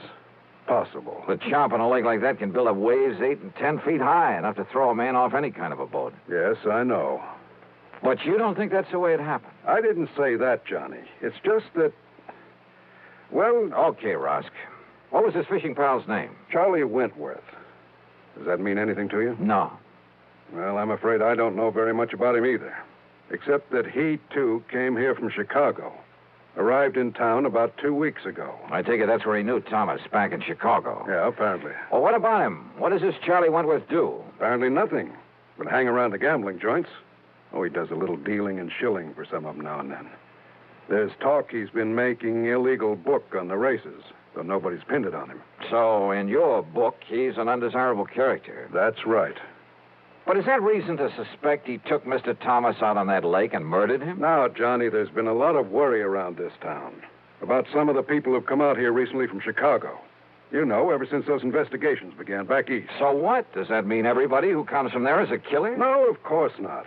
But a man who doesn't really work for a living, you know, just spends all his time around the gambling tables, Has no visible regular means of support. Thomas was retired. Maybe Charlie Wentworth is, too. Oh, Johnny. Besides, who knows? Maybe Thomas will show up. Maybe he swam to shore and is plotting his way back through the desert. Oh, now, you know the odds against a city man surviving out there. Well, does anybody really look for him? Everybody. The police, the National Park boys, everybody. Not only in boats, on foot, but they even use planes and a helicopter. They found no trace. Well, that still doesn't prove anything. Tell me this. Are the police holding Charlie Wentworth? No, they're not. Which means they don't feel they have any reason to. But you still think I ought to investigate? Yes, I do. Roscoe? So do I.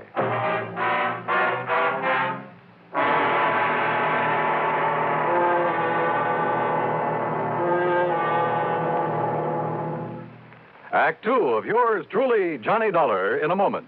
Hey, Dad, did you check your car filters today? No, son, I didn't. Why? Because it might pay you $1,000. $1,000 for a car filter? That's right, folks. You may have a filter under the hood of your car worth $1,000 and not even know it. A Fram filter worth 1,000 silver dollars. A regular filter change is important to today's cars. So important that Fram Corporation is paying $60,000 to get you to check your filters now. Last year, in preparation for Fram's silver anniversary, 10,000 secretly numbered Fram filter cartridges were distributed all over the United States and installed in cars during regular servicing.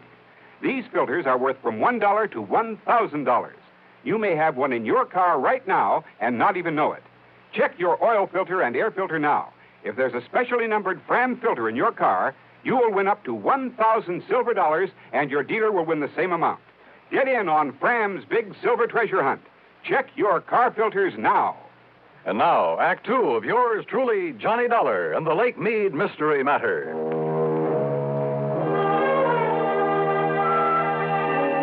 Neither the police nor anybody else in Las Vegas seemed to think Thomas was murdered out on Lake Mead. But what Roscoe Trimmer told me made me suspicious, of Thomas's fishing pal, a man named Charlie Wentworth. Expense account item 5640. I telephoned to my old friend Ken Bugby, reporter on the Chicago Citizen News. Thomas? Yeah, that's right, Ken. What can you tell me about him? Well, not everybody knew it, Johnny, but he was a mouthpiece for the old Moretti mob. That was some years ago. Oh? When they started the big cleanup, well, either Thomas couldn't or just plain wouldn't get them off the hook. Let them all go to jail. Then he settled down and retired in his home out in Elmhurst. Well, he's certainly not there now, Ken. No, about a year ago, he suddenly sold his place, packed up, and moved out west somewhere. Why? Do you know? Change of climate, I guess. What about him, Johnny? Ever hear of Charlie Wentworth? You kidding. He was one of Moretti's trigger men. Casual Charlie, they called him. You, know where he is now? Oh, they sent him up to Joliet prison along with the rest of the mob. Those boys will be in the clink the rest of their natural... Oh, wait a minute. Yeah? Casual Charlie and Snooty Wilson were released. Yeah, and... Hey, that was just about the same time that Thomas moved away from here. If that means anything. Baby, I got a hunch it means everything. Oh? Like what, Johnny? Thanks a lot, Ken.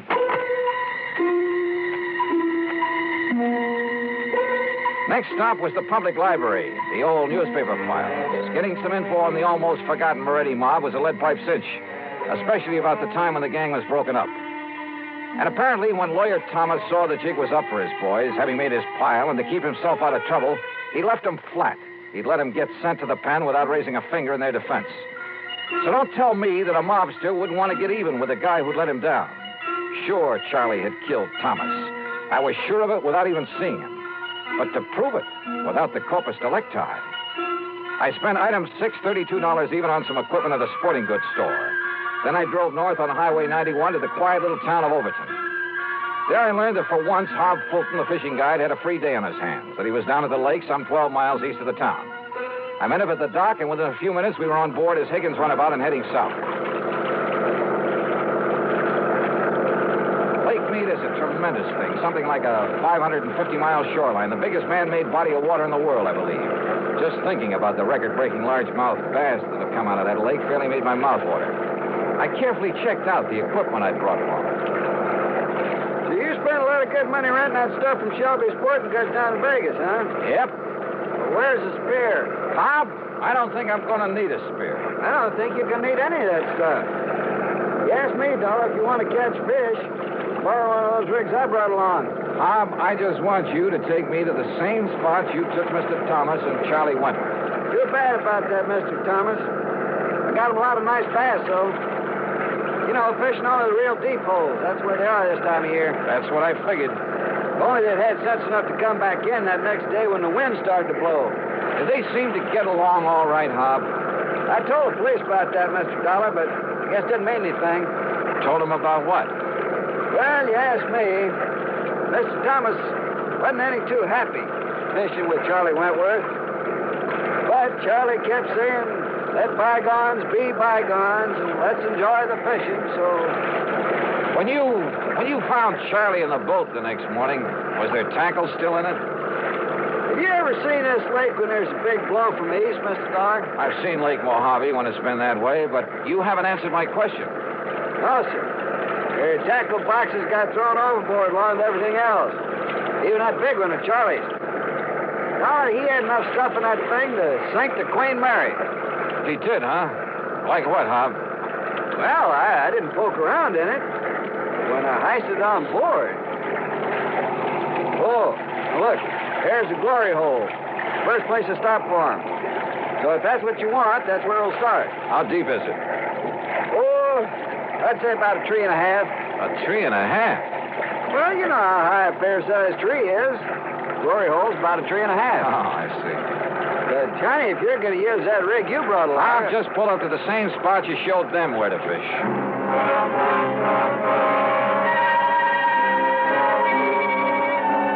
By the end of 2 hours, I'd tried at least half a dozen of the holes where Hob had taken Thomas and Charlie. No luck. Then we went 4 or 5 miles further down the lake and pulled up just below Goat Island, just below the big rock slide. Deepest hole in this part of the lake, Dollar. Must be near the 5 trees. A lot of ledges down there on the sides of it, so you better go kind of easy. I covered every inch of that hole, and with the aid of a powerful waterproof headlamp I brought along. Then finally I came back up to the surface. That's right, I said came back up to the surface. Here, Johnny, let me give you a hand back in the boat. No, thanks. I'll rest you in the water for a minute. That's a pretty deep hole. Yeah, but how you ever expect to catch bass in that skin diving rig without even a spear? Hand me a long rope, Hob. I found it down there. Huh? Yeah, on a ledge about 50 feet down, lashed onto that heavy tackle box you were talking about. That's what made it sink. Hey, what are you talking about, Johnny? The body of Thomas. What? Yeah, and there's a bullet hole right between the eyes.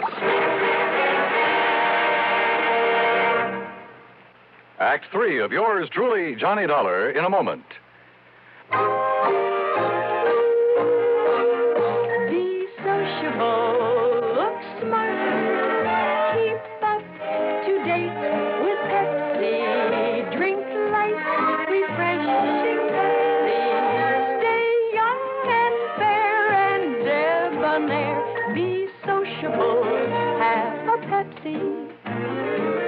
When friends drop in, let your hospitality show you're sociable in the modern manner.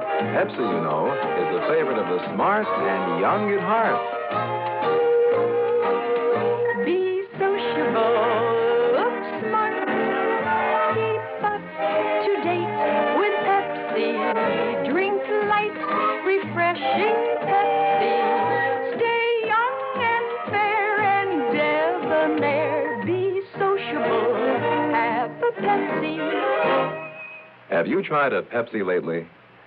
And now, Act 3 of yours truly, Johnny Dollar. I took the body of Thomas back to headquarters in Las Vegas and hung around long enough to hear Dr. Richard Fallon say the bullet hole was definitely made by a .38 and at close range. To hear Police Captain Willis say there'd be no action taken until the bullet could be removed for study. But I knew he'd change his mind when he had time to think about it. So I left headquarters and started making the rounds of the gambling casinos. Luck was with me. At the second place I stopped, one of the public joints on Fremont Street. The winner of everyone. It's 34, red and even. Well, have you seen him around here today? Yes, Charlie Wentworth. They just come in the door, mister. Thanks. All right, ladies and gentlemen. Excuse me, please. Take you back for the Pardon me, will you? May I get through here, please? Thank you. Excuse me. Charlie Wentworth? Yeah, Buster? Johnny Dollar, insurance investigator. Here's my credentials. Oh, yeah. Now, I guess you want to talk about my pal, Tommy Thomas, got drowned over in Lake Mead last week. Is that it? Yeah, something like that. Buster, that was an awful thing, him going like that. He was an old buddy of mine. Was he? Sure was. An old buddy. Hey, why don't we talk over in my room, huh? Too much noise around here. Okay by you? Sure, why not?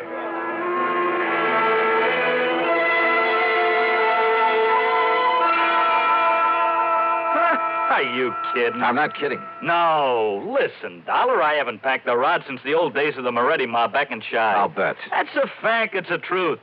You think I want to get in trouble again? Well, you're wrong, see? Maybe. Look, I did my stretch, and it learned me a lesson. I'm all through with that kind of stuff. I'm all through with it. Oh, sure. It's a fact. It's the truth. I'm strictly legit now. You understand?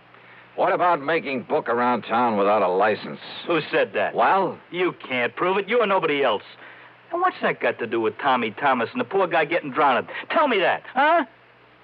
What is this, Dollar, anyhow? You really hated his guts, didn't you?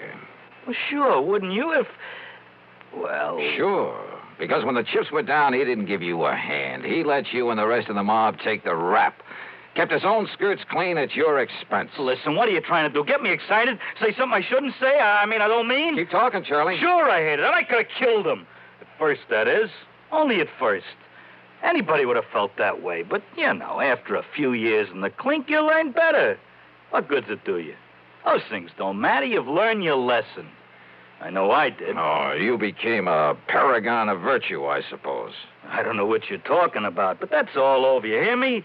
When I just happened to find him living here in Vegas, that was all over.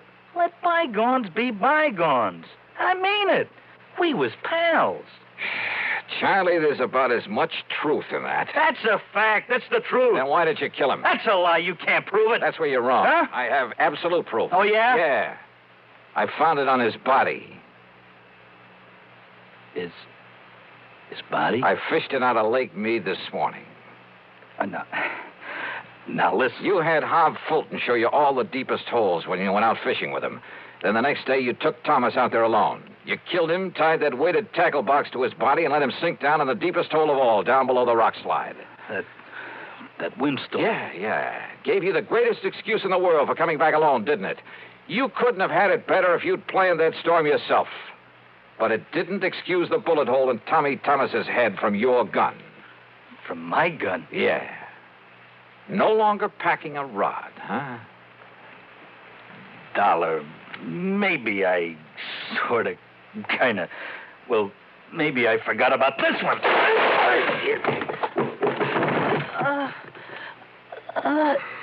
Trigger man, huh? You're a lousy shot. And pretty slow draw, thank heaven. You know something? Now I think I have got proof. Yeah, this gun of yours.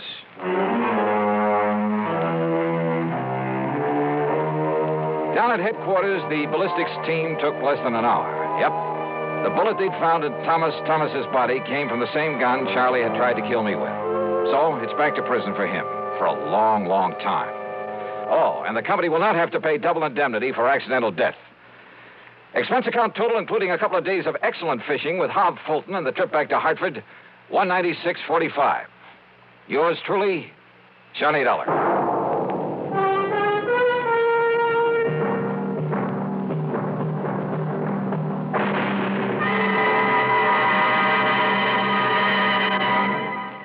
Our star will return in just a moment.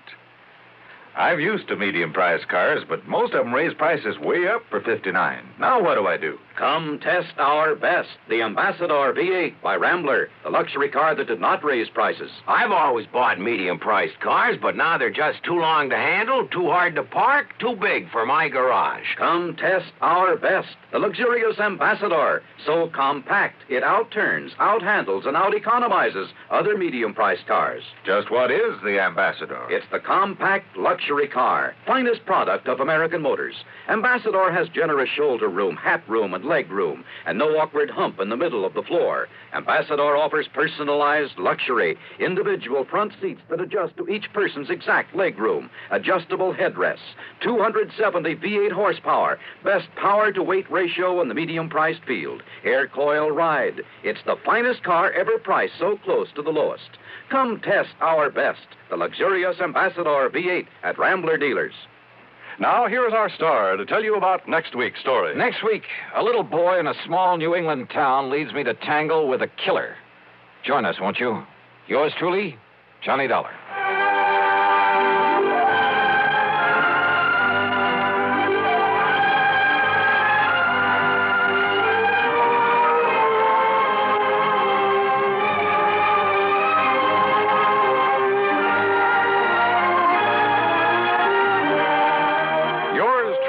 Johnny Dollar, starring Bob Bailey, originates in Hollywood and is written, produced, and directed by Jack Johnstone.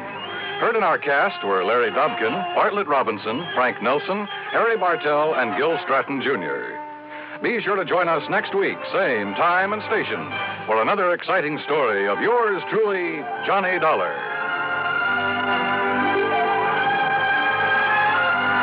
This is Dan Coverly speaking. By far, radio's outstanding theater of thrills, Suspense, next on the CBS Radio Network. 59 you dial, WROW Albany. If it happens to you, and I think it might, that now and then your cigarette doesn't taste right, that's the tip-off, man, and you'd best begin on the new kind of filter that's known as spin. Old Gold's new spin filter. This new spin filter is the best you've seen, does more than reduce tar and nicotine. It improves smoke and taste so that you can get the best taste yet in a filter cigarette. Old Gold's new spin filter. Test for taste, try your present brand against Old Gold. Test for taste, and it's 10 to 1 that you'll be sold. Test for taste with a cigarette, a carton, or a pack. Test for taste, find the flavor all the other filters lack.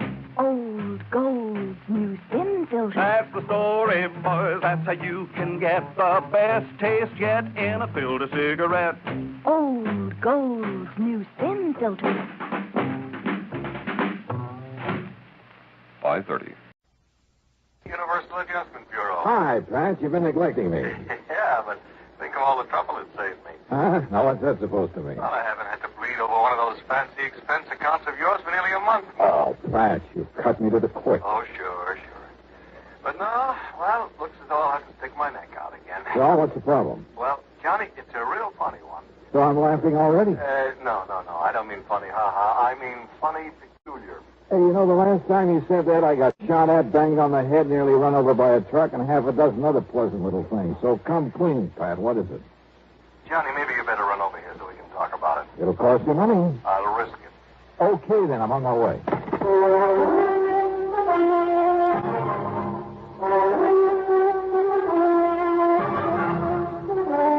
Bob Bailey in the exciting adventures of a man with the action-packed expense account. America's fabulous freelance insurance investigator. Yours truly, Johnny Dollar.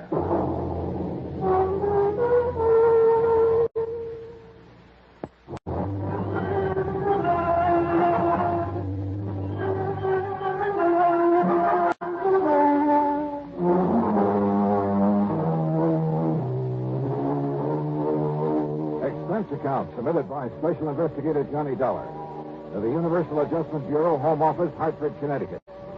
Following is an account of expenses incurred during my investigation of the Wayward Sculptor matter.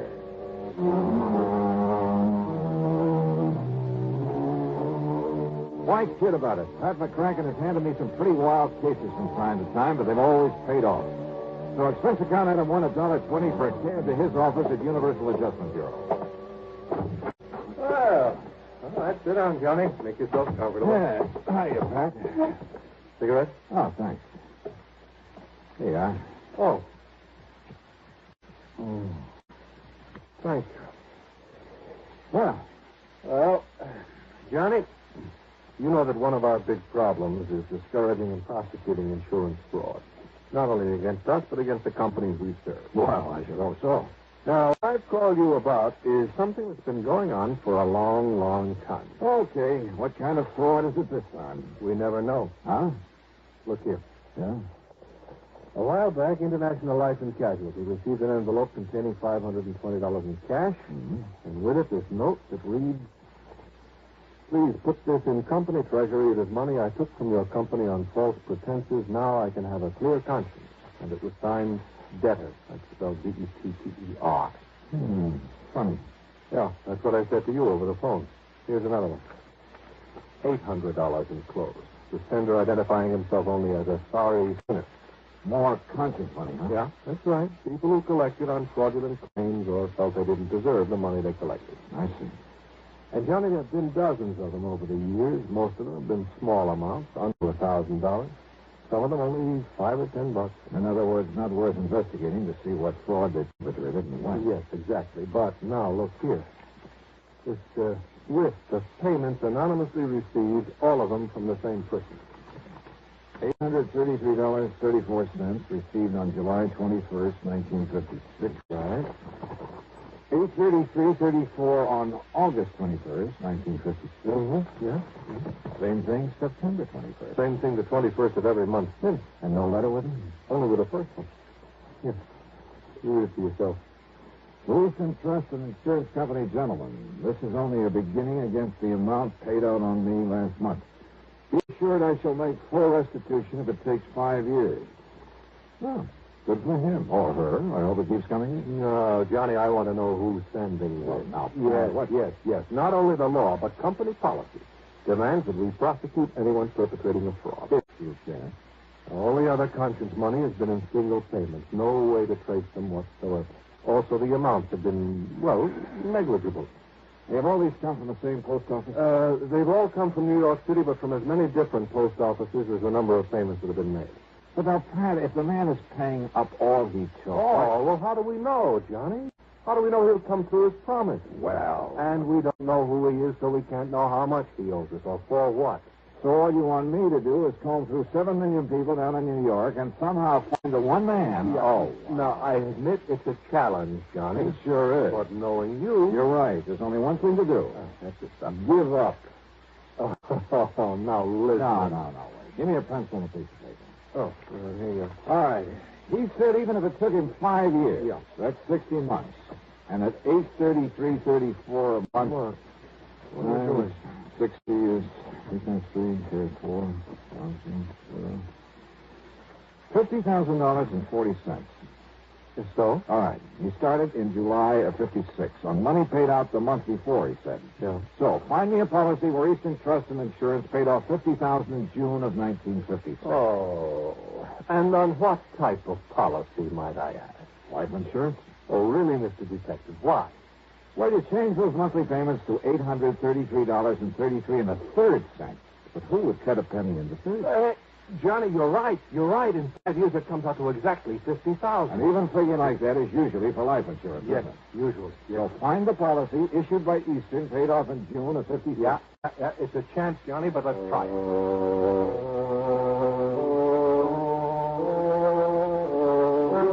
And then suddenly it all began to look too easy. In June 1956, the total number of $50,000 benefits paid came out to just exactly one. On the life of Henry Davidson Pollock, a once famous sculptor. Beneficiary, his wife, Sarah Norton Pollock. And it gave her address in New York City. So Pollock didn't really die at all, but she collected his insurance. Now, conscience-stricken, she is paying it back. That's what it looks like. But it's still fraud, so go to it, Johnny. Right. Expense account item $2.08 train to New York in a cab to the apartment house at 614 East 49th Street. Failing to find Mrs. Pollock's name on the mailboxes, I got hold of the building superintendent. Mrs. Pollock? Sure. Mrs. Pollock lived here for years. Well, where is she now? Do you know? You trying to be funny? What do you mean? I mean, she died last fall. Oh, Greg. Then it's too late. No, wait a minute. Those payments are still coming in. What's that? You're sure that she's dead? I was with her when she died. Then, mister, what's going on around here happens to be just plain impossible.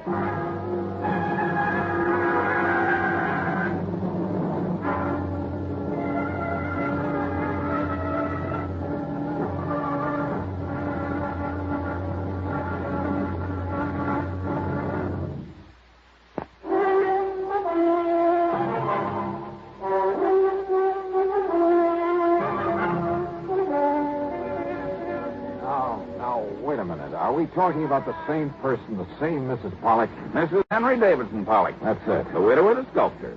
That's the one, all right. And he lived here in this apartment, too. That is, before he died. That was back in 56. Left all his money, all his insurance to his wife, though goodness knows why. How did he die? In that big plane crash out over the desert. Don't you remember? Not a single survivor. What kind of a man was he? Oh, kept to himself. Didn't like people much. And his wife? Okay, I guess. She was a lot younger than him. Spent all his money all the time, and he didn't like it. Man like that shouldn't be married. Oh, but he must have thought a lot of her to leave her everything. He just didn't like being married, tied down. Let it interfere with his work. So his death got him out of it and give her some money to spend before she died. But somebody's been paying that money back. Well, now, you think maybe she suffered a change of heart? Something like that? You think she realized she never deserved what he left her? That what you're thinking? Well, sure, that might have been a possibility. Except for one thing. The money's still coming in. Oh? Hey, is there anybody to whom she might have turned over that insurance? Her give anything to anybody else? Not her, mister. And you're absolutely sure that she's dead? I carried her in off the street after the car hit her. If you don't believe me, ask a doctor. Dr. Jules Maitland over on Park Avenue. Ask the police. Yeah, maybe I will.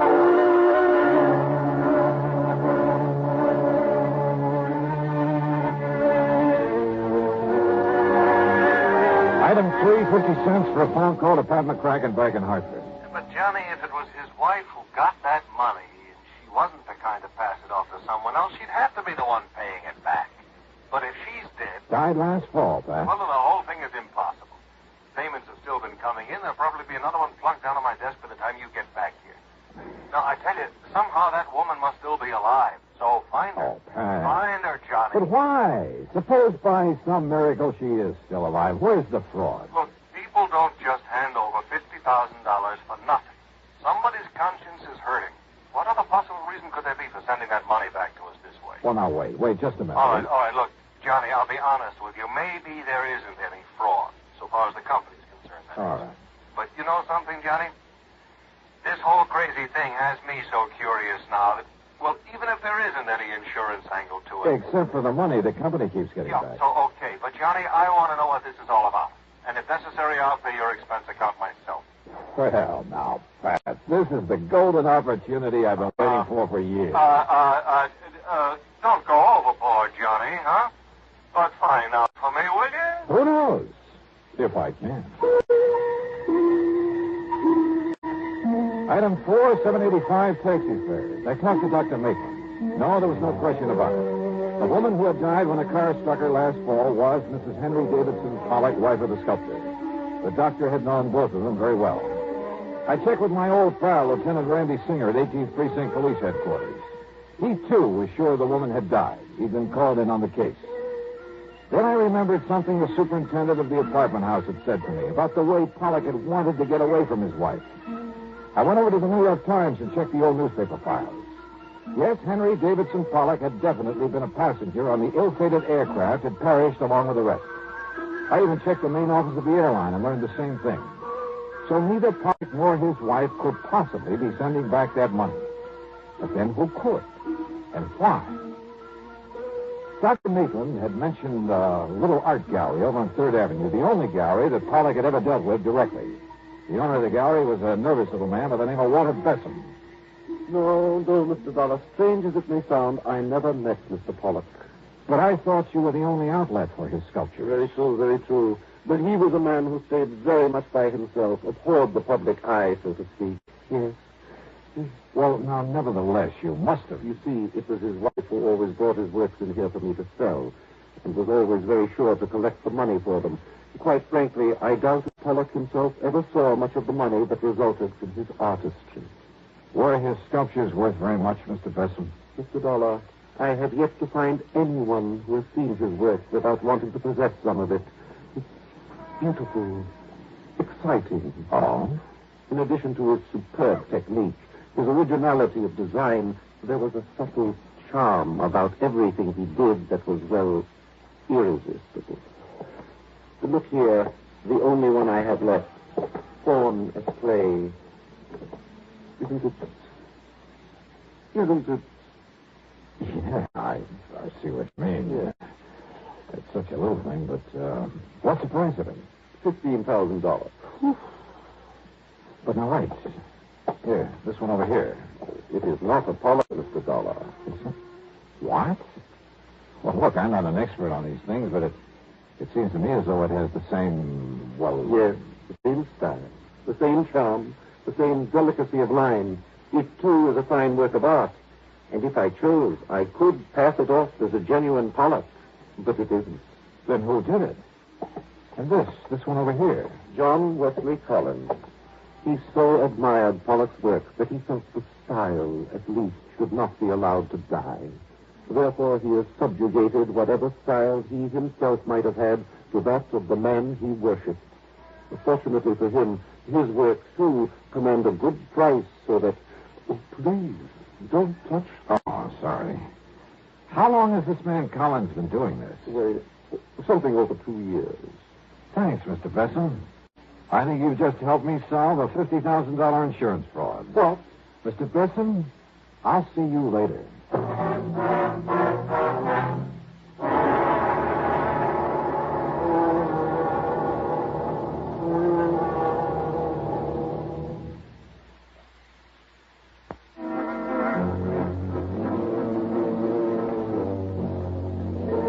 walked out the front door of the little art gallery on 3rd Avenue. Over my shoulder, as I closed the door, I could see the owner, Walter Besson, make a dash for the little office inside and grab a telephone. I sneaked back in, stepped over behind a rack of picture frames and canvases, and listened. Henry, this is Walter Besson. Listen. No, listen. Something has just happened that... Well, there was a man here, Johnny Dollar, some kind of insurance investigator, so you... No, you mustn't. But if he comes back here... Very well, I'll unlock the back door for you. But are you sure you... Hello, Henry? Henry? While Besson went to the back door, I quietly slipped out the front. I found a telephone booth at the drugstore on the corner. Item 5, a dime for a phone call to Dr. Jules Maitland. Yes, Mr. Dollar. As I told you when you were here, they were both patients of mine for several years. All right, Doctor, tell me this. Did Henry Davidson Pollock have a scar, a deep scar on the thumb, one hand, the right hand? Yes. He told me that when he was a child, he cut through the tip of that thumb very deeply, all the way down to the bone. That's all I wanted to know. Well, now, tell me, Thank sir. you, Doctor. Thanks a lot. The trip to the corner and that phone call couldn't have taken me more than 5 or 6 minutes. And when I went back to the art gallery, Besson was coming out of the little office, careful to close the door of it behind him. Well, Mr. Dollar, I didn't expect you to return, at least not so soon. Have you decided to buy one of the sculptures by John Wesley Collins, perhaps? No. Of course, insofar as the one remaining genuine Pollock is concerned. What's the matter, sir? Besson, would you like to sit down and write a statement for me? Statement?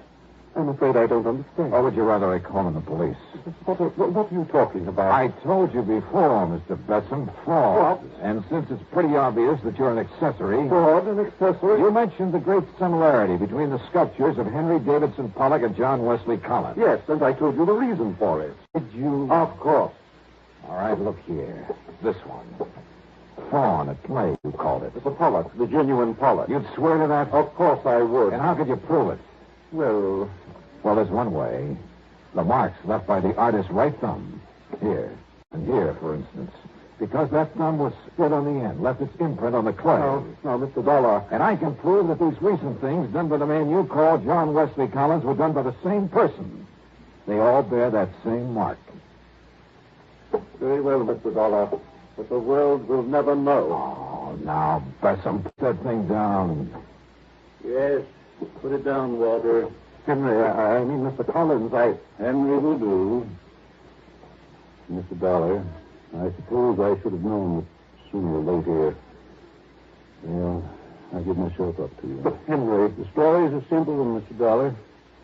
I suppose you'd like to hear it. Yeah, I certainly would. Now, you see, I wanted to get away from my wife for reasons that we don't really have to go into. I planned to fly out to the West Coast to disappear. But at the last minute, I gave the plane ticket to someone else. On the plane that crashed out there over the desert? Yes. Then, knowing that my wife thought me dead, and realizing I could become lost in this tremendous city as well as anywhere else in the world, But I'd forgotten about the insurance. So then, anonymously, of course, I started paying it back. I see.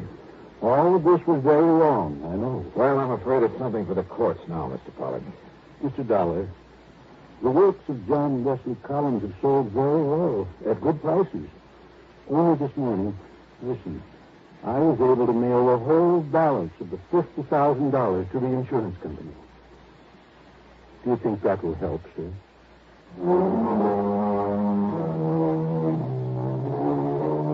So, Pat, there you have it. And you can take whatever action you may think is necessary. Pollock is waiting for the company or the courts or whoever. And Walter Preston is too scared to go anywhere. As for the expense account, I think the company can afford it. The total, including the trip back to Hartford, is $26.15. Yours truly, Johnny Dollar.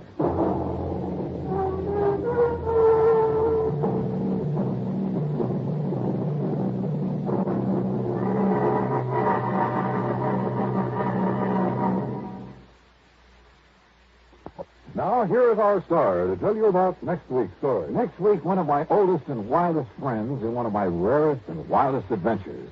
Join us, won't you? Yours truly, Johnny Dollar.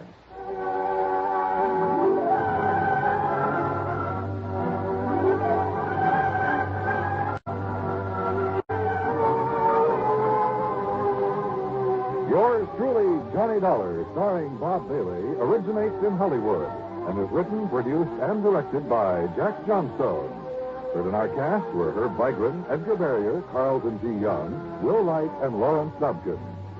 Be sure to join us next week, same time and station, for another exciting story of yours truly, Johnny Dollar.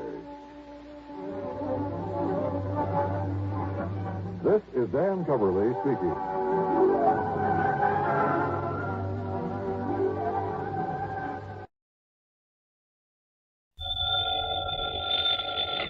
Johnny Dollar.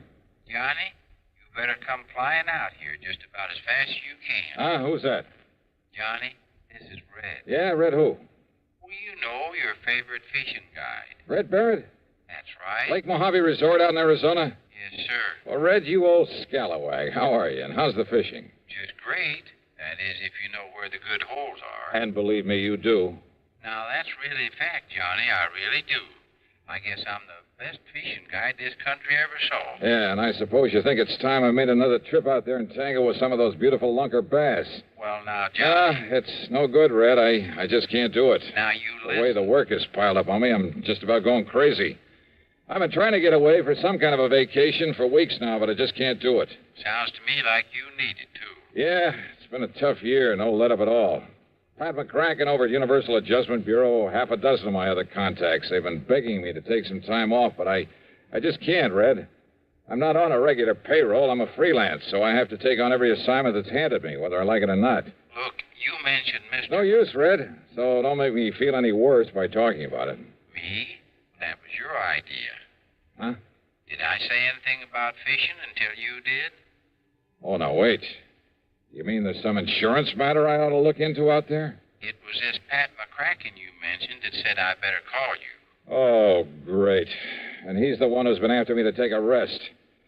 So, what's happened out there? That's the thing. It ain't what has, but what's going to happen. Yeah? Like what?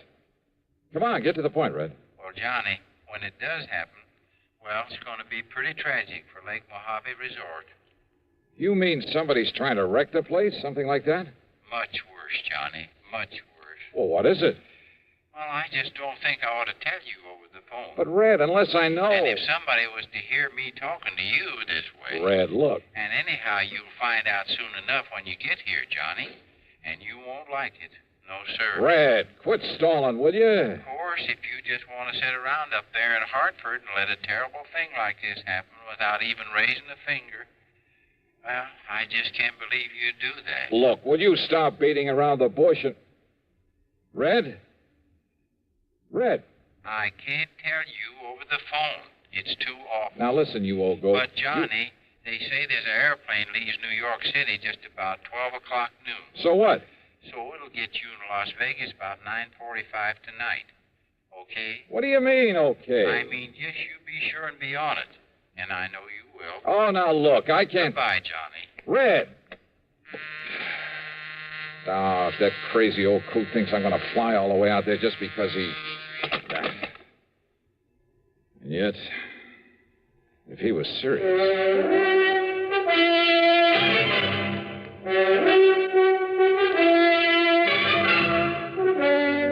CBS Radio brings you Bob Bailey in the exciting adventures of the man with the action-packed expense account, America's fabulous freelance insurance investigator. Yours truly, Johnny Dollar.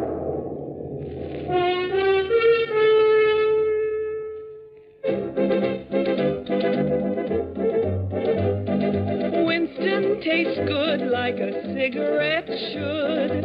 Winston tastes good like a cigarette should. Winston gives you real flavor, full, rich tobacco flavor. Winston's easy drawing too. The flavor comes right through to you. Winston tastes good like a cigarette should. A modern filter? Sure, Winston has it. But that's only the beginning of a Winston.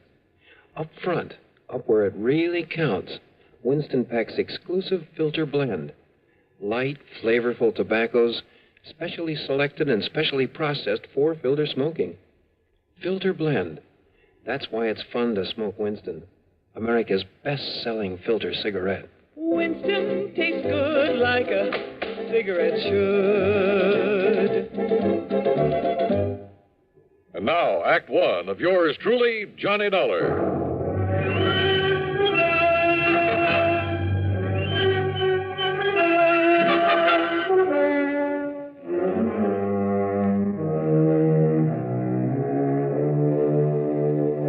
Expense account submitted by Special Investigator Johnny Dollar to the Universal Adjustment Bureau, Hartford, Connecticut. Attention, Mr. Pat McCracken.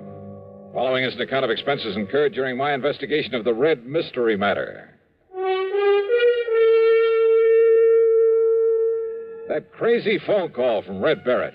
I know that wild old character pretty well. I'm fully aware of his faculty for stretching the truth, making a couple of mountains out of a molehill or two. And once or twice before, I'd wound up making the trip across the country just to wet a fishing line with him. And yet, those other times I'd fallen for his gag, I'd run headlong into serious insurance matters. Trouble with a capital T. And if he really meant what he said about something terrible impending at Lake Mojave Resort, well, there was one way to find out. Expense account item 1, $153, plane fare, Hartford to New York to Las Vegas, Nevada.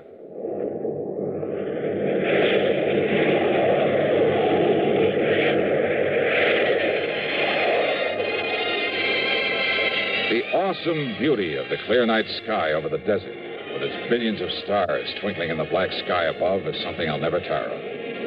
The stars seem close enough to reach out and touch them. As the plane hit the glide path down to the landing strip at the south end of Las Vegas, the myriad many-colored lights of the city winked and sparkled like the lights on a gigantic Christmas tree. Yeah, from the air, Las Vegas, the fabulous city of chance, is just plain beautiful. I'd like to have stuck around Vegas for a while and tried my hand at some of the casinos and clubs along the gambler's alley they call the Strip, but I had other things to do. So, item 2 was $50 deposited on a rental car. And within minutes after the plane landed, I was heading south and east across the desert, down toward Davis Dam, down to Lake Mojave Resort.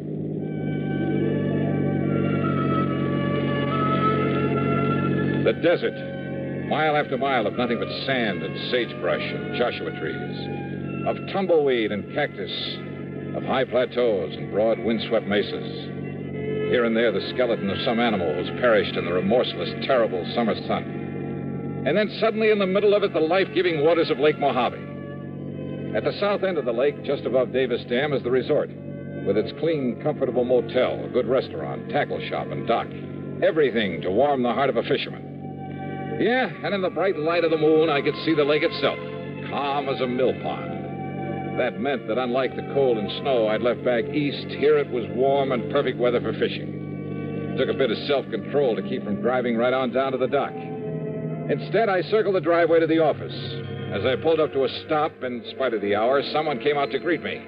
It was my old friend Buster Favor, general factotum at the resort. Yes, sir? Can I help you? Yeah, Buster, I think you can. What? Why, it's Johnny Dollar. Yeah, none other. Hiya, Buster. Johnny, it's a miracle. I don't see why. When I get word there's trouble around here. Oh, then you know, huh? Buster, I only know that something is about to... Even the police haven't had a chance to get over here yet. The police? Johnny, I sure hope he's all right, that you can find him. Yeah, find who? Why, Red. Red Barrett? You mean you didn't know? Buster, what's happened to him? Johnny, Red has... Well, he's disappeared. Oh? And I could be awfully wrong, but from the looks of things, Johnny... Wait a minute. You think somebody could have murdered him? Come on. Take you over to his room. You can see for yourself. Look, Red phoned me in Hartford, Buster. He told me that... Think he had some premonition that something was going to happen to him? Well, that's just it. He didn't seem worried about himself. All he would say well, was... it sure looks like he should have been worried, Johnny. Here now. Holy. Yeah. The room, a housekeeping unit, was a shambles. Clothing pulled out of the drawers and closet, as though somebody had ransacked the place looking for something. That stuff's all part of the uniforms he was wearing while he was working, Johnny. How much personal clothing stuff he had, I don't exactly know. So, if anything... The furniture, though none of it was actually broken, was overturned and cluttering up the floor. On the electric range in the kitchenette were the pots and pans he'd apparently used to cook his dinner. Some fish bones lay on a plate on the table. Probably one of the bass he caught this afternoon. Poor old fellow went out fishing as usual, not realizing what was going to happen to him after he came back here and had his supper. Now, wait a minute, Buster. Yeah, Johnny? That he left here in a hurry is pretty obvious. Or his body was hauled out of here. But I still don't see anything to indicate he was murdered or even badly hurt. Well, look here, then. Look, Buster, you know as well as I do how unpredictable Red is. Well, I know, always but... getting restless, always talking about going somewhere else, doing something else. I know, Johnny, Look, he's told me a dozen times about a gold mine he hoped to go to back there and work someday, 50 or 60 miles north of here, up near Lake Mead.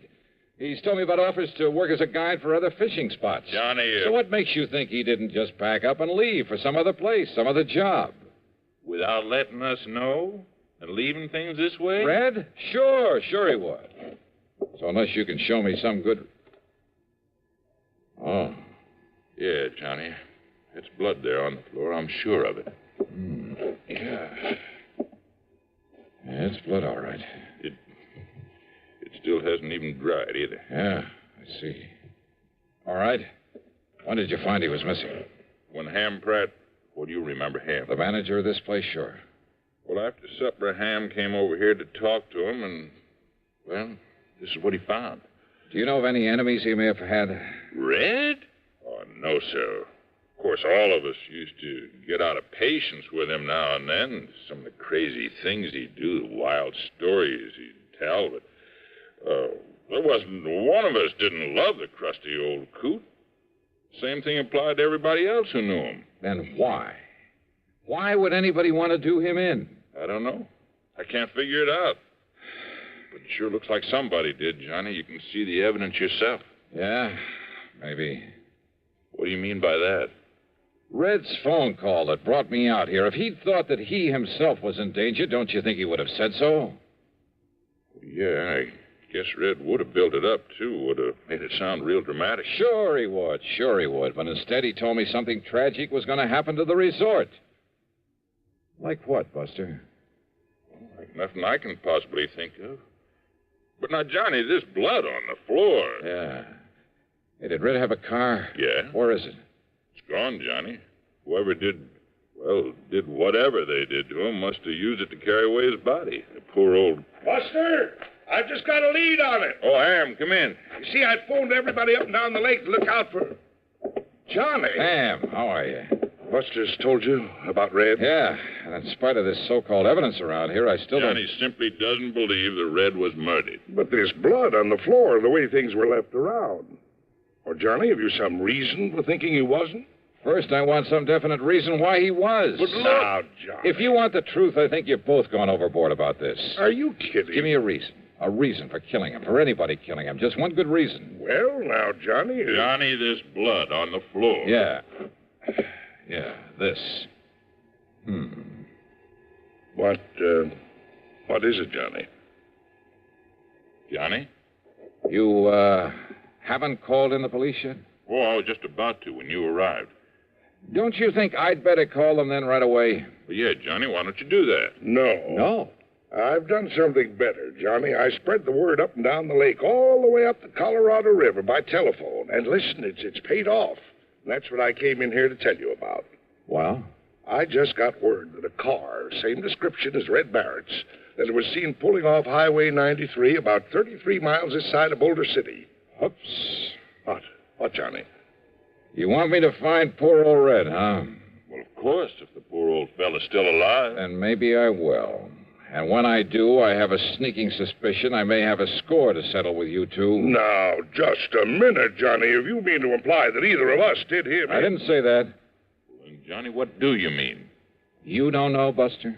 Well, if you think you can find Red and if I can be of any help to you... No. That's exactly what I don't want. Well, now, Johnny... Just let me work out this little mystery myself. Well, of course. No help, no interference from either of you. Johnny, this isn't like you. I don't understand. You don't, huh? I swear it. Yeah? We'll see.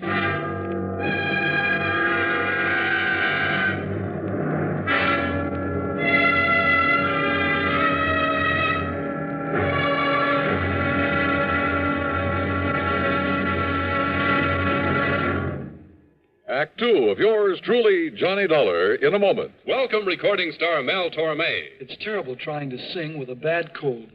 So I always take 4-way cold tablets to relieve cold miseries fast. Good idea. Tests of all the leading cold tablets proved 4-way fastest acting. 4-way starts in minutes to relieve muscular pains, headache, reduce fever, calm upset stomach, also overcomes irregularity. When you catch cold, try my way. Take 4-way cold tablets. Fast way to relieve cold distress and feel better quickly. 4-way, only 29 cents. Now, here's a word about another fine product of Grove Laboratories. To get rid of embarrassing dandruff in 3 minutes, change to Fitch Dandruff Remover Shampoo. 3 minutes with Fitch regularly is guaranteed to keep unsightly dandruff away forever. Apply Fitch before wetting hair, rub in 1 minute. Add water, lather 1 minute. Then rinse 1 minute. Every trace of dandruff goes down the drain. 3 minutes with Fitch and embarrassing dandruff's gone. At the same time, Fitch can brighten hair up to 35%. Get Fitch Dandruff Remover Shampoo today. And now, Act Two of yours truly, Johnny Dollar and the Red Mystery Matter. Suddenly, things had begun to add up. Yeah, from right in the beginning, when Red had mentioned over the phone that he'd talked with Pat McCracken at Universal Adjustment Bureau. Had Red called Pat, or vice versa? And there was the lamp there in Red's room, apparently knocked to the floor in a struggle. But not even the bulb was broken. The clothes that were left, only the uniforms he'd worn while at work. Was that supposed to mean that the only personal things he had were those he was wearing when he disappeared? Hardly. Then there was that spot of blood on the floor. A fish scale, a single scale in the middle of it. I had no microscope to examine that blood, probably wouldn't have known how to use it anyway. But I had a sneaking suspicion there was something very... Yeah. And knowing Red and Ham and Buster and Pat McCracken pretty well. Okay. The first thing I did after Ham and Buster left me alone was to look over the room again. And yes, one parcel of equipment that should have been there was conspicuously absent. I went down to the boat dock and found the old Arkansas Traveler that Red had always used to fish in. It was empty. Absolutely empty of the stuff I knew he always kept in it.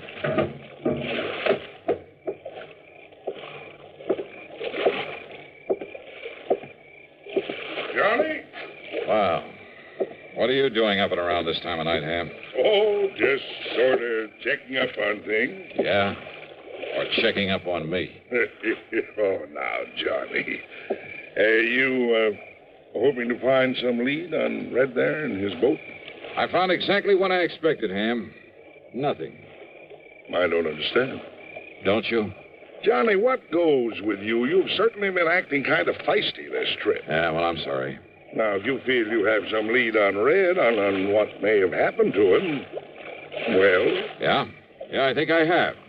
And you helped to give it to me. I did. But there's no point in following it up till morning. What is the lead? No help, no interference, remember? Okay, Johnny, whatever you say. No use doing anything till morning, eh? That's right. Then you, Well, what? Oh, I'm just thinking. Remember a couple of moonlight nights like this when you were here before, how you and I took the workboat and a couple of fishing rods, how we plugged those deep coves just above the dam? Yeah. Yeah, we took some nice fish out of there, didn't we? Yeah. I'm going to be blunt with you, Johnny. You aren't yourself. You're a bundle of nerves. Been working too hard? Yeah, much too hard. Well, one great cure for that. Why don't we go out there and pick us up a couple of nice bass? Okay. Why not?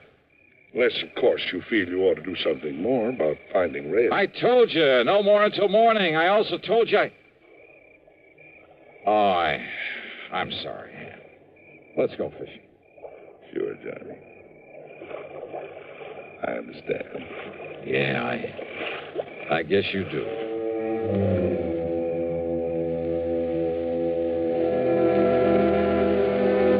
Maybe I had been a little feisty, as Ham had put it. And he was right about the fishing out there in the smooth black water with the bright moonlight overhead. When those 2 6-pounders hit my lure and I carefully played them into the boat, believe me, they did more to bring me back to normal than anything else in the world could have. That night, for the first time in weeks, I slept like a baby. Then, first thing in the morning, well, the whole thing really wasn't too hard to figure out. Red was a fisherman every day of his life. But I'd found no sign of his tackle there in the room or in the boat he'd always used.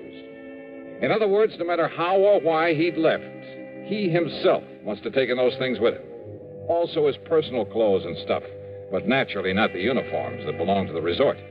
The blood on the floor from one of the bass he'd had for dinner, carefully put there after he'd turned the room inside out. As for his whereabouts, Ham had given me the clue when he told me Red's car had been seen at the highway turnoff 33 miles south of Boulder City. That turnoff led to only one place, a fishing camp at the lower end of Lake Mead, known as Temple Bar. And when I got there, sure enough, waiting for me in his outboard beside the dock, Red Barrett. All ready for you, Johnny. Why, Red, you rascal. Got an extra rod and reel and a bucket of live bait. You and me'll go out there and slay him. Get in, Johnny. Get in. Sure, Red, why not? That's a boy. Here we go.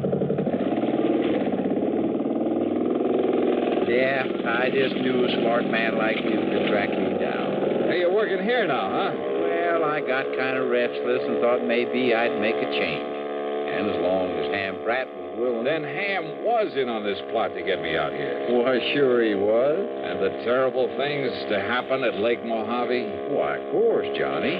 They've lost me, haven't they? You old son of a gun. Hey, Buster in on it, too? No, Ham's probably telling him about it right now. Probably showing him the letter he got from Mr. McCracken. McCracken? Pat McCracken? Yeah. Now, maybe you better read this one that he wrote to me. First part's just the usual howdy-do's, but here. And Red, I'm convinced a man can take only so much, even Johnny Dollar. And I'm afraid that unless he gets some rest and relaxation, he'll crack up one of these days. So if you and Ham Pratt can somehow contrive to get him out there for some of that fishing he loves so much, go to it. If he catches on, if he starts worrying about the expense, tell him it's on the house. Tell him Merry Christmas. Sincerely yours. Well, God bless Pat McCracken. As for you, Red, you old reprobate... Johnny, there's a hole over near the gyp beds where there's an old 10-pounder laying under a rock, just waiting for you and me. Brother, let's go.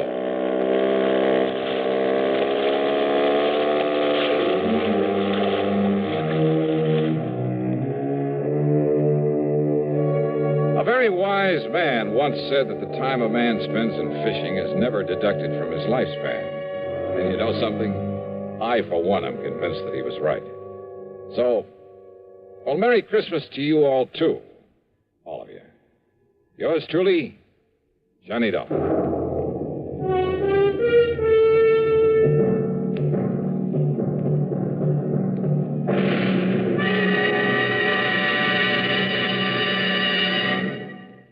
Our star will return in just a moment. Every year, some Christmas celebrations are ruined by fire. A little precaution can prevent a Christmas fire from happening in your home. First of all, make sure your tree is on a firm foundation so it can't fall over. Then be sure to use only approved lighting. Wiring that's frayed may be dangerous. Replace it. Never use lighted candles. Let all the glow of Christmas come from within, not from fire. With a safe Christmas plan, here's an idea for Christmas giving. Almost Christmas, no time to lose. Lots and lots of gifts to choose. Give him, Give her a gift set by Yardley. For her an array of all new Yardley gifts, $1.50 to $13.50. A Yardley Red Roses spray mist and soap set, $3.50. All prices plus tax. Yardley. Give him, Give her a gift set by Yardley. Now, here is our star to tell you about next week's story. Next week, a man, a girl, and a gangster. That's right. They add up to trouble. For me. Join us, won't you? Yours truly, Johnny Dollar.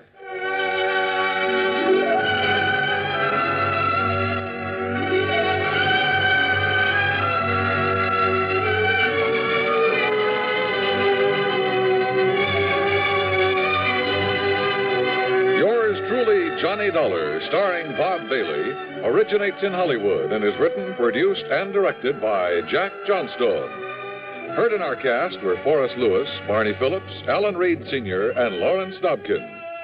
Be sure to join us next week, same time and station, for another exciting story of yours truly, Johnny Dollar.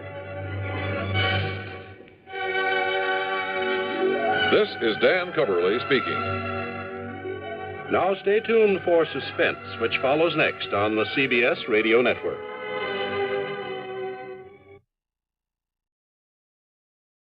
From Hollywood, it's time now for Johnny Dollar. George Reed here. Huh? Hey, now listen, George. If Floyd's of England keeps handing me cases, how can I work for the other insurance companies? Well, what I'm calling about this time isn't really a case. So what, as long as the company pays my expense account and maybe a nice little fee to boot? Fee? Sure. Well, I'm not even certain you'll need an expense account. Oh, then now, wait a minute. Johnny, I think you'd better come over here to my office so that we can talk about this. Well, I don't want to sound chintzy, George, but a cab to your place will cost me over $1. Oh, well, that can go on the expense account, of course. Good. Then as long as we've established the expense account for this thing, whatever it is, I'll see you in a few minutes. Well, now, there's no hurry, Johnny, so just take your time. Huh? I said take your time about getting here. Yeah? I'll be right over.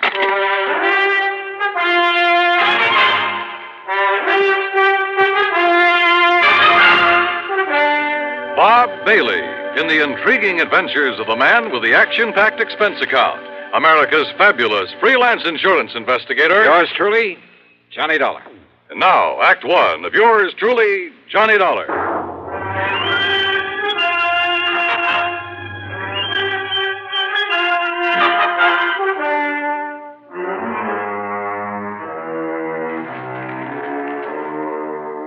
Expense account submitted by Special Investigator Johnny Dollar to Floyd's of England, North American Office, Hartford, Connecticut. Following is an account of expenses incurred during my investigation of the cautious celibate matter.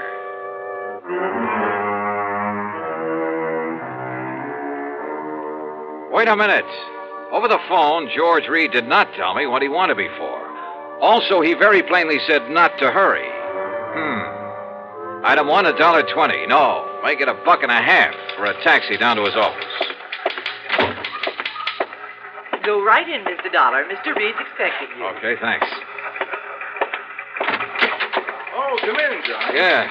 As I tried to tell you on the phone, there was no reason to rush over. Oh, yeah, I got the message, George. That's why I did rush. Oh. Well, sit down. Sure.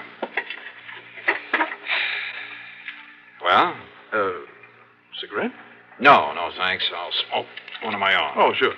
But here, let me give you a light. Okay.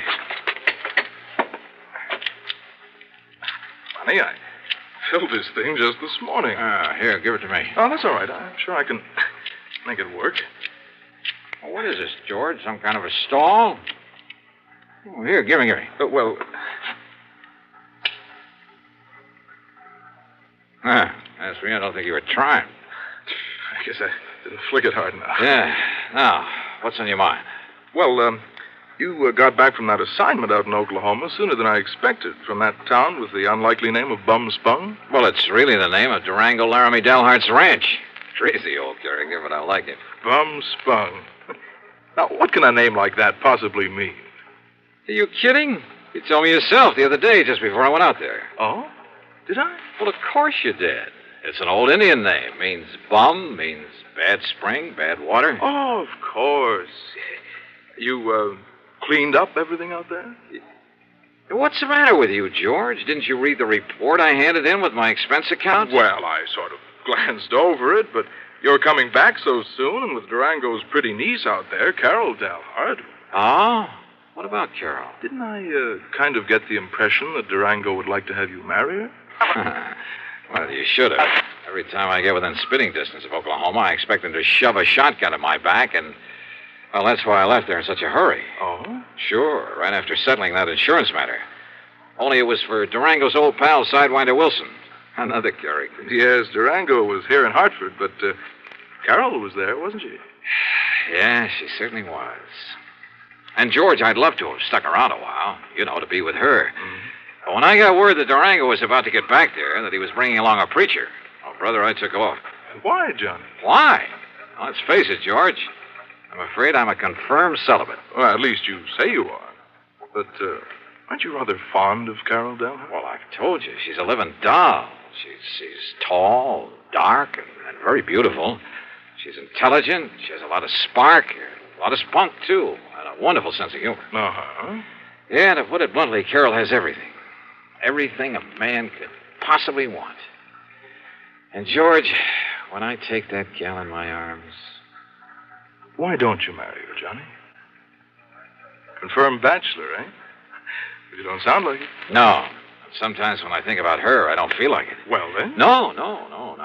Let's stop talking about it. Why? Because, George, I'm not marrying. Not Carol or anyone else. At least, not right now. Someday, perhaps? Not now. Best years of your life, Johnny. And with someone like her. George, I've made up my mind about this whole thing, and that's that. Yes, but I'll bet if she were to walk in here suddenly... I said, cut it out, please. And listen, what difference does it make to you? What business is it of yours? Well, of course, it wouldn't hurt me a bit from the standpoint of client relationship. Huh? And after all, Durango is a mighty good client. You mean to say you've been giving me this big marriage build-up just... George, so help me, I ought to wring your neck. Oh, well, now, Johnny... But come on now, you've been stalling around long enough. Stalling? Yes, stalling. Now, what did you want to see me about? Well, actually, it's about Durango. Johnny, he asked me to have you come here. What for? And to keep you here. What? Yes, until he can arrive. You mean Durango's on his way here? Well, he thought of asking you to fly out to Bum Spung again, but he was afraid you wouldn't. George, can't you see what this means? Can't you see why he's coming here? And probably with that shotgun I mentioned. Oh, now, Johnny. No, sir, George. When old Durango gets here, you tell him... Hi there, Huh? Reuben. Where is he? Durango. Ain't that Johnny Dollar got here yet? Wait, the fire escape. What did you say? Oh, yes. Well, then I'll go right in. Johnny, wait! Tell him I left town. No, wait, listen! Well, where is he? Durango. Hi there, Georgie. Where's he at? The window. You mean went out the window? Yes. Dollar! Johnny! You come back here, Johnny! You hear me? I said come back here! And now, Act Two of yours truly, Johnny Dollar and the Cautious Celibate Matter.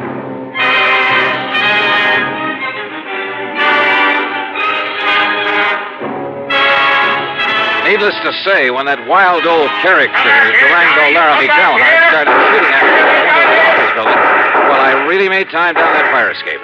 And I didn't stick around to see how he was going to square himself with the police. Because before I could even reach the nearest corner, a couple of prowl cars pulled up in front of Floyd's of England and out piled half a dozen cops, all pulling their guns. No, sir. I grabbed a taxi. That's item 2, and it comes to $5 even for the fastest ride I could get to my apartment. Because Durango's presence in Hartford can mean only one thing. Yes, sir. He was still obsessed with the idea that I should marry his niece, Carol Delhart. Sure, I care a lot for Carol. Maybe even love her, I don't know. And I know that she likes me a lot. But I also know that neither of us is going to be railroaded into marriage by old Durango. Yet there couldn't be any other reason for his coming here. So I dragged out a couple of handbags and proceeded to pack them well. Then item 3, another dime for a phone call.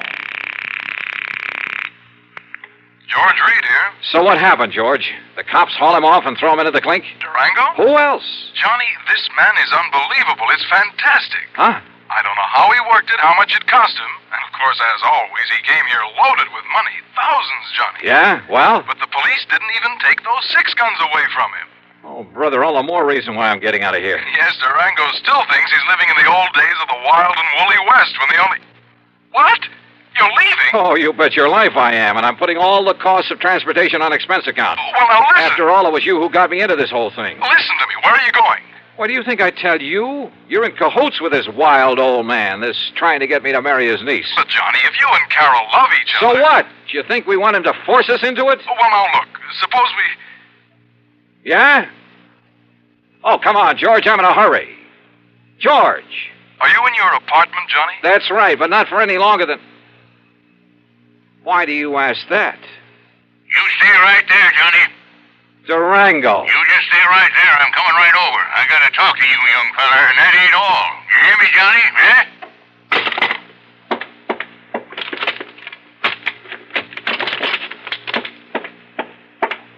California, here I come. Thanks to the late hour, I was able to get a plane without any trouble, though I half expected to see Durango come tearing out to the field with those crazy 6 guns blazing before we took off. Incidentally, I used the name of Bailey when I grabbed my ticket, just in case. Oh, and incidentally, George, item 4 is a $146.85 ticket to Los Angeles. It's on my American Express credit card, but believe me, brother, I'm collecting from you. You may have to pay for a lot of travel before I'm through with this thing.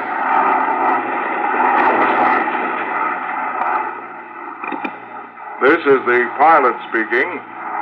We'll be landing in Chicago in about 10 minutes. Weather is clear, the moon is bright, and ground temperature is 52 degrees. Is there a Mr. Johnny Dollar on board? A Mr. Johnny Dollar.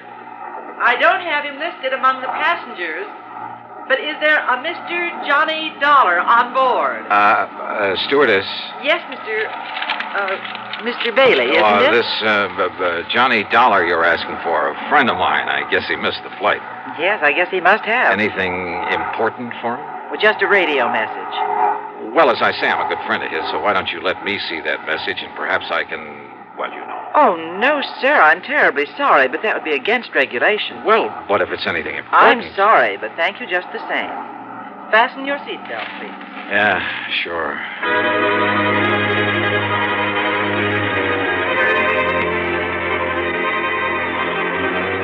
When we landed in Chicago, I was tempted to grab a telephone, call George Reed, and ask him if Durango had given up the chase. For I knew that by now George must have realized he'd have to be on my side in this whole silly business. But during the stopover, I didn't even risk leaving the plane. Finally, we took off again, and I managed to sleep for a while. But all I could dream about was Durango chasing me. Through streets and alleys, across the plains, on foot, on horseback, in a car, a boat, a train, and all the time firing those handguns at me. Wild, fantastic dreams.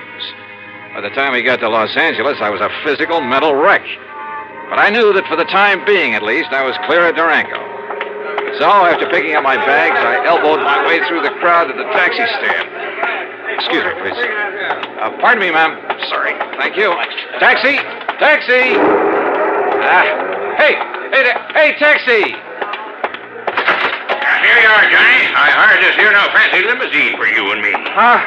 Say, you ought to took one of them new jet flights like I done. Durango. Would have got you here a lot quicker. Durango, listen. Well, Sir Johnny, I finally catched up with you, didn't I?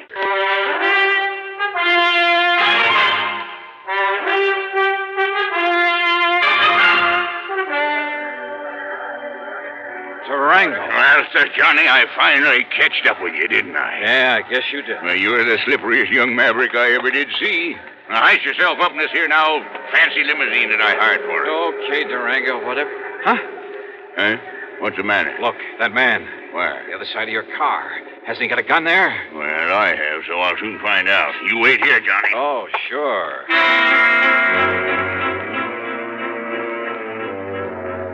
I dropped my bags and tore back onto the passenger ramp. By jumping over a fence, I was able to climb on board an airliner that was about to leave. By flashing my credentials at the stewardess, I kept her from throwing me off, and in a couple of minutes we were in the air. Yes, sir, and headed for Portland, Oregon. The plane fare is item 55620. And to prove I'm not kidding about the company paying my expenses on this wild trip, item 6 is $425 for my 2 leather handbags and all the clothes I'd packed in them. So what happened at Portland? You won't believe it. But Durango was there and waiting for me. Sure, he chartered a plane, and because of the stops that my flight made along the way, he got there first. But I saw him in time. Johnny, here I am! Over here, Johnny! By jumping another fence and doing 100 yards in something like 9 seconds flat, I managed to find a taxi stand. Item 7, $35 for a wild ride through the streets of Portland, because I knew that somewhere in back of us, Durango was in hot pursuit. We finally ended up at a private airstrip out north of town. Item 8, $200 for the plane I chartered. And I told the pilot just to go anywhere. But according to regulations, he had to report his course and destination. So I knew that sooner or later, Durango, who's nobody's fool, and more important with all his money, would be on my tail again. I racked my brain trying to figure out some way, trying to think of someone who could possibly... Yeah, someone. And then it occurred to me. There was someone. Sure, of course. The one person in the world who was in the same spot I was. Sure, it could be like walking into a lion's den. But item 9, a total of $114. Plane, bus, train, and rental car. First to Enid, Oklahoma, then north to the broken-down little ranch at Bum Spung. And yep, Carol was there. That lovely, loving Carol.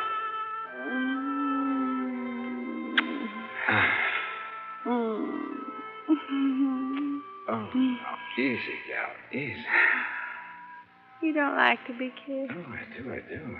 Johnny. Well, I love it, honey, and you'd know it. But listen, has Durango been here? Oh, Johnny, I don't know where that old goot went. Yeah, well, I do. He went to Hartford. Hartford? Yeah, Hartford, gunning for me. That crazy old man is so set on having us get married, Carol. Well, sure he is, but to go all the way to... Well, now, that's just carrying things too far. Yeah, I think so, too. I mean, if he thinks that by waving a 6-gun around... Listen, Johnny Dollar, I'm real gone on you. You know that. Well, yeah, and I think you know how I feel about but that doesn't mean that just because old Durango wants it that way, we've got to get hitched up together. No. At least not right away. So if he thinks he can shotgun you and me and... Oh, no. Durango! I knowed he'd be coming back to you, Carol, so now we really celebrate. Durango, you crazy coyote! Now, Durango, you stop that. You put down that gun and listen to me. Well, he's going to marry you, ain't he? Well, ain't he? No, Durango. No? No, at least... Well, not now. And in spite of the way you've chased me all the way across the country. Yes, Durango. Well, sure I chased you, but not on account of Carol, Johnny. Huh? Well, sure. I hope all the time that sometime you and her will get married up together. Well, then? But I give up trying to force you kids doing it. Huh? Well, I just figure when you're ready, well, then you will. But going to Hartford and chasing me that way. Huh? Oh, that. Yeah, that. Well, that wasn't nothing, Johnny. It's just that when you was out here last week and you kept my old pal Sidewinder Wilson from getting murdered... you know, Sidewinder's my oldest pal, Johnny, my best friend. Yeah, that's true, Johnny. And when you passed on the word that he was the one that found out about that killer, well, Johnny, what do you know now? He's the new chief of police down there at Fairweather. Yeah, well, bully for him, but I still don't see... So you being so good to him, I just wanted you to know I appreciate it. So, what I went to Hartford for was to give you this. Holy. Some of them's bit dirty, crumpled up, and got some. But when I counted right, there ought to be $10,000. There you are. Gee, Durango. Durango, I don't know what to say. Yeah, you don't have to say nothing, Johnny. Just enjoy it. But are you sure you wouldn't like me to have the preacher come up from Enid and no, I guess not. But God bless you anyhow, boy.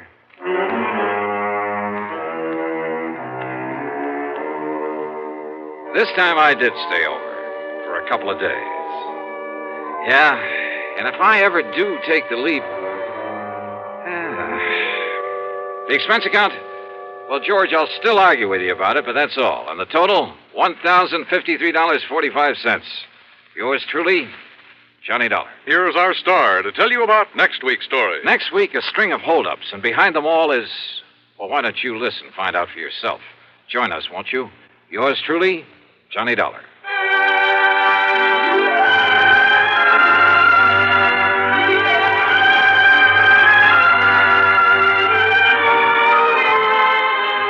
Yours truly, Johnny Dollar, starring Bob Bailey, originates in Hollywood and is written, produced, and directed by Jack Johnstone. Heard in our cast were Virginia Gregg, Gene Tatum, John McIntyre, and G. Stanley Jones. Be sure to join us next week, same time and station, for another exciting story of yours truly, Johnny Dollar.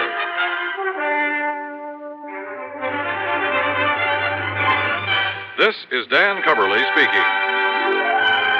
See How He Runs on Suspense is next on the CBS Radio Network.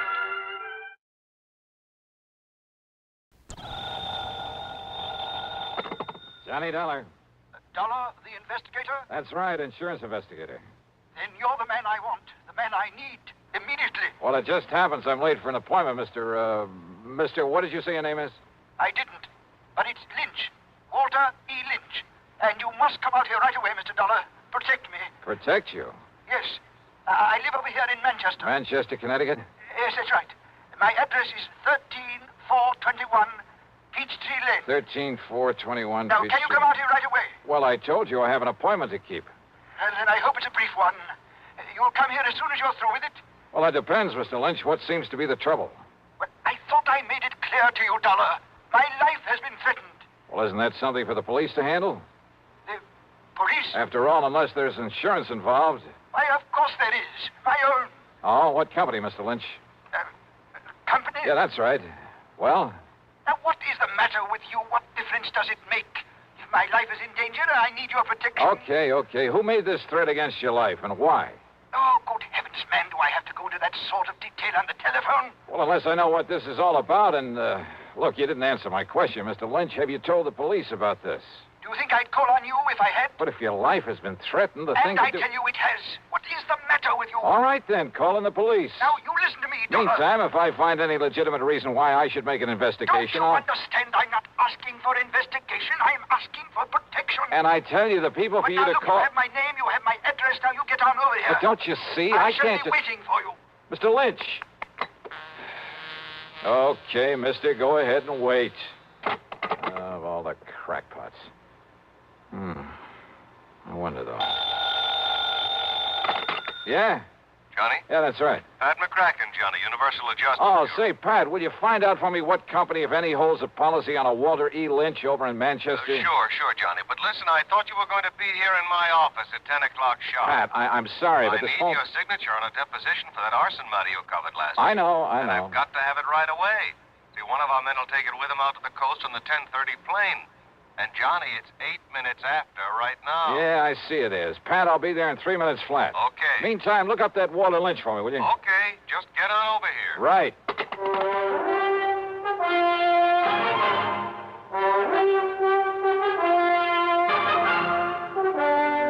CBS Radio brings you Bob Bailey in the exciting adventures of the man with the action-packed expense account, America's fabulous freelance insurance investigator. Yours truly, Johnny Dollar.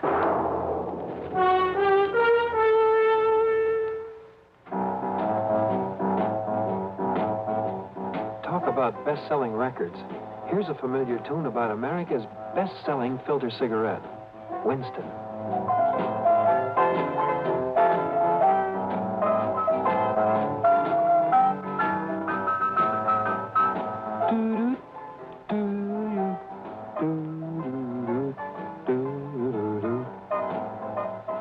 Winston gives you real flavor, full, rich tobacco flavor. And you know, that's because only Winston has filter blend up front. Choice, flavorful tobaccos, specially selected and specially processed for filter smoking. No wonder Winston tastes good, like a cigarette should. Smoke Winston. And now, Act One of yours truly, Johnny Dollar.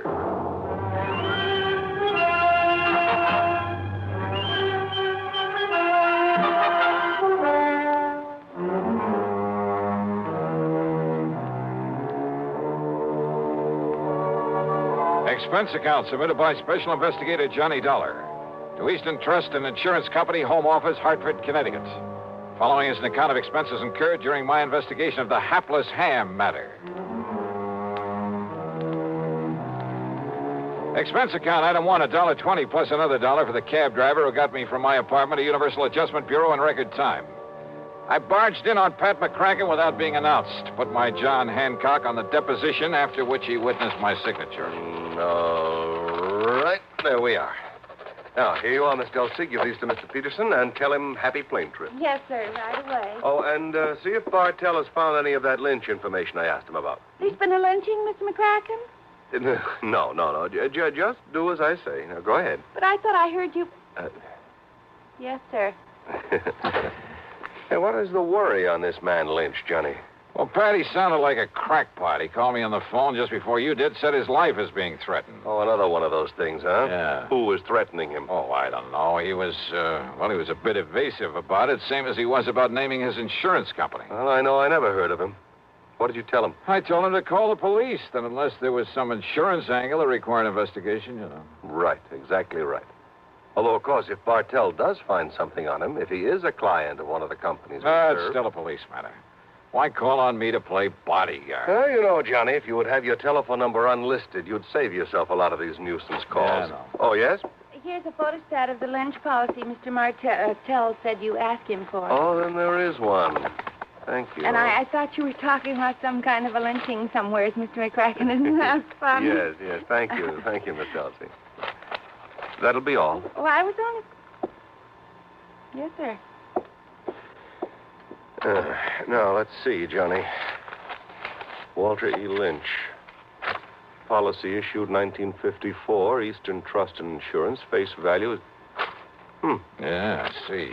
50,000 smackers. Yes, a lot of money. Let's see the name of the beneficiary. Oh, well, a nephew, Fred Lynch, New York City address. I wonder, Johnny. So do I. How well Freddie and his uncle get along. Named him as beneficiary. 5 or 6 years ago, things can change, Pat. There's one way to find out. And with $50,000 to be paid out if anything does happen. Yes. Go ahead, Johnny. Go ahead and pay Mr. Walter Lynch a little visit. At company expense? Well, now, Well? Oh, sure, why not? I'll notify Eastern that we've assigned you to this, but that you'll send your expense account directly to them. Okay? Okay.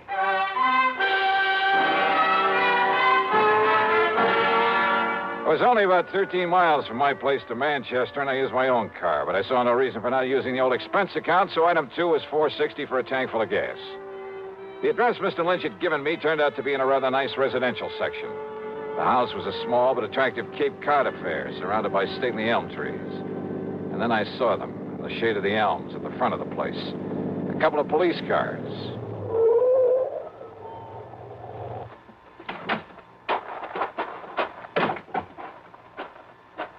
Just a minute there, mister. Huh?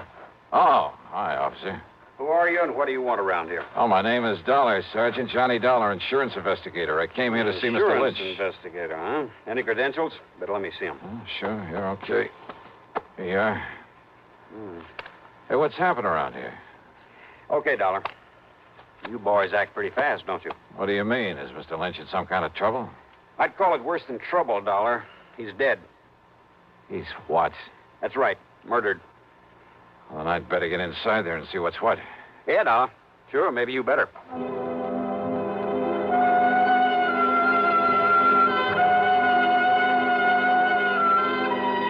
Inside the Lynch home, the police medico and my own eyes confirmed what Sergeant Beakley had told me outside. Walter E. Lynch was dead, all right, and there was no question about his having been murdered. As you can see, Mr. Dollar, the knife, obviously a long, very sharp one, plunged into his body here, directly back of the heart. Yeah, Doctor, I see. No doubt penetrated that organ. Death must have been virtually instantaneous. Yes. Any sign of the murder weapon? We haven't found any sign of it here in the house, Dollar. Conroy's out back looking for it. And for any footprints that might give us a clue. That little rain we had last night ought to help in the footprints department. Only it doesn't. Now, whoever did this must have come right in the front door. Hi, Dollar. Hi, Conroy. Sergeant, you want me to see what's holding up the boys from the lab? Yeah, I'll give them a call. Right, you are. Meantime, Dollar, if you have any ideas... No, wait a minute. Too late, I guess. What? Or any fingerprints on that telephone. Conroy's probably covered them up. Probably covered up. Anyway. Huh? Well, it wasn't the killer who called us about this. It was the old character who lives next door, a man named Halsey. Right now, he's back home in his rocking chair at the corner window, muttering to himself, trying to recover from the shock. Maybe when he does recover, he'll be able to give us some help. How did he find out about this?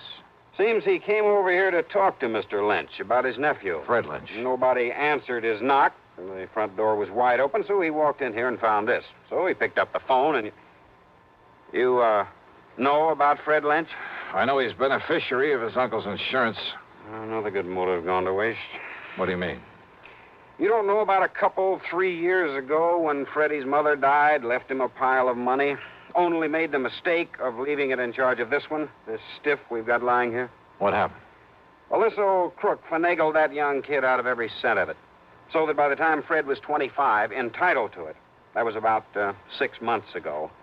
Why, Dollar, Freddie ended up with nothing. His own nephew. That surprise you, Dollar? It's because you don't live here in Manchester. Don't know anything about the Lynch family, what's left of them, which is only Freddie now. Well, what's that supposed to mean? Not one of the Lynch tribe was any good.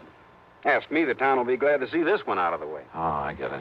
Oh, what'd they say, Conroy? Somebody on the way over? Harker will be over as soon as he clears up a hit and run over on the east side. Okay.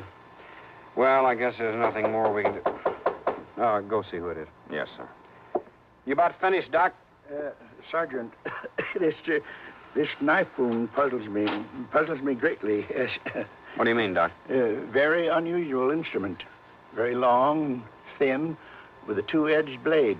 Yeah, both edges very sharp. That's so? Yeah, very unusual. Sergeant, you said a neighbor, Mr. Halsey, found him here? Yeah, did somebody speak my name? Here's the man who was knocking on the door. Oh, Mr. Halsey, come in. I don't know that I want her, Sergeant. With that poor man laying there dead. Mr. Halsey, this is Johnny Dollar, insurance investigator. Eh? Insurance investigator? Yeah, I understand you came over here to talk with Mr. Lynch about his nephew, Mr. Halsey. Freddie. Why, that worthless young wastrel, that... Why do you say that? Well, because he never did a day of honest work in his life. The theater, that's all he cares about. Theater? In New York City, that pit of iniquity spends all his time with sinful people, actors, chorus girls, and the like. I take it you don't have much use for people in show business. Scum of the earth. That's what they are. That's all they are. Yeah, and well... he's one of them. Now, Mr. Halsey, and if you... when I saw him here this morning... What? He was here? No doubt come to beg some money from his uncle. Why didn't you tell me that, Mr. Halsey? Of course his uncle cut him off from the money his mother left him. Wouldn't you have done the same? Mr. Halsey, listen, will you... Yes? Well, wouldn't you? Look here now. An actor he is in that sinful city down there. Wait a minute. You say that Freddie was here this morning? Yeah, of course he was. When? That's why I finally made up my mind to come over here and talk to Walter about him. What time was he here? Well, from 9:30 to a few minutes of 10. Doc, Have you been able to fix the time of death? Very, very close, Sergeant, yes. By the body temperature. What time would you say, Doctor? About 10 o'clock.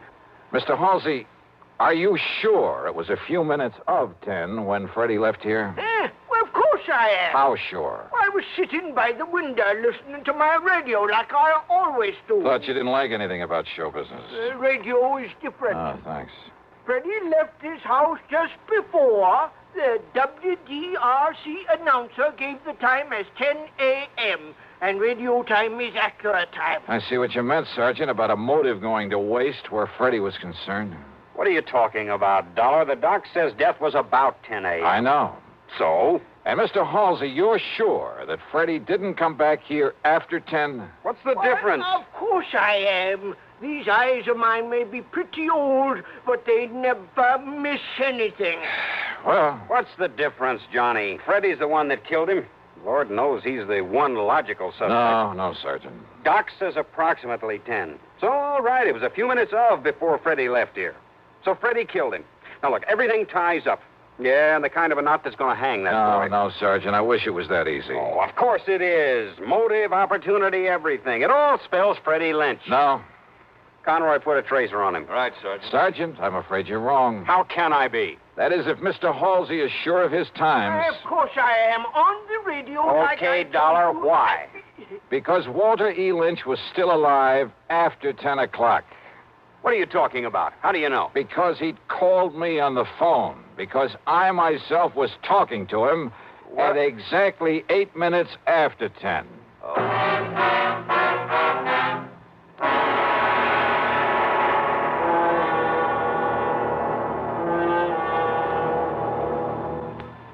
We'll continue with Act Two of yours truly, Johnny Dollar, in exactly 1 minute. Here's Hollywood star Mona Freeman. Who feels like acting with a miserable cold? I relieve cold distress the fast way with 4-way cold tablets. Yes, tests of all the leading cold tablets proved 4-way fastest acting. Amazing 4-way starts in minutes to relieve muscular pains and headache, reduce fever, calm upset stomach, also overcomes irregularity. When a cold strikes, do what I do. Take 4-way cold tablets. It's the fast way to relieve nasty cold distress and feel better quickly. 4-way, only 29 cents. Now, here's a word about another fine product of Grove Laboratories. Had dandruff for years? Now get rid of it in 3 minutes with Fitch Dandruff Remover Shampoo. 3 minutes with Fitch regularly is guaranteed to keep unsightly dandruff away forever. Apply Fitch before wetting hair. Rub in 1 minute. Add water, lather 1 minute. Then rinse 1 minute. Every trace of dandruff goes down the drain. 3 minutes with Fitch, embarrassing dandruff's gone. Fitch can also leave hair up to 35% brighter. Get Fitch Dandruff Remover Shampoo today. And now, Act Two of yours truly, Johnny Dollar, and the Hapless Ham Matter.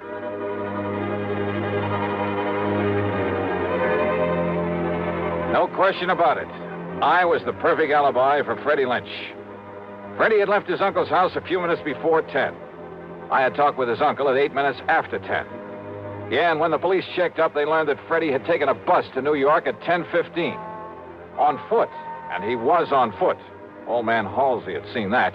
He had to leave the house before 10 to make that bus. I told you, young man, these eyes of mine may be old, but they never miss a thing. He was on foot, all right, and he left this house before 10 o'clock, and he didn't But now wait a minute. If someone else came in here to commit the murder after Freddie left, why hadn't old man Halsey seen that person? You're right, Dollar. Nobody else came here, so it must have been Freddie killed his uncle. All right, now look, Sergeant. Only how could he? Because if you talked to Mr. Lynch at 8 minutes after, and Freddie was on his way to the bus station, and he had to be... Wait, then Sergeant. it's impossible. Dollar, this really bugs me. All right, listen, the murder weapon. Very unusual. I know, Doc. You told me. It must have been something I'd never seen before. I wouldn't be too sure about that, unless you feel the same way Mr. Halsey does about show business. What? Terrible, sinful, iniquitous, immoral. Yeah, maybe you're right on this one. What are you getting at, Dollar? Getting out. Was that an express, that bus that Freddie took to New York? No, it was a local. But I don't see with luck in my own car, I can beat him down there. Do you know where he lives, Mr. Halsey? I certainly do. All right, where? At 1231 West 43rd Street. Good. I'll see you later. Now, Dollar... Oh, and Sergeant, maybe you can fix any tickets for speeding I pick up along the way. Somehow, just lucky, I guess, I managed to reach the address in New York without getting pinched. A $10 bill of the superintendent, that's item 3, got me into the rooms of Freddie Lynch. The walls were plastered with theatrical programs and playbills, most of them from summer playhouses, off-Broadway shows. In a closet, I found some costumes he'd used in various productions. In one corner was a battered shield with a broken spear beside it. Some heavy oriental belts and jewelry. The long robe of an Arabian desert rider with a sort of turban to go with it. Yeah, everything fitted in very nice.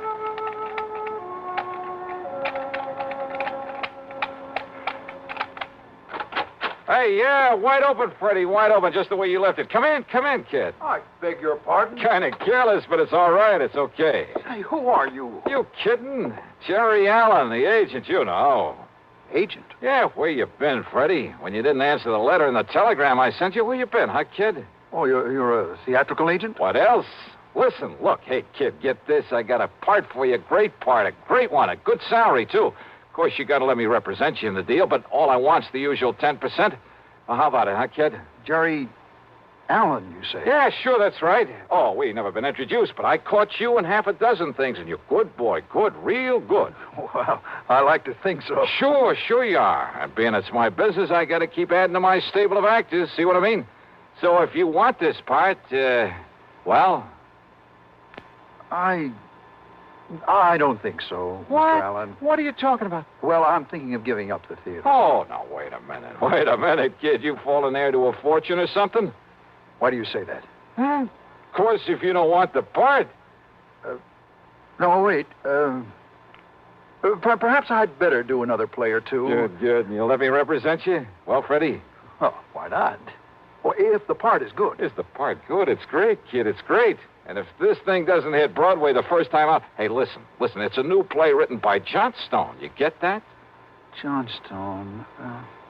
No, I'm afraid I don't recall ever... Oh, sure you've heard of him. Why, man, he's had more hits. Oh, and listen, Freddie, listen to this part. All right. I'm listening. Okay, starts out a young man, just about your age. Second act is 20 years later. Hey, you think you can do it? Why? Of course, my good man. Good. And the third act, well, now that part may be a little tough. You got to kind of make like you're about 60. Why, there's no problem at all, Mr. Allen. No problem at all. Oh, only it's a shaky old man, like he's scared to death all the time. All right, listen. All fear has clutched me by the throat. The overpowering terror, willing up. Oh, hey, that's great. Come on, keep it up, Freddie boy, keep it up. Well, you see, of course, if I had a script, Scared, remember? Scared. Say something like, you must come here right away to protect me.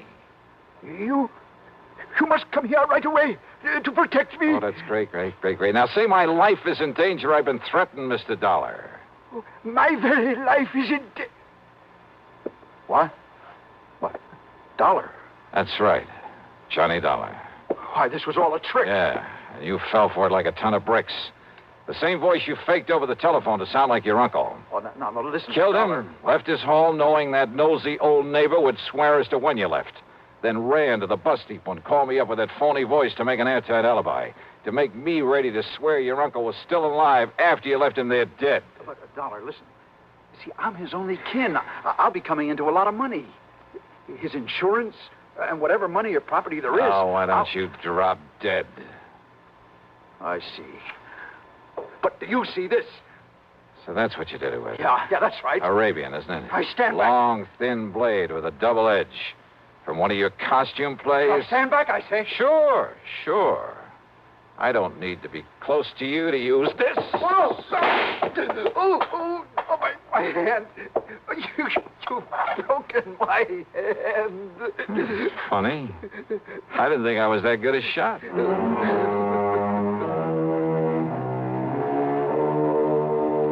So now I'll have to make another deposition for the sake of another trial. And I'm sure that hamming it up in court won't keep Freddie from playing out the rest of his life in front of a captive audience. Expense account total, including a flock of incidentals, well, let's call it $100. Yours truly, Johnny Dollar.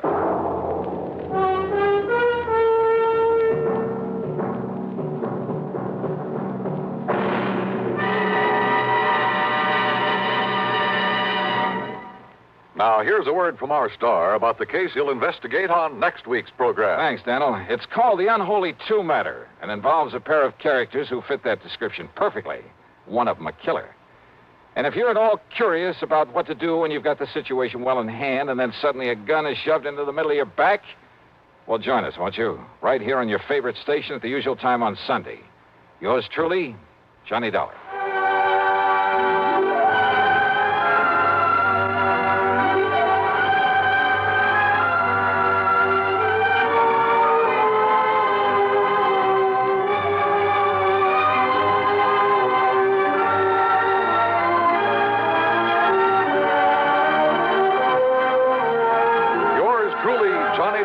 Starring Bob Bailey, originates in Hollywood and is written, produced, and directed by Jack Johnstone. Heard in our cast were Virginia Gregg, Chet Stratton, Lawrence Dobkin, Sam Edwards, Herb Ellis, Ralph Moody, and Junius Matthews. Be sure to join us next week, same time and station, for another exciting story of yours truly, Johnny Dollar.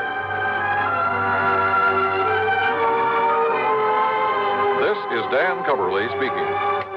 Next, Ray Bradbury's science fiction classic 0 Hour as suspense follows on the CBS Radio Network.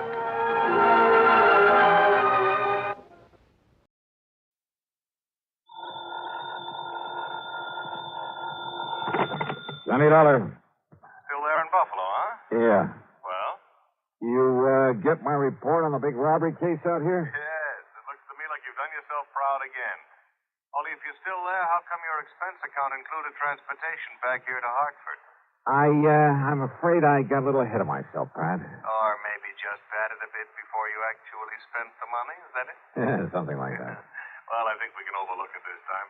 After all, you recovered something over $400,000 that was stolen from that store. Well, let's say I found out where it went. Well, that's the same... What? You mean to say you didn't get that money back? Not yet. Oh, but Johnny...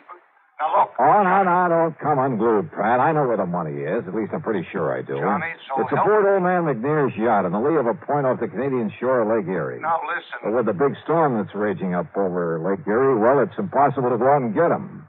Who's them? An employee, an ex-employee of the Emporium, the guy who took the money, and his pal who helped him get away with it. Well, now, you wait until that storm is over, and by that time they'll be 100 miles away. I'll be hidden away in some little cove there on the Canadian shore. The what? What was that? Oh, nothing, Pratt. Now, listen, I'll keep on it. You'd better. I'll bring him back here and the money or die in the attempts. You fail to get that money back, and I'll gladly attend your funeral. Yeah, okay, Pratt. I'll stay with it. Believe me, Johnny, you'd better.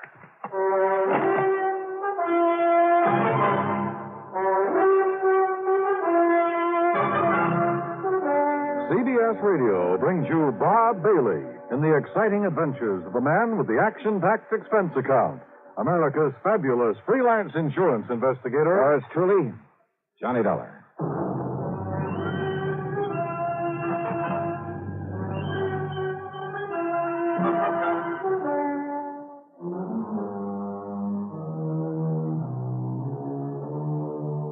Expense account submitted by Special Investigator Johnny Dollar.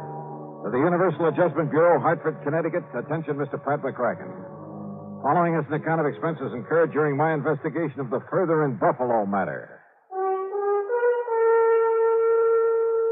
What I hadn't told Pat over the phone was that the last minute the Coast Guard had stepped in, forbidding me to go after those crooks in a rented subchaser after all. And you know something? Because of that storm, I'm afraid they were right. In spite of the fact I'd already paid for that boat and could only get half of it back. I'll put that down as a credit on this expense account. After all, it's on my American Express credit card. Anyhow, all I could do was sit around my hotel room and wait for the storm to quit. Yeah, sit and wait. Come in. Well, Dollar? Oh, hi, Mr. McNair. So you couldn't go after those criminals because of this storm? Well, sir, just as soon as it lets That's up... no reason for them to get away. Not with my $400,000. $421,216. Yeah, look, Mr. McNair, Quite frankly, that amount of money doesn't mean very much to me.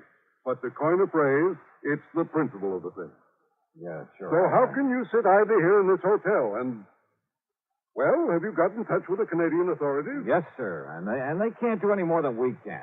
Also, there's a kind of ticklish international situation here. What international situation? Well, if by any chance I should be wrong... Be wrong? About what? Well, look, after all, the only evidence against John Harker and his pals so far is the circumstantial count. I thought you were absolutely certain they took the money. I am, as sure as I can be, until I get my hands on that money.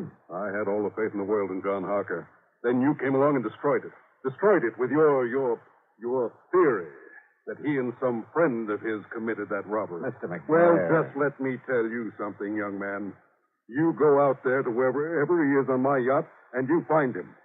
But when you do, you'd better also find proof that he stole that money. I'll do everything I can. Because if you don't, if you or anybody else finds out that he is innocent, Dollar, I'll ride you out of Buffalo on a rail.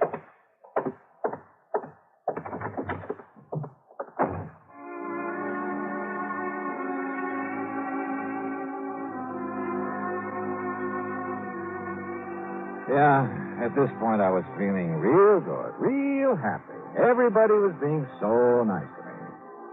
I was just about to blow expense account item 7 on room service for a bottle of scotch and a couple of quarts of soda when the phone rang. Johnny Dollar. Murphy at the Coast Guard, Dollar. Yeah, Murph. Look, I'm still sorry about having had to stop your chase across the lake, but the old man would have had my scalp. It's all right, Murph. Nothing you can do about it. Anyhow, if you've been following the radio reports on that storm, well, you might have got yourself into a lot of trouble out there. Yeah, I guess so. And you'd never been able to board a yacht in it anyway. So, you have any ideas? Yeah, I just received a report from our meteorological station. Oh. That storm's going down just about as fast as it built up. So if you want me to arrange a boat for you to go out there, just as soon as we deem it safe. Why? What? Well, the minute the storm is over, the boys in that yacht will start moving. After all, they got $400,000 they've got to stash away somewhere. Oh, yeah, that's true. So by the time I could sail over to where they've been riding out the storm, Lord knows where they could get to. Yeah, but now, Dollar. But now, wait a minute. Yeah, Murph, I just got me a wild idea, wild enough to work. Oh? The storm is breaking up now? Yeah, it's beginning to. Then, mister, by the time that yacht is able to get underway, I'm going to be right on top of those guys. Huh? How, Dollar? Just remember what I said, right on top of them.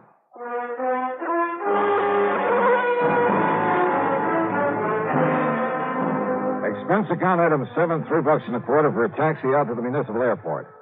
Along the way, I noticed the rain was letting up, the wind was dying down.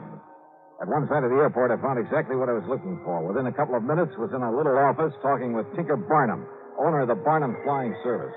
Sure, Dollar. Complete equipment for it. Winch, line, slings, everything. Good. You see, we not only give a lot of demonstrations, instruction, that sort of thing, but now and then a Coast Guard calls on us to help with an actual rescue at sea. What'd you say your price is? $300. That includes me at the controls. Okay, then it's a deal. Okay, we'll take off just as soon as the wind goes down a few more knots. Oh, sorry, Tink. We got to take off right away. But if the wind starts blowing up again... It won't, and I got that straight from the Coast Guard. You're sure of that? I'm sure, so let's go. Well, I don't know if the tower will give me clearance. Then forget the tower. Well, now, wait a minute. 400? But I could lose my license, Dollar, get in a lot of trouble. Well, there's nothing else taking off from the field right now. I know. But that flight that just came in had a pretty rough time of it. Tell the tower it's an emergency, a rescue operation if you have to, but please, let's get going. Now, listen. It could be very dangerous. All right, that's a chance we'll have to take. 500? 550? Keep talking. Well, after all, it's $400,000 this thing. What? $600. Take it or leave it. Okay, Dollar, let's go out and warm up the old windmill. Attaboy.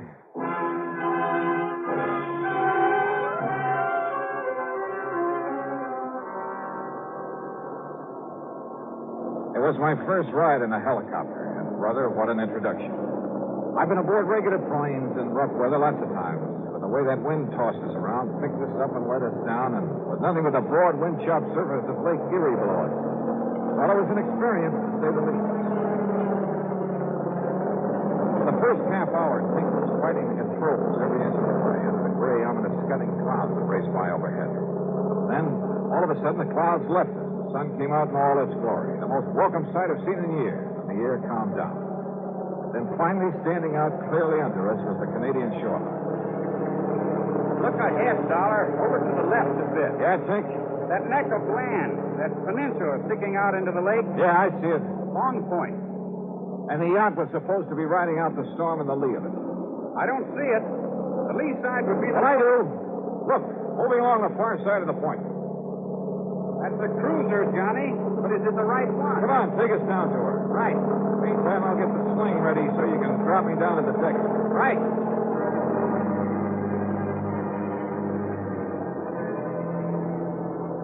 I still don't know how Tink figured he could pilot that helicopter and at the same time lower me to the deck of the yacht. That he could handle a winch. But he swore he'd done it before in rescue operations, and he could do it again. He made a couple of close passes, and I was able to identify John Harker at the helm, a tough-looking character standing beside him. So it had to be McNair's yacht. Then I suddenly realized there were not only two of them, but they both knew who I was, knew all about my interest in the robbery. I could be at a slight disadvantage. Sure, Dollar. They'd shoot you dead before you even hit the deck. Tink, I can't remember when a lie has ever paid off or even worked. I've got to try one this time. Well, listen, we could simply keep a line on them and find out where they go. Yeah? And what happens when this X-Beater runs out of gas? Yeah. Oh, well, I can radio the Canadian Coast Guard. No. By the time they get through the necessary red tape to hold those boys and get here from wherever their nearest station is. Yeah, I see what you mean.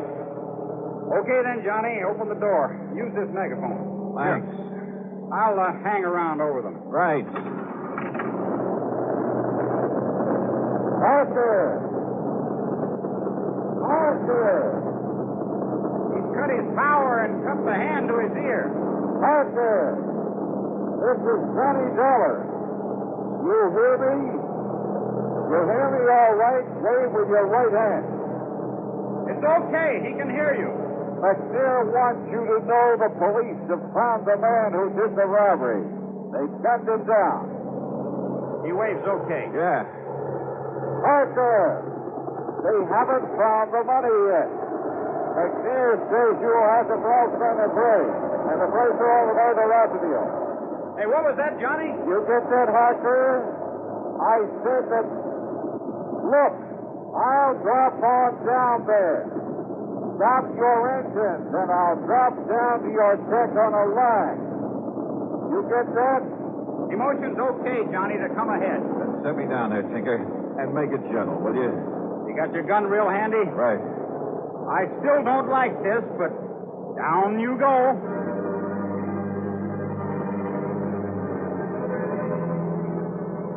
Swinging around under that copter, hoping I'd hit the deck of the boat below was no fun. It was a pretty small target, and the yacht was still bobbing heavily. But Tink was an expert, and a couple of minutes later, I saw the deck slowly coming up to me. Slower! Slower! Coming down too fast. That's it. That's more like it. Glad to see you, Dollar. Can't you steady that boat a little? Better give me a hand when I get down there. Sure. Don't worry. We'll take care of you. Come on. Get ready to pull the release cord, Johnny. Steady now. Steady. There you go. What a way to make a living. Nice work, Dollar. Let me give you a hand. Thank you. Yes, while Billy here takes your gun away from you. Oh, no, you don't. I got it, baby. Now, just one funny move, Dollar, and I'll pull this trigger. You see what I mean? Oh, yeah. I see. Yeah. Just one funny move. Okay, Harker, now what? You know something, Billy? I think it might be a very good idea for you to pull that trigger anyway. All right, frisk him, Billy. Make sure Dollar hasn't got another gun on him. That's just what I'm doing, baby. Just what I'm doing. And it's all right. He's clean now. What did you take me for, Dollar? A fool? Did you think I'd be crazy enough to believe what you were shouting down from that helicopter, whatever it was? Well, as a matter of fact, Harker, most of it was double talk. And did you think I'd believe that old fool McNair sent you out here? Yeah, that's a laugh. That tight-fisted old coot. All right, shut up, Billy. For that story, the police had gunned down the man who stole the money from the Emporium. Don't make me laugh. You like to see that money before you go, Dollar? Like to run your fingers over 400 G's? Yeah, Billy. Why not? Well, it's all stashed away in that chain lock up for it. But you ain't never going to see. You're never going to see anything anymore. Can I kill him now, Harker? Can I, huh? No, wait. Huh? Stop waving that gun around. That helicopter gets out of sight. Okay, sure. Well, what's it hanging around for? I don't know. Dollar, get below the captain. You stay here, Billy, but keep that gun on through the door where that fly boy can't see it if he comes any closer. Sure. Go ahead, Dollar. Why not? Now, you just sit right there on that bunk and don't make a move, you understand? Because all I got to do is pull the trigger in here, and neither you pile up in that chopper nor nobody else is going to know it. Has he gone away yet, Harker? No, he's circling around again. Well, make a sign to him then. Make a sign everything's okay. Go ahead, Harker. That'll set him away. You just keep Dollar under control. Now, don't you worry about him. You just go ahead and signal that chopper. Okay, up there. Everything's okay. Thanks a lot. Thanks a lot. Yeah. Look, you see? I told you that to get rid of him. Yeah, there he goes. And maybe I better start digging up something that'll make Dollar sink to the bottom. What? Well, you know, the lead I'm going to fill him with might not be enough. You see what I mean? Yeah, very fine. Go ahead. Only watch him. He's tricky. I can handle him, baby. Wait. Why, what's the matter? That copper's coming back again. Well, I'll shoot him down. I can hit him. Oh, no, you won't. Then get us underway. Give her the power and get us underway. Then that guy'll know everything's okay. Maybe you're right. I'll try it.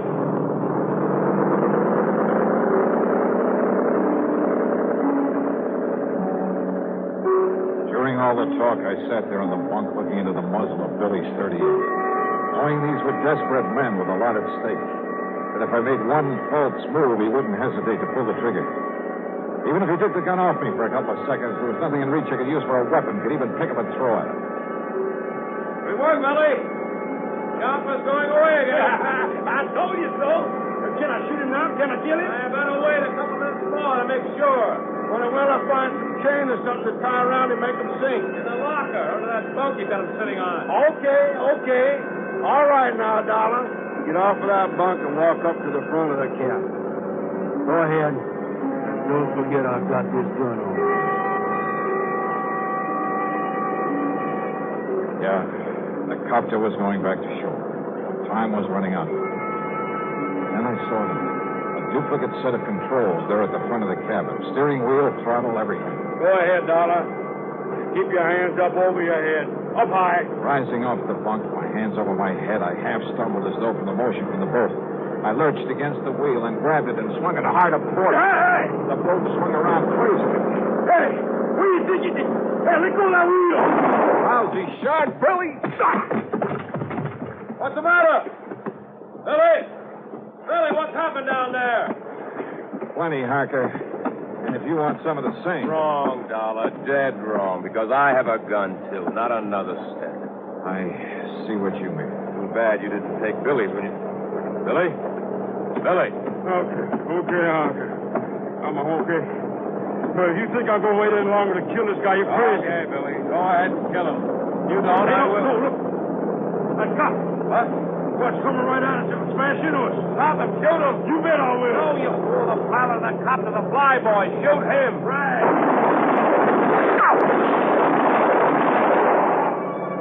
My last chance. They turned to fire at Tinker up in the copter. I lunged against Billy, shoved him over the side. By the time Harker turned to fire at me, I was on top of him, swinging with everything I had. Oh, I'll kill you. All right. What a rest. Oh. All right, Johnny. Okay, Tinker. Okay. You want to pick up what's left of Billy out there in the water? Sure, Johnny. After all, that's what I told the tower this was. Sea rescue operation. See you back in Buffalo.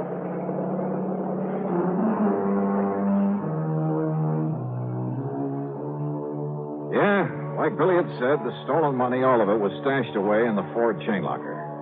So after tying up Harker with all the line I could find, I started the engine of that beautiful yacht. But then suddenly realized, put it this way. If Tinker and his copter hadn't stayed with me, so help me, I'd never have found my way back to Buffalo. So, expense account total, including an even $1,000 for Tinker Barnum, and please don't argue about it, plus the trip back to Hartford, plus the previous charges you haven't yet paid me for, $1,800 even. And believe me, it's a bargain. Yours truly, Johnny Dollar.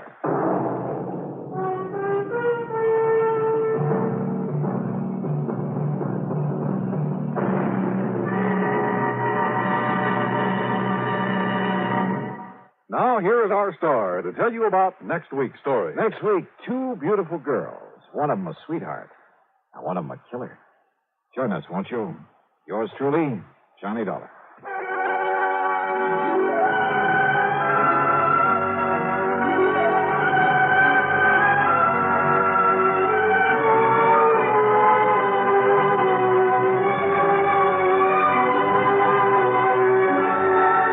Yours truly, Johnny Dollar, starring Bob Bailey, originates in Hollywood and is written, produced, and directed by Jack Johnstone. Heard in our cast were Lawrence Dobkin, Bartlett Robinson, James McCallion, Dick Crenna, Junius Matthews, and Gil Stratton. This is Jim Matthews speaking. Johnny Dollar. Yeah? What? Who's that? Smokey. Smokey? Smokey Sullivan? Yeah. Holy... Do you always call people at 5:30 in the morning? Well, hiya, Smokey. How are things down in New York? I'm living out here in Frisco now. Oh? You know about the big fire out here? Now, Smokey, don't tell me you've been up to your old tricks. You know I wouldn't do nothing like that, Johnny, after the good way you've been treating me. Well, I hope not. But what about this fire? Big warehouse. They're in San Francisco. The Barnwell warehouse. It's still burning, Johnny. Arson? Yeah. I know who did it. There must be insurance in a big warehouse. Yeah. So as soon as I can check it out, I'll... Look, where'll I find you? Where'll you stay, Johnny? Let's see. At the Huntington Hotel up on Nob Hill. Me? In a nice place like that? Oh, unless I know where to call you. It's okay, Johnny. I'll call you. And you're sure it's arson? I'm sure. Then I'll see you.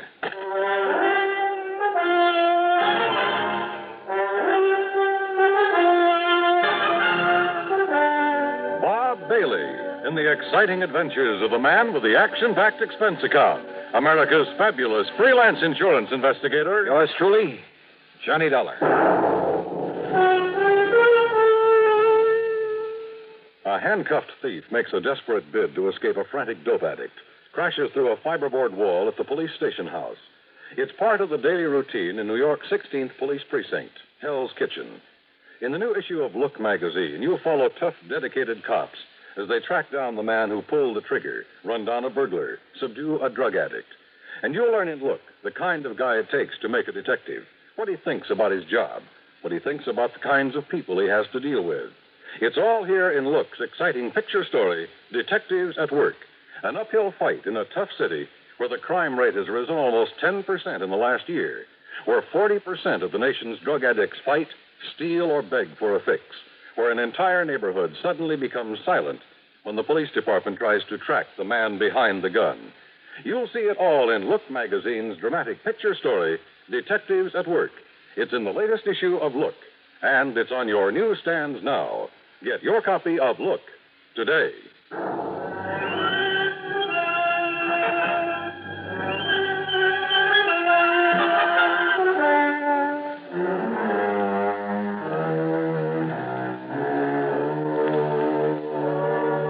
Expense account submitted by Special Investigator Johnny Dollar to the Greater Southwest Insurance Company, San Francisco office. Following is an account of expenses incurred during my investigation of the Frisco fire matter. First of all, I had to make sure my expenses to the West Coast wouldn't have to come out of my own pocket. So expense account item 1, 10 cents for a call that got Pat McCracken of Universal Adjustment Bureau out of his bet. I asked him to dig up some facts and figures for me in a hurry. Within 20 minutes, he called me back. Johnny Dollar. Well, Johnny, I've been on the phone to San Francisco ever since you called me. You were right. About the big fire. Yeah. How did you find out about it? Well, never mind that, Pat. Just keep talking. Well, it's a warehouse. It's owned and operated by Mr. Peter H. Barnwell.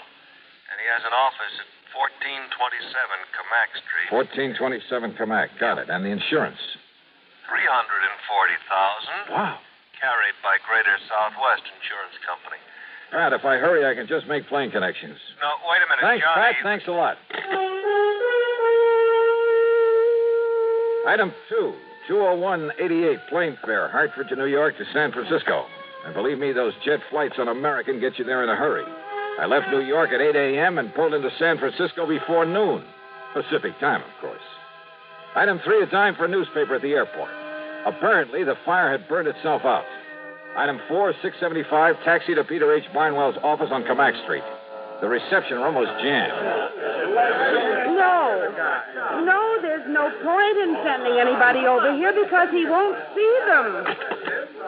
No. Listen, chick, I'll get you tickets for any show in town if you just... No! I tell you, he won't see any of you. Not even me? No.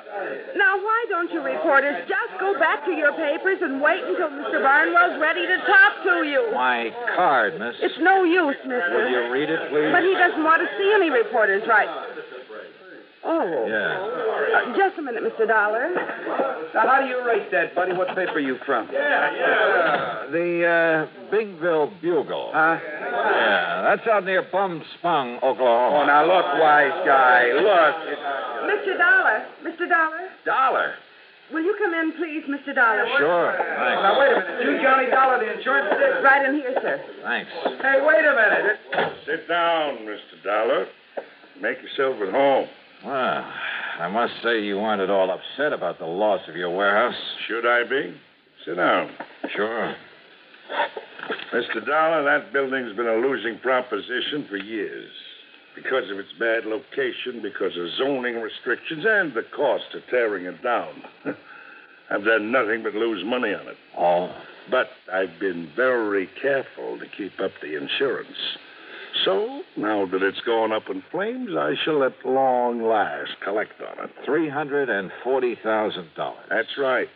And with whatever I can get from some other misguided investor for the land itself, I'll be sitting pretty. I see. Now, don't get any funny ideas, Mr. Investigator. The police have found nothing whatsoever to suggest arson. Nor will they. You sound pretty sure of that. I'm sure of it. Even if it were a job that you didn't have done? I'm sure of it. You know something, Mr. Barnwell? I'm not. So if you can be of any help in putting through my Did claim... you hear what I said? I heard, Mr. Dollar. Doesn't worry me a bit.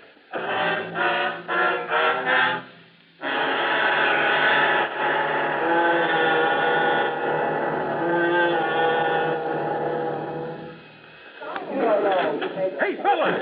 My car filter may be worth $1,000. How's that? Heard over the radio that the people who make Fram filters have a big treasure hunt on. So I checked my oil and air filter. And I'll be doggoned if there wasn't a specially marked Fram air filter that might pay me $1,000. No kidding. My service station man said whatever I win, he'll win the same amount. Told me a regular filter check is important to today's cars. So important that Fram Corporation is paying $60,000 to get car owners to check their filters now. Cash money? Sure. This is Fram's silver anniversary. Last year, 10,000 secretly numbered Fram filters were distributed all over the United States and installed in cars during regular servicing. Every one of them is worth cash, some as much as $1,000. Why, one of you guys may have one in your car and not even know it. Say, what are we waiting for? Let's get those filters checked. Hurry, folks. Get in on the big Fram treasure hunt. You could win up to $1,000 in cash. Check your car filters now. And now, Act 2 of yours truly, Johnny Dollar and the Frisco Fire Matter.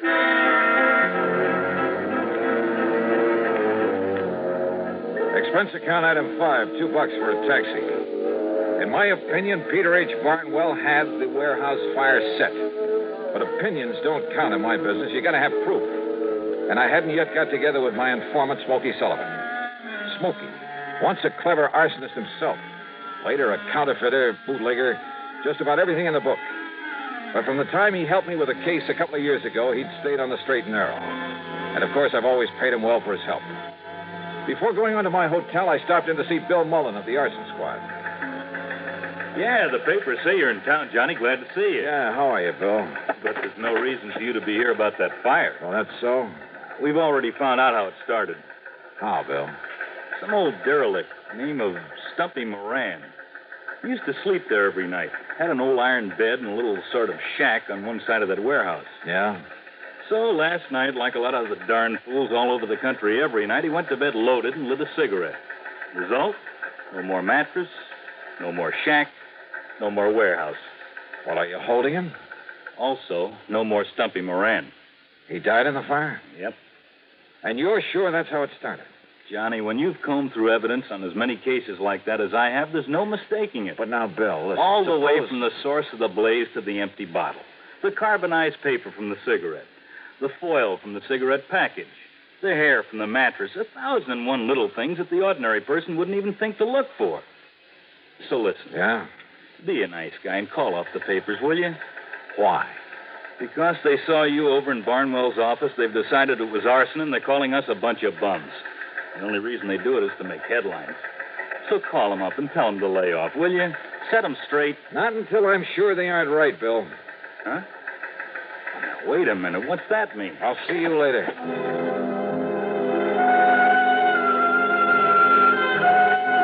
Item 6, another taxi to the Hotel Huntington up on Nob Hill. I went straight to my room and sat down to wait for Smokey Sullivan to call. I didn't have to wait long.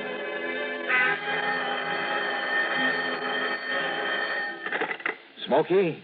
Yeah. Well, I hear they found out how that fire started. Stumpy? That's right, Stumpy Moran. He was a friend of mine. Not much brains, Johnny, but a nice old guy. But Johnny... Yeah? He didn't do it. But they found all the evidence. He'd been drinking and smoking in bed. He never touched a drop, Johnny. You sure? He didn't smoke, neither. I know. He was my pal. Where are you, Smokey? You know where the Hungry Angel is? The cocktail bar over on... That's right. Take the alley and back. I'm in the phone booth at the end of it. I'll be waiting for you. Okay. Now, listen. Yeah? Do you know who did set that fire? Yeah. The only guy in the whole country who could leave no trace. Wait a minute. And they won't even question him because he's been living straight for so long. Touchy Thompson. Yeah. Lives in a nice house on Aldea Drive, 527. But he ain't there. How do you know? A note on his door says gone fishing. You're absolutely sure it was he? I'm the only one knew where to look for his sign around that fire, and I found it there. I'll show it to you. Proof, huh? Yes, sir, Johnny. I can prove that warehouse was set by... Oh, no. Smokey. Smokey!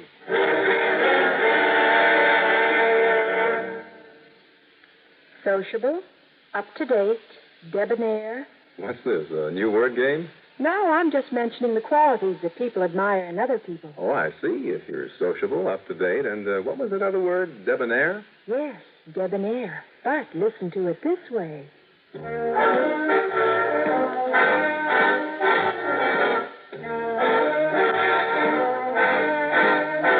Be sociable, look smart, keep up to date with Pepsi, drink light, refreshing Pepsi, stay young and fair and debonair. Be sociable, have a Pepsi. Notice how many of your friends are serving Pepsi-Cola these days.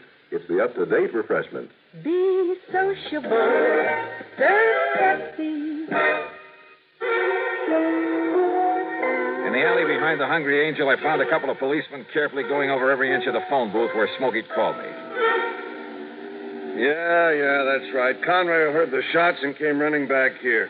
You get the angle of that bullet, old Conroy? Hey, listen. What about Smokey? City hospital, but he isn't going to live, Dollar. Not a chance. And you have no idea who shot him? No.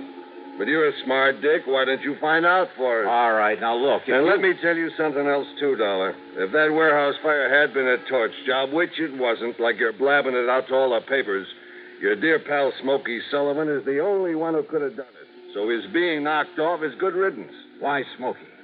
Because we got every other firebug in this town nailed down. That's why. Want to bet?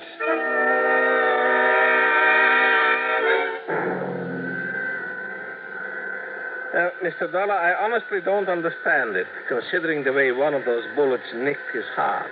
But it looks as though that man Sullivan will live. Now, the point is, Doctor, can I talk to him? Well, you can try, of course. Oh, this way, Mr. Dollar.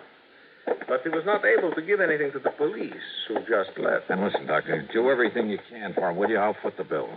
Oh, very well. Right in here. Okay. You, mind if I talk to him alone? If you like. And if you can. Thanks.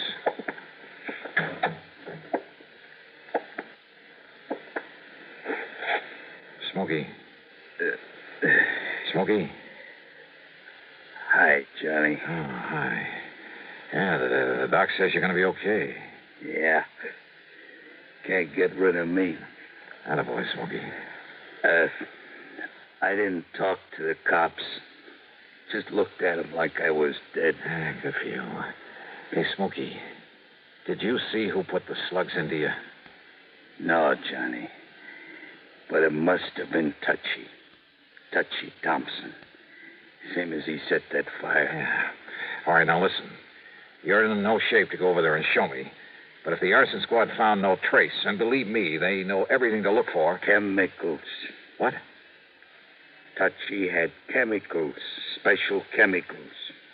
Never left a trace. Everything leaves a trace of some kind. No. He had to use a gas mask. That's what must have knocked out Stumpy Moran. Then Touchy could plant the liquor, the cigarettes. Then I guess the only thing I can do is try to find Touchy Thompson. Johnny. Yeah? If you do, Johnny, be careful. Yeah. Yeah. Act 4 of yours truly, Johnny Dollar, in a moment. Rambler station wagons lead all but 2 other makes in sales. Repeat, Rambler station wagons now lead all but 2 other makes. Car registration figures prove it. Never before has any station wagon scored such a sweeping success in so short a time. Why the nationwide swing to Rambler? Well, listen to this. If you want America's lowest price station wagon, Rambler has it. If you want big 6-passenger room, plus America's easiest parking, Rambler has that.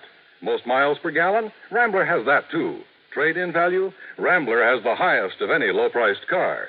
Yes, Rambler is America's top economy station wagon, but Rambler is also the compact quality car, the only car to offer personalized comfort, including front seats that glide back and forward separately, adjustable headrests, reclining seat backs, finest air conditioning at lowest cost, deep dip rust proofing. Yes, all America is discovering that Rambler station wagons are different, and Americans love that difference. So will you. Drive a Rambler station wagon now, 6 or V8 at Rambler dealers. And now, Act 4 of yours truly, Johnny Dollar.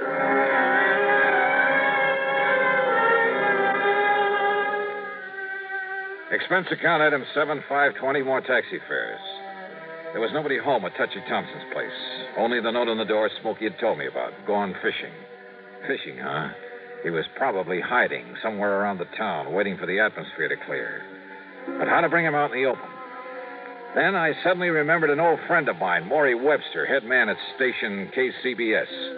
Item 8, $1 even for a cab to the Sheraton Palace and the KCBS studios. Johnny, this is a pleasant surprise, although I had heard you're in town. How are you, Maury? Up to my neck. We're in the midst of a big celebration. You know, our 50th anniversary. Oh?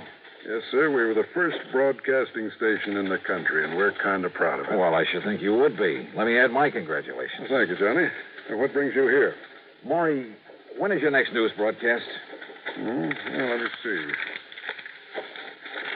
Well, Don Mosley will hit the air in just about 7 minutes. That'll just give me time to knock out a news item for him to read on the air. Oh, what kind? I'll tell you while I'm scribbling it, if you don't mind.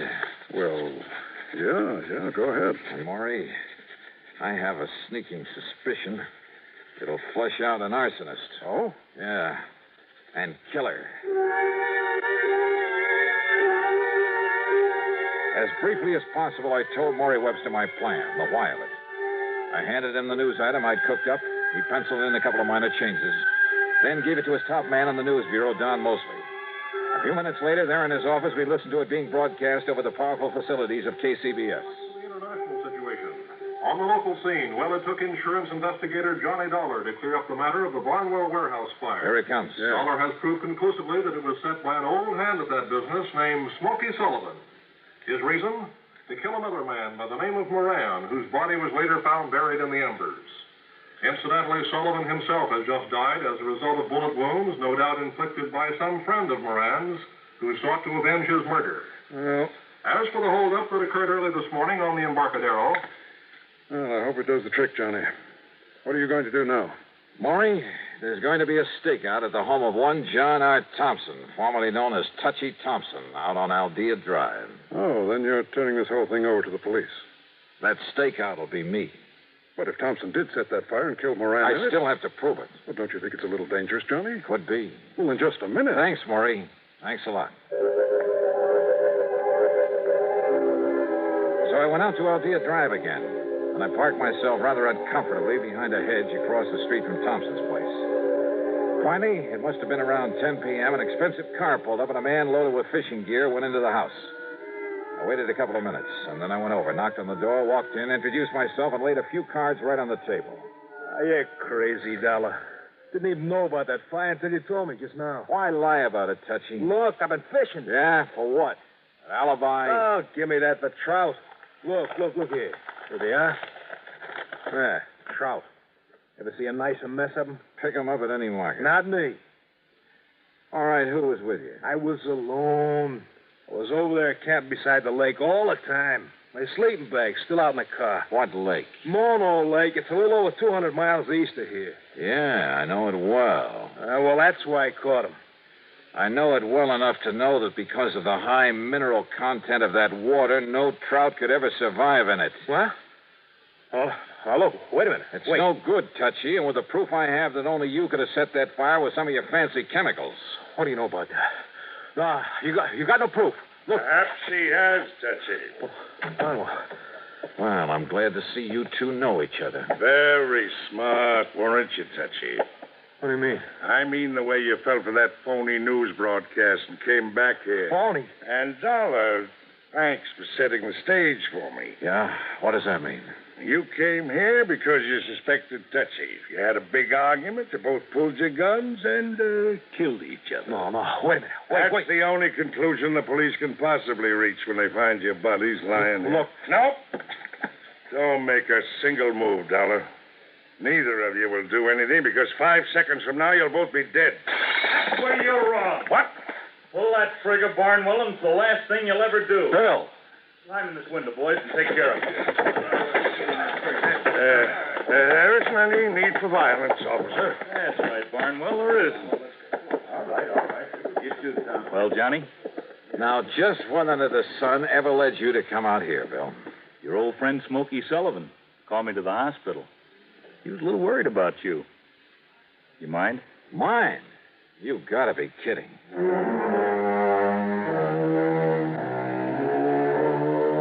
Yeah, they were both in it up to their ears. Each, in trying to defend himself, just put the other in there much deeper.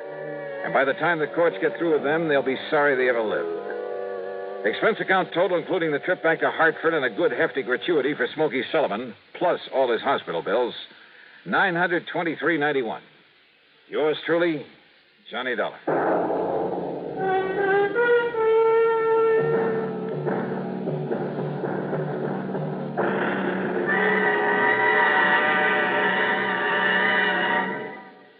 Our star will return in just a moment. I'm a mean widow, kid. And are you pleased with yourself? Sure, because I'm a germ. A bathroom germ. Bathrooms is where the meanest germs get to live.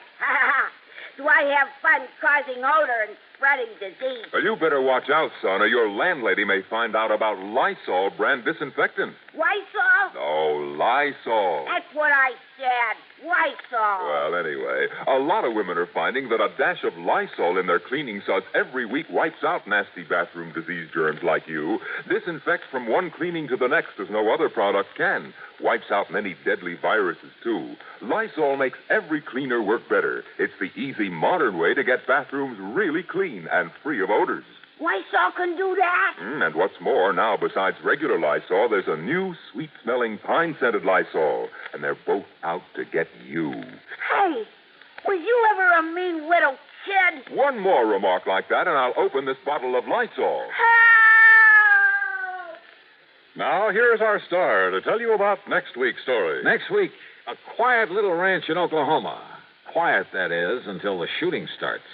Join us, won't you? Yours truly, Johnny Dollar.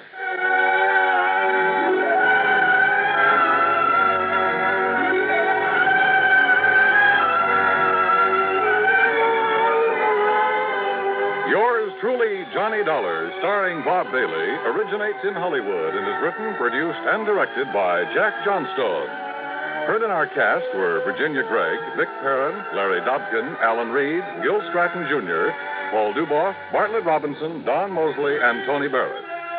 Be sure to join us next week, same time and station, for another exciting story of yours truly, Johnny Dollar. This is Dan Cumberly speaking. This is the CBS.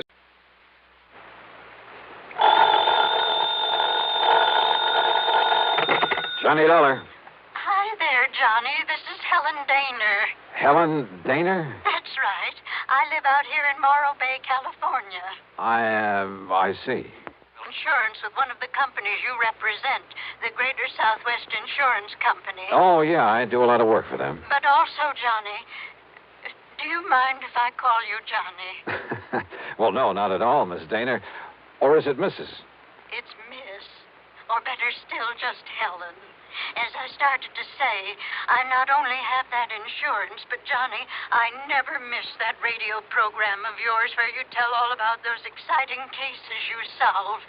Sometimes I just don't see how you do it. Well, I hope you never find out about the ones I miss out on. But now, Miss Daner... I don't think I've missed a single one of your programs. Good.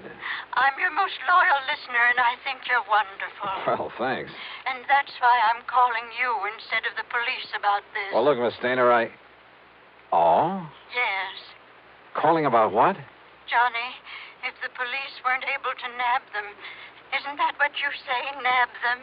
Yeah, sure, but go on. Well, Johnny, these terrible people might suspect that I'm the one who told the police about them. What people, Miss Daner? And if that happened, well, I guess you can just imagine what they might do to me. Well, who are these people you're talking about, and just what is it they're up to? All right, Johnny. Now listen carefully. Yeah. Yes? Miss Daner? Hello? Hello? Hello?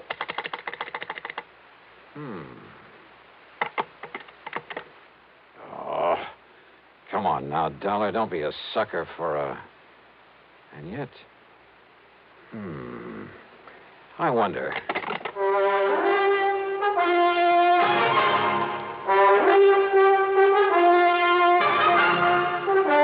Bob Bailey in the exciting adventures of the man with the action-packed expense account. America's fabulous freelance insurance investigator. Yours truly, Johnny Dollar.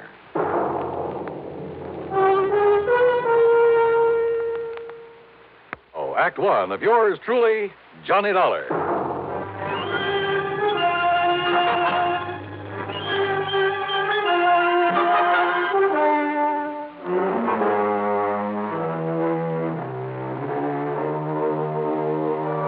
Expense account submitted by Special Investigator Johnny Dollar to the Greater Southwest Insurance Company, Home Office, Los Angeles, California.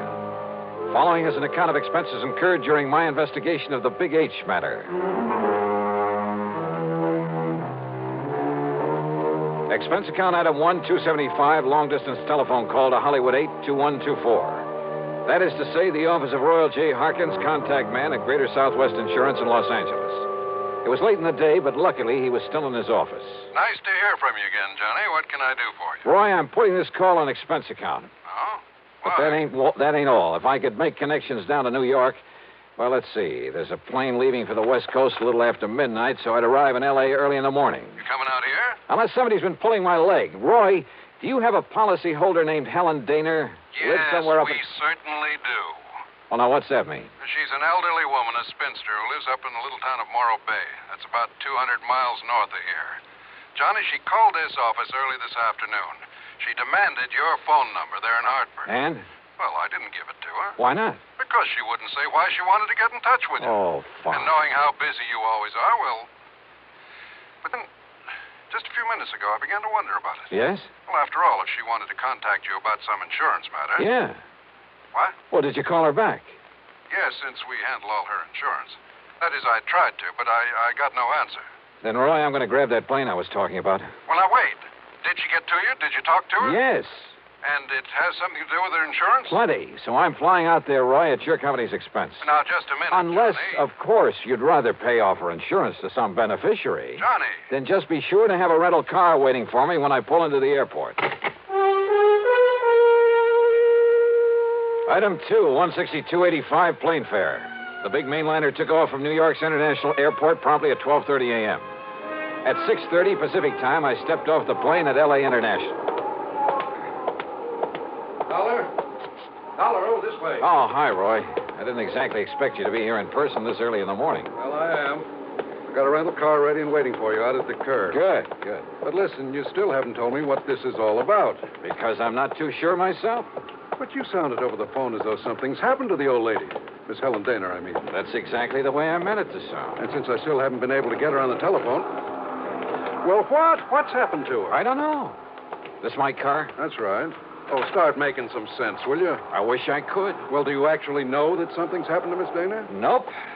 But if it hasn't, I've got to do everything I can to prevent it. Johnny, prevent what? Royal, I only wish I knew. Johnny!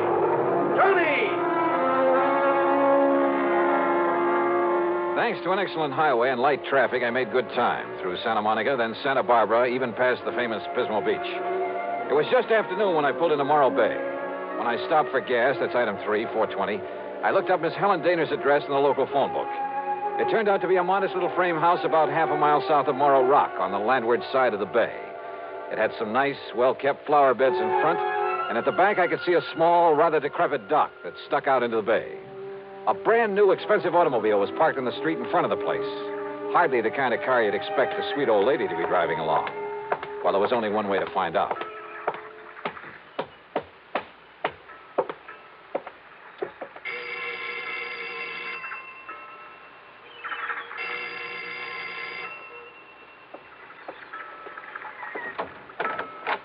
Yes? Miss Helen Dana? No, I'm Bessie Dana, Helen's sister. And who are you, young man? Johnny Dollar. I'm from Hartford, Connecticut. Is your sister... Oh, yes. I've heard Helen speak of you. You're an old friend of hers, aren't you? Well, yes, I guess Won't you come in? Well, is she here, Miss Dana? Well, she ought to be back from the market any minute. The market? But she hasn't been at all well, you know. That's why I've come to live with her, sort of take care of her. I see. But I did think it was all right to let her walk down to the market this morning. Would you like to come in and wait for her? Which market, Miss Dana? Well, it's the first one down the street. Now, do you see it? That little supermarket just 2 blocks away. Oh, yeah, I see. So if you'd like to come in and wait... No, thanks. I'll pick her up there. Well, but Mr. Dollar... Thank you very much. Mr. Dollar...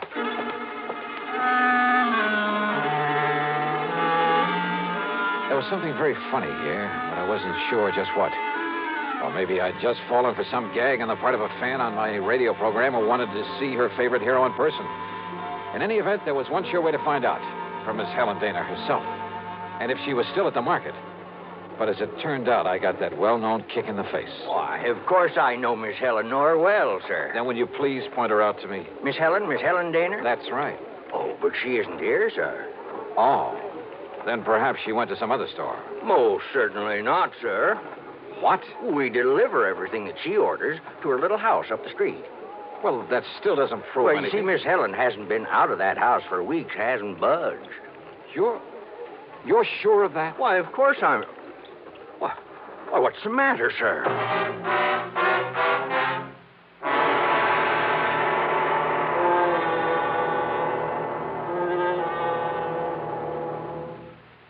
And now, Act 2 of yours truly, Johnny Dollar and the Big H Matter.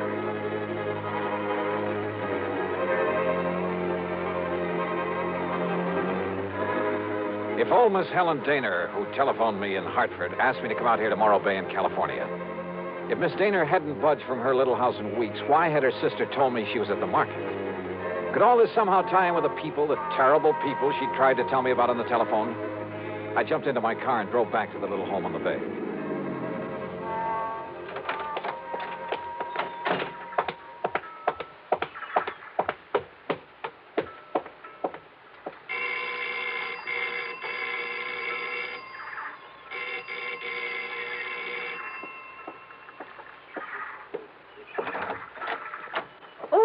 Mr. Dollar. That's right. Now, where is Helen Dana? Oh, Sister came back while you were gone. Came back?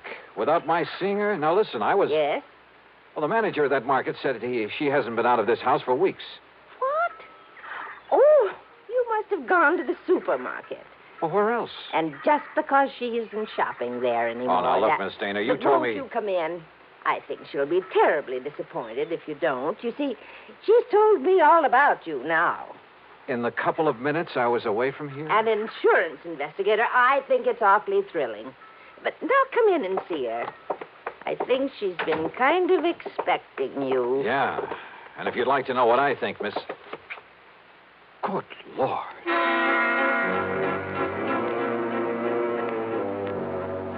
In the middle of the tiny living room was a heavy oaken armchair. Sitting in it, tied down to it, was a sweet-looking gray-haired lady of maybe 70 or 75. A handkerchief was lashed tightly across her mouth, and the eyes behind her old-fashioned steel-rimmed glasses were filled with tears and a look of utter despair. I swung around to her so-called sister and was struck by two things. She seemed to have suddenly lost about 20 years. Her face wore an unpleasant smirk, and in her right hand was a .38 aimed at me. Don't move, Mr. Dollar. This gun is not only loaded, but cocked, and it has a hair trigger. Stand perfectly still, because it'll be right in the middle of your back. So, while I take away your gun... All right. Now, sit over there in that chair against the wall. You'd better do as I say, Mr. Dollar.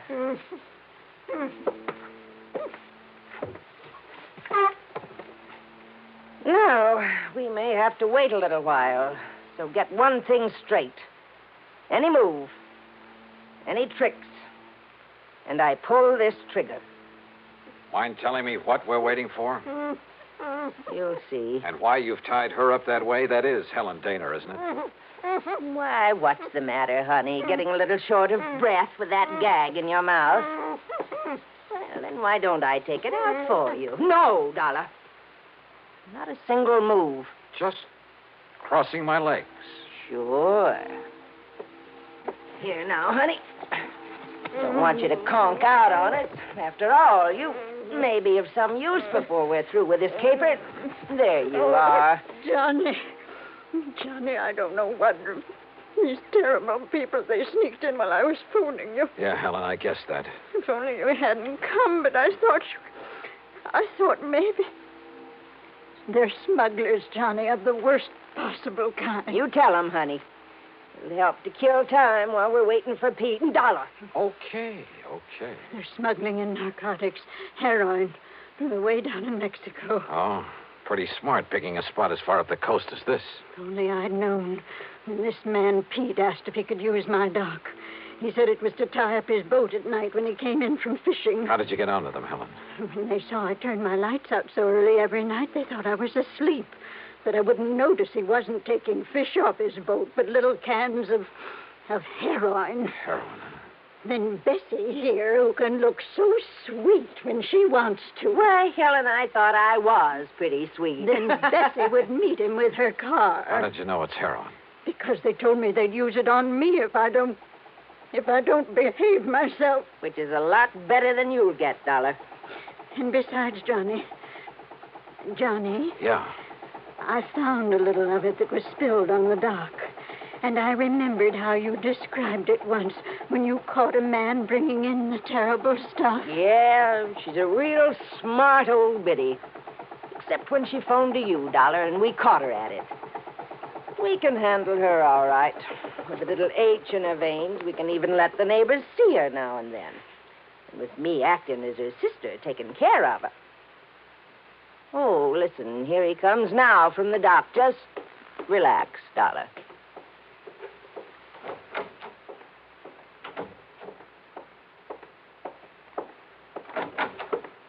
Well, what a charming little party. Johnny, this is... Nice work, Bessie. Dollar, huh? That's right. You want to take care of him, Pete? So you made the mistake of coming out here. Believe me, mister, it was a mistake. I said, are you going to take care of him? Why, of course, right away. We don't want him lying around here. Which is to say, Dollar, we're going to do something I haven't thought of since the old days in Chicago. You and I are going to take a little ride. Well, Act 3 of yours truly, Johnny Dollar. Take a little ride, huh? That's right. Chicago style. Exactly, Dollar. Oh, no, Johnny, don't you see what that means? He's going to take All right, honey. Just keep out of this. No, I won't. Pete's going to kill him. That's right. Now, shut up. Oh, now, just a Dollar. minute. Sit down. Bessie, be sure you keep the gun on him. Oh, don't worry, Pete. If I had a silencer, though, I'd get rid of him here and now. Has it occurred to you, Pete, that I may have left word with them that if I'm not heard from... Now, don't try to be cute, Dollar. Sure, it occurred to me. I dismissed it. For the simple reason that you couldn't possibly have had any reason to know what you were getting into out here.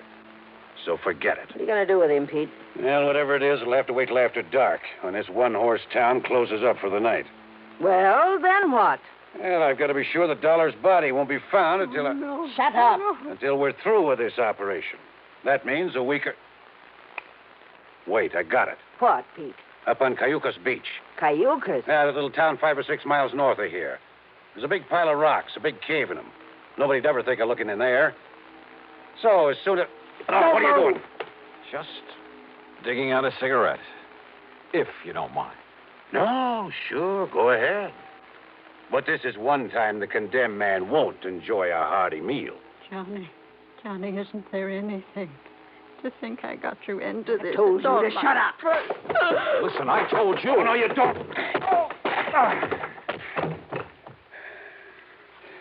Finish him off, Pete. No. No, we'll wait for dark and do it right.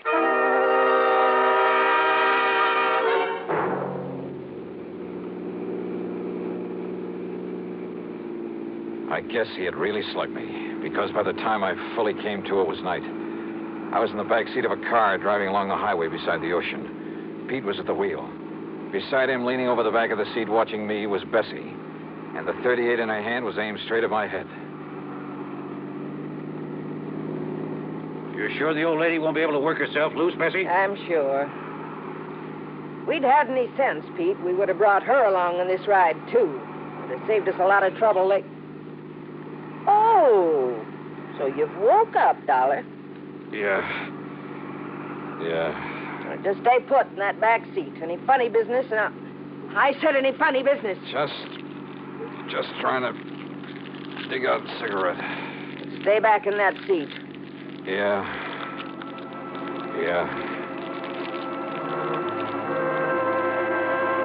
She didn't take her eyes off me for a second, or the gun either. As clumsily as possible, I struggled with a pack of cigarettes, rolling and squeezing it, and hoping the tobacco was plenty dry. Then, having apparently failed to pull out a cigarette, I turned the pack upside down over my hand. And the fine tobacco poured into it. I took a deep breath. What's the matter, Dollar? You need some help with that. Oh, no! No, my eyes! My eyes! Oh! Instinctively, she dropped the gun, put her hands to her eyes, now filled with tobacco dust. With what little strength I had, I picked up the gun and slammed it against the side of Pete's head. Oh.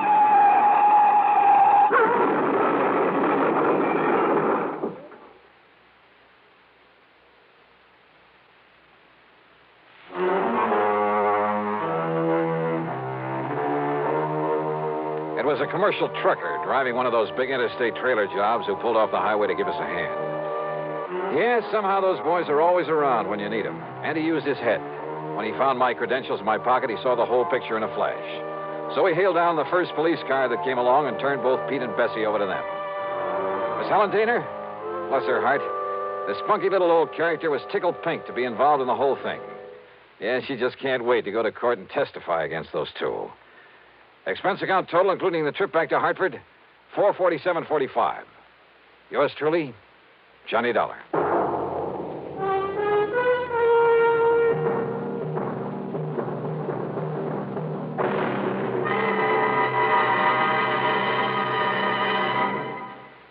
Now, here is our star to tell you about next week's story. Next week? Well, so help me, it's the wildest case I ever got messed up with. Join us, won't you? Yours truly, Johnny Dollar.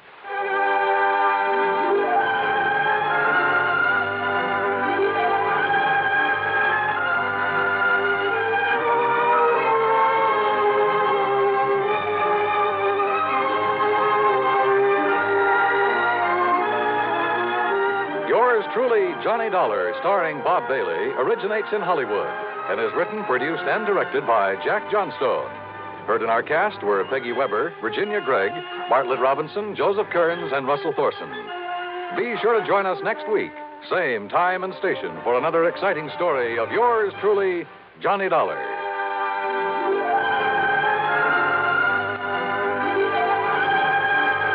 This is Dan Coverly speaking.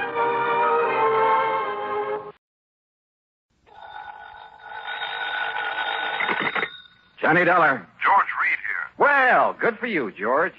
What? I can use an assignment about now. Who's in trouble this time? John Patrick O'Shea. Never heard of him. He's retired and lives here in Hartford. He's been confined to a wheelchair for the past couple of years. Now, what's happened to him? At 11 o'clock last night, someone broke into his home and gave him a terrible beating. Oh? Probably would have killed him if his next-door neighbor hadn't barged in, scared the assailant away. Want to give me his address? I'll run over and see him.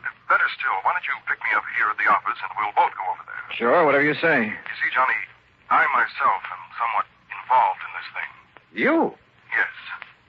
Why don't you come on over here? Yeah. Okay, George. I'll see you in a couple of minutes.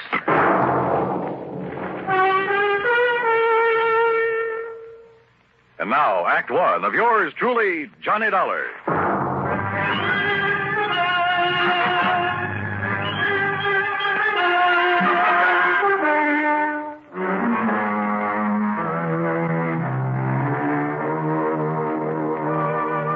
Expense account submitted by Special Investigator Johnny Dollar.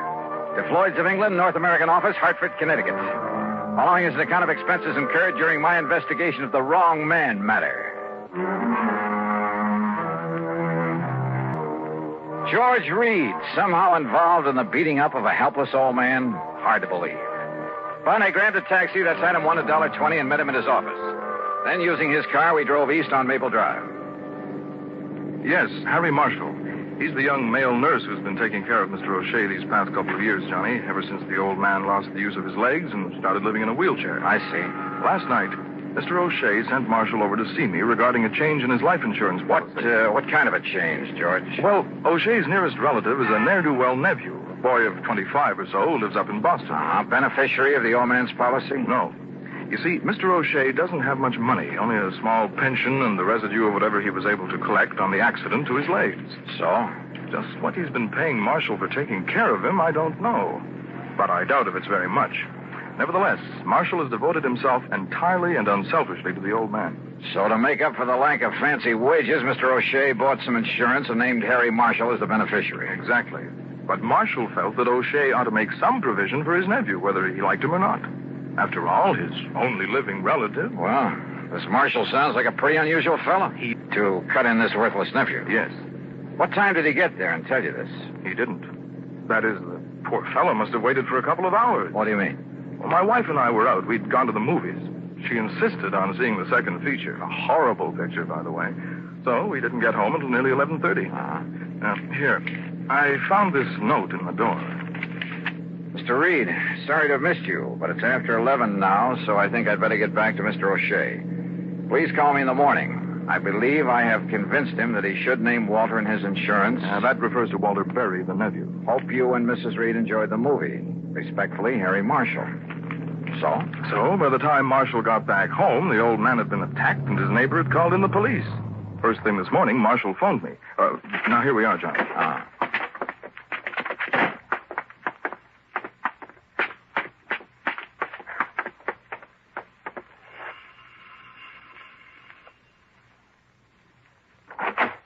Oh, Mr. Reed, I'm glad you were able to come.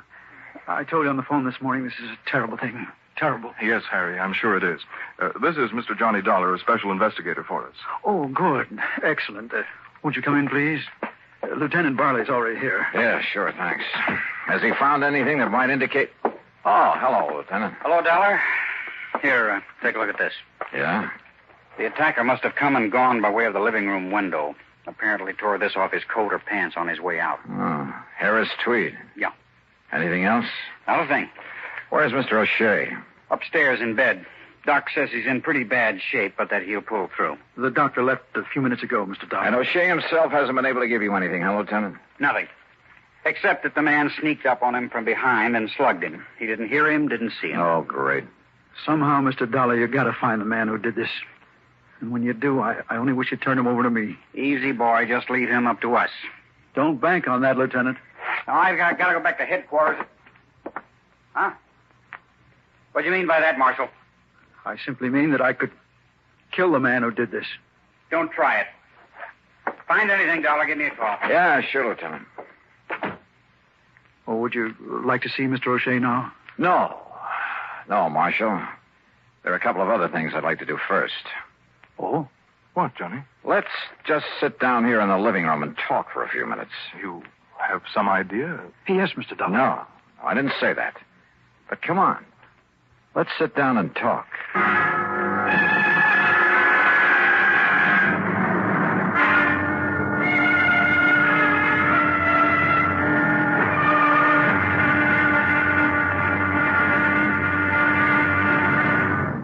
Act two of yours truly, Johnny Dollar, in a moment.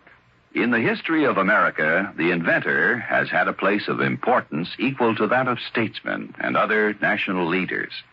Indeed, our inventors, many of them mechanics, craftsmen, or even thoughtful tinkerers, have strongly influenced our destiny. They have contributed greatly to our amazing development from a barren outpost of civilization to the foremost industrial nation in the world. Incidentally, when we think of great inventions, it's natural to think of involved mechanisms like the McCormick Reaper, the sewing machine, or the phonograph. However, some inventions are so simple, one wonders why they weren't thought of centuries before. An invention in this category is, of all things, the universal, all-important safety pin. This was the invention of Walter Hunt, who lived in New York in the first century.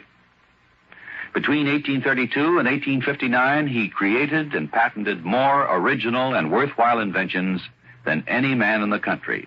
A revolver, a repeating rifle, and a bullet with a metal cartridge containing its own explosive charge. But of all his simple inventions, the safety pin is the most useful. It was patented in 1849, and he gave the patent to a draftsman in discharge of a very small debt. Somehow there must be a way.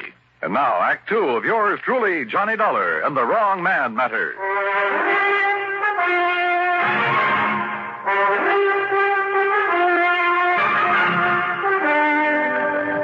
Now, what time did you leave this house last night, Marshal?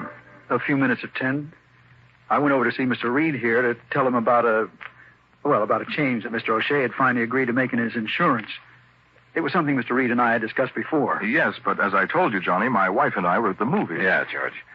Had Mr. O'Shea gone to bed by then, Marshal? No, sir. He was sitting here in the living room. In his wheelchair, of course, watching television. He always stayed up late watching television. And, to be honest about it, he usually slept through most of it. That I can understand. So I quietly left and I went over to Mr. Reed's home. When I found they were out, when 11 o'clock came around and they still hadn't returned, I decided I'd better come back here. Go on. When I got here, I found the front door wide open.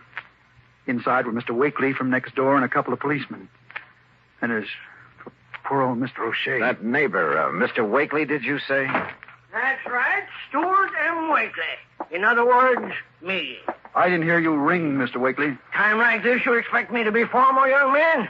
And who are you, sir? Another policeman? Plainclothesman? Mr. Dollar is an investigator for my insurance company, Mr. Wakely. I'm George Reed. Why didn't you send for me, Marshal? What was that? This man Dollar would probably want to know just what I found here last night while you were out gallivanting around someplace instead of being here where you should have been taking care of that old O'Shea. I beg your pardon? Well, weren't you? I hardly see it's any business of yours. But I just happened to have been out on an errand for Mr. O'Shea. Well, all right. Which reminds me, Mr. Reed, you will make the changes in the policy, won't you? Oh, well, of course. Well, all I got to say... Yeah, go ahead and say it, Mr. Wakely. ...is that if it wasn't for me coming over here the way I did, old man O'Shea'd be dead as a doornail right now. Not that I'd cared particular. Just how was it you happened to come over here last night, Mr. Wakely? Are you in the habit of dropping in here at all hours? On that old crackpot O'Shea? Well, I am not. Good heavens, no. It's the first time Mr. Wakely ever so much as entered this house. After all. Just what time did you get here, by the way? Well, it's not more than 2-3 minutes after 11 o'clock. You're sure of that? Well, of course I'm sure. I've been trying, you hear me? I've been trying to hear the 11 o'clock news on the radio. Trying. That's the reason I come. Marshal, that's the same time ready to leave George Reed's home and come back here. Yes. Like I started to say, the reason I come over here was to tell that crazy old man to turn down his television. What? Inconsiderate old fool. Night after night, that dang thing squawking away so loud you can hear it all over the block. driving me and everybody else out of their mind. Mr. O'Shea is slightly hard of hearing, Mr. Wakely. Slightly. Now, Mr. Didn't I Wakely. call you on the telephone, Marshal, almost every single night and beg you to turn that thing down and I'd come over and do something about it? Yes, you certainly did. But a lot of good it done me. So that's why I come over here last night, Mr. Dollar, to tell the old man and this smart young whippersnapper that if they didn't turn down that TV and leave us there some peace around here... Yes, I'm sure. Now, would you But please... when I got up on the porch, I heard the old coot hollering for help. Even over that squawk box, I could hear him. And I heard his wheelchair fall over, and him still yelling for help. So what did you do? So I banged on the door, and I finally busted it open. And, well, you know what I found in here. Just what did you find? Old man O'Shea, laying there on the floor, all cut, and that window back of him wide open. And you called the police? Yes, sir. And that's when Marshal, that should have been here taking care of him, that's when he come in. And, of course, I sent for the doctor. And, Marshal, you have no idea who might have done it. I wish to heaven I had. I'll tell you this, mister. Yes? Everybody living on the block, everybody in range of that noise machine would have been willing to murder him for it. Yes, sir. Even you, Mr. Wakely? Yes, sir. Yes, sir, I shoot. No, wait, I didn't mean that. You sure? Now, listen carefully. Motive? Opportunity? Let's give a little thought to that, huh?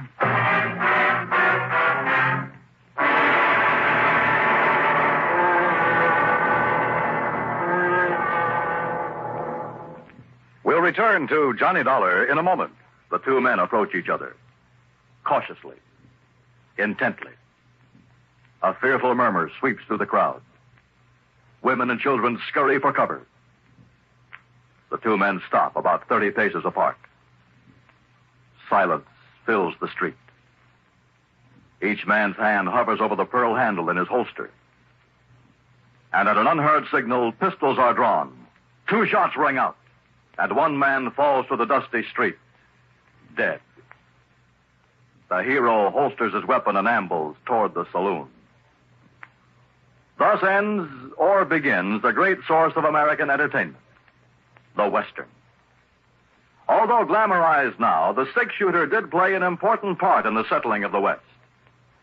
The man responsible for that ingenious weapon was Samuel Colt. Born in 1814, Colt, as a child, had an insatiable interest in gunpowder and the weapons that used it. As a young man, he was dissatisfied with the current one-shot pistols then in use. One day he remembered a sea voyage he had taken when he was 13, and how he had been fascinated by the ship's paddle wheel. Why not use a similar wheel in a pistol? Working feverishly, he finally perfected a weapon with a rotating barrel of 6 chambers. Thus, the six-shooter was born.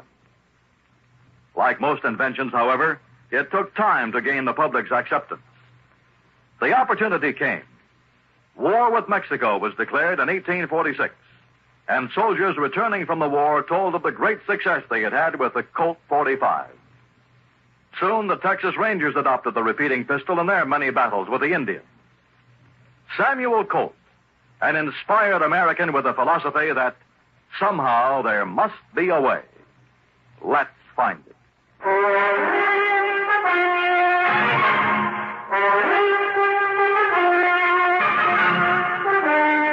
Now, listen, you. I don't know what you're trying to prove. I mean about me, but I warn you, Dollar. Warn me, Mr. Wakely? That's right. You accuse me of anything, I'll make you mighty sorry you did. You see what I mean? Johnny, good heavens. Oh, no, wait a minute. Have you got a license for that thing, Mr. Wakely? You bet I have, ever since I was a bank messenger. And if you think I wouldn't use it to protect myself... Or to quiet an old man who was disturbing you? Stop talking like that. But then when you realized you'd gone too far... Shut up! Okay. Just take it easy and let me have that. Sorry. Good Lord. Mr. Dollar. Mr. Dollar, if he is the one... All right, take it easy. I'll kill him. Oh, no, you won't, George. Yes, John. Call Lieutenant Barley to come back here and take over. Yes. And, Marshal, you keep an eye on Wakely while I go up and talk with Mr. O'Shea. Don't worry, Mr. Dollar. And that means don't lay a hand on him. Even after what he's done? That's right. But listen... We haven't proved anything But yet. good heavens, Look, man. I'm in charge here now, and you'll take orders from me, understand? Well? Yes, sir. All right. I started up the stairway, hoping Mr. O'Shea would be in condition to talk. But then, suddenly, something I'd overlooked from the very beginning. Hey, George, come here a minute, will you? Yes, Johnny. Come here. Hey, look, tell me one thing before you make that phone call. Yes? Just when did you and your wife decide to go to that movie last night? What? Well, come on. Well, it was after dinner. We had no other plans. We weren't expecting any... Now, what does that mean? Plenty, George, plenty.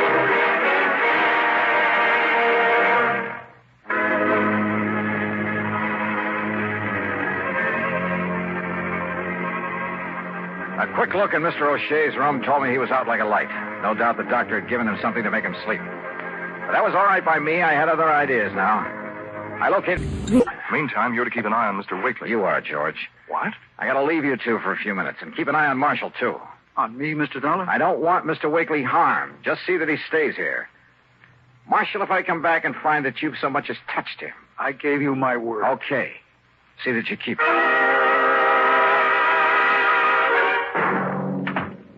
Why, yes, Mr. Marshall keeps the room for himself right upstairs. Good. Then if you don't... Clean-cut young man, ain't he? Is he? Don't use the room very much, though. Yeah, well, if Just you'll... a place for him to relax and be alone by himself now and then. Yeah. You know, after having to spend all the rest of his time nursing that old man he works for. Take me up to his room, please, will you? Well, now, I don't know. All right, here, my credentials. Hey? Johnny Dollar? Yes. Special investigator? Yes, that's right. Let's go, please. You mean he's in trouble, Mr. Dollar? I didn't say that. Oh, well, I'm glad you didn't. Harry Marshall's a mighty nice young man, devoting all his time to that Mr. O'Shea. Yeah. Not every young fellow these days. Now, here we are. Where does he keep his clothes? Hey? Oh, we're Oh, right yes, over... here it is. We don't keep very many. Say, now, that's a nice-looking one. Harris tweed, ain't it? Yeah. But now, look. See? Yeah, I see. Ask me. He should have had that mended. Ask me, it's his ways he should have mended. What?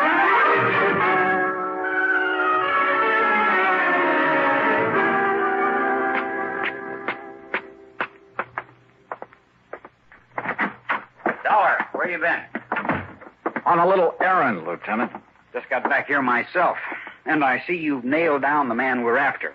I mean, nailed him down. Wakely's still out cold. Oh, I just started to tell the lieutenant what went on here, Mr. Dollar. I must say I wouldn't have suspected him. Well, I guess there's no question, is there, Mr. Yeah. Huh? Oh, I see you found the coat that was torn when he escaped out the window. Where'd you find it? In a little rooming house over on South Elm. I see. Well, I don't. Marshal, your suggestion that Mr. O'Shea had another beneficiary to his policy was real smart. A worthless nephew. That way, even if your plan failed, not too much of the money would be diverted away from you. His plan, Johnny. But, of course, if Mr. O'Shea were to die or be murdered before the change was made in the policy, why, nobody in the world would think to suspect you. You don't think young Marshall was in this, too? It was a one-man job, Lieutenant. Fortunately, it failed. Because of Mr. Wakely. Huh? Yeah, you better call a doctor, George. I'm afraid I must have hit Mr. Wakely pretty hard. Now, look here, Dollar.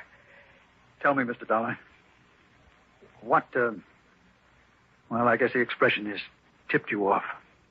Marshall? You must have been waiting for your opportunity very patiently, Marshal. You must have checked on George Reed very carefully to make sure he wouldn't be home when you called on him to establish your alibi. Will somebody please tell me? Now, look, Johnny, how is he to know that my wife and I were out to a movie last night? I didn't tell him where we'd been until he phoned this morning. But the note he left on your front door said... Pretty stupid of me, wasn't it? Yeah. Got a pair of handcuffs, Lieutenant? I sure have. They won't be necessary. Congratulations, Mr. Dollar.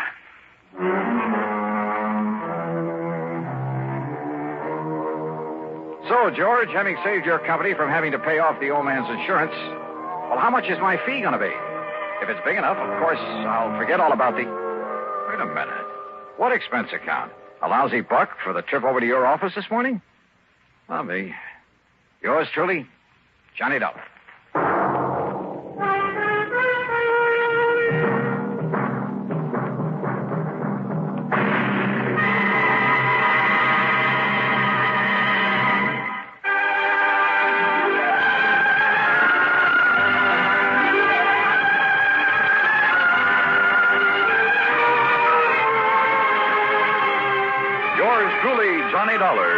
starring Bob Bailey, originates in Hollywood and is written, produced, and directed by Jack Johnstone. Heard in our cast were Virginia Gregg, G. Stanley Jones, Shep Stratton, Sam Edwards, and Junius Matthews. Be sure to join us next week, same time and station, for another exciting story of yours truly, Johnny Dollar.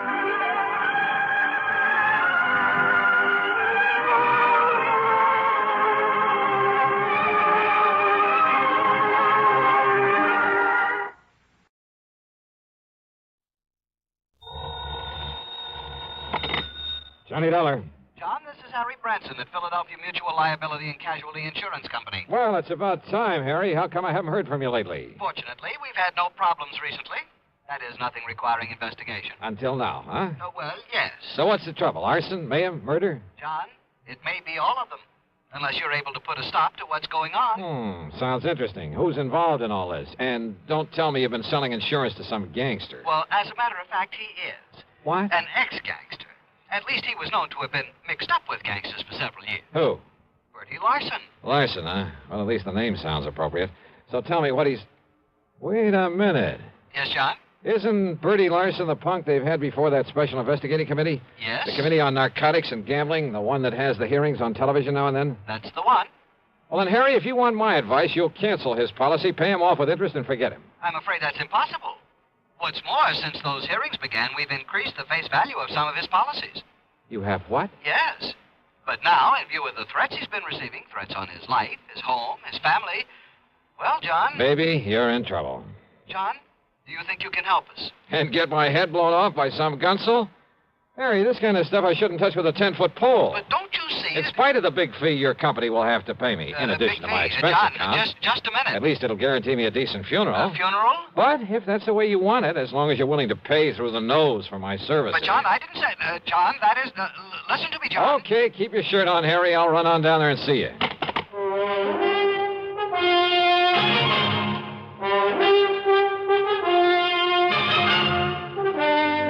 CBS Radio brings you Bob Bailey in the exciting adventures of the man with the action-packed expense account, America's fabulous freelance insurance investigator. Yours truly, Johnny Dollar.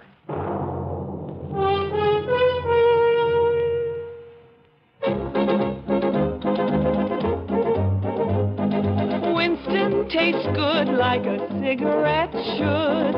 Winston tastes good like a cigarette should. Winston gives you real flavor, full, rich tobacco flavor. Winston's easy drawing too. The flavor comes right through to you.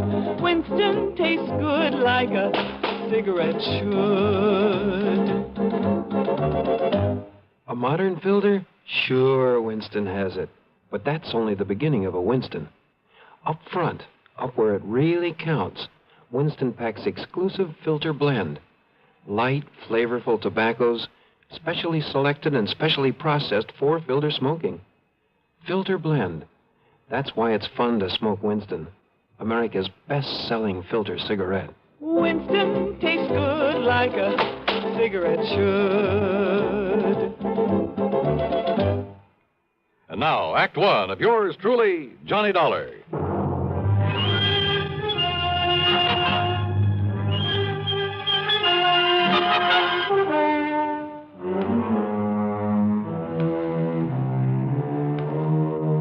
Expense account submitted by Special Investigator Johnny Dollar to the Philadelphia Mutual Liability and Casualty Insurance Company. Following is the account of expenses incurred during my investigation of the Larson arson matter. Expense account item 11120 for a train to Philadelphia and a taxi to Philly Mutual's office over on Walnut Street. It was late in the afternoon, but Harry Branson, the perennial worry ward, was still there waiting for me, and he wasted no time in getting down to business. Now, Bertie Larson, or more properly, Herbert James Larson, lives out in Penfield, John. Oh, yeah, that's kind of part of West Philadelphia, isn't it, Harry? Just beyond. He and his wife live in a very nice one-story brick home that we've insured for some $30,000. And he must have done fairly well in the rackets and had sense enough to put some aside. Also, John, we've insured his personal property, furniture, clothes, all the things in the house and so on, for some $20,000. No kidding. And didn't you say you've increased some of his insurance lately? To the figures I just mentioned. In the beginning, he was underinsured, But the policies provided for the increase at his option, provided, Yeah, of well, course... that's all right. You don't need to go into Provided, detail. of course, that in no event should stipulated coverage exceed actual appraised valuation. Yeah, well, now, Harry, in if you... accordance with paragraphs A, B, and G of Article 21 of our standard comprehensive policy. Harry... Oh, yes, John. Also, his life is insured with us for $20,000. Making a total of $70,000. $70,000, yes. So if everything goes, including Bertie himself, somebody's liable to collect plenty. Exactly. Okay, who's the beneficiary? His wife, Nora. I see. And now you say that somebody's been threatening him. Oh, yes. Ever since he agreed to appear before this investigating committee. Uh-huh. What kind of threats? Over the telephone, he tells me, warning him that if he continues to testify, well, they haven't directly threatened his life, as I understand it, but they might as well have. And then last week... Wait a sec, Harry. Haven't the police been in on this? Oh, yes, they have. And for a while, they kept some men stationed about his place. So, naturally, nothing happened. But last week, John, when he returned from one of the hearings, he phoned me and said that he'd found a can of gasoline standing on his front doorstep. Ah, just a hint, huh, of what might happen if he doesn't clam up. Yeah, that's an old-style gang warning. Yes, a very obvious threat to burn up his home. But he's continued to appear at the hearings? Yes. And if he's killed off by these people, if his home is burned out from under him... By what people, Harry? Has he any idea who might be behind this monkey business? Well, of course. It must be someone who was involved with him in narcotics and illegal gambling at one time or another. But he doesn't know exactly who. Not specifically. He says he never recognized the voice on the phone, and, of course, it was probably well disguised. Do you suppose he's still involved in the rackets? Oh, apparently not, or we'd never have sold him insurance. But then who can be sure? The point is, John, that if anything does happen to him or to that home of his, the company will have to pay out sizable sums of money. Yeah. Naturally, we don't want to do that. No. And if he can be protected properly, well, John, that's why I telephoned to you. Yeah, but Harry, the kind of protection you seem to want for him is something for the police to provide. John, I am convinced that the protection they are giving Bertie Larson is wholly inadequate. You told them so? I most certainly have. But they simply refuse to listen to me. Well, that is why I called you. Oh, I'm sorry, Harry, but it seems to me that... Well, okay. Give me his address. Tell me who the police contact is, and I'll see what I can do for you. I dropped my bags at the Bellevue Stratford. Then, having missed my lunch, I spent item 2, $5.25 for a drink and some early dinner. Item 3, $50 deposit on a rental car, and I headed out through West Philadelphia to the address in Penfield. As Harry had said, it was a nice place, not large, but neat and modern, sitting at the end of a new street. Apparently, there was no one home. I looked around to see if there was a patrolman watching over the place. No one. Nothing. And the street itself was deserted. I was just about to swing around and head for police headquarters when I noticed a thin streak of light from one of the rear windows in spite of the drawn shades. Yeah, I suppose I'll learn one of these days not to be so curious. But I walked quietly up the driveway beside the house. And then I heard something. Just a little sound, as though someone had quietly opened or closed a door at the side of the garage in the rear. And I suddenly caught the smell of gas, of raw gasoline. It was coming from the garage. I carefully edged my way on back there, hoping I wouldn't trip over something in the darkness that would give me away. The smell of gasoline was stronger now, much stronger. My next step was into a puddle in front of the garage door. I remember bending over to sniff at it, and it was gasoline, all right. And I remember a flashlight stabbing through the darkness behind me. But as I rose and turned...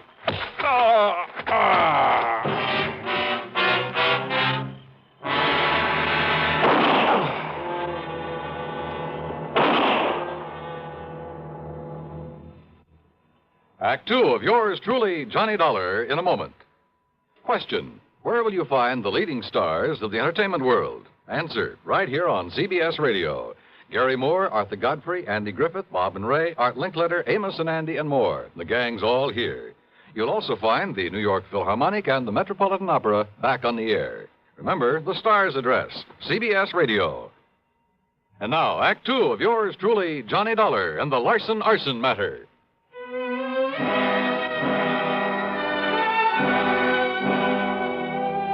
I came to in a hospital room, and I had company. One of them was in a blue uniform with brass buttons with the stripes of a sergeant on his sleeves. So you decided to come back to the land of the living, huh? The other was a man of about 40, big, beefy. And in spite of his rather flashy clothes, he looked as though he hadn't shaved his fat, truculent face for a couple of days. Oh, well, I'm sure glad he's okay, Sergeant. Only, how was I to know he wasn't somebody come to carry out them threats against me? Oh. You know, you're lucky you didn't aim those shots at him, Bertie. Me actually trying to kill somebody, Sergeant? Like I told you, I know the noise would bring on the nearest flatfoot. Bertie, huh? Yeah. Gee, Mr. Dollar. Now, you just take it easy, Dollar. Bertie nearly broke your head when he found you prowling around his home a while ago. Oh, brother, you're telling me. But I didn't know, Dollar. I didn't know who you was till me and a cop went through your pockets and seen your identification. Okay, now look. And I come home and seen you sneaking around and had gasoline all over my garage like somebody was going to put a torch to it. Okay, Bertie. So you can't blame me for slugging me. Yeah, now, But Bertie. I'm sure sorry I did it, Dollar. Dollar, the hospital bill's on me, so live it up, huh? Oh, yeah, sure. Okay, now, Bertie. Dollar's going to be all right, so you go along, huh? I'll check with you later. Oh, yeah, sure. Okay. Oh, I'm going up in the country to make sure my wife's all right. Up in the country? Yeah, up in the Catskills with a couple of relatives, Mac and Josie. Oh, you don't think I'd leave her stay around here with those people on the phone saying they're going to burn me out if I don't stop yapping at that committee? And you don't know who it is making the threats, huh? I sure wished I did. Okay, run along now, Bertie. No, wait, please. Well, what is it, Dollar? Well, I'd like to talk to Bertie some more. Well, sure. No, not until the medics say you're all right and let you out of here. And besides, I want to talk to you myself. Now, go along, Bertie. Yeah, sure. All right, now look, Sergeant. Just stay flat on the bed, Dollar. And now you're lucky Bertie didn't kill you. And I can't say I would have blamed him. Why didn't you come to me before trying to contact him? I could have given you all the information you need about this case. Now, look, Sergeant. Not only have saved you a lot of trouble, but kept you from getting banged on the head. Okay. All you private dicks are alike. Now, listen, will you? As for that nosy guy over at your insurance company who's been bothering me 3 and 4 times a day, well, now I've got 2 of you to keep from upsetting the apple cart. What's that supposed to mean? Bertie Larson isn't the man this investigating committee's after. What? Of course not. He's strictly small time. And he hasn't even been that since he served a stretch on a burglary arson rap. What about the narcotics and gambling that's under investigation? He was never any more than a messenger boy for the big shots. Well, now, what's the importance of these hearings? Now, don't you see, if the committee can hold him up as a guy who talks and doesn't get hurt by him, well, it'll help them flush out some of the others. And who knows? Maybe some of his information might have a little value, and he'd be glad to give it. Yeah? Why? Bertie's been trying to run a used car business. Legitimate? Or is it cover-up for something else? Legitimate. You're sure of that? Dollar, that stupid punk has been so scared since he got out of the clink. Yep. And listen. I'm listening. The publicity that he's been getting from the hearings, because of cooperating with the committee, why, it's practically made a public hero out of him. Who knows? Maybe it'll help his business enough to get him out of the red for once. That's why he's singing like a canary, probably making half of it up just to keep his name in the paper. Well, what about the threats he's been getting? You know something? We've only got his word about those threats. For all we know. He's making them up himself. Maybe. Oh, all right. So what if some of his old pals are calling him up, telling him to lay off, huh? If they try anything foolish, we'll nab them. Matter of fact, there are a few of those guys around here we'd just love to have something on. So maybe all this will flush them out for us. Or get Bertie killed? Ask me. I don't think anybody'd even bother to rub him out. I hope you're right, Sergeant. Sure. So, Dollar, that's that. No, when you're wait. up and around, come on over to the station and see me. But meantime, leave this to me, will you? Oh, wait a minute, will you? What about that gasoline he mentioned that was spilled all over his garage? Oh, one of those shots he fired. And now, one of look. them drilled a hole in a can of gas he had lying around. Yeah? Sure, saw it there myself. Look, Sergeant. See you later, Dollar. Wait a minute, will you? Sergeant!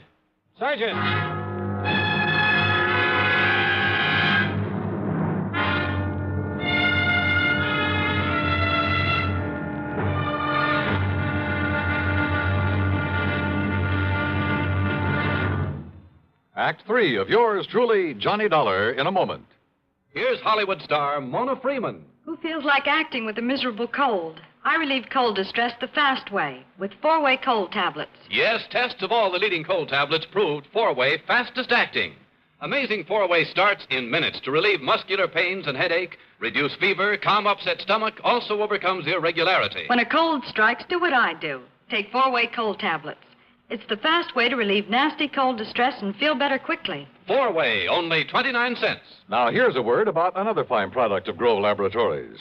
Had dandruff for years? Now get rid of it in 3 minutes with Fitch Dandruff Remover Shampoo. 3 minutes with Fitch regularly is guaranteed to keep unsightly dandruff away forever. Apply Fitch before wetting hair, rub in 1 minute. Add water, lather 1 minute. Then rinse 1 minute. Every trace of dandruff goes down the drain. 3 minutes with Fitch, embarrassing dandruff's gone. Fitch can also leave hair up to 35% brighter. Get Fitch Dandruff Remover Shampoo today. And now, Act 3 of yours truly, Johnny Dollar.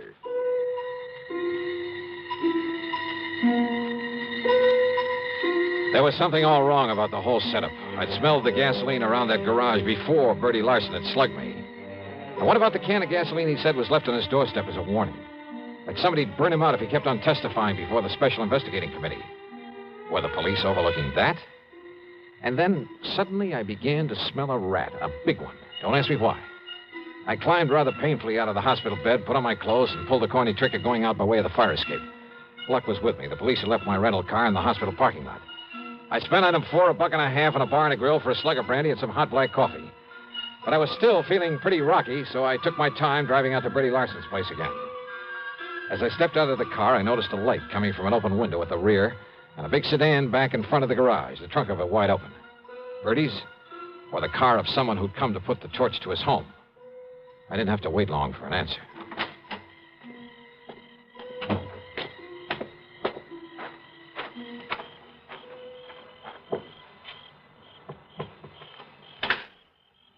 Bertie. Huh? Going up in the country, huh, to see your wife? Oh, Dollar. Yeah, that's right. Oh, say, listen, Dollar. It's lucky you come by here. Is it? Lucky for you or for me? Oh, no, listen, I come by to pick up some things, you know, to haul up to my wife. You know what happens? Yeah? When I pulls up in the driveway, there's some guy running away out back. So I yells him to stop, but he keeps on going, and it's so dark I can't see where to throw a shot. And listen. I'm listening. Then I smell gasoline. It's coming from inside the house. So I unlock the door and go in, and you know what I find in there? Go on, Bertie. Come on. Come on inside, Dollar. I'll show you. Oh, it's lucky I come by here. That's all I got to say. Hey, wait a minute. Were you figuring on moving out of here? Huh? What do you mean? Well, now, don't tell me this is all the furniture you keep in this place. Of course not. I sent a lot up to Josie and Mac from while my wife is staying with them. What if the place burned down? You wouldn't hesitate to collect insurance on all the furnishings, would you? You're trying to be funny, Dollar. Now, look. Look here in my den. You see? You see where somebody dumped gas all over the rug? Lay them celluloid strips and out over the windowsill so as you could put a match to it from the outside? Yeah, I see, Bertie. Well, it's a guy I seen running away from here who was going to burn me out. You see how he broke in by forcing the screen on that window? I see where this screen was bashed out from the inside. What'd you say? And I fail to see any footprints in the flower bed below it. No wonder you served a term for arson, among other things. Huh? Oh, listen. I mean the sloppy setup you made here. What are you talking about? You've been losing your shirt in the used car business. So it looked like you might have to take a chance in the rackets again. Are you out of your mind? But then this investigating committee came along. Talking freely before them gave you an excuse to claim you were getting threats. Oh, now, listen. You filled up the insurance on this place to the limit. Then gave out the tale about gasoline left on your doorstep as a warning. Oh, listen. All of it. So that when your house went up in flames, everybody would think it was set by the mythical person who was supposed to be making the threats. You're crazy. Meantime, of course, you've carefully emptied the place of anything valuable. In storage with these pals of yours, Josie and Mac, up in the Catskills, if any such people really exist. Listen. This home and the garage would probably be nothing but ashes right now if I hadn't come along earlier. could have killed you then, Dollar, so Kill maybe me? I better... I think you were just a lousy shot. Yeah? But when all that noise brought the police and you found out who I am, why, sure, you could use me to help build up your case for whenever you decided to fire this place. You thought. But it didn't work, Bertie, because... Oh, no, you don't. Come on, put your hand up. Come on, over your head. Reach, Bertie. No, listen. Can't even pull a gun quickly, can you? You don't need to, Dollar. Oh, what? Don't move. I'm right in back of you. Drop the gun. Kill him. Yeah, Nora. Kill him. We'll fire the joint and get up in a country where Josie and Mac will swear we've been with him all the time. Yeah, Bertie. Yeah, that's what we'll do. And listen, we'll strip this guy after you knock him off. They'll find his bones after the fire, and they'll think it's me. That's another 20 grand of insurance to collect. No, Bertie. What? I'm leaving both of you here. You gone crazy? After this nice setup, I'd be crazy if I didn't take all I could get out of it. You ready, Bertie? Oh, Nora, listen! All right, Dollar, now it's you. Drop it, Nora. Where'd you come from, you dirty...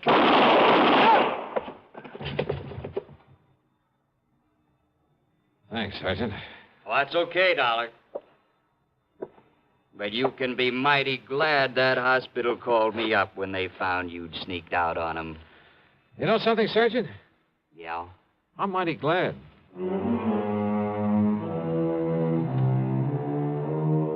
Expense account total, including my hospital bill, my room at the Bellevue, and a couple of meals, plus, of course, the trip back to Hartford, $79.75. Remarks? Why bother? From here on in, it's up to the company and the police to straighten things out. Yours truly, Johnny Dollar.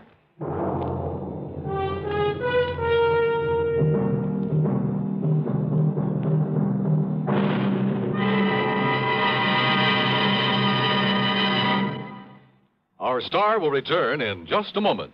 Constipation can be a problem for anyone, even doctors.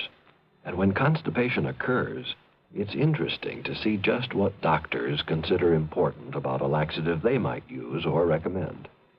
Well, a majority of the doctors we heard from had this to say. A laxative should be effective, gentle, as close to natural acting as possible, and a medicine that can be used with complete confidence. Now, X-Lax has been popular with many doctors and millions of people over the years because chocolated X-Lax is effective. Overnight, it helps you toward your normal regularity. X-Lax is gentle. Next morning, it gives you the closest thing to natural action. And that's why many doctors and millions of people use X-Lax with complete confidence. X-Lax, the laxative that helps you toward your normal regularity gently, overnight. Is X-Lax in your medicine cabinet?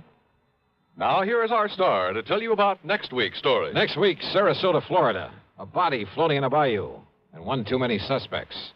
Join us, won't you? Yours truly, Johnny Dollar.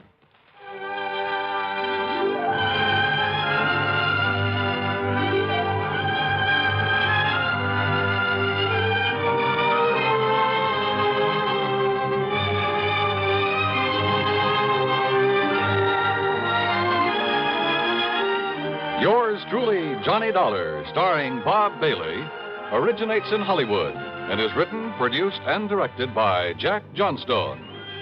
Heard in our cast were Virginia Gregg, Harry Bartell, Don Diamond, and Bert Holland. Be sure to join us next week, same time and station, for another exciting story of yours truly, Johnny Dollar.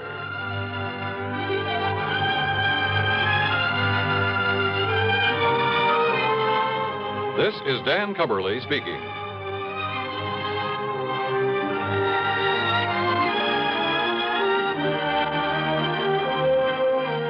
Take the Last Trip, a bizarre way to end a romantic triangle, on Suspense, next on the CBS Radio Network.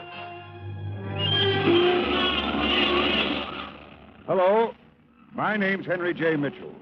Mrs. Mitchell and I are standing here on the second deck of this ocean liner, waiting to start our trip around the world. You know, now that the day is finally here, we can hardly wait to get going. Naturally, we started saving toward this day some time ago by investing regularly in United States savings bonds. We felt that by saving with Series E bonds, we were making the wisest, safest investment possible. What's more, our dollars were also helping our country. You see, the money that goes into U.S. savings bonds helps to keep America strong. We all know that peace costs money. Money to help keep the peace through industrial and military strength, and money to make it lasting through science and education. We're mighty proud to do our share in securing the future of our country. Are you doing your part? Start today. Invest regularly in United States savings bonds. WROW, Radio 59. It's time now for Johnny Dollar. Hi. Well, hiya, George. I've been wondering when you were going to come up with another wild one for me. That is not the case this time, John. John? Tell me, how is your, have you had a security clearance lately? Well, sure, in connection with that rocket fuel case I handled. Good. But, now, what's this all about? Well, I can hardly discuss it with you over the phone. Oh, top secret, huh? Top secret, and of tremendous importance. Okay, George. I'll run over and see you.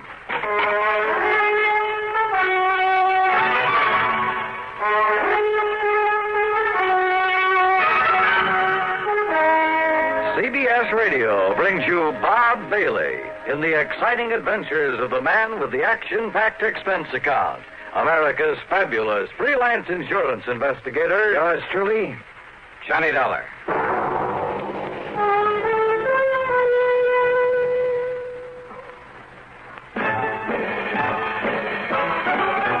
Are you smoking more now, but enjoying it less? Have a real cigarette, have a Camel. Are you missing the smoke, the nation like that? Have a real cigarette, have a Camel. Are you looking for flavor and mildness? Have a real cigarette, have a Camel.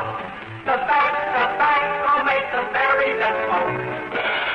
Have a real cigarette, a real cigarette, a real cigarette, have a Camel. If you're smoking more today, but enjoying it less, try Camels. More people smoke Camels than any other cigarette. Any filter, any king, any regular. The Camel blend of costly tobaccos has never been equal for rich flavor and easygoing mildness.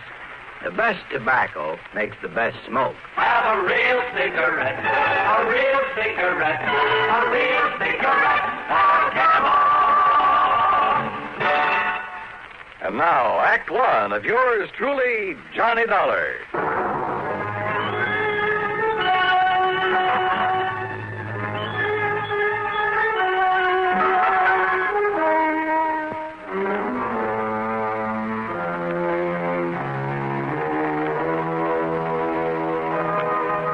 Expense account submitted by Special Investigator Johnny Dollar to Floyd's of England, North American Office, Hartford, Connecticut.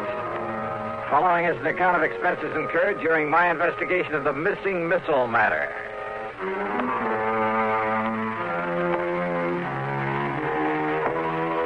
When George Reed starts calling me John, well, it must be pretty important.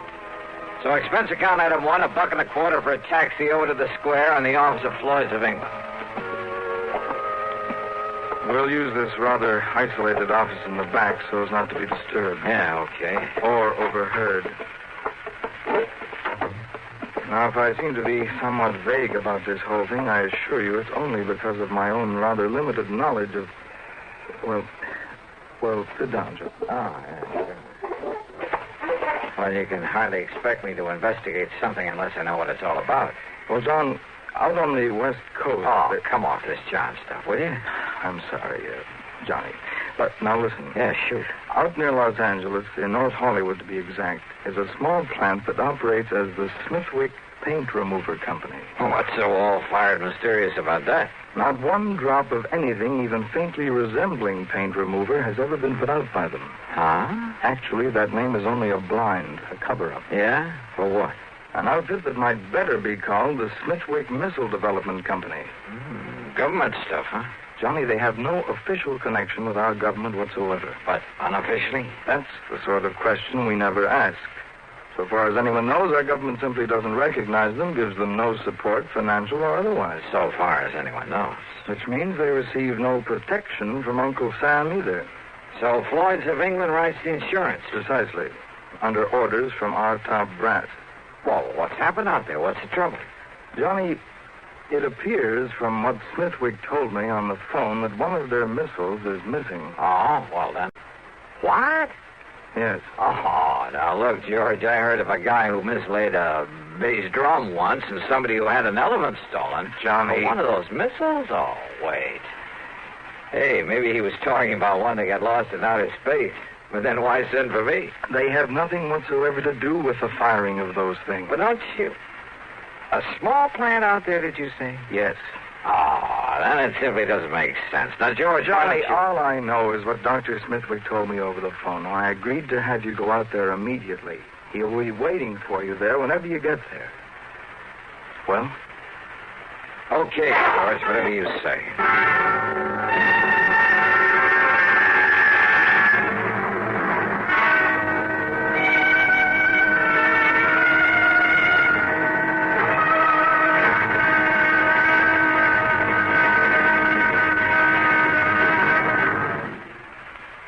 Hola, amigo. You want to know about stereo phonographs? Listen to my last bullfight on ordinary stereo. Ole! But now, Columbia Stereo 1.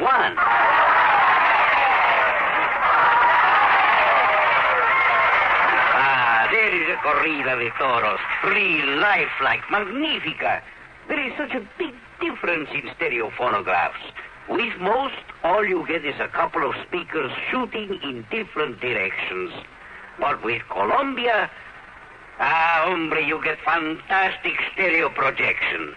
What it does is to send circles of sound sweeping through every inch of a room.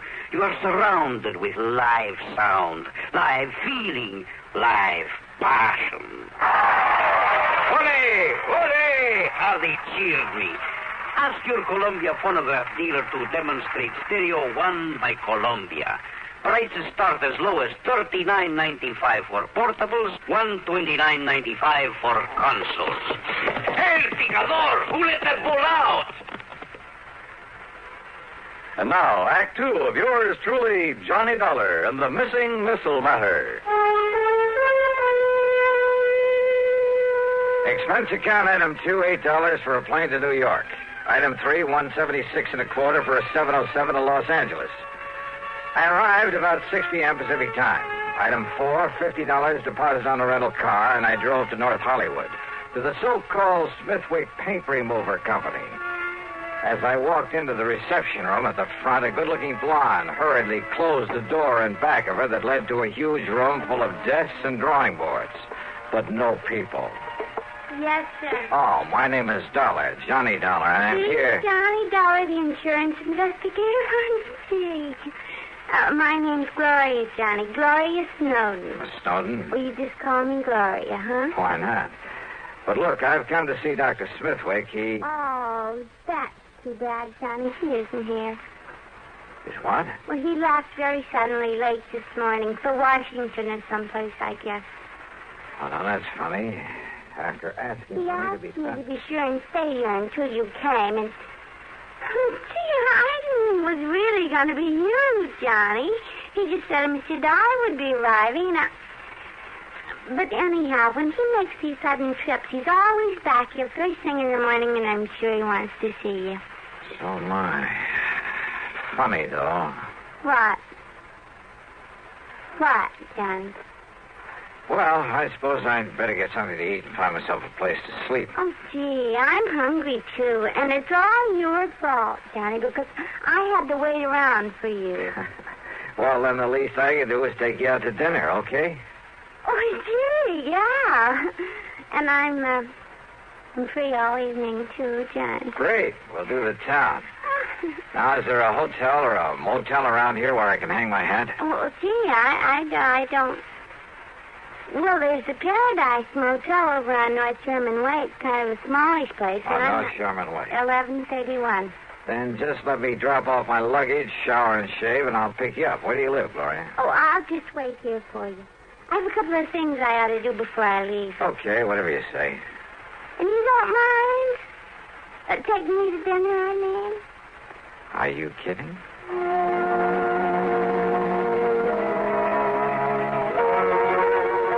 Funny, all this big emergency, all this hurry.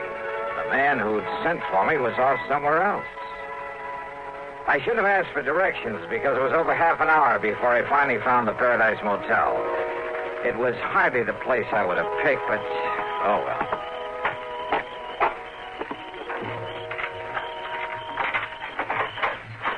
Yeah, here you are, Mr. Dollar, number 7. Okay. This be satisfactory? Yeah, sure. Because if it ain't, I got other vacancies. No, this will be all right. Uh-huh. Anything you want, I'll be in the office. Well, I could sure use a few ice cubes. Oh, brought your own jug, huh? Have them for you in the jiffy. Good. Now, let's see. Shirts will go in here, I guess. Huh? That's about the fastest service I ever heard of.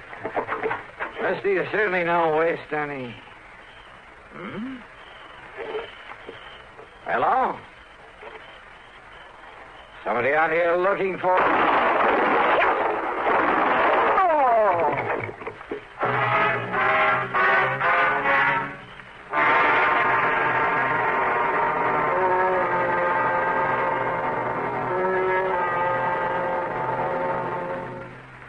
Act 3 of yours truly, Johnny Dollar, in a moment. Welcome, recording star Mel Torme. It's terrible trying to sing with a bad cold. So I always take 4-way cold tablets to relieve cold miseries fast. Good idea. Tests of all the leading cold tablets proved 4-way fastest acting. 4-way starts in minutes to relieve muscular pains, headache, reduce fever, calm upset stomach, also overcomes irregularity. When you catch cold, try my way. Take 4-way cold tablets. A fast way to relieve cold distress and feel better quickly. 4-way, only 29 cents. Now, here's a word about another fine product of Grove Laboratories. To get rid of embarrassing dandruff in 3 minutes, change to Fitch Dandruff Remover Shampoo. 3 minutes with Fitch regularly is guaranteed to keep unsightly dandruff away forever. Apply Fitch before wetting hair, rub in 1 minute. Add water, lather 1 minute. Then rinse 1 minute. Every trace of dandruff goes down the drain. 3 minutes with Fitch and embarrassing dandruff's gone. At the same time, Fitch can brighten hair up to 35%. Get Fitch Dandruff Remover Shampoo today. And now, Act 3 of yours truly, Johnny Dollar.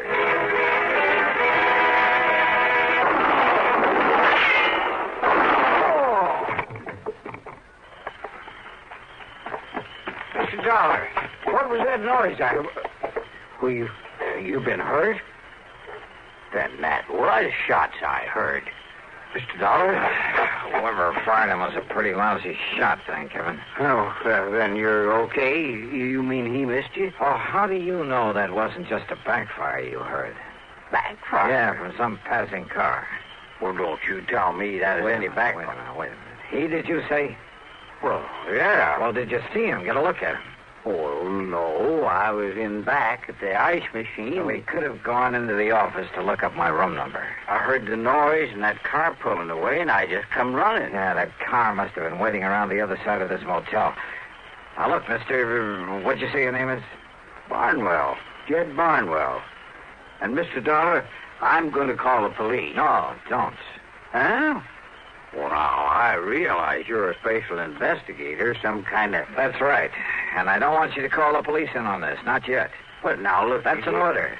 You got the authority? Not only that, but, look, I want to rent another room from you. Oh, you mean you'll pay for both of them? That's right. You have another vacancy? Well, if you want the truth, you're the only guest I got tonight. I can understand that. So you take whichever unit you want, and I'll sign you into it. No, just let my name appear on the register for this one. Then you toddle off to bed and forget about me. Well, on here. Here's a 5-spot for getting me the key to the one next door, number 8. Oh, yes, sir. Yes, sir. Whatever you say, Mr. Dollar. And you still want them ice cubes? Brother, I sure do. I left one handbag and its contents in number 7. Then I sat quietly in the darkness of my own room and waited. But I suddenly remembered my dinner date with Gloria Snowden, so I jumped into my car and drove back to the missile development plant. The place was dark. I drove to a corner drugstore to a phone booth and looked for Gloria's name in the directory. It wasn't. So, back to the motel. In number 7, the room registered to my name. The door was still locked. I went back to number 8 and sat there trying to think this thing out. I doused the light, pulled my gun out of the holster, and sneaked quietly to one side of the door frame. Mr. Dollar? Mr. Dollar, I saw your lights go out. I hate to disturb you at this time of night. Yeah? Who is it? My name's Bob McKinney. McKinney? That's right. Sounds familiar. Well, I used to work for CBS Radio, and, I used to handle that program dramatizing your insurance case. Oh. I want to talk to you. It's important. All right, come in, Bob. Hey, what's in that box? It's a tape recorder, kind of a special one. When old Jed Barnwell, he's a kind of a gabby old guy. Yeah, he sure is. Well, when he told me you were staying here, well, Johnny, I figured I'd better get to you and tell you about... About what, Bob? About some code signals I have here on tape. I picked them up about an hour ago. Morse code signals? Yeah, international codes. It's like this, Johnny. I have my own amateur license, W6VFG, and I fool around with a lot of high-frequency experiments. So? Well, I got a couple of wires crossed on my receiver. It took me to a frequency that isn't even supposed to be on the air anywhere. Yeah? I started hearing what I thought was a high whistle. It was so high it was barely audible, like an oscillator note, a continuous squeal. Only it broke off now and then. Well, now, Bob, in spite of finding a key myself a long time ago, I'm afraid this is a little outside Wait, Johnny. I've also been experimenting with this tape recorder, running the tape and recording at about 5 feet a second instead of 7.5 inches a second. Yeah, well, excuse me, but listen, please. Okay, I'm listening. I recorded that squeak, running the tape real fast, and then I played it back slowly. You know what it was, Johnny? I'll bite. It was ultra-high-speed transmission, code transmission. Oh? And when I played it back as slowly as I could, so I could read it, will you listen to it? I've got a variable speed on this. Can you read international code? Go ahead, Bob. Turn it on. Yeah.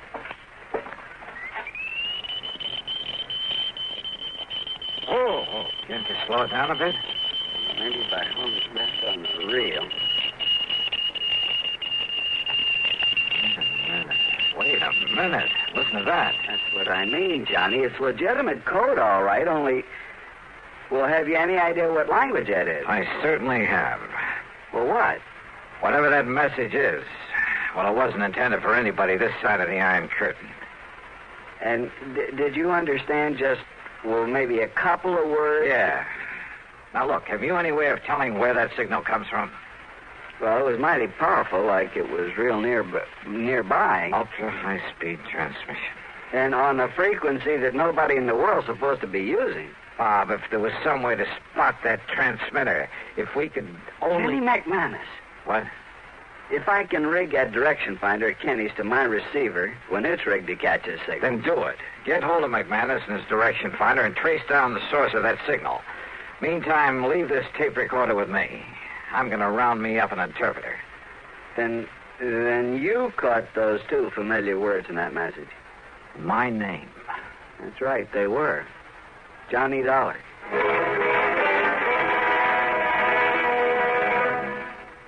Act 4 of yours truly, Johnny Dollar, in a moment.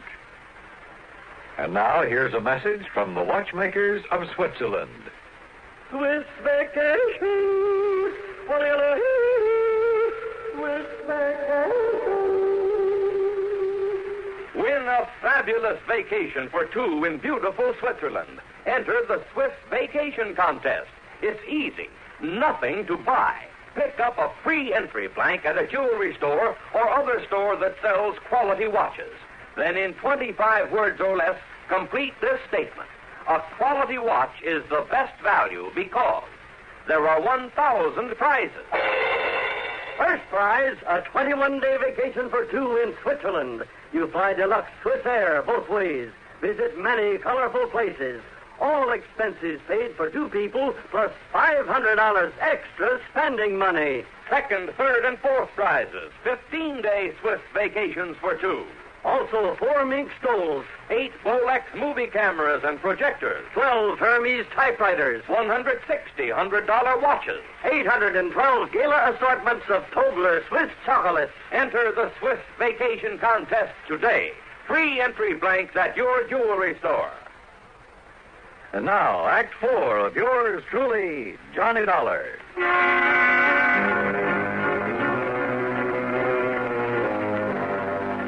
Two familiar words and that high-speed code message that Bob McKinney had intercepted. So high-speed it sounded like a continuous squeal until we played back the recording slowly and recognized it for what it really was. A secret message in that foreign language. Those two words were my own name, Johnny Dollar. My one good police contact there on the West Coast was Lieutenant Harry Golden of the Homicide Squad. Sure, it was out of his line. It was the middle of the night. But he rounded up Alan Orloff, an interpreter, sent him over to see me. It was nearly 8 a.m. by the time I transcribed the code message. And then when Orloff finished translating it. Mr. Dollar, do you see what this means? I certainly do, Orloff. But not only the threat against you, sir, because you are working on this very case. I know. But the sender of this message has somehow got hold of secret plans for a missile, a space rocket. Orloff has copied those plans, is holding them for an agent of this other government to pick them up later on today. Which means that somehow I've got to locate the sender of that message. But how?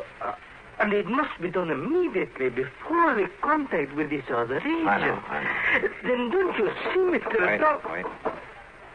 Yeah? Who is it? Bob McKinney. Oh, Bob. What'd you find out? Johnny, that secret transmitter's right here in North Hollywood. It's been working ever since I talked with you, up until just about an hour ago. Here's the address and the name of the person who owns the house. Good. Only the antenna must be set up in the attic or something. What do you mean? There's no outside antenna to show there's a transmitter working there. And, of course, using that frequency that nobody would ordinarily be able to pick up. If it hadn't been for my dumb luck in receiving an ultra-high-speed transmission. Did you record any further messages? I got them right here on tape, on this recorder. Good. Then while you transcribe them so Mr. Orloff can translate them, I'm going to the address you have on this... Huh? Kind of figured the name of that sender might surprise you. Surprise, huh? That is the understatement of the week. I'm going over to that missile development outfit. And I hope and pray Dr. Smithwick is there now.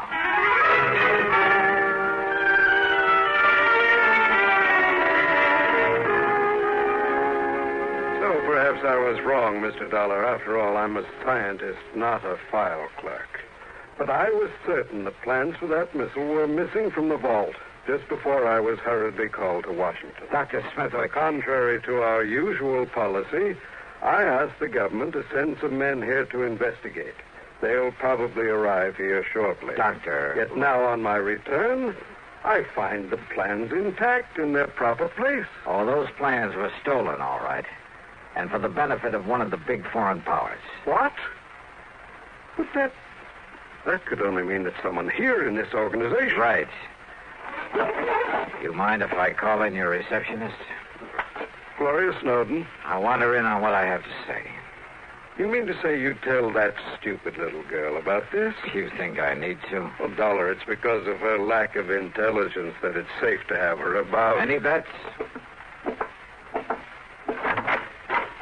Gloria. Yeah, Johnny? Come in here, please. Oh, gee, sure. Hi, Doctor. Now, Mr. Dollar. Doctor, Gloria was the only one beside yourself who knew I was out here, who could have arranged or carried out the attack on me last night. Attack? More important, she's the last one you'd suspect of being able to gain access to your vault, of taking the plans, having them copied, and preparing to turn them over to a, well, it sounds corny, but to a foreign agent. Are you serious? Whatever you mean by that. However, having intercepted a radio message sent out from a transmitter hidden away in her home. Well, this, Doctor, is a slowed-down, intelligible tape recording of that message. Well, I don't know what... Well, Gloria, or whatever your real name is. Very well, Dollar. And of course, neither of you gentlemen can be allowed to leave this office. Gloria, that gun. That's right. Any famous last words, Dollar? You know, Gloria, this tape recording is the only real evidence I have against you. What? So what? So here. Maybe you'd like to have it. Oh, no, you...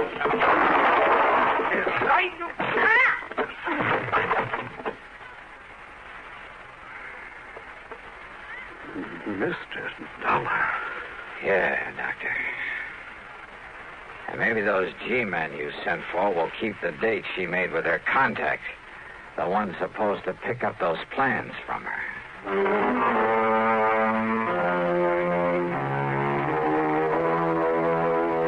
The government boys were more than glad to take over, and I hope they can find some way to reward Bob McKinney, who really solved this case.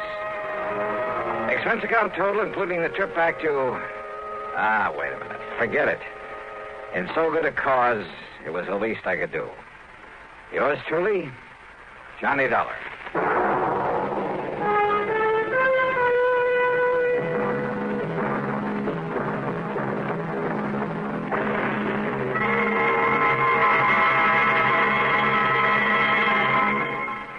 Our star will return in just a moment.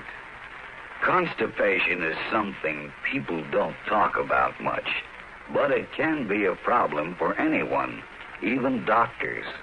And when constipation occurs, it's interesting to see just what doctors consider important about a laxative they might use or recommend. Well, a majority of the doctors we heard from had this to say: a laxative should be effective, gentle, as close to natural acting as possible, and a medicine that can be used with complete confidence. Now, X-Lax has been popular with many doctors and millions of people over the years because pleasant-tasting chocolated X-Lax is effective. Overnight, it helps you toward your normal regularity. X-Lax is gentle. Next morning, it gives you the closest thing to natural action. And that's why many doctors and millions of people use X-Lax with complete confidence. X-Lax, the laxative that helps you toward your normal regularity gently, overnight. Is X-Lax in your medicine cabinet? Now, here's our star to tell you about next week's story. Next week, the most beautiful and dangerous girl I've ever known. Join us, won't you? Yours truly, Johnny Dollar.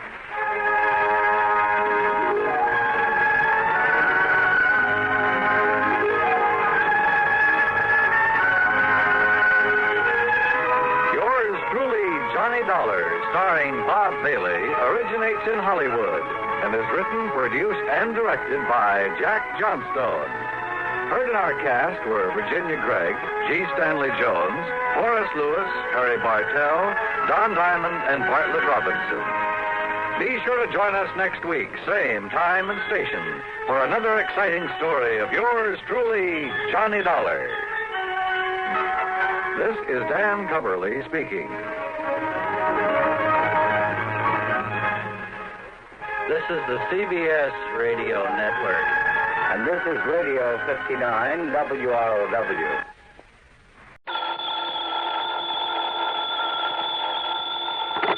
Johnny Dollar. Pat McCracken, Johnny, Universal Adjustment Bureau. Pat, haven't had an assignment from you in, several days. Yes, I know. Now, listen, this expense account of yours, Huh? On that case you just finished. Oh, now listen, Pat. After all these years, and I not only gave you a full report, but an itemized statement. I know. That expense account was completely legitimate from start to finish. Every single item was money out of my own pocket that I spent to solve that case. What case? The one you're talking about, the one I handled for you last week, whatever it was. You don't remember what it was. Well, what difference does it make? All I'm saying is that whatever expenses I put down there were completely justified. You remember what the total came to? Haven't the least idea. Then let me remind you. Oh, now look, that's Johnny, beside the point. To exactly $12.30. Well, I tell you, every penny of it was $12.30. That's right. Now, do you blame me for thinking maybe you were sick or something? Oh, no. And I thought you were... Okay, Pat, argument's over. Only it isn't, Johnny. Huh? Not by a long shot.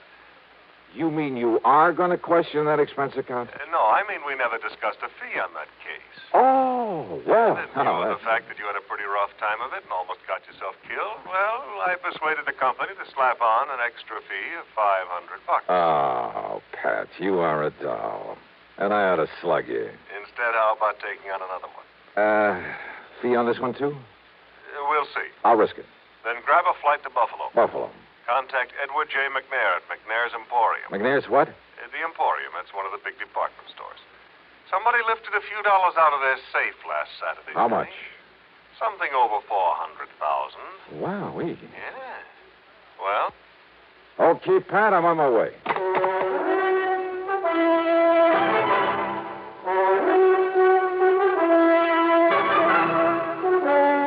CBS Radio brings you Bob Bailey in the exciting adventures of the man with the action-packed expense account.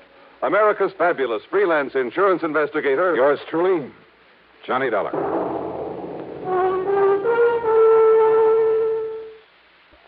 And now, Act One of yours truly, Johnny Dollar.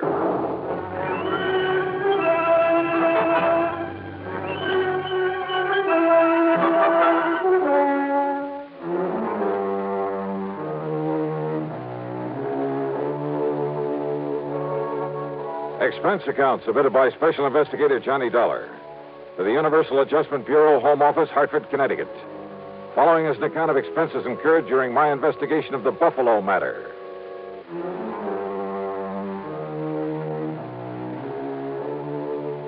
Expense account item 1, $49.50 plane fare and incidentals to Buffalo, New York. Item 2, $8 even for taxi fares. After dropping my luggage at a hotel, I went over to the Emporium.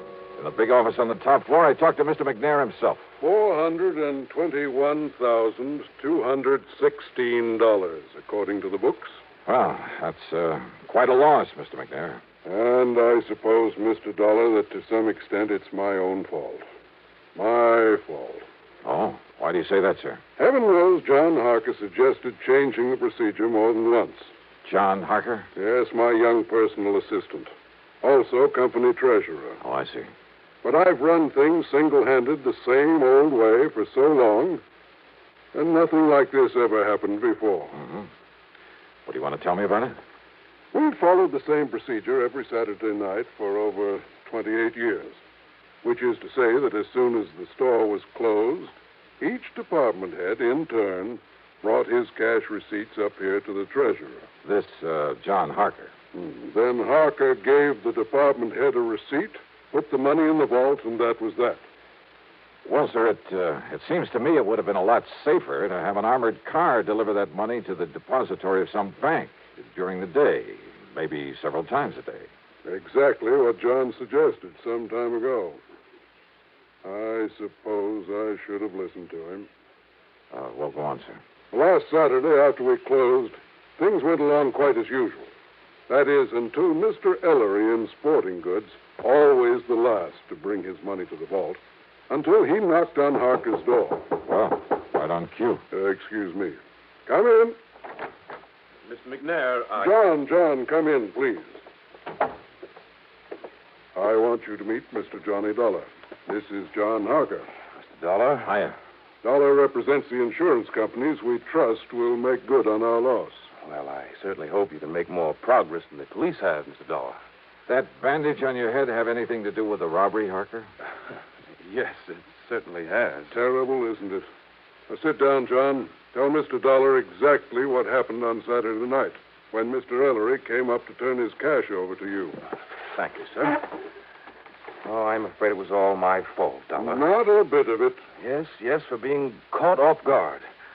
All right, what happened? Well, when Ellery knocked on the door of the vault room, I asked who it was. He told me, and, I should have known by his tone of voice that something was wrong. Now, John, you're not to blame. This sort of thing could have happened to anybody.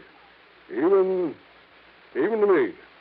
Thank you, Mr. McNair, but it doesn't alter the fact that... Well, Dollar, I went over and unlocked the door for Ellery. But instead of walking in, he was forcibly thrust into the room.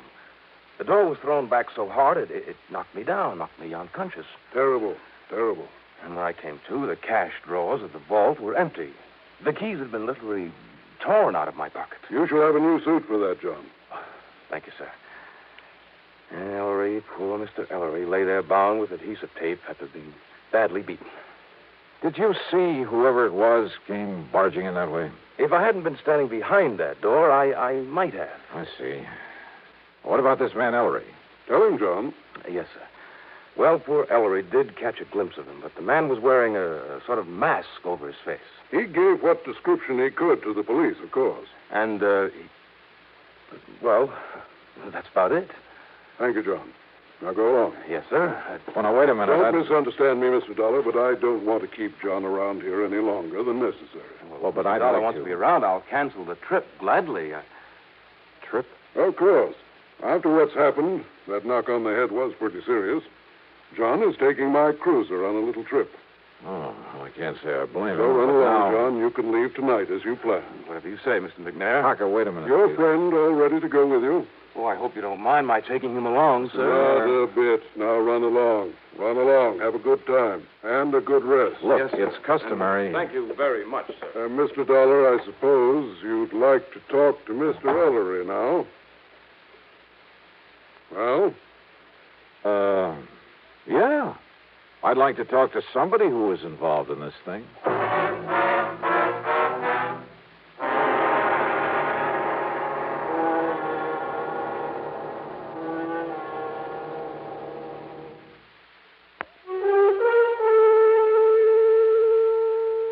David Ellery, the other victim of the robbery, was still out to lunch, so I grabbed a bite myself. That's item 3, $1.75, and checked with the police.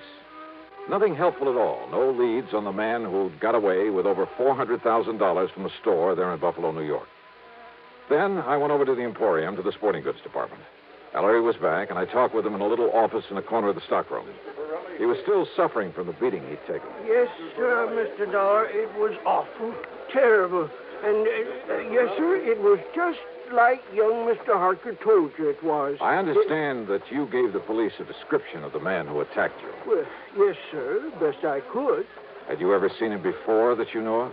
Well, of course, I can't be absolutely sure because of that mask he was wearing, but I don't think so.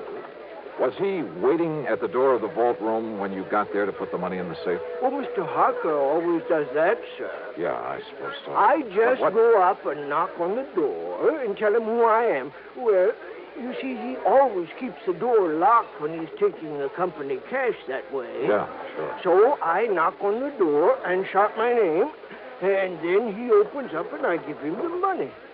Then he gives me a receipt, and he puts the money in the vault. But you didn't answer my question. When did you first see this man in the mask? Well, only when Mr. Harker was opening the door for me. Yes?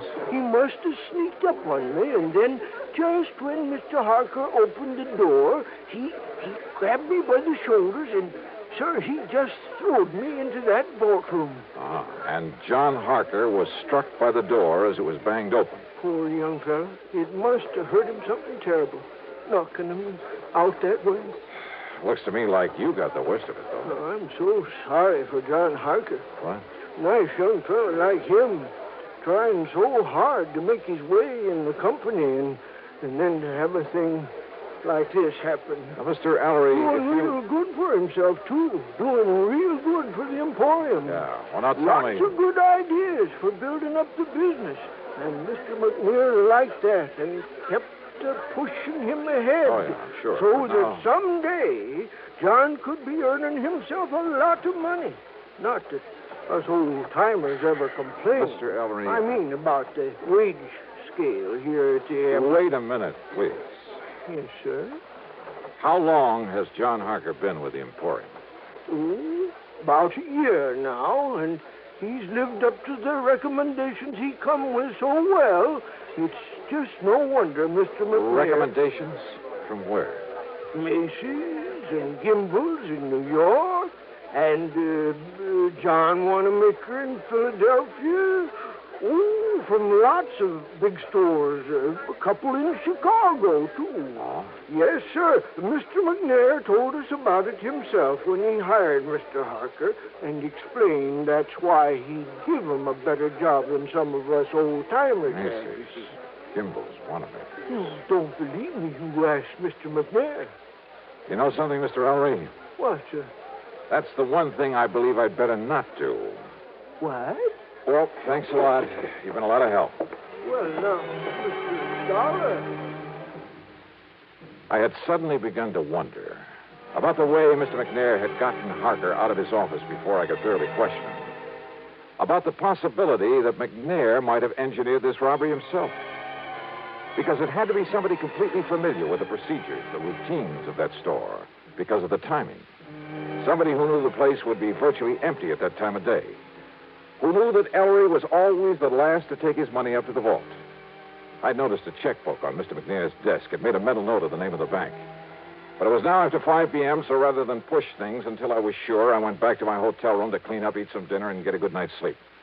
But as I started to open my handbag, wondering, by the way, if I'd forgotten to lock it for the first time in my life... Yeah, I'd heard that sound before. I grabbed the bag, made a dash for the open window, and threw it as hard and as far out from the building as I could, out over the empty lot beside the hotel.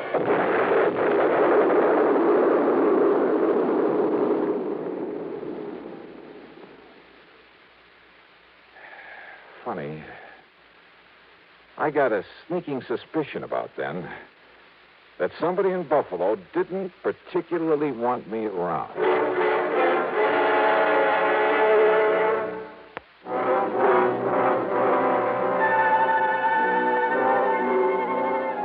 Needless to say, I had to do a bit of explaining to the police about the infernal machine in my handbag that I'd tossed out of my hotel. And the company will have to pay for some broken windows in that neighborhood. And needless to say, their only theory about who might have planted that bomb was the man in the mask, whose identity was still unknown to them. But I had an idea. Besides the police, only 3 people could have known I was there. Mr. Ellery, hardly the type. Young John Harker. No, he was off on a yachting trip. And that left Mr. McNair.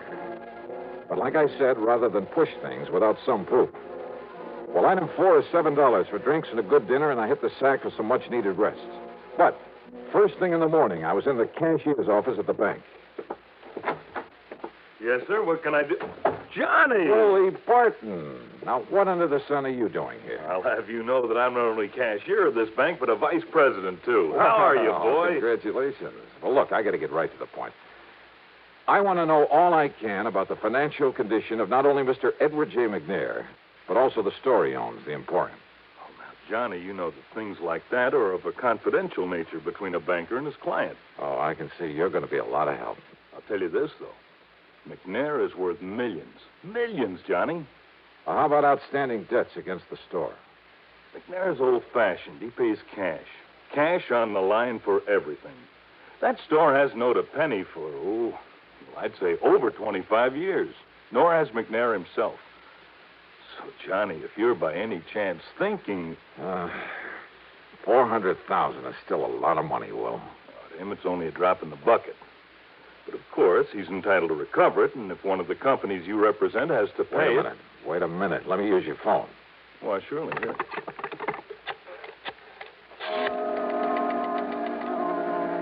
Item 5, 840, long-distance calls to New York and Philadelphia to Macy's, Gimbel's, and John Wanamaker's, to the personnel directors. And from each of them, I get the same answer. They'd never even heard of John Harker. I left the bank and went over to the Emporium to the office of Mr. McNair. I know, Mr. Dollar. I haven't the least idea where John and his friend are going in my cruiser. He simply asked if he might have it for a few days. Asked for it? I thought it was your idea that he take that trip. Well, of course I agreed that he should get away for a few days to rest, recuperate. A few days? Yes. Huh? And also get away with your $400,000. What? Played right into his hands. You know anything about this friend he's taking along?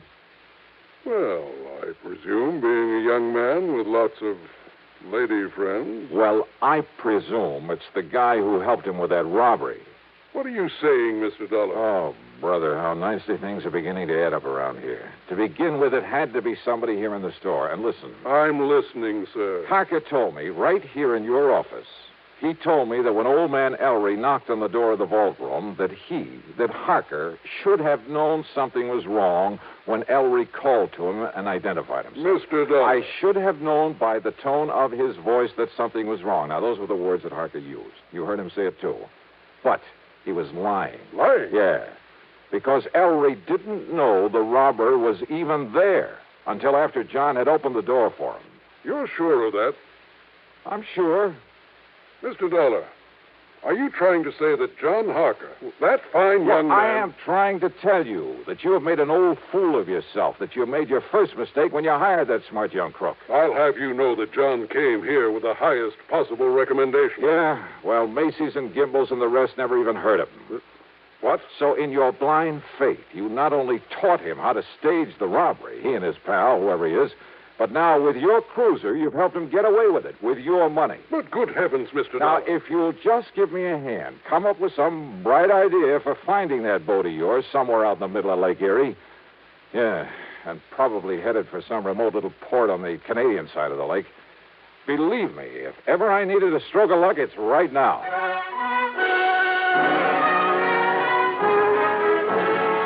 You know something? Well, Lady Luck must have been tagging along right at my heels. And don't ever underestimate the United States Coast Guard. A big sou'wester had built up over Lake Erie, so they'd contacted every small boat within 100 miles. The boys aboard McNair's yacht hadn't dared not answering the call. They would only have sent the Coast Guard out looking for them. And where were they? Dollar, they're riding out the blow in the lee of Long Point off the Canadian shore. Here it is in the chart. Or is that just where they say they are? No, radio compass checks have verified their position. Right there. But now, Mr. Dollar... Yeah, no. That puts them in Canadian waters, doesn't it? Yeah, I'm afraid so. Which means we have no jurisdiction, no authority. Of course, our friends across the border will be glad to cooperate any way they can. I'm sure of that. Yeah, but by the time we take whatever legal procedures may be necessary... No, listen. Yes, sir? Now, off the record, unofficially... Suppose I were to go out there after them myself. Oh, now, Mr. Dollar. Well, somebody has to nab them. Suppose I could find a boat and a skipper willing to weather this storm. Huh? How about that? Well, I think maybe... Now, I'm not sure, mind you, but I think I've heard of some chap around here that owns a converted subchaser. Weather out any kind of a storm. Yeah? Now, of course, you understand, I'm hardly in a position to recommend that you attempt any such... Expense account item 6, $585, rental of the subchaser and the skipper to go with it. And while I'd like to give you a thrilling, dramatic ending for this case, well, the trip across Lake Erie in that storm did have its moments. But from there on in, it was just a matter of running down John Harker and his pal, clapping him into chains and hauling him back to Buffalo with the money. So expense account total, including transportation home. Well, now, wait. As it turned out, there's a lot more to this thing. Yeah. I'll tell you all about it in my next report. Yours truly, Johnny Dollar.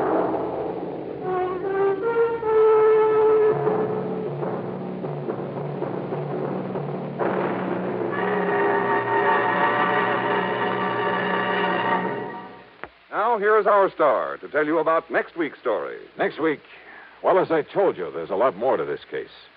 As a matter of fact, it turned out to be the most exciting, most dangerous assignment. Well, join us, won't you? Yours truly, Johnny Dollar.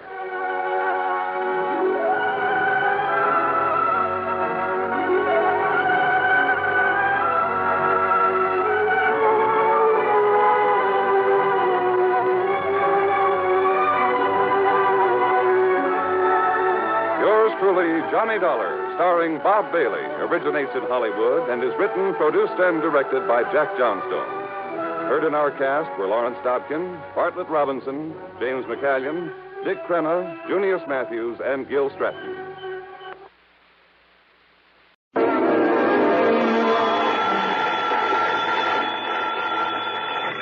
Johnny Dollar. Les Walters, Johnny, at Worldwide Mutual. Well, hi, Les. Say, I heard your report on that man who disappeared up in Eugene, Oregon a couple of weeks ago. Jonathan Doe? Yeah. The man who never really existed? That's right. That was a pretty rough one, Les. I can believe that. So it ought to be a lot easier for you to find a man who does exist. Or who did. Well, which is it? I wish I knew. His name is Elmer Loomis. Leumas. Loomis. So what happened? I told you he disappeared. I mean, what have you got to go on? Leads, clues, whatever you want to call them. Well, that's the funny part of it. Yeah? Nothing, Johnny. Absolutely nothing to go on. You call that funny? So maybe you better come on over here. We can talk about it. Well, now, Les. Yeah? So maybe you're right.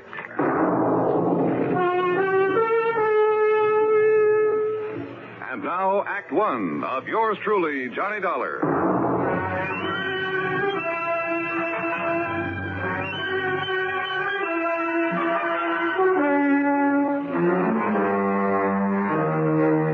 Expense account submitted by Special Investigator Johnny Dollar to the Worldwide Mutual Insurance Company, Home Office, Hartford, Connecticut. Following is an account of expenses incurred during my investigation of the Loomis matter, spelled Leumas.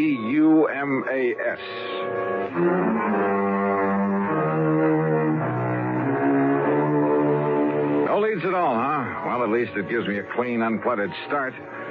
So, expense account item 1, $1.10 for a taxi to the office of Worldwide Mutual in the Sperling Building down on the square. Hi, Johnny. I suppose I could have saved time by telling you over the phone just to pack your bags and head on down to Vineland, but sit down. Thanks. Vineland, New Jersey? That's right. About halfway between Philadelphia and Atlantic City. Yeah, Les, I know the place. I handled a couple of... Hey, wait a minute. You said Loomis? That's right, Elmer Loomis, the man who disappeared. Isn't there a Loomis glass company in Vineland? One of the biggest. Up till a few years ago when he retired, Elmer Loomis was the sole owner of it. And he must be plenty wealthy, huh? Millions. Which offers a lot of possible reasons for his disappearance. That's right.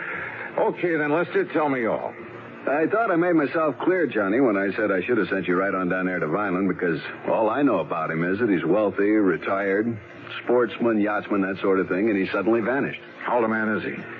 Well, according to this copy of the policy, he's 59. Straight life? Straight life. And who stands to benefit if his body just happens to turn up somewhere dead? His wife, Lena. How old is she? Let's see, she was 30 last June. Aw. That's right. And incidentally, I understand she's quite a beauty. At least according to Harry Ware, who sold the policy. Incidentally, huh? What do you mean by that? Oh, use your head, Les. Young, attractive woman, wealthy husband, nearly twice her age. Here we go again. Now, don't go jumping to conclusions, Johnny. Oh, no, of course not. Of course not. But just how soon do you suppose I can make connections to Vineland, New Jersey?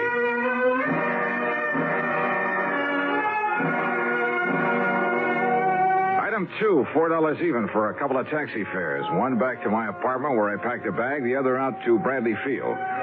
Item 3, $12.55 for a plane to Philadelphia. Item 4, there in the city of brotherly love, $50 deposit on a rental car. After a late and hasty lunch, that's item 5, $2 1/4, I drove across the Delaware River Bridge and picked up Route 47. South Jersey is flat as a pancake, but full of beautiful homes and rich farmland, occasional cranberry bogs, and lots of big poultry farms and peach orchards. So the drive was a pleasant one. Then, in Vineland, the so-called heart of sunny southern Jersey, I went straight to police headquarters, a block off Landis Avenue, the main drag.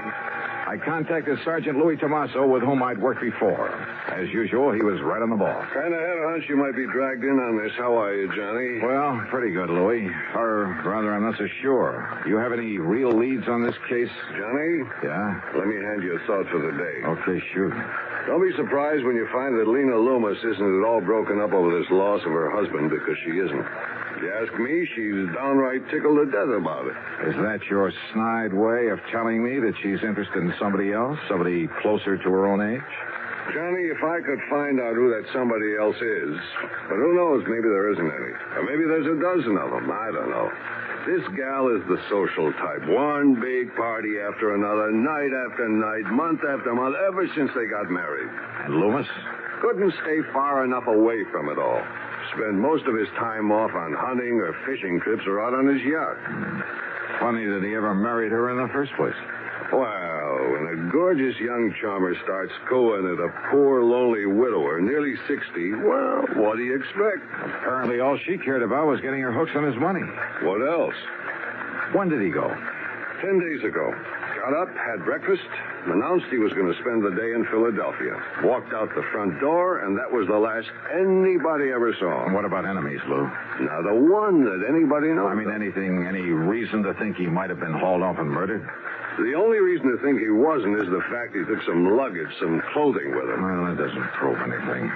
You've questioned his wife, of course. Yeah. When you get through talking to her, you'll know just as much or as little as I do. Well, how about his favorite hunting and fishing spots? Checked them all, favorite and otherwise. Nothing. You say that he owns a yacht. Owned. Huh? A sailboat, a big one. Kept it down in the little town of Tuckahoe on the Tuckahoe River. So? He just happened to have sold that yacht 2 days before he disappeared. Oh. Johnny, we haven't a single solitary thing to go on. You sure about that, Lou? What do you mean? Not even his wife?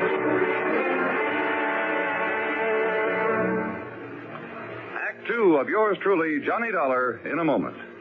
And now, Act 2 of yours truly, Johnny Dollar, and the Loomis matter. Expense account item 6580, dinner for Sergeant Louis Tomaso and myself at the East Landis Hotel there in Vineland, New Jersey. Then he gave me some directions, and I left him and drove east on Landis Avenue. In case you're interested, I found out that a guy by the name of Landis founded this fair city. The Loomis home was a massive red brick affair set in the middle of, well, it must have been nearly an acre of huge lawns and trees and flower beds. 25 or 30 rooms, I'd guess, really a mansion. And the long, broad driveway was lined with maple trees. In other words, there was money here, plenty. As for Lena Loomis, wowee. If she was 30, believe me, she didn't look it. And, brother, she had everything. She was tall, lithe, and brunette, with just enough makeup to enhance her soft and gently tanned complexion. She wore a pair of sleek blue velvet capris and a light silk blouse. A subtle touch of arpege that, well, at the risk of sounding repetitious. Wowie. Well, come in, Johnny. Yeah. How an old codger, wealthy or not, could ever rate something like this. And framed there in the doorway and a trace of moonlight filtering through the trees, believe me. Johnny? Oh, I'm sorry, Mrs. Loomis. Mrs. Loomis? And with that look in your eye? It's Lena, and you know it, and come in. Yeah, sure, thanks. Oh, darn it, you would come the one night when I'm not having a party. In here, Johnny. Yeah. The place is dead as a doornail. Then I suppose I have to give the servant some time off. Sit down, huh? Like a drink? Yeah, I think I could use it. No, thanks. Not even to keep me company? Scotch and soda? A light one. Now, I just knew that was you I saw down on Landis. What? What'd you say? I say I just knew you'd be coming down here to investigate Elmer's disappearance. So when you rang the doorbell just now, I wasn't the least bit surprised. Oh, that's so? Elmer was always a great fan of yours. Your radio program, I mean. Where you tell about all those cases you solve. That's why I knew you the second I saw you. I see. Well, now, Lena. Johnny, I'm so fed up with answering questions about him. That Louis Tomaso from the police department has just about driven me crazy with him. He is kind of a cute guy, though, isn't he? Do you know him? Well, as a matter of fact, I talked with him just before. Here's your drink. Oh, thanks. Bottoms up. Huh? These glasses must hold about a quart. Oh, well, you know what I mean. Skull. Yeah, skull. Now, Johnny, I don't know how much Louis told you about Elmer vanishing this way, but whatever it was, there's nothing more I can tell you. He's gone. That's all. And you know something? I don't mind a bit. Yeah, well, I kind of had a notion They find his body lying around somewhere? Well, just look at all it gets me. This home and property and all the stock in the glass company he sold and money. More money, Johnny, than you could even imagine. Yeah. And I believe that his insurance amounts Oh, to quite a the lot. insurance. Oh, that's nothing compared to all the money he has lying around in banks all over the place. It'll all be mine. And if you don't think I know how to use it. You know, there are a couple of things that might put a crimp in your plans, Lena. What Lena wants, Lena gets. Why do you think I ever married Elmer in the first place? Ooh, Elmer. Isn't that a terrible name? Suppose I find out that he's been murdered. Now, who would ever want to murder poor, sweet old Elmer, and why? Oh, maybe to get hold of all this money you've been talking about. Of course not. I told you I get everything. That's exactly what I If was... he just doesn't show up after 7 years, well, you know, the statute of limitations. Oh, yeah, I know. And what if he does come back? You know, suffering from amnesia, or maybe he was in an accident somewhere, you know. Wow. So I'll do what I can to keep him happy as long as he lives, and then I'll have it all. I don't love him, Johnny, not a bit. But I do try to keep him happy. It's the least I can do. Lena... And then when he dies, well, like I said... Lena, listen to me. He's a handsome old dog. I'll say that for him. You see? There in that picture on the table beside you. Yeah, I see. But now listen... Tall and wiry with that big shock of hair. Yes, I see it. But why he kept that mustache and Van Dyke? Well, they made him look even older than he was. Than he is. What did you mean, was? What? Now, Lena, listen. There are some things I want to know. How about another drink, huh? For instance, your husband had a yacht. Oh, didn't you know? He sold it just before he disappeared. To whom? Does it matter? Yes.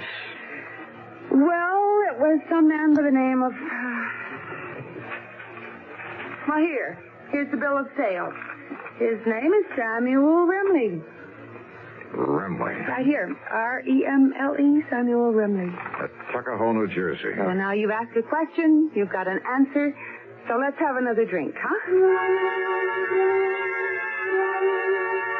So help me, I simply couldn't pin her down to answering my questions. After a solid hour of trying, all I ended up with was an invitation to stick around for a big party she was throwing the following night. Young, charming, attractive, yes. But trying to make sense with her was a lost cause.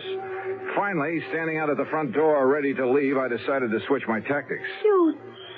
You can't mean that. That is exactly what I mean, because from what you've told me, what little you've told me, there's only one conclusion I can draw. John. And you somehow contrived to have your husband done away with, to get your hands on all that money you've been yapping about. But don't you see I get it all anyway, sooner or later? Why wait, huh? Even if I have to wait out the 7 years for that statute of limitations. Now listen, Johnny. Yeah? I don't like this. I don't like the way you're accusing me. You're threatening me. That's right. I gave you all the chance I could to cooperate, but you wouldn't take... Now, you just get out. You get out of here. Sure, for the time being. No. You stay away from me. Don't you ever come back You here. better play it my way, Lena. No. Get out. Oh, well.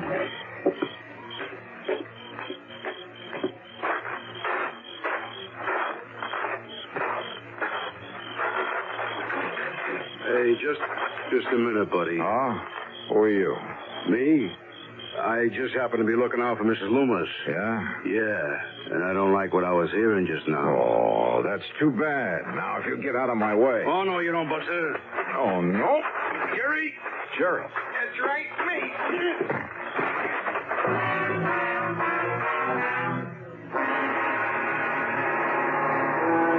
Of yours truly, Johnny Dollar.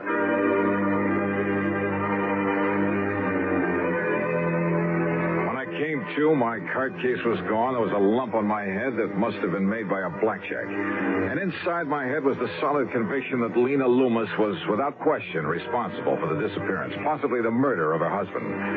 I climbed painfully back into my car, drove to the hotel, and after a dirty look from the night clerk, got a room and hit the sack. Early the next morning, I was down at police headquarters.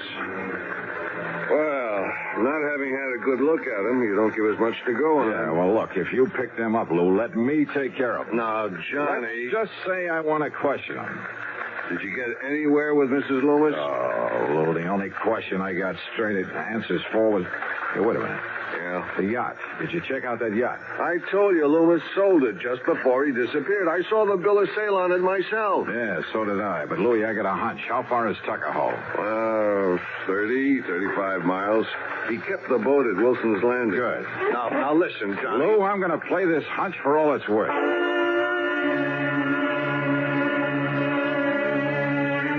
It was was more than a hunch, because it had to do with a rather strange and interesting combination of names. And the more I thought about it, well, I made tracks to the little town of Tuckahoe, to Wilson's Landing on the Tuckahoe River. Here you are, Mr. Dollar. Right here is where the Lena was tied up. But the owner, this Mr. Remley, he took it out last night? Yes, sir. Did you know the previous owner? No, I'm kind of new here. But the boss must have. Captain Wilson. Where is he? Been down to Atlantic City the past week. All right. What does this Samuel Remley look like? Well, Mr. Remley's an old man, about in the 60s. Yeah? Tall, slim, kind of wiry. Full head of hair, a mustache, and a little Van Dyke beard? Oh, no, sir. Mr. Remley's clean shaved and wears a butch. Well, now listen. Yes, sir? Do you know where he headed for when he took off last night? No, I don't, sir. Then show me the nearest telephone.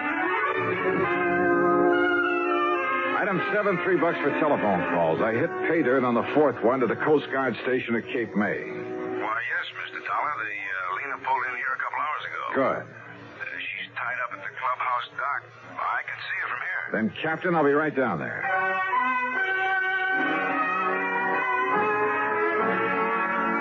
The highway police must have all been looking the other way, for I'm sure I deserved a handful of tickets for speeding on the trip down to Cape May. And there I found the Lena, tied up and taking on supplies.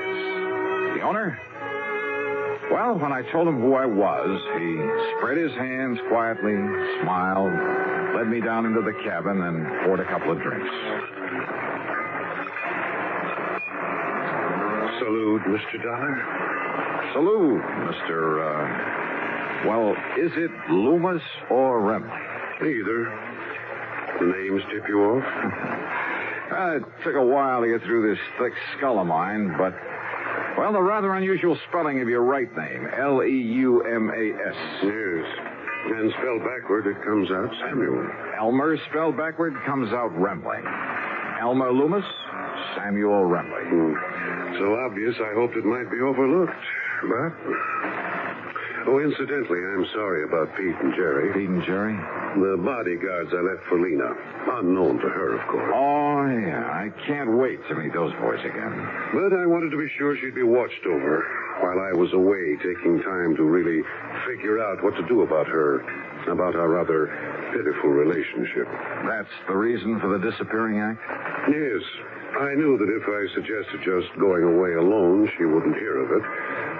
So... And you were staying right here in Tuckahoe? Old Cap Wilson at the landing knew who I was, of course, but nobody else did after I cut my hair and beard. Nobody else had really known me there anyway. So then last night you took off? When the boys came down and told me... Oh, here, by the way, you'd better have your credentials back. Oh, thanks. Where were you going? I don't know. Most anywhere. I might have realized I wouldn't get away from you, though. I'm a great admirer of yours, Dollar. Well, thanks. So, what now? You've, had time to make up your mind?